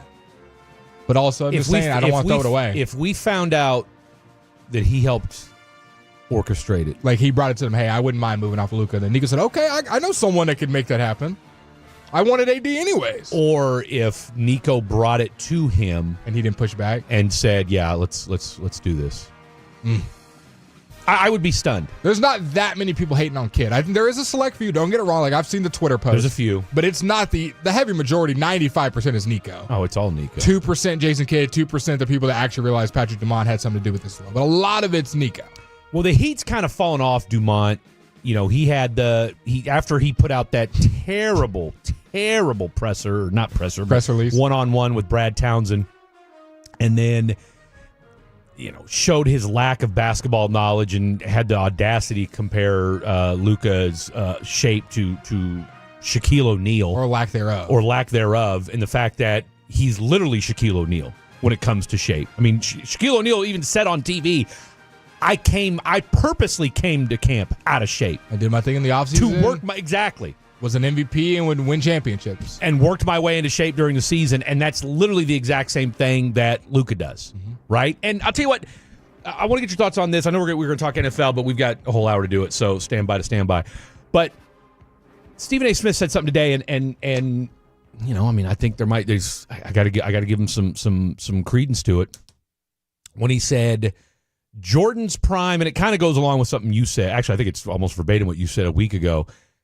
Jordan had the better prime, but LeBron's been better longer. And we give the peak to Jordan. I think you got to. I think I'm leaning that direction now. Like, if you were to say who had the best 6 years, or who just in general just had the best peak, I think it's, and honestly in all of sports, it's kind of hard. Maybe a Wayne Gretzky, who was just like winning MVPs, and he was pretty nasty. Some of those may mention Tiger Woods. Nice peak. But for the lack of MJ has the best peak in basketball. But if you're just saying like, but the conversation we always have is who's the GOAT.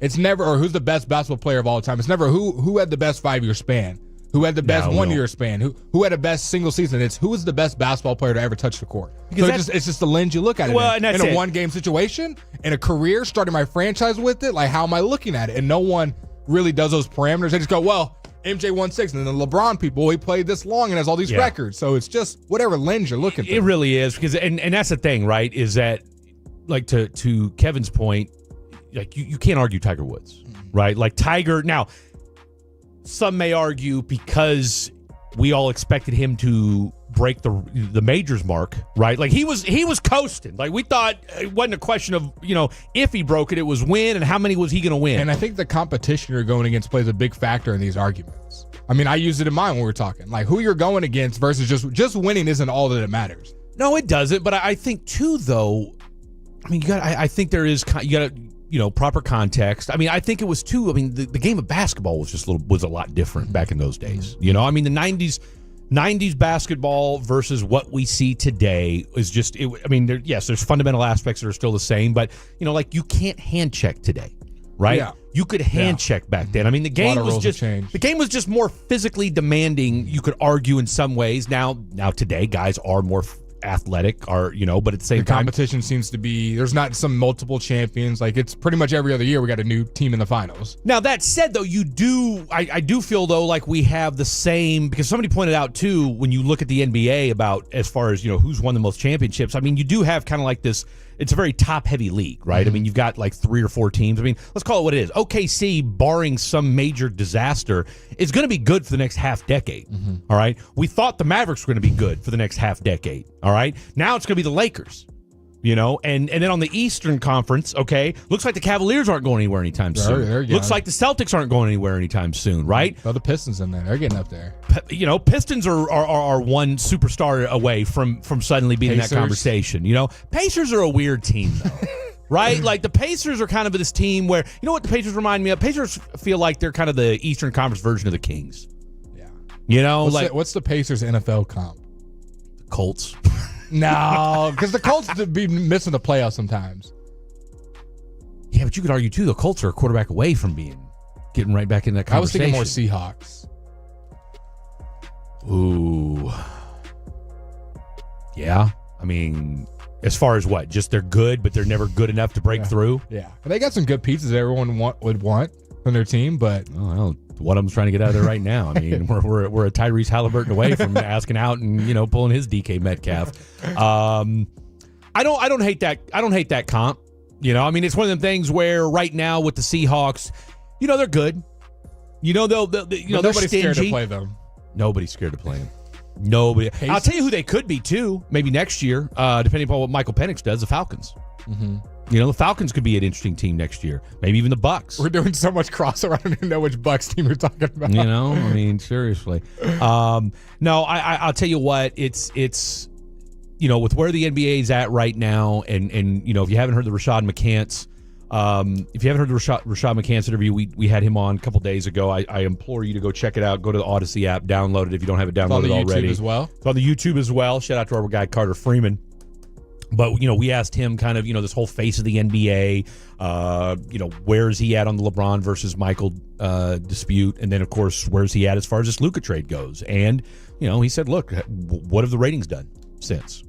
And the Lakers have become must-watch television. And now they're just breaking records. You got LeBron 50,000 points the other night. You got him Luka and LeBron combining for what, like 64 points. Yeah, 25 some odd rebounds, like 25 assists. I mean, you got 3 dudes who can get you a bucket in Austin Reeves, Luka, and LeBron. Jackson Hayes is dropping 20 points all of a sudden. You know, they have the number 1 rated defense, 3-point percentage, turnovers allowed. Like, they have been like the best team in like the last 2 weeks. What are they, 19-4 in their last 23? Yeah. Because they were 18-4 and then they won the other night. I mean, it just goes to show how short-sighted NBA people were to suggest. And I'll tell you what, I get it. Part of it is, well, we haven't seen Anthony Davis, so it's hard to compare. I don't care if Anthony Davis is playing right now anyway. Okay? I don't know that we're not talking about, and I don't care about 2.5 quarters, okay? I don't care about 2.5 quarters. Why? Because guess what? You swapped out the quote-unquote best defensive player in the Lakers in the NBA. Lakers' defense has gotten better since he's gone. I'm just saying that. Well, the whole time, I mean, nobody had the Lakers as a championship contender a month ago. Nope. Even if, let's just pretend for the sake of this argument that AD doesn't get hurt, the adductor strain or whatever, and he's still doing his thing, and he was having a great year. Like, let's not mince words or bury the lead on that. But nobody was talking about the Lakers as a threat. Nope. And Andy Bailey said this on our show a couple weeks ago, and I think has been probably the most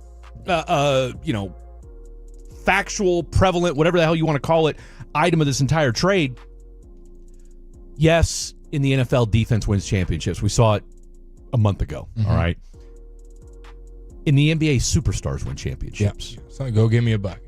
I mean, that's the bottom line. And I think people get it confused watching the Celtics. Oh, they play team basketball. They do, but they also have 2 superstars. And they got guys that, I mean, you got 2 superstars, and then, oh, by the way, you've got 3 or 4 guys who can damn near get you a bucket. Not all the time, but a lot of times. I mean when some of the best role players. I mean, that's it. Peyton Pritchard, Derek White, Porzingis. Who's the number 30, whatever, that guy? Hauser. Hauser will give you 9 quickly. Dude, Al Horford, who's my age, will come off the bench and drop 15 like that. The fact now that you've got 2 of the most dangerous offensive players in the NBA on the same team. I'll say in NBA history. Not just in the NBA right now. In NBA history. I mean, think about that. Think about that. When it's all said, I mean, we already know, I mean, LeBron speaks for itself. And then on the flip side of that, you've got the guy who, in his first 5 years, has done things that we've never seen outside of the Michaels, the Larrys, the Magics, and the LeBrons of the world. I mean, you would have thought AD won 4 championships the way they made this trade. We want a guy You'd have thought he was Bill Russell, okay? You'd have thought he was Bill Russell and Kareem Abdul-Jabbar all rolled into one, okay? We want a proven winner that's just going to make our defense number 1 in the league and guaranteed championship. I mean, we're not worried about the next couple because we're going to win a couple this year. Okay, but you traded for AD, not Bill Russell. You traded for AD and not Bill Russell. All right, coming up next, let's Always talk a little. damaged. It never goes with it. It just that's the way it works, my friend. That's the way it works. All right, we kind of flipped things a little bit. We talked a little more NBA that segment. We're going to do it this segment, but don't worry about that. All right, coming up next, I promise you we'll talk a little NFL. 877-881-1053. We got to read some of your text messages as well. We haven't done that yet. We got a top 5 we got to get to later on the program as well. If you got a top 5 idea, let us know. 877-881-1053. 877-881-1053. NFL coming up next. Who might the Cowboys be looking at on that second and third tier? We'll discuss next. Through your phone, smart speaker, or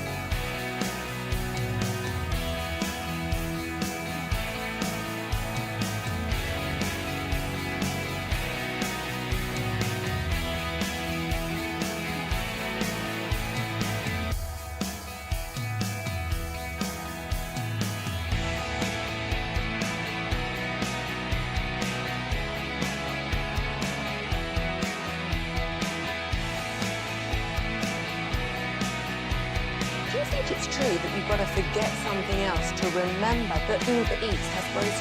No, that's absurd. Hey, remember when you used to be a, what was it, Pepper Lady? Pepper Lady? Wasn't it Cinnamon Sisters? Laser Babes. Saffron Squad? Nutmeg Maidens? Pre-curd? No. Nutmeg Maidens. I just said that. Was it Spice Girls? Doesn't sound right. Was it Saffron Squad?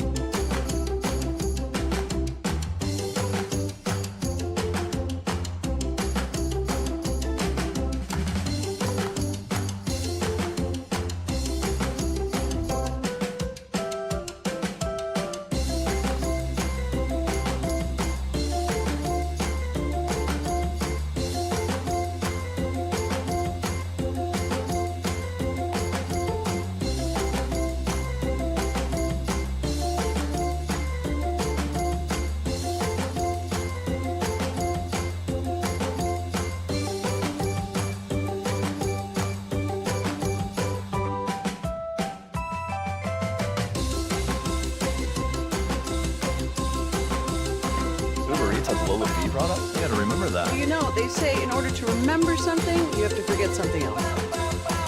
Okay, now that is a very cute haircut. That's like a little shag. I've never seen it before. Well, I mean, of course you have. It's the Rachel. Oh, is that your name? No, I mean like your name. No, I'm Jen.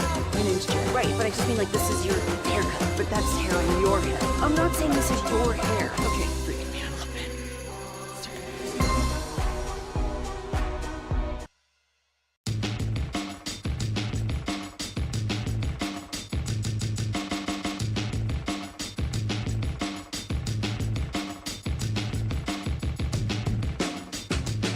Call Frankel first, 214 or 817-333-3333. With Frankel and Frankel, there is never an out-of-pocket cost. They only get paid when you win. Frankel and Frankel, the go-to for car and truck attorneys in Dallas. Hey, so Peyton Pritchard, Derek White, I think we were just speaking about them. Just mentioned And the then Celtics. I go and check the box score. The Celtics win 128-118 over the Blazers. And I'm bringing that up to you because why? Peyton Pritchard, how many points do you think he scored tonight, Frederick? Well, I mean, it's unfair for you to ask me that, considering you showed me that during the break. Okay, I'll ask Kevin Walker. How many points do you think Peyton Pritchard scored, Kevin Walker? 32 points. I'll give you a hint. He shot 16 threes. 16 shot or made? He shot 16 threes and made 10 of them. Peyton Pritchard did. Want to guess again? 42 points. I'll give you a ding for that. 43 points from Peyton Pritchard. 10 rebounds. Derek White, we were speaking about him too as well. How many points do you think he scored, Kevin? He shot 17 threes. Oh, jeez. They do shoot the three quite a bit. Let's say 35. Peyton Pritchard or Derek White had 41. Okay. So Peyton Pritchard and Derek White combined for what is that? 83, 84? 82. They both scored 41, right? No, Pritchard scored 43. Oh, okay. So 41 and 43? Yeah, 84. Wow. Between two role players. Not too bad, eh? No, and that's, again, and we didn't know those points. We didn't. We were staring at each other. Just waxing poetic. By the way, from the 682, why TF does Fred like Spencer? LOL. Look at tonight's game when he's in charge. Dude is stanky booty juice. I don't think Fred's is like he loves his game that much. I think it's more just the aura, the goatee. I love the aura of Spencer Dinwiddie. And I don't love his play. I go back to, by the way, I mean, this is a straight up demolition. 89-65, minute of the third. I go back to what we looked at when this team was constructed over the summer. All right, when the whole point of this team was you were designing it around two superstars in Luka and Kyrie, and then you were filling up the rest of the roster with guys that could shoot, with guys that could give you 3-and-D type looks. And that's what and then, oh, by the way, Spencer's a veteran. All right, Spencer Dinwiddie was never meant to play this many minutes. All right, and so, yeah. He is stanky booty juice at times. But Spencer Dinwiddie, 2 of 6 from the field right now with a turnover. This entire team is stanky booty juice. Does lead the team in assists. Nico Harrison is stanky booty juice right now.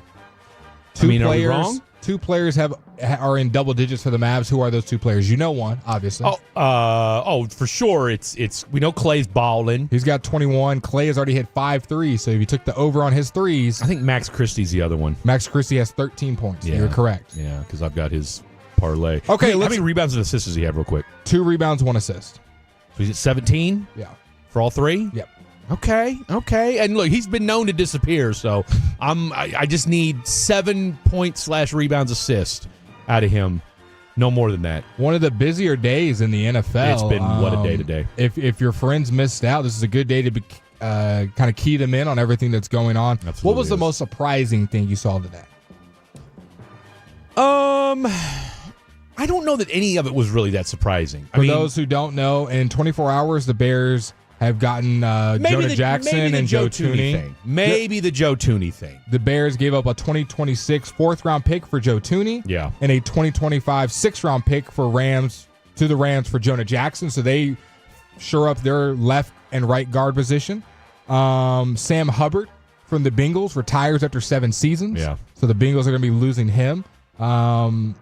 from 2019 to 2024, he had 400 tackles, 55 TFLs, 38.5 sacks, 16 pass deflections, an interception, 6 forced fumbles, and 5 fumble recoveries, Tyler Lockett was released by the Seattle Seahawks today. And then minutes later, we get the news that DK Metcalf asked for a trade. So Seattle's going to have a whole different wide receiver room. Yeah, and if you're smart like Blake, you took a season prop bet on JSN over 1,100 yards. And now he's the only receiver there right now. I was going to say, DK's still there for now, but I think we all agree he's going to get traded, or that deal's going to get done. Apparently, the Chargers are a team to look out for. Apparently, they've tried to get DK in the past, and Seattle rebuffed them. But apparently, let's play the DK game for a second. Best landing spots for him. I think for me, I'll tell you this. I say Chargers are on there. Put the Chargers at 2. New guy Jake brought that up last night. I thought that was a great point. Yeah. For me, at number 1, you know who I got, who I think should be the most aggressive for him, and I think makes sense. Maybe not for him as far as going to contender, but I just think the team should go for him. New England Patriots. Deep ball threat. Give Drake May a target. Drake May throws one of the best deep balls in the entire league already. DK Metcalf, we know, doesn't have an extensive route tree. Yeah. He's very good at the deep ball. Another big body receiver. Drake May's been throwing to little guys all year long. No shame on the little guys. I think him and DK would be a great duo together. I don't think it's great for DK. Like, I think he wants to go to contender. But if you're the Patriots, I don't know why you wouldn't throw the bag at DK. You're not going to just get free agents to walk to you. Now, Drake May might attract some, but in general, you're going to have to trade for a guy, I think. See, real quick, hold that thought, Kevin, because I don't necessarily disagree, but at the same time, though, let's not forget this is a New England team that has shown in the past. Look, we can win. I mean, clearly, right? Drake May's a different beast than Mac Jones, and I think we all agree Mike Vrabel's a different beast than Gerard Mayo, and definitely than Bill Belichick. And I'm glad he brought up Mike Vrabel. Mike Vrabel, because who did he have in Tennessee that worked so well for him? A.J. Brown. And he did not want to get rid of A.J. Brown. I'm not saying DK Metcalf is A.J. Brown. Do not confuse my words. But similar body type. I was going to say. Not as good as him, but a similar play style, big body receiver. I don't think Mike Vrabel would hate having a guy like DK over the group he has right now. So I think they should be really aggressive in going to get him. Well, and let's call it what it is. That offense was never the same after A.J. Brown left. Yeah. Okay. I mean, you decided to get Treylon Burks. I mean, how'd that work out for you? I think isn't it still true that A.J. Brown had more like Pro Bowl selections than Treylon Burks had touchdowns? There was that, and then there was another crazy number 2 where I think he had more touchdowns in the playoffs. In like 2 games of the playoffs this past season. As a matter of fact, I think they had more touchdowns in the NFC Championship game or something along those lines than Treylon had his entire time since AJ's been traded. Shout out the Razorbacks. I'll throw one more name out there at you. Talk to me. Another team? Yeah. Minnesota. Okay. Minnesota. But do I want Jordan Addison to be wide receiver 3? I like Jordan Addison. Here's the thing.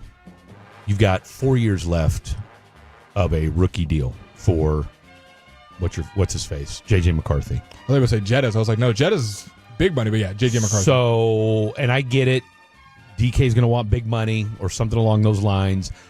I just wonder if you trotted out DK, Justin Jefferson, and Addison as your number 3, TJ Hawkinson as your number 4. I mean, scary business. That's a freakish offense, and oh, by the way, Kevin O'Connell is your play caller. Yeah.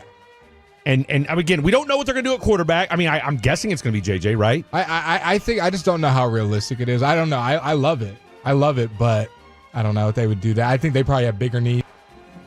They probably have bigger needs on the table. I don't disagree, but I mean, look, if you're going to take a stab and say, hey, it's an arms race, because suddenly the NFC North might be the most competitive division in football. Yeah.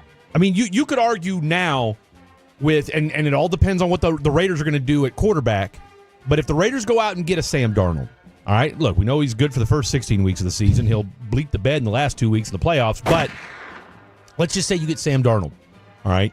You got Max Crosby. You got to feel like, okay, now that you've got Chip Kelly, I want to say they kept. What if the Raiders got him? DK. See, I thought about that too, right? Because I mean, Pete Carroll was there. Pete Carroll is a DK Metcalf guy. I tell you what, you throw DK, Jacoby Myers, and Brock Bowers, and then maybe you go snatch up a running back in the draft. and you got an offensive line that's good, not great. And now all of a sudden, and again, you throw again if you do get a Sam Darnold or if you get a Shador at number 6, suddenly why is Dame still in the game, man? Why is he still in the game? Chucking up threes.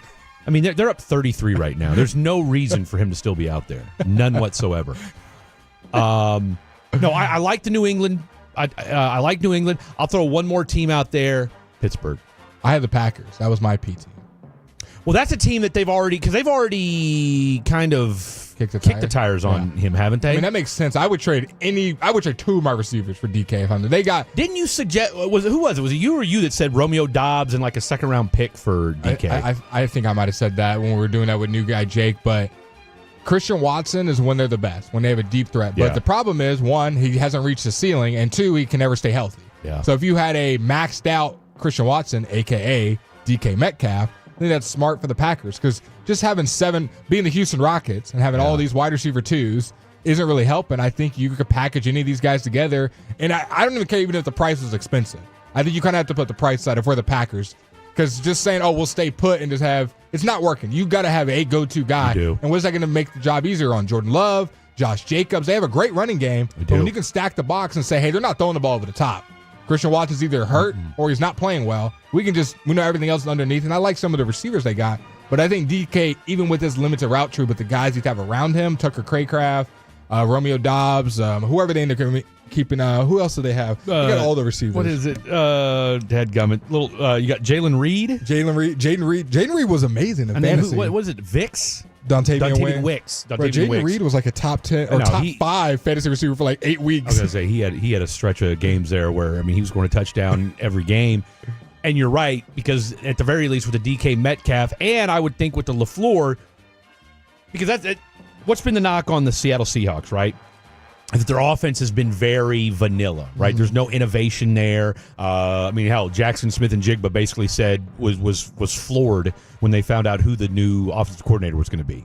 All right, and then you took the one from Seattle the year before. I mean, you've gone through a revolving door at offensive coordinator. You put DK with a LaFleur and that offense. So I think for me, for best fits for DK, I think it'd be the Chargers and Packers. Best fit for a team, I think it'd be the Patriots. Like if a team was smart. From the 214, would Tyler Lockett be a good fit here in Dallas? They love old slot receivers, so sure. They do. I mean, I don't know. I mean, I don't know what you're getting. I mean, you're getting a good locker room guy at this stage of his just career. re-sign Brandon Cooks at that point. I mean, that's kind of the same thing, right? I mean, I don't. I mean, maybe I would say I think Tyler Lockett's been a little bit healthier over the last couple seasons. He's better than Brandon Cooks, but I'm just saying, same type at this player. stage of his career, absolutely. And I think he's a little bit bigger than Brandon Cooks. You think? I think so. I think so. I want to say Tyler Lockett's like 5'11", 6 foot. Brandon Cooks ain't but 5'9", 5'10". Tyler, I'm talking about their weight. Oh, yeah. No, I would. I think they're probably about the same. So about what, 180, 190, somewhere. Tyler Lockett's 182. Okay. And what do you think Brandon Cooks is? I would say he's probably 175, 180 because he's a stocky little dude. Brandon Cooks is 185. Well, there you go. Now but Lockett's 6 foot though, isn't he? He's a little more slender. 5'10". 5'10". Okay. Well, I'm thinking of Tyler Lockett. Man, I'll tell you what. This guy's been around the league for. I tell you what. I mean, I remember him at K-State for crying out loud. This dude's been in the league for a minute. I'll tell you, think Brandon Cooks is. Oh, he's 5'10". So they're both 5'10". They're like a 3-pound difference. So really? The same player. I did not know that. From the 972, will the Mavs win another game? Yes, we do think that. It won't be this one, but we do think they will. And from the 214, not a chance DK is traded within the conference. Good players are always shipped out. Tell that to Nico. Yeah, I mean, I don't think there's any guarantee. I mean, look, if you get a good package, I think that's becoming less and less important in sports. I do like that. I mean, I do believe that theory, but I think less and less. I'm not just having Mavs bias. I mean, think the whole trading within conference, trading within your team, letting free agents go to. Yeah, no, I mean, Detroit traded their tight end within their own division. Yeah, I mean, they traded T.J. Hawkinson to the Vikings for crying out loud. So now you can say, well, that's the Lions, but again, they've had a pretty good little 3-year run here. So I don't think that's quite. Plus, if you're Seattle, you're not like that worried about your conference. You're just like, how can we get better? Look, and DK Metcalf. I mean, DK Metcalf is a good, not great wide receiver. Is he great at times? Yes. But I would say that if I'm a Seattle Seahawk fan, I don't know that I'm upset about shipping off DK Metcalf. Let's get value for him and get off the contract and go. They can go get Ted McMillan. Shoot. Seriously, Restart. You've already got a guy in Jackson Smith and Jigba that you feel good about. Like you said, go get you another one in the draft. Go get you one of these tertiary guys on the free agent market. I mean, there's a ton of them. So, yeah, you feel pretty good about it. All right, coming up next, fair or foul. Both Blake and Khaki Kev have a fair or foul to throw out your way. 877-881-1053, 877-881-1053. That is the Frankel and Frankel injury training text line. We'll hear from you next as well. Don't go anywhere. Coming up on the next KNC Masterpiece, we'll talk.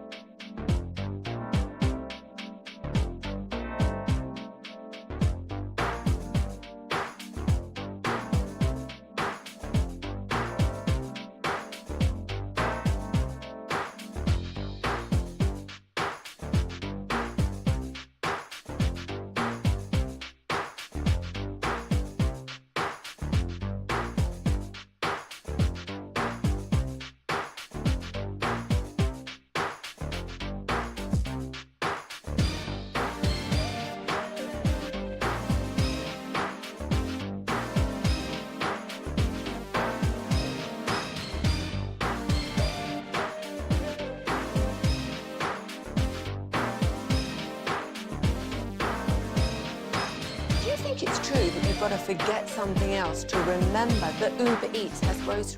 No, that's absurd.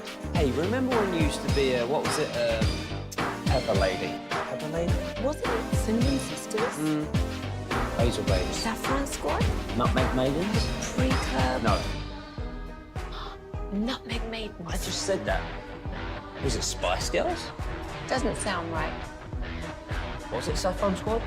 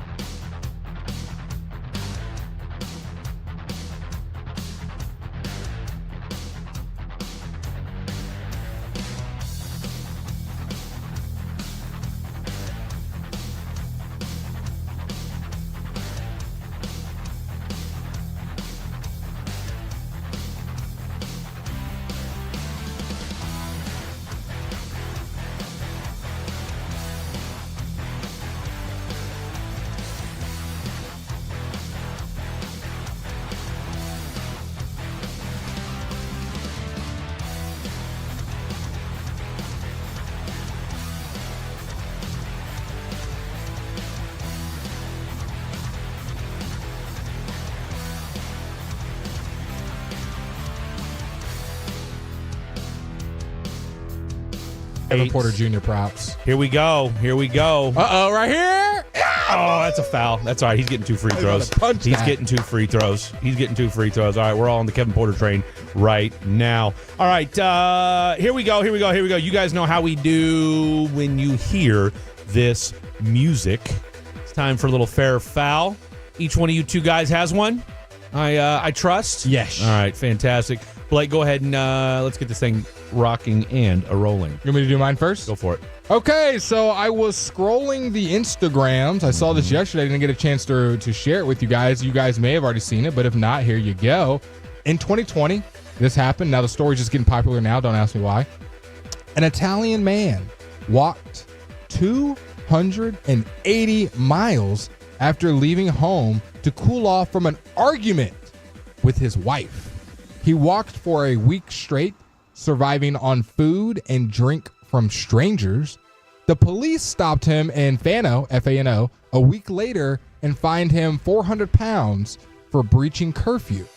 His wife had reported him missing and later reunited with him. Fair or foul? Getting in an argument with your wife and walking 280 miles down the street for a week? I mean, 280 miles, you're walking down the road at that point. I mean, that's further than here to Houston. I mean, that's almost like from here to, what, San Antonio? Yeah. I mean. So my first question is, was he, okay, I think this has multiple breakdowns. The first part is. That's several. The first part is walking. I think walking is fine. When you're in an argument, walking away is fine. Yeah, around the block. Around the block. To the park. Not to the, 6 cities down. What do you think the argument was where he said, I gotta walk for, and this is my thing, the story's being portrayed like he walked away. Did he walk away or was he leaving? He was gone for a week. And well, you just wonder, so him and his wife are arguing and he just says, all right, I'm gonna take a walk, and then just kept going. I mean, are we convinced that it was, and why did he get a ticket? Now, a lot of people ask that. Everyone, now, I'm gonna read the story one more time, and I think you'll be able to catch why he got a ticket. In 2020, an Italian man walked 280 miles after leaving home to cool off in an argument. He walked for a week and he was fined $400 for breaching curfew. So with those contexts, so he was walking after everybody was supposed to be in bed or home. But why do you think? What year did I say? Oh, you said 2020, so it was during COVID. Yeah. That's okay. That's right. And that's right. Italy did impose that's crazy a curfew because they were having all the people dying. So Porter's just chucking up threes. So I mean, if he can just knock down one of them, we're in good shape. Clay. Hey, we said before the game, and Porter's just, I mean, he is a one-man. Did he just hurt himself? Yeah, I think he hurt himself, crashing into 3 people. On his own team. On his own team. Oh, my gosh. If he sits. No, he's not going anywhere. I mean, you're up almost 40 points. Like, you're not taking them out. Clay better not sit. I need one more three. Either way, okay, so do you think he was really trying to return home? He was gone for a week.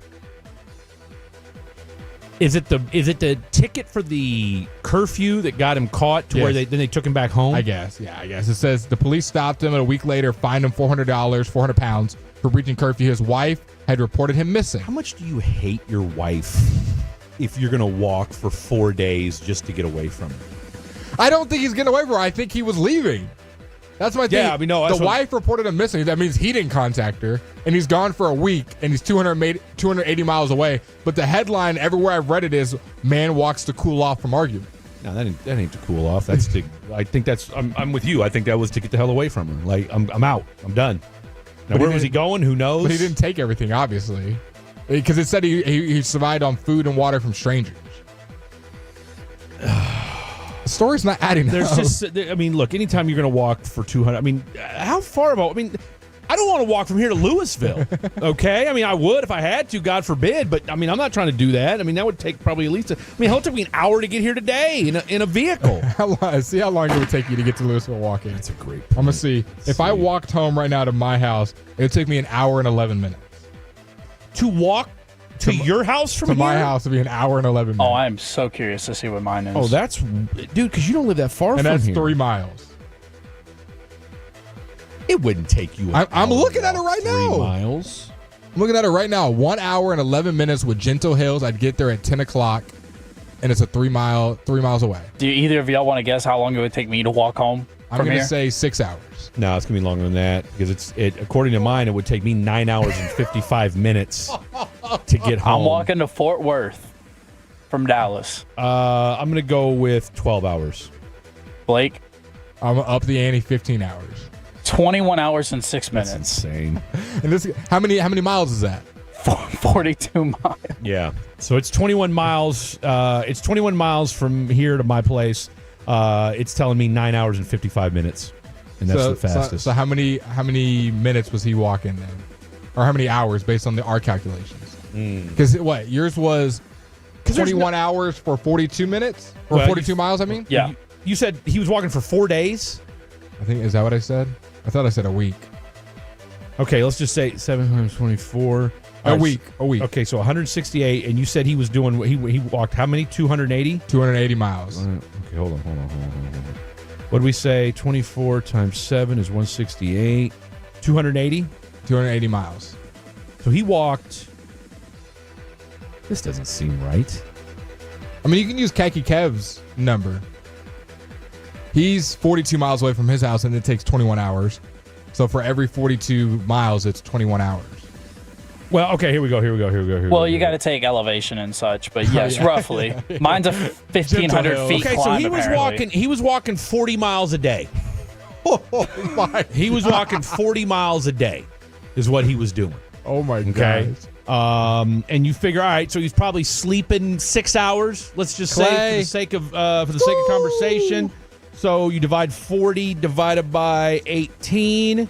So he was walking 2 miles an hour. So there you go. Man's walking 40 miles a day, 2 hours a day for a week. Someone said I walked 3.3 miles an hour, went 3.9 today, see if I could keep up with the general. 24-hour walk from Sherman to AAC. 6-year-old asked on the way to the Stars game. Okay. People were saying he was like, if I don't leave, I'll kill her. Sometimes you need perspective and to stay out of prison. Saved her life. Good man. Forrest Gump type beat. Breaching curfew. What kind of authoritarian hellscape is Italy? Yeah. Well, but like I said, that was during COVID, so that was why. He just needed to get out of the house. That was it. So he got caught. He was trying to run away, and he's like, the cops think they're helping walk him. away. I wonder if he had a side chick that he was trying to find. I'm trying to figure out, did he not have any 7 money? days away. Because it said in the report that he was only living off what strangers gave him. So did everyone know about this guy and they were just giving him food like he's running a marathon? Either that or he just didn't take his wallet with him. This guy missed out on a massive YouTube opportunity. Right? Could have. My guess is that if you're walking out on your wife to go walk for a week straight, you're not thinking about the social media ramifications. I mean, what do you making hella money? Because at what point when you're walking on like day 3, like, man, maybe I should go back. Maybe Talking about soul searching. Because you've walked 120 miles at that point. Okay, I mean, let's be real. He has a whole new perspective on life. You've got a whole new perspective on life after the first day. I mean, if 40 miles isn't clicking, what is at that point? I just want to know what the argument was. I'd love to know what the argument was. Do we know where he's at now? They still together? I think back home it says reunited with the wife. Yeah, that was 2020 though. We gotta. Do we have a name for this guy? I'm sure I can look it up. We got to find out what his name is. Can you just type in man who walked 280 miles, see if we can find a name for him? All right, so I'm going to say it's foul. I say it's foul as well. I'm going to say it's foul. I mean, if just man up and say I'm leaving. I'm out. Leave for real. And grab your car keys and go. So I'm foul. Yeah, he had an old girl stressing, probably thinking that he got. We got to know. We didn't know what the argument was. We do. There's no update without knowing what the argument is. Nothing that isn't after 2020. Yeah, Max. I wonder why the story. that's I wonder why the story blew up today. I saw it like 3 or 4 times today. I know, because I just saw it the other day too. Real quick, Keke, what's your fair foul?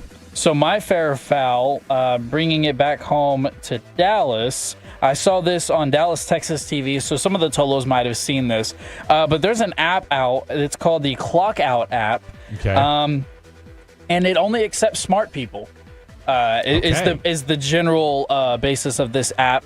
Thousands are using it to connect at private dinners and mixers, but others have been rejected. The founder stated that, quote, people need to meet a certain standard to get on for us to ensure a quality networking experience. Fair or foul only hanging out with smart people based on apps preference? What's the barometer on the smart people? Like GPA, your doctorate degree? Now, I was trying to do research, but maybe I'm not even smart enough to download the app. I'm still trying to look more, because I wanted to wonder the same thing. Like, okay, is this ACT scores, SAT? Like, what are you answering a 50-question quiz? Like, what is the barometer? What's the IQ test? Should we do that one time on the air? Should we do an IQ test? We absolutely should. We definitely should do that. We absolutely should. I need one more bucket from Kevin Porter. Kevin Porter. He's at 10. I say it's foul. Segregating people is never good. No, I'm for it. I'm for it. I mean, if you can't do it, just wise up.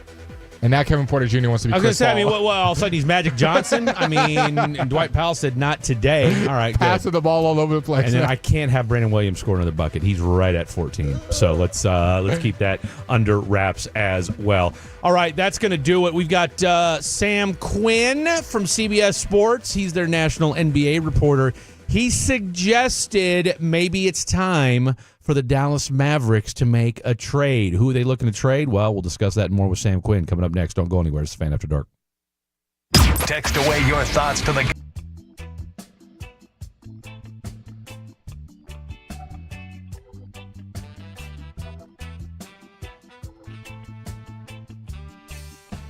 Uber Eats has low fee products? I gotta remember that. Well, they say in order to remember something, you have to forget something else. Okay, now that is a very cute haircut. That's like a little shag. I've never seen that before. Well, I mean, of course you have. It's the Rachel. Oh, is that your name? No, I mean, like, your name. No, I'm Jen. My name's Jen. Right, but I just mean, like, this is your haircut. But that's hair on your head. I'm not saying this is your hair. Okay, freaking me out a little bit.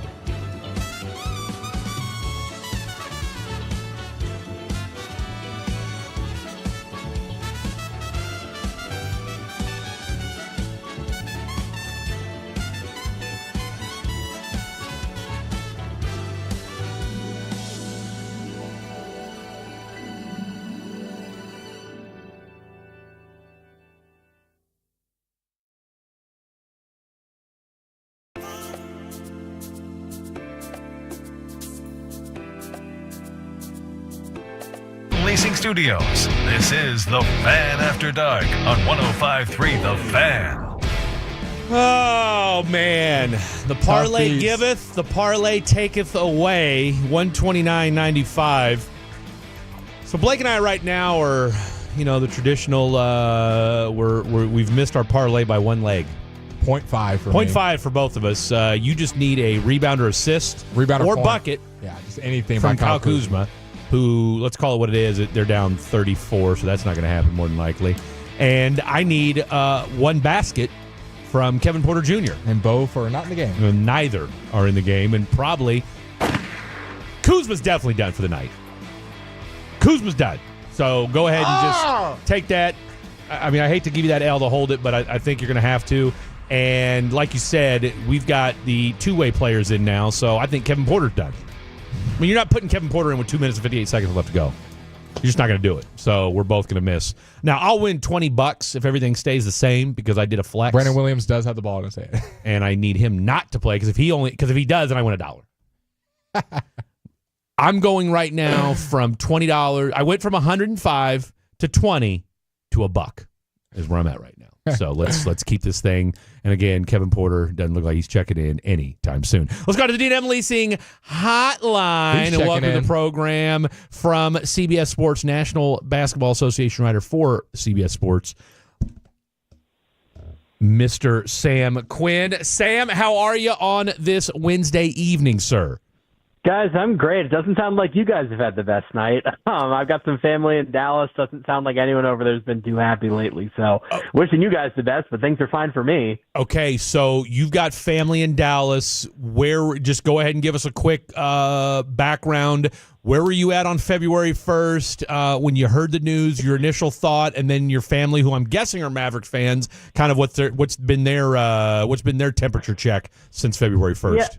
So I don't usually do this, but it was a Saturday night. I went to bed pretty early, like 11 o'clock. Okay. I wake up 6 a.m. the next morning to 37 text messages, the last of which comes from my brother-in-law at like 5:37 in the morning. Uh-huh. Now, my sister's pregnant, and when you get that text from your brother-in-law at 5:37 in the morning, your head goes to places other than basketball. Yeah. But I open it up, and he texts me about the trade, and I just go like, am I dreaming? Is there something like... Did something go wrong last night? What happened? So I kind of just spent that morning piecing it together. So I don't know if either of you guys are nightlife people. My uncle Don Nedler owned the Lizard Lounge in Dallas. Okay. Owned a bunch of other nightclubs. He was apoplectic when he heard. Everybody I've spoken to in Dallas was absolutely crazy and furious about it. I think that's probably the experience everybody you've talked to has shared. It made no sense to me at the time, and it has only gotten worse since then. And Sam, let's stay on the Luka topic. I don't think anybody saw this coming since they've traded for him. And I'll be honest, they were playing well before they got him as well, but they've looked like maybe the best team in basketball outside of maybe the Cavs and the Thunder, and especially their defense has looked really nice. What have you liked the most about this new look Lakers team, and are they a real threat to win the championship? I mean, I have serious questions about the roster in a playoff setting. What I always say is, the regular season is about strengths, and the playoffs are about weaknesses. The strengths are overwhelming, right? If you have Luka, LeBron, and Austin Reeves handling the ball, you have more shot creation than any other team in the NBA, at least in your starting lineup. They have such a high basketball IQ. They're playing so hard. It makes sense to me that they'd be this good right now. I have questions about the roster in the playoffs. I don't think Jackson Hayes is going to hold up across 4 rounds as a starting center. I think they probably need another 3-and-D guy somewhere in there. I think over the long haul, though, like they have an offseason, they'll get it right, and they'll enter next season as like a fully inner circle championship contender, and they'll have a real shot in these next few years at the end of LeBron's career to get him one last ring, to get Luka his first ring. They're in great shape. I think they need one more transaction cycle to get the roster where it needs to be, but they look great right now, and it's only going to get better from here. Sam Quinn, CBS Sports, joining us, talking all things NBA, Mavs, and Luka. Real quick, I think, and I don't disagree with you on the Jackson Hayes front. The one thing, though, is, and I think everybody's noticed this team looks totally rejuvenated, revitalized, whatever word you want to call it. LeBron's playing out of his mind right now. So I'm with you. I don't disagree that, Jackson Hayes is a question mark for four rounds. However, I just feel like with Luka and LeBron, anything's possible. How impressed are you right now with the job that JJ Redick has done? He's done a great job. I mean, you could even see before the Luka trade, the difference between him and Darvin Ham was just night and day, right? The team is so much more prepared. The offense flows so much more. There's so much more movement, so much more passing. The team just looks right now like it's the best version of itself, right? Last year, with the talent they had, it looked like the worst version of itself. There is a certain point with coaching where there's nothing you can do if the talent isn't there. We've kind of seen it with Dallas with all these injuries lately. Like, you can't really ask for much. Of course they have a 10 seed. With the Lakers, that was a team last year that had the talent to be a lot better than it was. And this year, they're outplaying the talent that they have. So, yeah, it's been a great first year for J.J. Redick. Right now, I have him third in Coach of the Year. I have Kenny Atkinson first and J.B. Bickerstaff second. It looks right now like the Lakers have found somebody who can be their coach as long as Luka Doncic is there and maybe even beyond. Sam, when you look at the team with the Dallas Mavericks, we could spend the whole show talking about their injuries and their woes and all that. But I want to ask you, what does the future actually look like? More so talking about the offseason. I think we know how the season went, but what does an offseason look like for the Dallas Mavericks? It is bleak. It's very bleak. I don't think there was any reasonable defense of the Luka trade when it happened. But if you really wanted to be charitable about it, if you really wanted to squint, you could say having Anthony Davis and Kyrie Irving together gave you a pretty good core, a good championship window for the next few years. The problem now is that you've lost 1 year already by Kyrie tearing his ACL. He might miss all of next year too. I mean, with ACLs, you never quite know, right? Like, sometimes you have Iman Shumpert coming back in 8 months. Sometimes you have Derrick Rose or Jamal Murray missing a year and a half. Kyrie is older. He's had a lot of knee injuries in the past in that left knee. You don't know if he's going to be back next year. And if he is, you don't know how good he's going to be. So already the 2 seasons in which you would presume that your championship odds would be the highest have been wiped away, right? And Nico Harrison said this at the press conference when they made the trade, that he's only thinking about the next 3 or 4 years. Well, half of that time period is suddenly off the board. Could you maybe trade for somebody over the summer who helps you, stem the tide until Kyrie gets back? Maybe. It depends on how much you want to give up, right? Like, they were linked to Kevin Durant at the deadline. I think if Kyrie had been healthy, it would have made some sense. But do you really want to give up all of your picks and, your young players, Derek Lively, Max Christie maybe, to get a guy in his late 30s who also has injury issues? I think Nico would love to do that. Makes much sense anymore. I just don't think that there's really a logical win now path for them anymore, just because you don't know what you're going to get out of Kyrie. So, like, say you make another big trade, your best case scenario, given the ages and the injuries involved here, is like one pretty good run. That doesn't really appeal to me much. So today I wrote that what makes the most sense for them probably is to trade Anthony Davis. I know that sounds crazy when he's only played 31 minutes for them, but if you look at the way they're set up now for the future, they have 18 months to figure out the rest of the decade. They have their own first-round pick this year, and they have their own first-round pick in 2026. After that, their next 4 go to other teams. And it's not just any other teams, mind you. One of those picks goes to the Spurs. One of those picks goes to the Rockets. One of those picks goes to the Thunder. Not only are you strengthening 3 of the most promising young teams in the Western Conference with those picks, you're strengthening your 3 regional rivals, right? The 2 other teams in your state, the one team that's geographically closest to you. This isn't even just a basketball matter anymore, right? Like, I'm sure you guys are experiencing this with the fans in Dallas. They're in open revolt. Like, there's a real existential crisis here about what kind of fan retention the Mavericks are going to have over the next 5, 6, 7 years. And if the Rockets and the Spurs and the Thunder are great, while the Mavericks are aging out of anything and don't have picks to rebuild with, there's a chance that they lose like a pretty significant chunk of their fan base. So my logic here is trade Anthony Davis over the summer, try to be bad next year while Kyrie is out, add a lottery pick this year, add one next year, and then get Kyrie back for the 26-27 season and try to be competitive there. And then the last thing I'll say on this front is, it almost doesn't matter what Anthony Davis does for you as a basketball player, short of maybe winning a championship, because I think to those fans, to no fault of his own, he's always going to be the guy we have instead of Luka Doncic, right? Like, that comes with baggage that I don't know that he'll ever be able to shed. So if I were running that team, my thought would be, well, first of all, if I were running that team, I never would have traded Luka in a million years, but that ship has sailed. If I was taking over that team this summer, I would say, look, what Nico Harrison did, it's not fixable. We have to start over. We can't pretend that his vision ever made sense. We made a mistake. Let's try to make it right. Have you ever seen anything like this in any sport, in any pro sports, just the downfall of a franchise in, a month and a half? It boggles my mind. I was, doing radio hits. I was doing podcasts in January, and people were asking me as the Thunder were surging, like, can anybody compete with them? Is there a team in the West that can beat them in a 7-game series? And the answer I always gave them was the Mavericks, right? Because they literally did it a year ago, and I think on paper at least, the roster before the Luka trade was better than last year's team that made the finals. Now, does that guarantee anything? No. But Luka is 25. You would have had him presumably for at least another few years. If not, like Dirk, for the next 15 for the rest of his career. And they blew that up in 6 weeks. I'm speechless at it. I've never seen anything like this in any sport, in any business, in any industry. I'm at a total loss here. It's just, frankly, one of the most insane sets of decisions I have ever seen any entity make for any reason. How much do you buy? And I get it.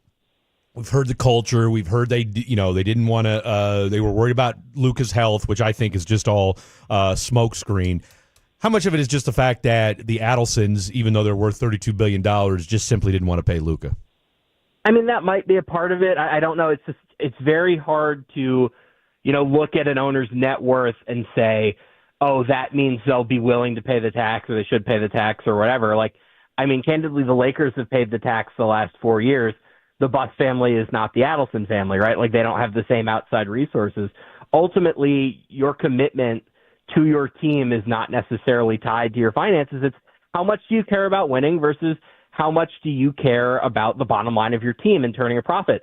The truth is, it's too early in their ownership, era. It's been, a year or so? Something like that, to say anything too definitively. I think if Nico Harrison had come to them and said, hey, Luka is our MVP, he's somebody that we want to pay to keep him to be the face of the franchise, I don't think they would have turned him away. I don't have any real reason to believe that, the organization was adamant about not paying him, if only because, if you're not going to pay Luka, who are you going to pay, right? We live in an NBA where, Tobias Harris isn't getting the max anymore, but we live in an NBA where, if you're a top 20 player, you're pretty much assured a max contract. Luka is not a top 20 player. He might be a top 2 player. So if they're not willing to max him out, then yeah, I have real questions about their ownership, but ultimately it's too early to say. My operating theory throughout all of this is that this Nico Harrison just thought this was the right move. I disagree with him. It seems like pretty much everybody in basketball disagrees with him, but I think the GM went to the owner and pitched this idea, and ownership went along with it, and here we are.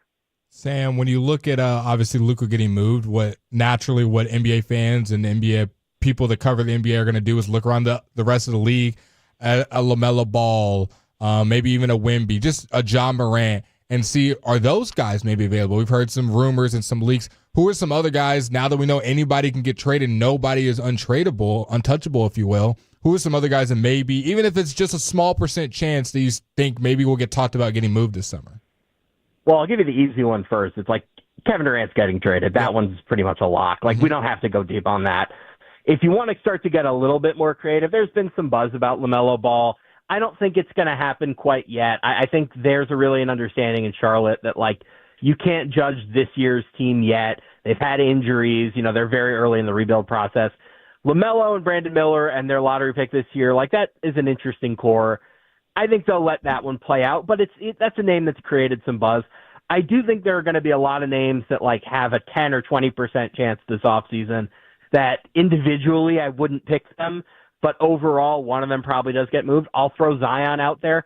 Zion has quietly been great for like the last 6 weeks or so. Nobody's really noticed because the Pelicans are 30 games below 500 or whatever they are. I think if the Pelicans have a good lottery night and maybe they're drafting Cooper Flagg, they look around and say, well, we've got a new franchise player. Let's start to explore moving the old one. You know, you look around the league, we'll see how the Bucks do in the playoffs. There's always Giannis buzz every offseason now. That's just sort of what happens when you put a really old team around a really good player. Something that I like to say every March, every April, when every team is feeling good about itself, I like to pull back a little bit and say only one team gets to hoist the trophy. And that means 29 teams are probably not going to be very happy. So a lot of those teams are going to be looking to shake things up, looking to make some sort of significant change. What the Luka trade taught us is that pretty much anyone's on the table for the right price, right? Like, I don't think Wemby would get traded. I don't think Nikola Jokic would get traded. After that, I mean, if a Luka's on the table, I think most teams are going to be willing to talk about just about everybody. Sam Quinn, CBS Sports, joining us talking all things NBA. Is Kenny Atkinson the runaway winner for this year's Coach of the Year? I mean, we've had some great performances, but, I mean, it's pretty much his to lose, right? I would assume that he's the Coach of the Year. I mean, they won again tonight.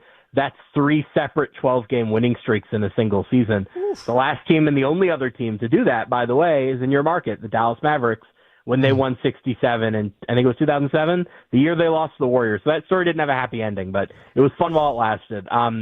I would pick Kenny Atkinson to win Coach of the Year. I think the difference between this year's team and last year's team is so stark that I just don't know how you couldn't do it.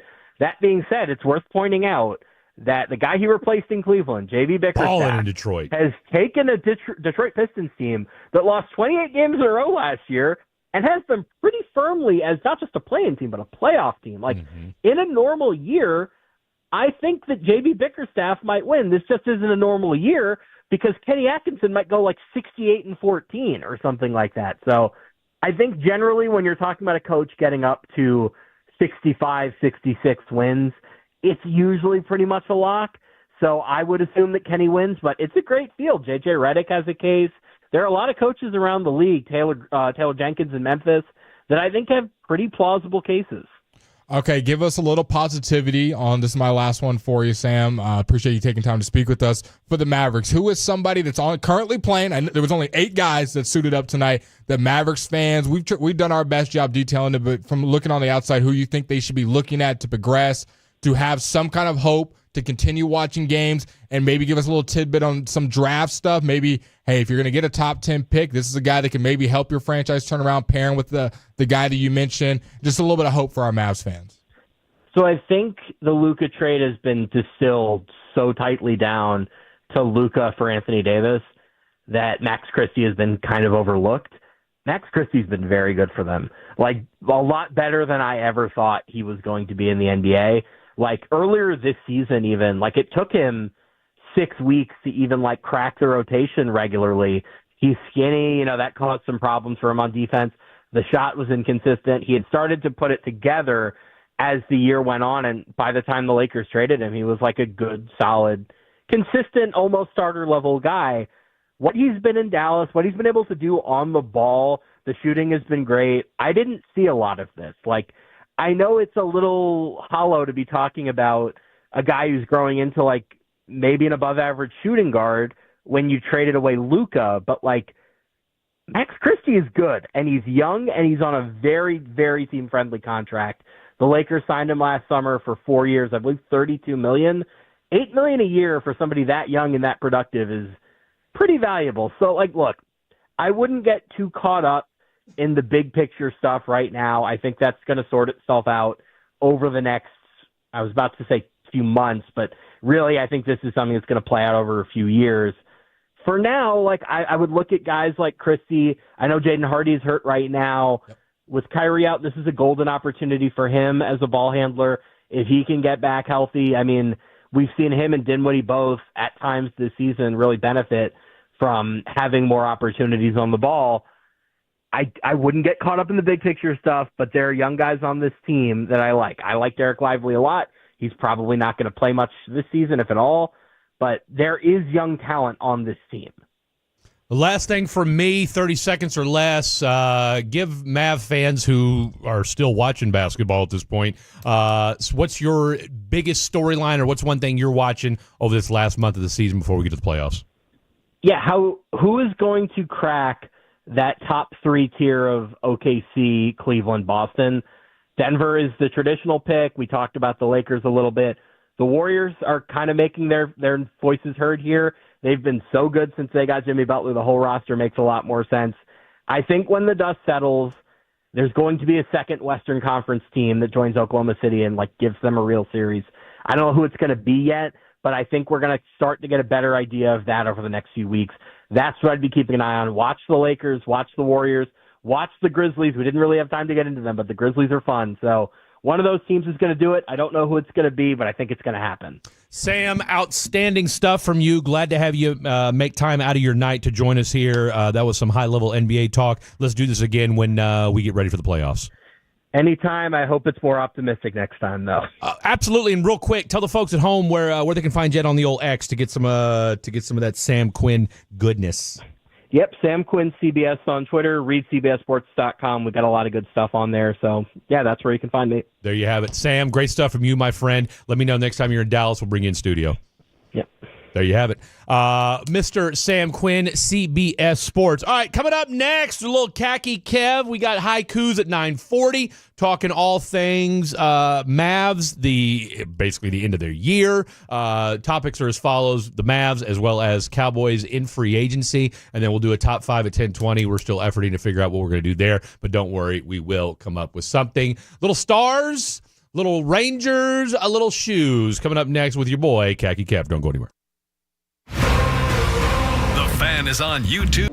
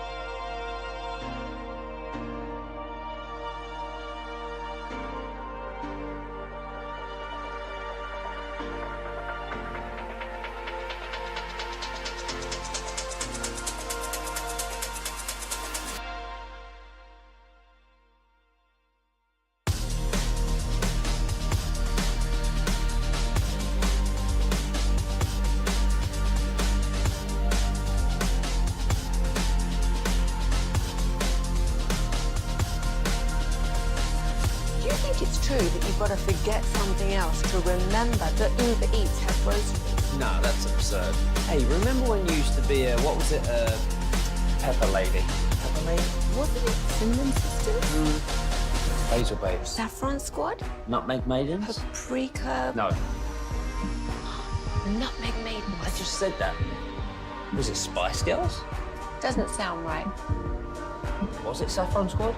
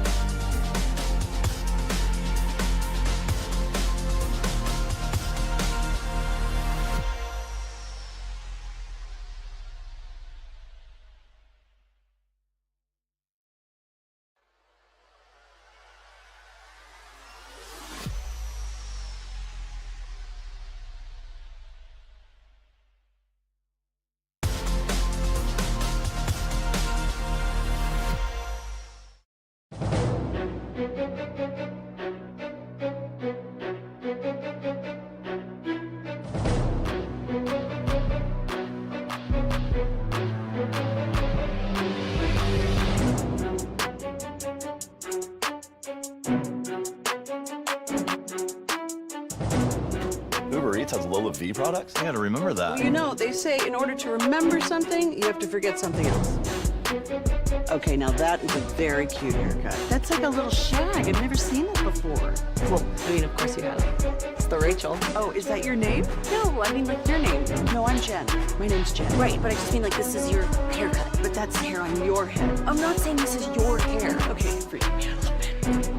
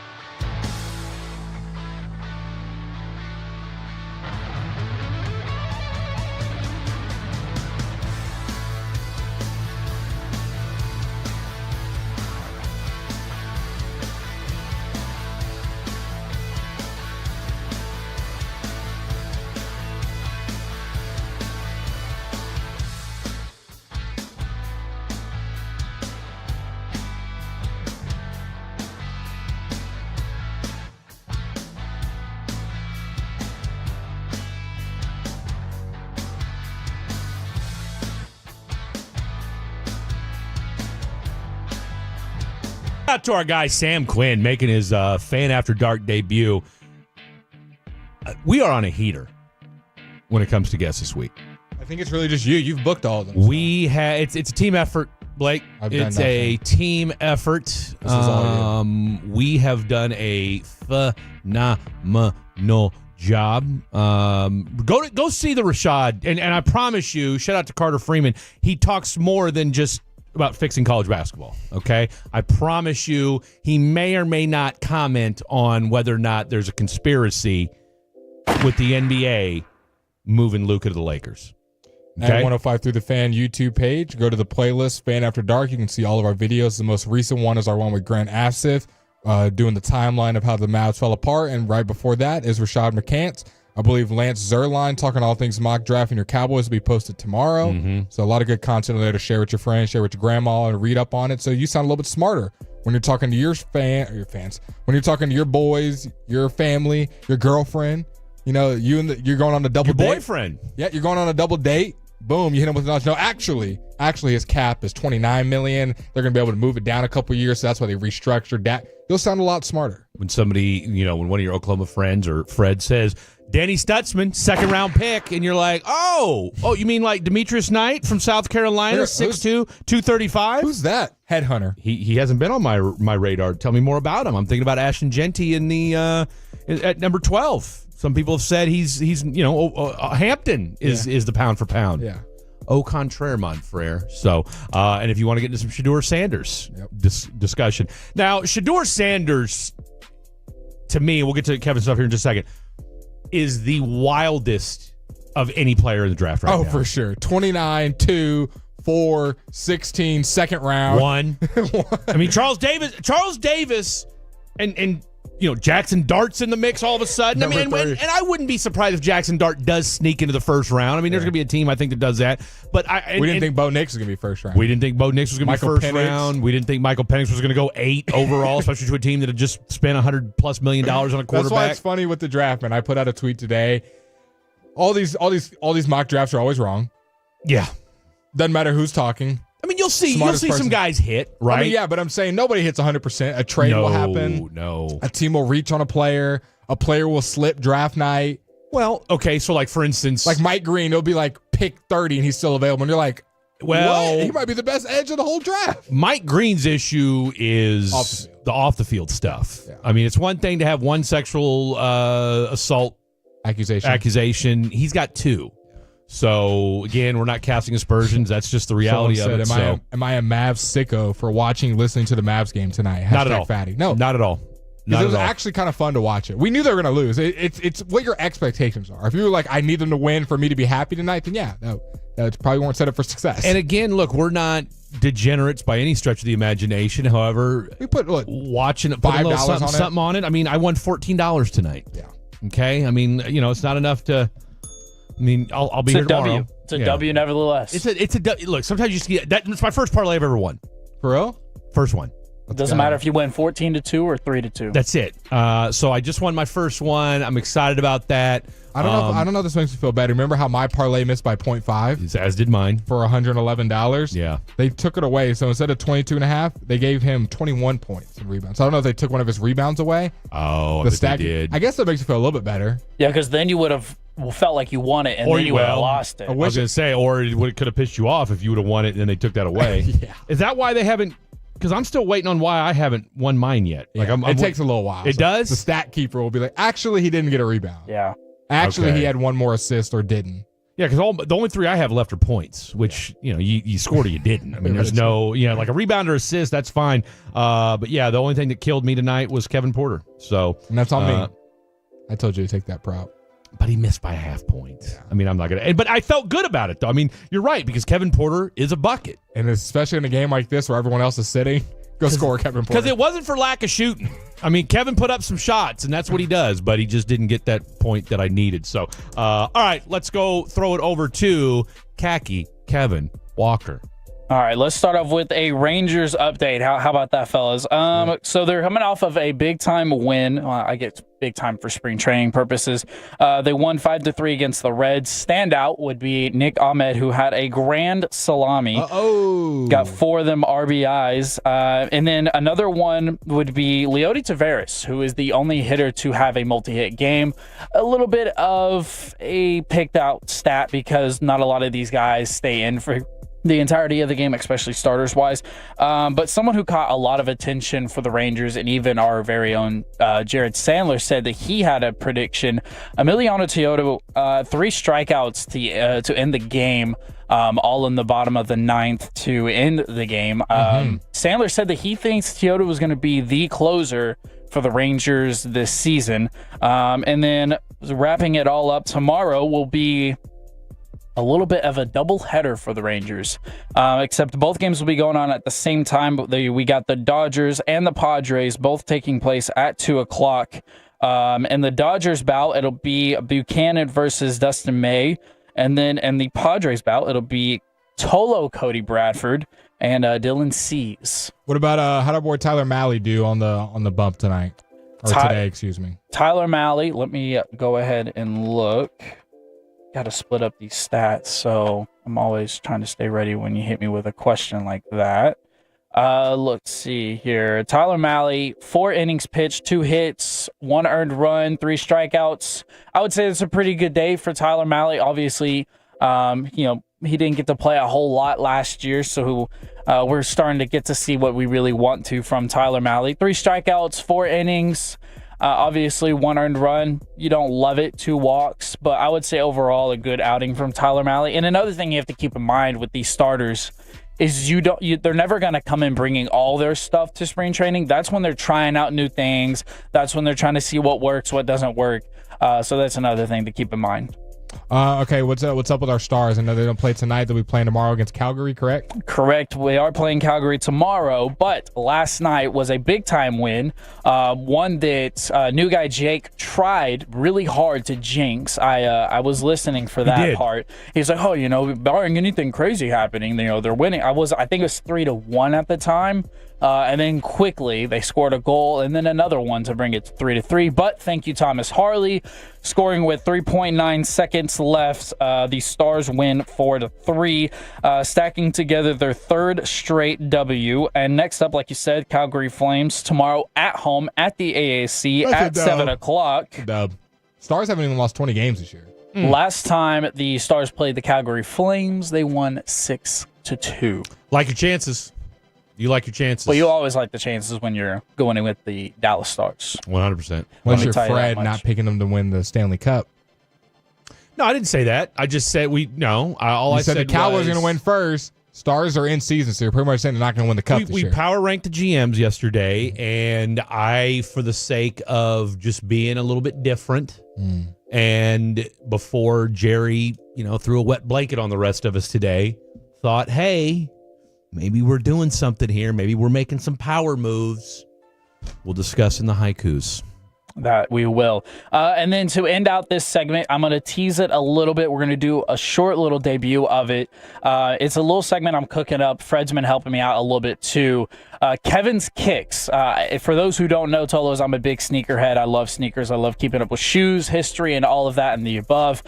So real quick to open this, Fred, I know that this is going to be a reoccurring theme every time I ask this question, but I want to know what we're wearing, what we got on our feet. For me, I am wearing some Vomero 5s, very comfortable shoes. Blake, what are you wearing? I'm wearing gray and white Babestas.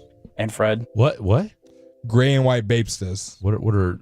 They look like Air Forces. Okay, with the yeah, I see you logo. wear those because you got like 4 or 5 colors of those, right? Mm-hmm. What are Babestas? That's the brand. Babesta, STA. Babesta. Bathing Ape is the brand. Where do you buy these at? Open market. You get these online? Yeah. You got to know those a guy. are resale. You got to know a guy. Those are resales. Guy? Yeah, those are resales. You're getting there. Interesting. Okay. They're like $3. No, I'm playing. They're constantly. I don't want to say ripping off, but what they're known for is copying other designs from brands and then making them their own. They had a big lawsuit with Nike last year. Kevin just ripping my shoe. Hey, he said we're doing a new segment. So basically, you've got the plagiarism on your feet. I know, my bad. Way to I go, love Babestas. Blake. I love Babestas. Hey, look, there's Caleb Martin on TV. He's got more time on TV and clothes and does actual on time as a Dallas Maverick. So there you go. What's on my feet? Oh, just a pair of old Nikes.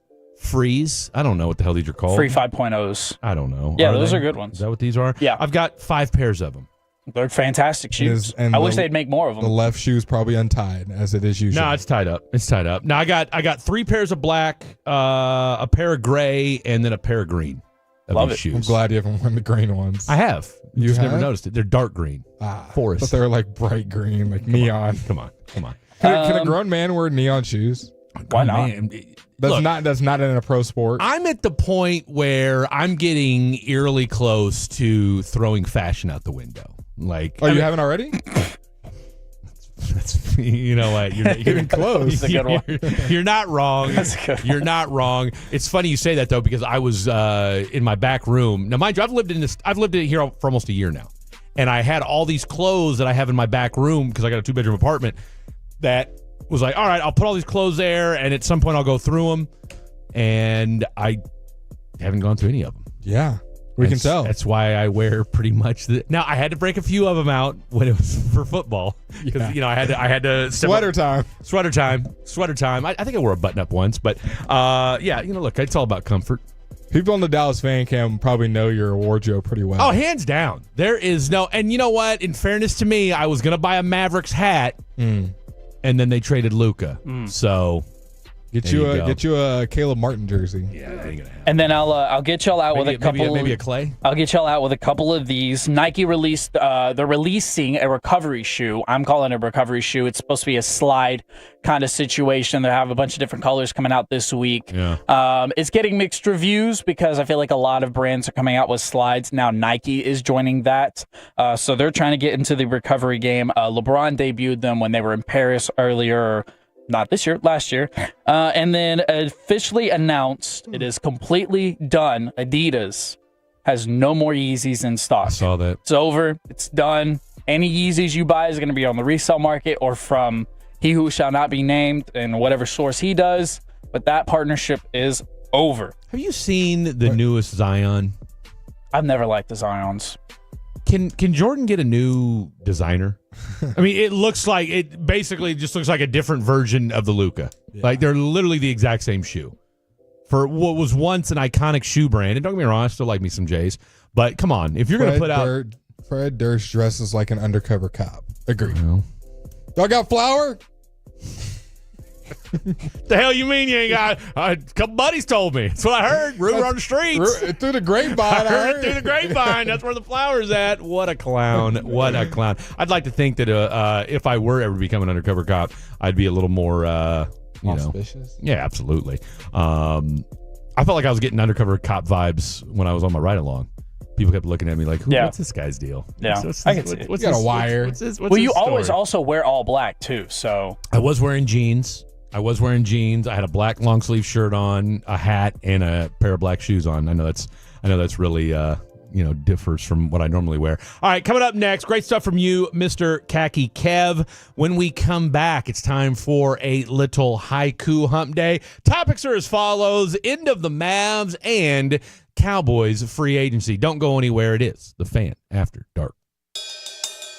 March is here, and it's time for tip-off.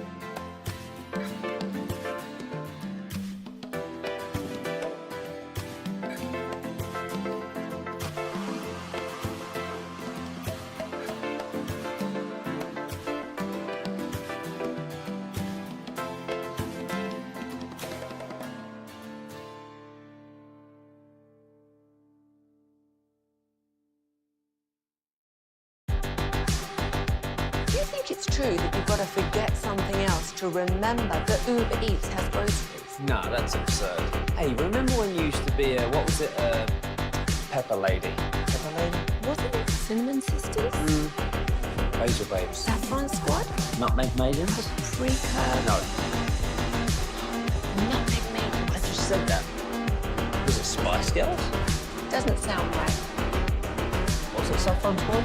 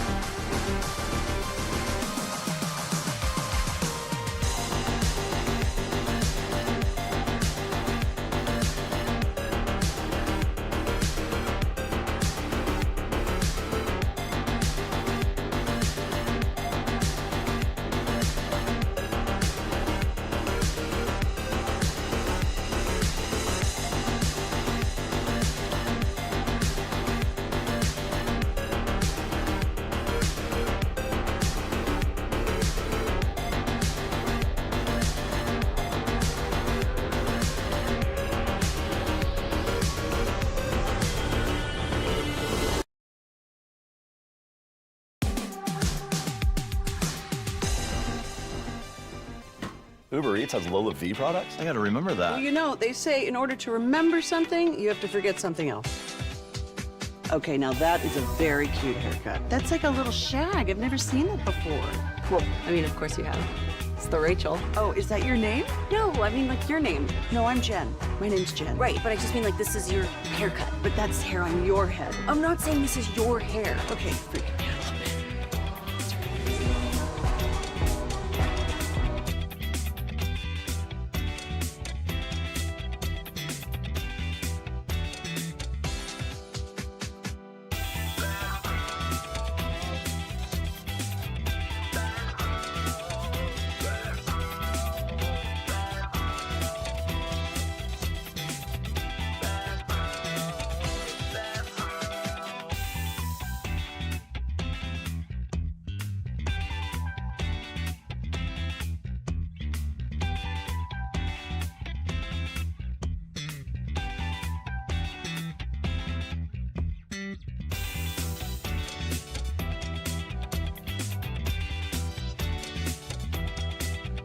The 469 Fred Durst dresses like a reality show pawn employee. I love that. Okay. From the 817, was that Mike Tyson in the McDonald's commercial? Wasn't watching? I don't know. I didn't see the McDonald's commercial. Was it on the radio? I didn't hear it. I don't know. We'll be giving you guys some more NFL news at 10 o'clock. We had another player, a Pro Bowler, who has been released by their team. Who is that? We'll let you know at 10 o'clock. But until we do that, we've got some haikus to do. It's that time. We've got a guy that was DQ'd and came back super strong in Kevin Walker. He sure did. We have a once champion who's fallen off his rooster a little bit, and myself. And we have, what do we want to call Fred? The OG. This is. Trying to think who's his Mavs comp? Just consistent, you know. Well, I mean, this is my. I mean, I'm the Mark Cuban of this. Ooh. Okay? Just don't sell it. I'm the Mark Cuban of this. Yeah, don't sell off the. Well, I mean, hey, he's still, got a Mavs. Look, I've been doing haiku since 2012. Okay, we'll call you Mark Cuban. It's been going on 13 years. Yeah. So, because think about it, he's still technically part owner of the team. Now, the difference is I can still talk about haikus. He can't. Yeah. So, unless he's at a charity event or some speaker. Bill, what would you do if somebody tried to trade Windows 11 for Windows 10? Thanks, Mark. Appreciate you. Way to torpedo the franchise. All right, on that note, let's talk Mavs. We want to do Mavs or Cowboys first? Well, you just said let's talk Mavs. Let's talk do Mavs first. Okay, here we go. End of year for the Mavs. I mean, let's call it what it is. This season's over. And here we go. Basketball gods speak. Nico's move leaves the Mavs weak. Luka-less fans weep. That's hilarious. I had the same beginning, and I thought you were going to use bleak. Bleak would have been a good word there, too. What's that? If you say the same thing, but change it to bleak. What, the second line or the third line? Either one, actually. But the second line is what I was thinking. Okay. Yeah, Nico's move leaves the Mavs weak. Yeah. Weak, bleak, it's all the same. Yep. Here we go. Basketball god spoke. No, we didn't plagiarize this. No. Mavs now bear a cursed old yoke. Bambino would gloat. Ooh. That's a Red Sox analogy. That's exactly what that is, because the curse is real. Yes. The curse is real. I like that. Great opening line. Mm-hmm. You went spoke, I went speak. Yeah. There you go. I like it. Okay, this is what are you thinking about this again? No, I thought you were going to toss it over to me because normally that's what you do. Pregnant pause that pregnant pause as we look at you is kind of your cue. We're going to have the other person in the room go. Yeah, that third guy that's not here, Mr. Invisible. No playoffs, not news. Kai, no ACL. And Clay, we trust. Kid is pissed. We know. Okay, how many? I got a little scared. Okay, I was going to say it's like a fourth run online there. Go ahead, try that one more time. Let's hear this one more time. Why do I always got to reread it? All right. Ask yourself that. Yeah. No playoffs, not news. Kai, no ACL. And Clay, we trust. Kid is pissed. We know. We're getting caught up on the same line. Okay, that second line, right? Yeah. Are you sure that second line isn't like 9 syllables? Look, I've literally got a syllable counter. Read it again. This is the second line. This is the second line. Kai, no ACL. Kai, no ACL. That's 5 syllables. I put it in the syllable Kai, counter. no ACL. That's 5. That's 5. So this next one's In going to be Clay we trust. The syllable counter. Look, I don't know what to tell you. You could use the syllable counter is not law. Did you? I mean, then what? Okay, what's the point of having a syllable counter? Well, apparently you're at the wrong one. Are you using the free version? I mean, which one are I'm you not using? paying for it. So, what part? Okay, wait. Kai, no ACL. How many syllables do they count as that? 7. My entire line is 7 lines. I don't know. I mean, know what you want me to do. Kai, no ACL. I understand what you're saying. I don't think you do. But no, I get what you're saying. You got to proofread your own work. Though. The syllable counter. It's the litmus test, right? So when you were reading this, it didn't jump out to you? Like, that seems like a lot more than I 7. feel better about my Cowboys one, if that makes, because this is the second one I did. Hey, what? Is this 2 out of 3 weeks where Kevin has? I mean, and we thought with the syllable counter, like this wasn't going to happen. That's the whole point of the syllable counter. I used it. I don't know what you want me to do. Not proficient. Unreal. Okay, Unreal. see if you can fix it on the spot, we won't DQ you. On the spot. Like right now? No, tomorrow. Just change the last part of "In Clay We Trust." Just put Clay shoots. It was a whole nother sentence. I'm using all the variations of the word AC, or the spelling out of ACL, and it still says 7 syllables. So they're saying ACL is what? 1 syllable? I guess. Axel. Yeah. It'd be very hard to say ACL with 1 syllable. No, it's not. Kai, no Axel. Kai, no ACL. Clay shoots. All right. Something along those lines. Okay, here we go. We're gonna go on the spot. On the spot. Hold on. We'll he have said he's going. Uh-oh. All right, what do you got? What do you got? Let's see. Yeah, okay, here we go. No playoffs, not news. Kai no more, and Clay we trust. Kid is pissed, we know. Kai no more, in Clay we trust. Okay, boom. That's there it. we go. That's it. That's it. Love it. Love it. Love it. Love it. All right, hit us with your Cowboys one. Hit us with your Cowboys one. Oh no, Jerry speaks. Selectively aggressive, not. Suck again, yes. Actually, I think the last one's only 4 syllables. Suck again. Do you want to write an email to syllablecounter.net?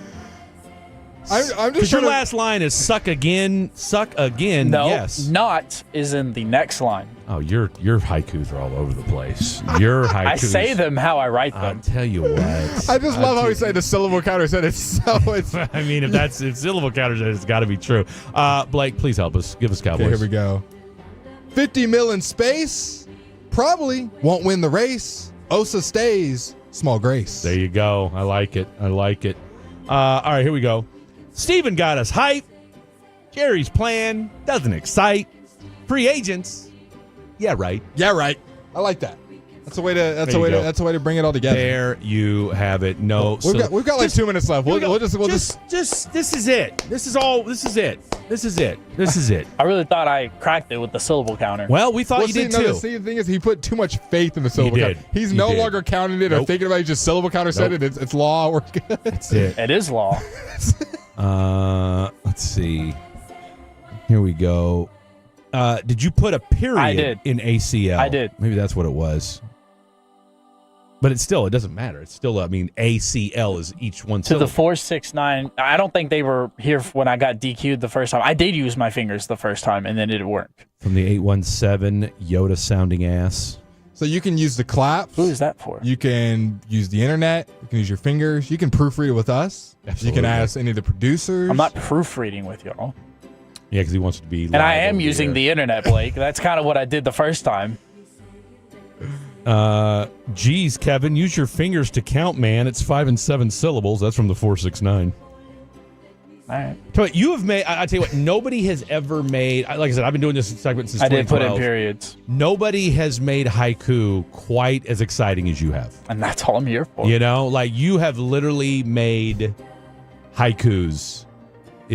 Like you've taken it to another level. All the, I didn't poets think was at their possible. house are just shaking their head. Shaking their heads, just thinking to themselves, like, how's this kid doing this? Oh, man, I How mean, is this my kid girlfriend's doing not very happy. You know, she loves English, and she gets upset with me pretty much every time I do a haiku. Maybe you should have her write one. Maybe I will. Maybe I'll ask her to write one. We'll see if we can get one by the end of the show. Why don't you exactly? Tell you what, do this for us. Have her write a Mavericks one, and we'll read it before the show's over. Okay. All right. And again, 575. Because she knows. She knows what a haiku is. Let's hope. Apple doesn't fall far because from the tree. if she doesn't get 575, you may never hear the end of it. All right, coming up next, final hour of the program. We'll reset the program. As Blake alluded to, a Pro Bowler has been released. Where might he end up, or does anybody care? We'll do a top 5. I'm going to leave that to Blake since he poo-pooed mine earlier today. And then we'll listen to Kevin's girlfriend's haiku, making her Fan After Dark haiku debut this show. Don't go anywhere. Fan After Dark. More and more of you are turning us on and leaving us on. Hashtag Dolo, baby. Thank you for listening to 105.3.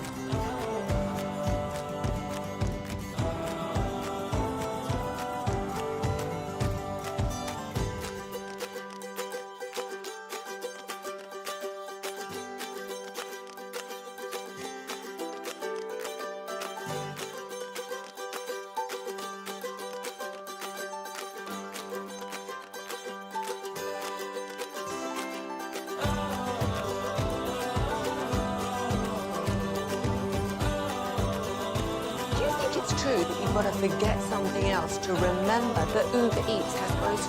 No, that's absurd. Hey, remember when you used to be a, what was it, Pepper Lady?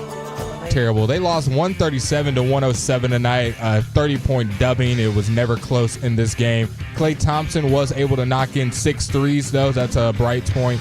Najee Marshall gets a double-double, 22 and 11. Brandon Williams is the other player in double digits alongside Max Christie, who both get 14 and 13 points, as they have now lost once again. And if you look at the standings for your Dallas Mavericks, if you still want to call them yours, they are 32 and 21. And you're asking Blake, how far are they out of being out of that play-in spot? Well, the Phoenix Suns are now 2 games behind. Okay. The Portland Trailblazers are 3 games behind. Do we think the Mavs stay in the 10 seed? Oh, no. Oh, come on. You serious? Was that a joke? Were you just saying that to see if anybody would say yes? Maybe. I mean, the Suns do have the hardest schedule for the rest of the. What do you think? No, I think the Mavs are going to win like 1 or 2 more games, and then it's going to be curtains. And the Suns, albeit having a hard schedule, I mean, if they even go 500, they'll take the 10th spot, and then maybe the Blazers will do it. They're 5-5 in their last 10. But that's up to you, Tolos, if you think the Mavs are how far out of the playoffs they are going to fall. I think if they make it, it's even worse if they make the playoffs. I told you they're not going to get out of the play-in. Oh, no. What do we think? Brandon Williams is going to make them win 2 road games, and they're going to take on Oklahoma City Thunder on the road and win? Well, your boy Grant Afseth, friend of the program, you pointed out a tweet that he tweeted out about a half hour ago. And we'll get to the Pro Bowler who was released here in just a second. We'll get to him. I mean, it's not like he's going to be a kick cowboy anyway, but... Could be. Marcus thinks so.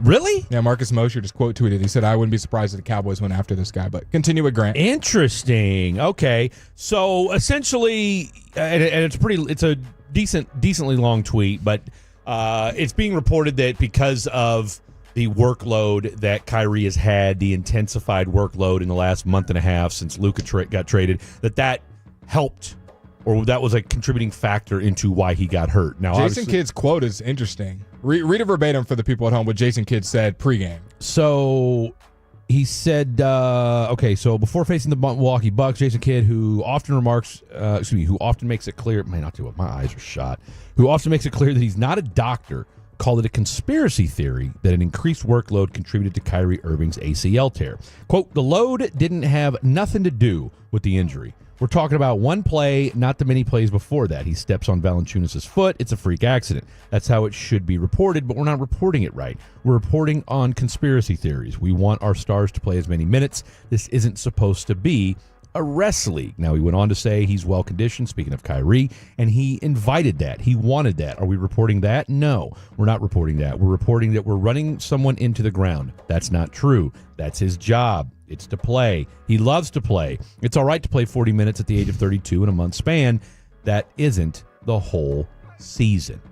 Okay? You know Jason Kidd's mad when he starts answering his own questions. Like, we're not reporting that, are we? No, what we are doing, because you've heard him when he's done this before at a Tim McMahon, at a different reporters where he's like, no, I've seen the stuff y'all are putting out. It's wrong. This is what you should be reporting. And I think coaches a lot of times, they do have more insight. But I think coaches, especially Jason Kidd, well, if they say it, it's now law. Like, no, this is because I've said this now. Yeah. This is the reason that it is. I'm gonna disagree with Jason Kidd. No.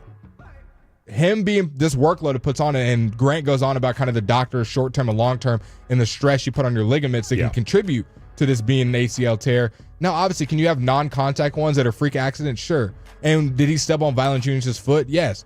But also the stress that he's been putting on that that knee and his lower legs in the last month or two probably contributed to it. Mm-hmm. And him having to feel like he's got to drive 1-on-4 to score every basket contributed to him trying to get through these narrow creases and whatnot. So has Kyrie Irving been injured in his career before? Yes. No one is saying the only reason he got hurt is because you traded Luka. But yes, is it compounding with everything that's happened? So I think Jason Kidd is feeling the heat and kind of he's frustrated. Not backtracking, but kind of just, you guys are wrong. You guys are reporting this, and this is really what it is. The coach has said it now. Well, he's taken, and to your point, yes, Jason Kidd is at his wit's end. Yeah. All right. Like, whether he wanted Luka traded, whether he was in on it, whether he's frustrated that it happened and he didn't want it, well, who knows? I mean, eventually, you and I have said this since this trade happened, more will be revealed. Now, when will that happen? Who knows? But I guarantee you we're going to hear something. I'd love to hear it this offseason, but who knows when that'll happen. That said, Jason talking about this in the first 2 paragraphs about, hey, this was a basketball thing. You're 40 minutes at 32 isn't the end of the world. That's Jason Kidd, the basketball player, talking, right? Like, that's a guy who played 20 years in the NBA saying, you know what? I played 40 minutes at 32 years old if I had to, all right? So that's the way hey, next man up. That's the way this works, okay? Yeah. But to not, he's kind of leaving the elephant in the room alone, where he's not adding to the point where, yes, it's natural that, guess what? Kyrie's not playing 40 minutes a game if Luka's here. Yeah. Okay? I mean, that's just the reality of it. And again, I get it, other injuries, but the increased workload only increases the probability that you're going to have an injury. Yeah. And that's the reality of it. And I think that's the part where he's kind of glossing over, and I get that. Our boy Grant put him on it. Grant's on it, right? Grant's on it. And he goes as far to say, now that, and tomorrow's being a big day where you get Lively, AD, and Gafford will all get reevaluated tomorrow. Now, we've already heard rumblings that maybe they're going to go ahead and shelve all these guys. But Grant made a great point. He said, quote, remember when discussing the Doncic trade, Patrick Dumont recently said, if you want to take a vacation, don't do it with us. Mm-hmm. So with that said, that flies in the face of, well, if you're not in the habit of letting people rest, if y'all get the green light that you're good to go, we should see AD, Lively, and Gafford based off of that rationale from your very own owner, who made it sound like, hey, this is no holds barred action going on over here. We don't do rest, and we don't do injuries over here. Get out on the floor. It's about the culture. It's about the culture. So the culture now is Brandon Williams and Omax. Well, with a little bit of Klay Thompson sprinkled in for good measure. What did he finish with tonight? 22 or 28 actually. Now, Dinwiddie, now I've had a couple people text in. But Dinwiddie sold their parlay. Dinwiddie screwed their parlay. He's ass. Thanks a lot, Fred. We both said Dinwiddie should probably lead them in scoring along with Klay. And Dinwiddie started the game. It's not like he didn't get any playing time. What did he finish with? 5 points? 8. Not great. He only shot the ball 7 times. That's the thing about Dinwiddie. Luka and Kyrie on the team, he shoots at 20. Now everybody on the roster's hurt, and he shoots it 7 times. But if you remember, there was a couple times earlier this year when they were back when this team was still healthy and loaded, and we were trying to figure out what the bench rotation was going to look like. Yeah. And there were times when he would take a shot. Yeah. And you're sitting there thinking to yourself, like, okay, when's this bench going to step up? And God bless him. So that's the thing about Dinwiddie is one night he might chuck up 20 shots. Next night he may chuck up 5. The other night he may not chuck up any. I think he's on the no bet list now. This was the one I was going to see if he's off the list. No, you got to take him off. So, and again, we apologize if that's if you went with him. Hey, sorry for you. All right, who's the Pro Bowler that got released? So the Chargers have released Joey Bosa from their team, and Marcus Mosher quote tweeted, "I wouldn't be shocked if Dallas explored Joey Bosa." Would you have any interest in a Joey Bosa? If you could get him on the cheap. I mean that's going to be the same. 5-time Pro Bowler. He saves the Chargers $25 million against the cap with their release. How old of a guy is he? Like 31? I will look 32? Up all that answers for you right now. And by the way, Khaki Kev's girlfriend will have a Mavs haiku. Joey Bosa is 29 years old. He's been in the league 9 years. Joey Bosa's 29? Yep. God, I feel like he's been in the league forever. 1995, July 11th. Huh. 3rd overall pick in 2016. Yeah, he's been good, not great. I would argue. He's had his moments. Last year, he played 14 games. He was on the field for 41% of the snaps. Had 5 sacks. 22 tackles. His best year being 2021 when he played 73% of snaps, had 11 sacks, 51 tackles, and started every game, 16 for 16. Since then, he's been 5 games, 9 games, 14 games, and played under 50% of snaps. Well, that's under the 8 problem sacks. with Joey Bosa. He just gets hurt so often. Last 2 years, he's played in, 14 plus 9. 6, 20. 14 plus 9 is 23. 23. He's playing 23 games the last 2 years. Yeah, so that's my only thing with him. 28 he's going to do last 3 years. 28 games last 3 years. Damn. So that's what's that? 28 divided by 3 is 9. Mm-hmm. Yeah, so 9 games a year. Maybe one game where he had 10. I mean, at that rate, you might as well kick the tires on bringing Tank back.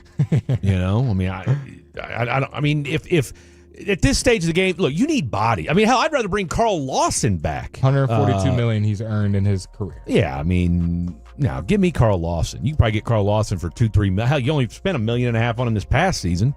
I'd bring Carl Lawson back, and I mean, hell, he played in 15 games for you last season, something like that. So yeah, I'd go with that. Joey Bosa. He'll get looked at by somebody, but I'm not losing any sleep over that. Top 5. What are we thinking?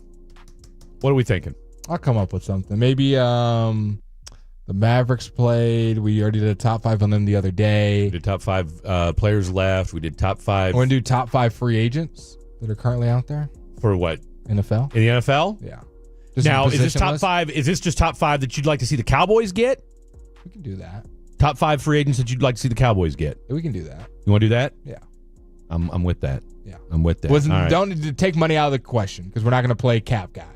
We're just Okay. gonna put All right. just guys that are free agents. I like that. Make it a little fun. All right. No, we'll do that. Did you catch that? You need to put that in your syllable counter? Free agent counter? There we go. Let's see. Here we go. From the 832, shout out to H-Town. Joey Bosa is always hurt and a terrible PR. Won't get pass rusher. Terrible pass rusher. Won't get well with Cowboys D-line. Won't gel well. Man, I'll tell you what. Why has someone not texted in and tried to host us at an eye place? I'll tell you what's happening here. What's like an eye going on? doctor. Turn this light off. Some other news in the NFL that we weren't able to get to earlier. The Browns announced they're hosting pre-draft visits today with Abdul Carter, Shedeur Sanders, and Travis Hunter. I mean, Adam Schefter tweeted it 8 hours ago, so. Okay, I thought I saw something about they were at a steakhouse or something like that. Maybe, but whatever it was. Pretty much Shedeur, Travis, so the Colorado boys, and Abdul Carter. Another big deal they got done today was Saquon. Or they got done. That was the first. That was Saquon. yesterday. Was that yesterday? We were talking about that. We did. We mentioned it like in the second hour, and then I don't know what we did. Saquon gets an extra $20 million a year or something like that, or was it two? No, I'm sorry. It was a 2-year, $40 million extension, if I'm not mistaken. I'll get you the exact. But he's gonna. I don't know, man. Saquon Barkley, a 2-year, $41 million contract extension. Yeah, makes him the highest paid running back in NFL history. This deal makes Barkley the NFL's first $20 million per year running back. Barkley also has the ability to earn an additional $15 million in incentives and escalators. This deal includes $36 million fully guaranteed. The Eagles are taking the rare step of extending Barkley 1 year into his 3-year deal. So he's got 4 years left. Yeah. They're just giving him guarantee money. They're like, you are going to be our guy. And I heard G-Bag talk about this earlier today too. San Francisco did that with CMC. Yeah. And we saw how that turned out. Some other news, the Packers and kicker Brandon McManus reached an agreement today on a 3-year, $15 million deal with a $5 million signing bonus. Crosby. Max Crosby retires, right? Did he not retire? Oh, Max Crosby. I'm thinking of Mason Crosby. I mean, do you know something I don't? I'm thinking of Mason Crosby retired, He got right? that $103 million. I'm good. I'm good. Max Crosby becomes the highest paid non-quarterback. He signs for now a 3-year, $106.5 million extension. It includes $91.5 guaranteed. Like I said, making him the highest paid non-quarterback. And this also throws in deals for other guys: Myles Garrett, Trey Hendrickson, TJ Watt, Aiden Hutchinson, and Micah Parsons. All their deals. This will probably be the barometer for their deals. Agreed. Another one that we were talking about from just a football perspective, we said the free agents that the Eagles needed to keep was Zach Bond, who was a practice squatter to first team All-Pro in his first real season, starting and getting snaps. Persistence. Eagles are rewarding him by re-signing All-Pro linebacker Zach Bond to a 3-year, $51 million contract, including $34 million guaranteed at signing and an additional $1.5 million in incentives and escalators per sources. This makes Bond one of the highest paid linebackers in the NFL. That's wild. Them releasing Bradbury and Slay, they had some money to, here you go Saquon, here you go Bond, which makes sense. Bradbury didn't play last year. Yeah. Slay, they said, hey, you're getting a little older. we can go without you. And they said, hey, the guys that really they offered to contributed, bring him back too, just at a lower number. the guys that really contributed, we're going to make sure they are taken care of and they're not going anywhere. Incentives, guarantees up front, like they are setting it quickly. There will be no confusion. Wild though for Bond. I mean, a guy that has had a pretty nondescript career, has That one would be like, breakout year. No, that would literally be like Nick Vigil going to a team next year and being first team All Pro and getting a 3-year deal. Well, even a known practice squad guy. Although Bond's been in the league how long? Because Vigil, you gotta remember, Vigil's been in the league like 9 years, and he had a couple decent seasons with Cincinnati. I mean, not anything crazy. I mean, I think he had 1 year where he had like 80 tackles, but that's about it. So Zach Bond is, oh wow, he's 28. He's been in the league 5 years. Okay. And then we said we're doing a Nick Vigil. Nick Vigil. I want to say Nick Vigil's been in the league since like 2016 or 2017. He was drafted by the Bengals. Zach Bond's been in the league since 2020. He was a 3rd-round pick. Okay. And Nick Vigil has been in the league since. Spotrac will load. Give me just a second. Okay, he's been in the league since 2016. So he's been in the league 9 years. Yeah. Like you said, he was also a 3rd-round pick. Okay. But yeah, he's made $13 million in his career. Nick Vigil has. Zach Bond has made $8 million. Obviously, up until now. Yeah. Hell of a deal. My man's going Sizzler tonight. All right, coming up next, it's time for a little top 5 at 10:20. Don't let Jerry's denial of being selectively aggressive in free agency fool you. We're going to pick our top 5 free agents that we'd love to see your Dallas Cowboys sign. Don't go anywhere. It's Fan After Dark. Through your phone, smart speaker. Basil babes. Saffron Squad? Nutmeg maidens? Paprika? No. Nutmeg Maid. I just said that. Was it Spice Girls? Doesn't sound right. Was it Saffron Squad?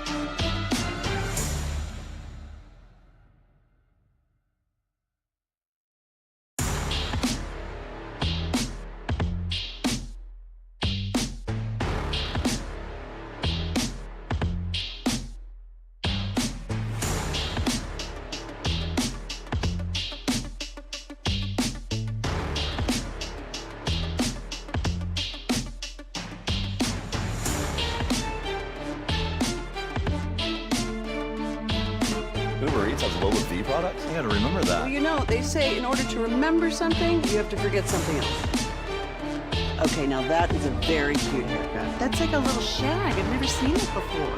Well, I mean, of course you have. It's the Rachel. Oh, is that your name? No, I mean like your name. No, I'm Jen. My name's Jen. Right, but I just mean like this is your haircut. But that's hair on your head. I'm not saying this is your hair. Okay.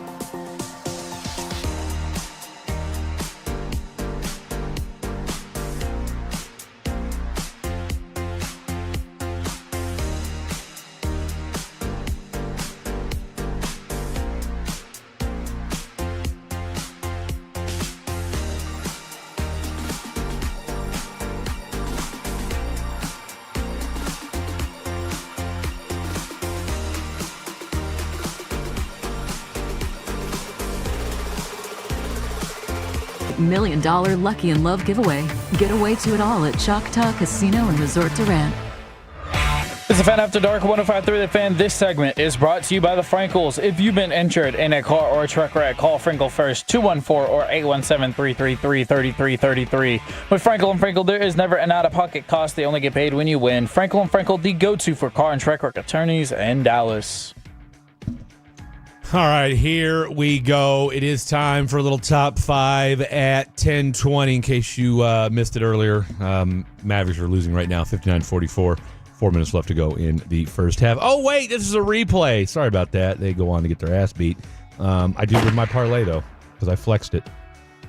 Man, they take a long time for them to, just give me my, I got it. $14, bro. $14. You can put it on another parlay to make 1,000. Do y'all want an update from what my girlfriend's texted me so far? She says she's still working on it, but she said, I'm just going to do one about the trade. Will I be scorned if I dig at Anthony Davis? No. I said, no, definitely not. Yeah, absolutely not. Absolutely not. All right, so here we go. Top 5 at 10:20. Top 5 free agents we'd love to see the Cowboys go after. There is no rhyme or reason to this. We're not doing any kind of salary cap. We turn the salary cap off in franchise mode, so we can do whatever the hell we want to do when it comes to our top 5 and what free agents we'd like to see become Dallas Cowboys. My number 5, and just one other caveat, one position per player, just one position per player, right? So we couldn't have you can't have 5 wide receivers, 5 linebackers or something like that, one per position. So my number 5, Devontae Adams, wide receiver. We've talked about that beginning of the show. We think there might be albeit a small chance that the Cowboys would look into this, but we know how he feels about CeeDee Lamb. I think at this stage of his career, I don't know. Look, I don't think we think that the Cowboys are a legit Super Bowl contender. Let's see what happens the rest of this offseason. But I don't know if that's going to be an ultimatum for Devontae Adams. But, hey, he'd look good in number 17 for your Dallas Cowboys. All right, I will be going next. Are you ready? Ready as I'll ever be. My number 5. What do you want the honorable mention first? Let's do, I like how you throw your number 5 out and then you give us a bonus honorable mention after giving your 1 or 2 picks. My number 5 is going to be Jedrick Wills, who I doubt anybody had on their list. The left tackle. I saw it. I would put him back where he was. I had to make sure I played right tackle in college at Bama, and he did. He was taking 3 picks ahead of Tristan Wirfs in the 2020 NFL draft. Okay. The Browns did bench him, but he has great talent. I don't think anybody looks good in a Browns jersey outside of Baker Mayfield for a couple games. So give me Jedrick Wills at that right tackle position. I know Terrence Steele's okay, but if I can get another guy, he's only 26, so you're getting younger at the position. I wouldn't hate them bringing in another right tackle. Interesting. So another right tackle, even though Terrence Steele. So when the season started, what would you do? Terrence Steele, we're trading. Give me a 5th round pick for him. Really? Yep. That's an interesting. Honorable mention for you. This is where it gets spicy. Yeah. Now it's just kind of because I forgot. Because swapping out your right tackle wasn't spicy enough. I kind of forgot about these guys. The cornerback position, I got 2: DJ Reed and Asante Samuel Jr. Yeah. No, I saw that. Both of them are on my honorable mentions. I like those. I'll be interested to see who's on your top 5 then. Yeah. Kaki Kev. Taking a late addition, my bad. All right. I also have an honorable mention. Okay. And I would be kind of surprised if any of y'all have. So Morgan Moses? My honorable mention. Hassan Reddick. No. Does he play football still? I don't know. Justin Fields. My number 5 is, and I hope he comes back healthy, is Chris Godwin. Okay. I like it. I like Chris Godwin and the number 5, and my honorable mention is Najee Harris. I want nothing to do with Najee. Yeah, But I think, given a good team, I think he could do something. I mean, Pittsburgh was better than us last year. He was an honorable mention for a reason. So okay. My number 4 is Nick Bolt. I like it. I like it. I don't hate it. All right, you're number 4. Okay, now we're getting serious. Let's figure out the safety position. Give me one of the best young safeties in the game that just didn't go right in his last little stint. Give me Javon Holland. at the safety position I saw that. redo our safeties back there. You can let go of Hooker or Donovan Wilson, whatever which one you prefer. Probably Donovan Wilson. He was what, Green Bay? Javon Holland? No, Miami. No, Miami. Yeah. That's it. Okay, I don't hate that. I was kicking around a safety idea. My number 4, Shavarius Ward. Mm-hmm. Okay, love me some Shavarius Ward. I loved him since he was in Kansas City. He's a dog. Kind of fell off randomly. He had some stuff off the field. His daughter died. Yeah, and she was a toddler, baby, something like that. I mean, that's not I wouldn't wish that on my worst enemy. Yep. He's already said he wants no part of being in California anymore. What better place to be than in Texas? You need help. I mean, we've talked about that as ad nauseum, that, maybe that's not being talked about enough. Yeah. That, I mean, look, say what you want. I mean, we keep talking about wide receivers, but let's call it what it is. I mean, you've got a fairly deep wide receiver room. Not a great one, but now it's a deep room of, 3s and 4s and 5s, okay? But it's still, you still got a hell of a lot more bigger group. Got bodies. You got you got a bunch of bodies. Close. You got a bunch of bodies. Whereas with right now, if the season started tomorrow, you'd have 2 healthy guys in Bland and Kalen Carson. Yeah. That's it. People are not talking. Broadus is. But Broadus is, absolutely. So Shavarius Ward would be my number 4. My number 3, let's just, Jerry Jones style, let's keep one of our own, Rico Daddle. Nice. Okay, I'm keeping Rico Daddle. I think we've been pretty adamant on this program that I'm all for the Detroit Lion approach to the running game. Agreed. Plus, I don't think Rico is going to get big money on the open market. I just agree. don't. I think there's too many. Rico and a draft. Give it to me. 100%. 100%. And with the depth that you've got in the running back, because look, I'm not buying, real quick, I'm not buying this sudden resurgence in the running back position. Okay, I'm just not doing it. Again, you're saying like the NFL trend of it? Exactly. Okay, one guy's gotten paid. All right, and that's Saquon Barkley, and I would question the logic behind it. All right, it's because again, I get it. He was healthy this year, but that's 4 years you're banking on. You got 4 years you're banking on this guy. Now I'm sure there's the dead money. I'm sure the guaranteed money's up after year 2, so maybe in year 3, if he gets hurt, you can cut him and not have any dead cap or whatever it is, but. I'm not as sold on the resurgence of the running back where you got to pay big money for it. Give me Rico Daddle back in the Cowboys uniform. Is it my turn? It is your turn. My number 3, give me the linebacker from the 49ers who had an Achilles injury, kept him out for most of the year. Give me Dre Greenlaw, one of the best headhunters. What did the Cowboys lacked? Physicality. Exactly and Dre Greenlaw brings that exactly. His value probably won't be as high if you want to get into cap, but we're not doing cap. Give me Dre Greenlaw at number 3. Love it. Okay, there's been a miscommunication on my part. Is this for the Cowboys or is this overall free agents? Because I thought it was overall free agents. No, when you say overall free agents, what are we talking about here, bro? Just for any team or just for the Cowboys? For the Cowboys. All right. That's on me. I thought y'all said just free agency in general. I feel like I teased it pretty clear, but you know what? Just spitball for us. All right. You use that syllable counter. You've been off all nights. I'm never using it again. No, you're not. Wait, what was his 5 and 4 now? Now I want to revisit. He wasn't doing this for the Cowboys. Well, he did Chris Godwin. Yeah, which makes sense. But I would have moved Nick Bolton way higher. Well, it's still solid 4. Yeah. Yeah, but I would have had him probably higher. Well, either way, give us your 3 and 2. Okay. Well, then that just sounds stupid. You haven't said it yet. Use your football because acumen. of who I put. It just doesn't make sense. Okay, we'll change it. Well, yeah, that's what I'm trying to do in the moment. Okay, here I'll give you another honorable mention. Trevin Mohering from I believe he played for the Bengals last year. He's a safety, isn't he? He's a nice safety that I wouldn't mind getting my hands on over there. Played for the Raiders. My bad. That's right. He did. He had a nice little stint with the Raiders. I think he'd be a great guy.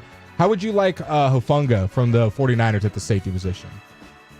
Who was like an all-pro safety for like half a season. Yeah. And then got hurt. Was he the rookie? He's 26, so I don't think he was a rookie. No, okay. It was not this year that just happened, but the year before that. He was having like an all-pro season. Yeah. Got hurt, and that was when the 49ers went to the Super Bowl. No, I know exactly who you're talking about. He did make all-pro. A sensation as a second-year all-pro player. hard-hitting, risk-taking style has led to some serious injuries and missed assignments over the last 2 seasons. He's an intriguing energy shifter. So kind of like a younger Donovan Wilson. How do you feel about while Khaki Kev's still? I just need one more player to insert. What about Justin Simmons, who was once one of the best safeties? Denver Broncos. He just came from the Falcons, right? He just came from the Falcons, correct? I don't hate it. I mean, how do you feel about Khalil Mack? No, want no part of that. Like you said, if I want an aging defensive end, just re-sign DeMarcus. The thing is, though, Khalil does get to the quarterback. He does, right? Look, you're telling him, look, just get to the quarterback. All right, I got it. And he keeps himself. The thing about Khalil Mack, he's a professional. You never hear about him outside of football. And he goes in there and he gives you double-digit sacks. And the thing is, you have to. At this stage, he's a less insane Von Miller. Yeah. And there's something to be said for that. Go ahead. All right, so my revised list is still keeping Chris Godwin, Nick Bolton 5'4". Okay. My number 3 is going to be Jeremy Chin. Okay. And then my number 2 is going to be Cam Robinson. Okay, I like that. It's a solid choice by you at number 2. All right, your number 2. My number 2 is where we get cooking. I think this is the best one on the list. Number 1 is just I like it just for fantasy implications. But number 2, I think, would be the smartest thing the Cowboys could do outside of Dre Greenlaw. I think Dre Greenlaw would be really smart. But Josh Sweat from the Eagles. Ooh, that would be a good one. If the cap is off and I don't got to worry about money, he's going to want a payday. He had a huge playoff performance, especially in that Super Bowl. He should have been the Super Bowl MVP. He went insane. What did he have? 3 sacks? Like 5.5 tackles for loss. Pressures. I mean, no, he was a monster. He was a wreck. Yeah. Give me Josh Sweat on the opposite side of Micah Parsons. I love that choice. My number 2 is the same as your number 3. I went with Drake Greenlaw as well. And then my number 1. I mean, look, if we're gonna be a bear, be a grizzly bear. Ronnie Stanley. Oh wow. Okay, let's go, Ronnie Stanley. Guyton. Let's go ahead and move you to right tackle. Let's move Terrence Steele at right guard, and let's call it a day, okay? Now, all of a sudden, you tell me I got Ronnie Stanley at left. So we all picked a tackle. We all did. I thought about Ronnie Stanley, too. So we really don't believe in our tackle position, whether it's the left or right. Here's the thing. I believe in Terrence Steele. I don't believe in Tyler Guyton. I really don't believe in either. Terrence Steele, no. I know you're going to say Terrence Steele did play better when Zach. Steele. But I don't know if he can do it next year. I don't have a lot of faith. Plus, you got a new offensive line coach, too. I do like him. Yeah, that's what I'm saying. Like I think, and again, let's hope that Boy Riley helps with Tyler Guyton. And your OC's a run game guy. And your OC's Clayton a run Adams. game guy who was an O-line coach as well. So, I mean, you basically got 2 guys who are O-line specialists. I mean, if your O-line's not better next year, I don't know what to tell you. Yeah, if Tyler Guyton's not figuring it out next year, we're drafting another tackle next year. Well, if Tyler Guyton doesn't figure it out next year, then that tells me that he's just not. That's what I'm saying. We're drafting a tackle next year. You got to. I mean, At that what point, are you doing? The Asim Richards experiment? Yeah, right. All right. Your number 1 was? Devontae Adams. Devontae Adams. Solid choice by you. I'm with you on that. Y'all already mentioned it. My number 1 is Josh Sweat. I like it. We're just having fun here. You guys got any more honorable mentions? I think one that we didn't really talk about was, do we want anymore? Do we want any defensive ends? We talked about Josh Sweat. Is there any other ends that we'd want? Well, I know, and I picked Khalil Mack, but like you said, he's old as dirt. Didn't he say he's contemplating retirement? He was, but I think he said he's got like 1 year left in him. We didn't talk D tackles either. None of us picked a D tackle. That probably would have been smart if as we did well. that. So maybe we just were all Milton excited. Williams, Javon Hargrave. I think would be a good ad. I think so too. Calais Campbell, he's 38. He's 39, dude. He's old as all get out. Wharton from the Chiefs. Now that I'll tell you what, because he had 6.5 sacks this past season, and that's playing. I mean, and he had his moments this year. That's for sure. He's good at pushing the pocket. BJ Hill played 700 snaps. Where do you think Stephon Diggs is going to go? Cowboys. No, there's no way they're picking Stephon Diggs. No way whatsoever. All right, so there you have it. And if you guys have any that you want us to talk about, 877. Stephon Diggs, Amari Cooper, Devontae Adams, and Cooper Kupp. Which one did the Cowboys get? Devontae. Is that who you wanted to get or who you think they get? Say if they had to get one of those guys. I think Devontae's got a better chance than the other. I mean, Stephon Diggs, you already are beefing with The only reason Trayvon is still on the roster is because he blew out his leg. Yeah. Otherwise, my guess is they would have moved off from him. Yeah. All right. Cooper Kupp, unless he gets cut, You're not giving up picks for him, are you? I mean, now the Cowboys. I mean, again, this is the Cowboys. I just think that with what you've got, you said who? Stephon. And Amari Cooper. Amari Cooper was bad in Cleveland. He was bad in Buffalo. The Buffalo situation was weird. He should have easily been wide receiver 1. And he had 1 or 2 weeks where he had 100 yards and he was 5 yards. I don't even know if he did have 100 yards. No, he did. He had a 1 or 2 game stretch where he was nice. Yeah, you remember that? But he was. I tell you what, he was a MIA the last 4 or 5 weeks of the season, and he was definitely MIA in the playoffs. I mean, he gave you nothing. No, in the playoffs he was nothing. But Amari Cooper, you don't think he could revitalize his career a little bit? And how old is he? 31. He is. Yeah, he's 30. I'm just not 94. He's going to turn 31 in in 3 months. Dude, I'm not convinced Amari Cooper still got his fastball. I mean, at least with Devontae Adams, he still showed you he was elite at times. I'm just not convinced Amari Cooper has. He did not have over 100 yards. See, that's what I was Against thinking. the Rams, he had 14 targets for 6 catches. I mean, come on, bro. 95 yards. And that's with Josh Allen. That was the game. That was the 44-42 game against the Rams. Yeah, 14 targets. He's going to cut the ball 6 times. 6 times. I mean, come on, dude. And then after that, he went 0 targets, 2 targets, 3 targets, 3, 1, 4. Yeah, no, he was not good. He was not last year. And again, maybe you're right. Maybe he just needs a change of scenery. But if you can't eat in Buffalo, I promise you, Dak ain't doing you better. You know what I'm saying? I mean, what, Dak's going to suddenly light your world on fire? I'm not convinced. All right, coming up next, final segment. And can Khaki Kev's girlfriend redeem him? Find out next. Coming up Thursday morning on Sean and RJ, Zach Martin says goodbye.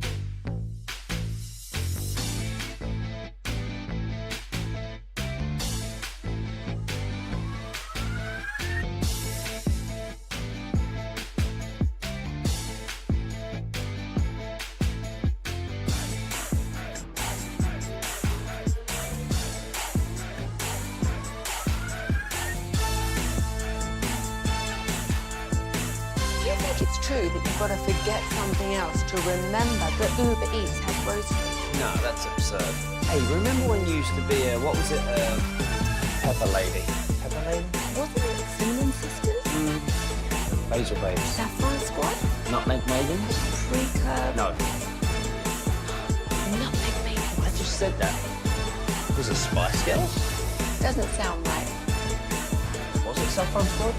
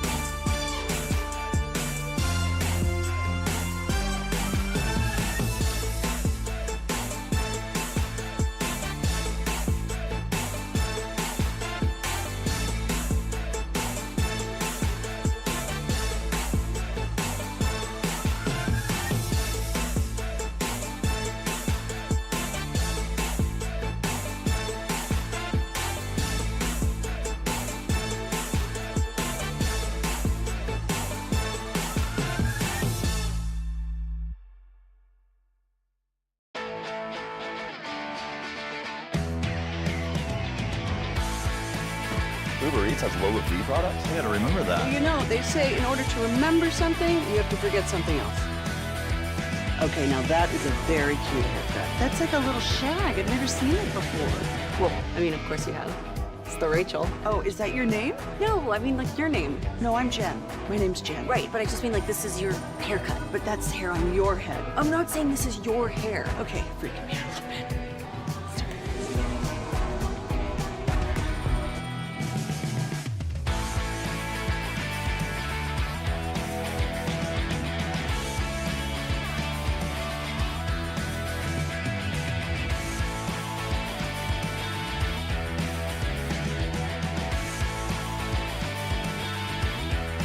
And Granbury got you down. It's Fan After Dark on 105.3 The Fan. This upcoming segment is brought to you by Classic Chevrolet. If you're in the market to upgrade your vehicle, get to Classic Chevrolet in Grapevine. Back-to-back #1 Chevy dealership in the world. They've got more new Chevys than anyone, all priced to sell. Silverado, Tahoe, Blazers, Malibus, Equinox, and more. Visit ClassicChevrolet.com. This is Texas. This is Classic Chevrolet. Together, let's drive. Relax and enjoy the difference based on new Chevy registrations 2023 and 2024. Whatever the Mavs spread is, just take it. Take it. Hammer They're it. not covering. Hammer it. Oh, they got a new mid-season price. Did y'all see that? For what? For the Mavs TV package. What, $3.99? No, they're still charging $65. Who's paying $65 for the next 20 games? That is insane. That's Who- that's nuts. What was the initial 100? It's like 100 and change. Yeah, it's like 130 or something like So you're that. going to charge 65 for not even half the season? For 19 games. And the team's absolutely horrendous? So let's see. $65 divided by 19. $3.40 a game. I mean, you know. I'd rather pay that to watch the Texas Legends. What was the original? 82 games, and it was what? Was it just say 130? I was going to say it was like 130, 140. It was like 125. Is that what it was? I So think what- that's what they showed. So what was that price then? Well, that's a lot cheaper. I mean, you figure, okay, so we'll say 135 divided by 82. It's $1.65 a game, So son. you're charging more per game. And you're charging more to see crappier basketball. That's the Mavericks MO, though, hasn't it been? Now, it's very much so. Although, are you sure that's not the league pass price? No, it literally said I just saw it on the TV. It was Mavs TV mid-season price. I'll try to And look it's into not it a even little bit more. mid-season. I mean, it's like the last. I mean, you know what? If they said, "Hey, I'll tell you what, $20." I don't know when they started it, but that's what they're promoting. That's what they're promoting. If they were smart, they say 65 and it guarantees you next season too. Buy in now. Yeah, I don't know if that's enough of a sway. Promising next year isn't unless you're telling me Cooper Flagg's on the team, I'm not. Okay, getting, so they're saying that the full season was $99. Well, even less. Yeah, so $30 off. So I was basically paying $1 and change. Okay, so $100 divided by 82. I was paying $1.22 back when I had Luka and Kyrie and a Western Conference Finals contender, and now I'm paying $3.45 for Spencer Dinwiddie and the Pips. Okay, that's cool. Or more Klay Thompson the Pips. What do we think the spread is going to be? They play the Grizzlies at home on Friday. 12.5. I was going to say the spread tonight was 11, which was pretty low considering They got smoked by 30. They got beat by 35, but I think it goes back to what you and I said though, was that did happen. Dame was still in though, like with 2 minutes left in the third. I don't think they touched the court in the fourth. No, they didn't, and maybe that's what they were thinking was that okay, they'll make it. Maybe they'll keep it within 20, and then, like you said, it'll be bottom of the bench versus the bottom of the bench in the fourth quarter. Although again, when you're down 40, it doesn't really matter. So I could see 13-14, especially after what happened today, and it's at Memphis. It's at home. Oh, it's at home. Mm-hmm. Oh, and you'll probably have Kai Jones back. Maybe. Come on. Give you 9 people Better hope that so. are eligible, that are available. How much longer can you go with more people out than in? That's literally what they did. I don't know how many. The only team I can think of that's done that was the Grizzlies last year, I believe. Yeah, where they had like their whole team was injured. Yeah, and they were bringing G League guys. Yeah. I mean, that's kind of what you're going to be stuck with now. And hell, you've only got Kessler Edwards for 6 games, 6 more games before he's ineligible for the rest of the year. Watch him and Kai Jones both run out, and we still have basketball games to play. Oh yeah. No, I mean it's absolutely going to happen. You got 7 guys. Now, and 2 of Kai those Jones, is he? Are you in going contract? Are you going to face the same problem with him though that you did with? You can't until April 4th. You can't sign anybody. Well, no, but I thought the thing with his though is he's been in the league 6 years. To where can you sign him to another 10-day? I thought that was the deal with our boy. That Moses. was the deal with Moses. He can't do it. Well, he can't sign 2 10 days because he's been in the league more than 4 years. Right. Kai Jones, I don't know if he's eligible for that. I don't even think since he's only played like half of a game. Yeah, everyone's even looked into that. I'll try to figure it out. All right, it's redemption time. Not for me though. It's redemption. No, it is. No, it is. No, because if it's good, I don't want it to. It would be her win, not mine. Y'all are a team. No, you're a team. No, because if it's good, then we'll say, hey, you picked right. If it's bad, then we're going to make fun of you both. So it's win. It's y'all are a team. I mean, you can't kick your girl to the curb. I'm not. So you know, take speaks this for win. y'all right here. That's it. Let's see how it goes. Here we go. It's also the reading is important. It's huge. I really wanted her. I wanted her to record it and send it in so I could hear how she read it, but she was already her well struggling enough to do this. Yeah. So she struggled. Dang, with you it. had to throw her under the bus. Wow. Well, she it was a lot of pressure for her. So to write a 3-line. Well, because of poem? where it was, she knew it was getting read on the radio, so that's kind of obviously the main thing. Could have lied, said it was just for her. For hey, you. boo, you mind writing me a? Well, she was haiku listening, real quick? so that would have been tough to lie about. Oh, so she heard you reading. That should be the embarrassing Seriously, part.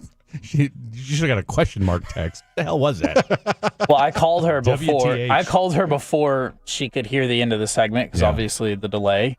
So when I called her, she hadn't heard that we outed her and needed her to do. Well, we didn't out her. We just said, hey, can help your boy out. Yeah. Because, All right. and she didn't use the syllable counter, correct? No, we're she about to find out. she put dots on top of all of the words, so she maybe you should sounded them out. May want to. I tell you what, if this turns out to go well, you may want to borrow that template. Just saying. All right, here's hers. Luka drops a dime. Mm-hmm. Anthony trips on a breeze. Mm-hmm. Out for several weeks. I like it. Okay. It follows. You know what? Hey, not bad. What's your girlfriend's name? Abby. Let's go, Abby. Abby. Way to go, Abby. Hell of a job by you. I think we found a new writer. You have outkicked your coverage, and I'll tell you what, she redeemed you tonight. You got a new ghostwriter. Yeah, you do. We'll just text you next time, and you can have her write your haikus. We'll know if it's her or you now. Oh, moving forward. absolutely know if it's her or you. 100%.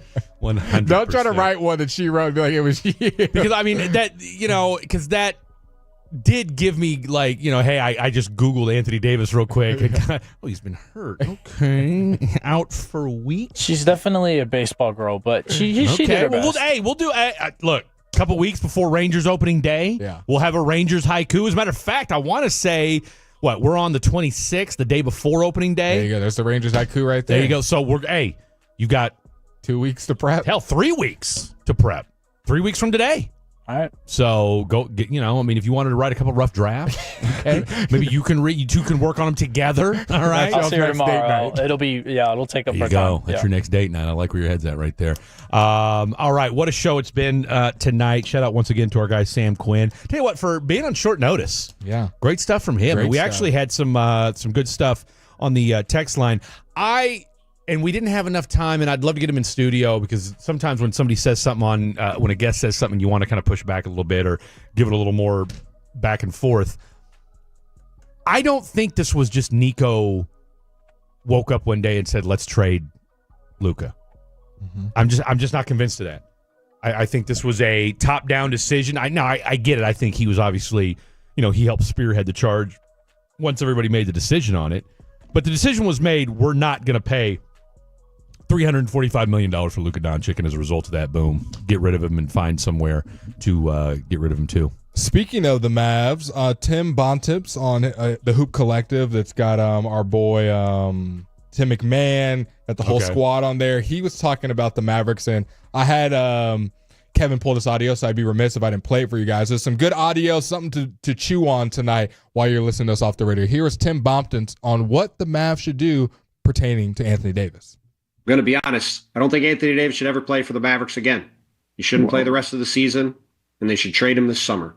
I mean, that's aggressive. It's not aggressive.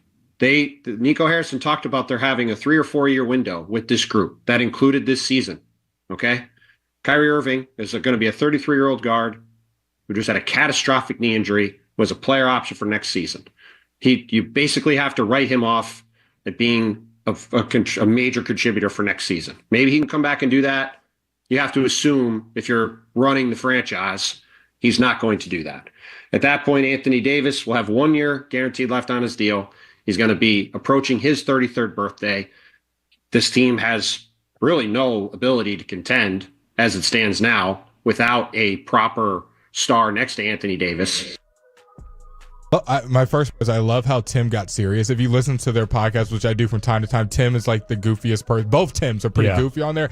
I think he got like super serious. Oh, he checked him real quick on. Oh, come on. I mean, what are we talking? I mean,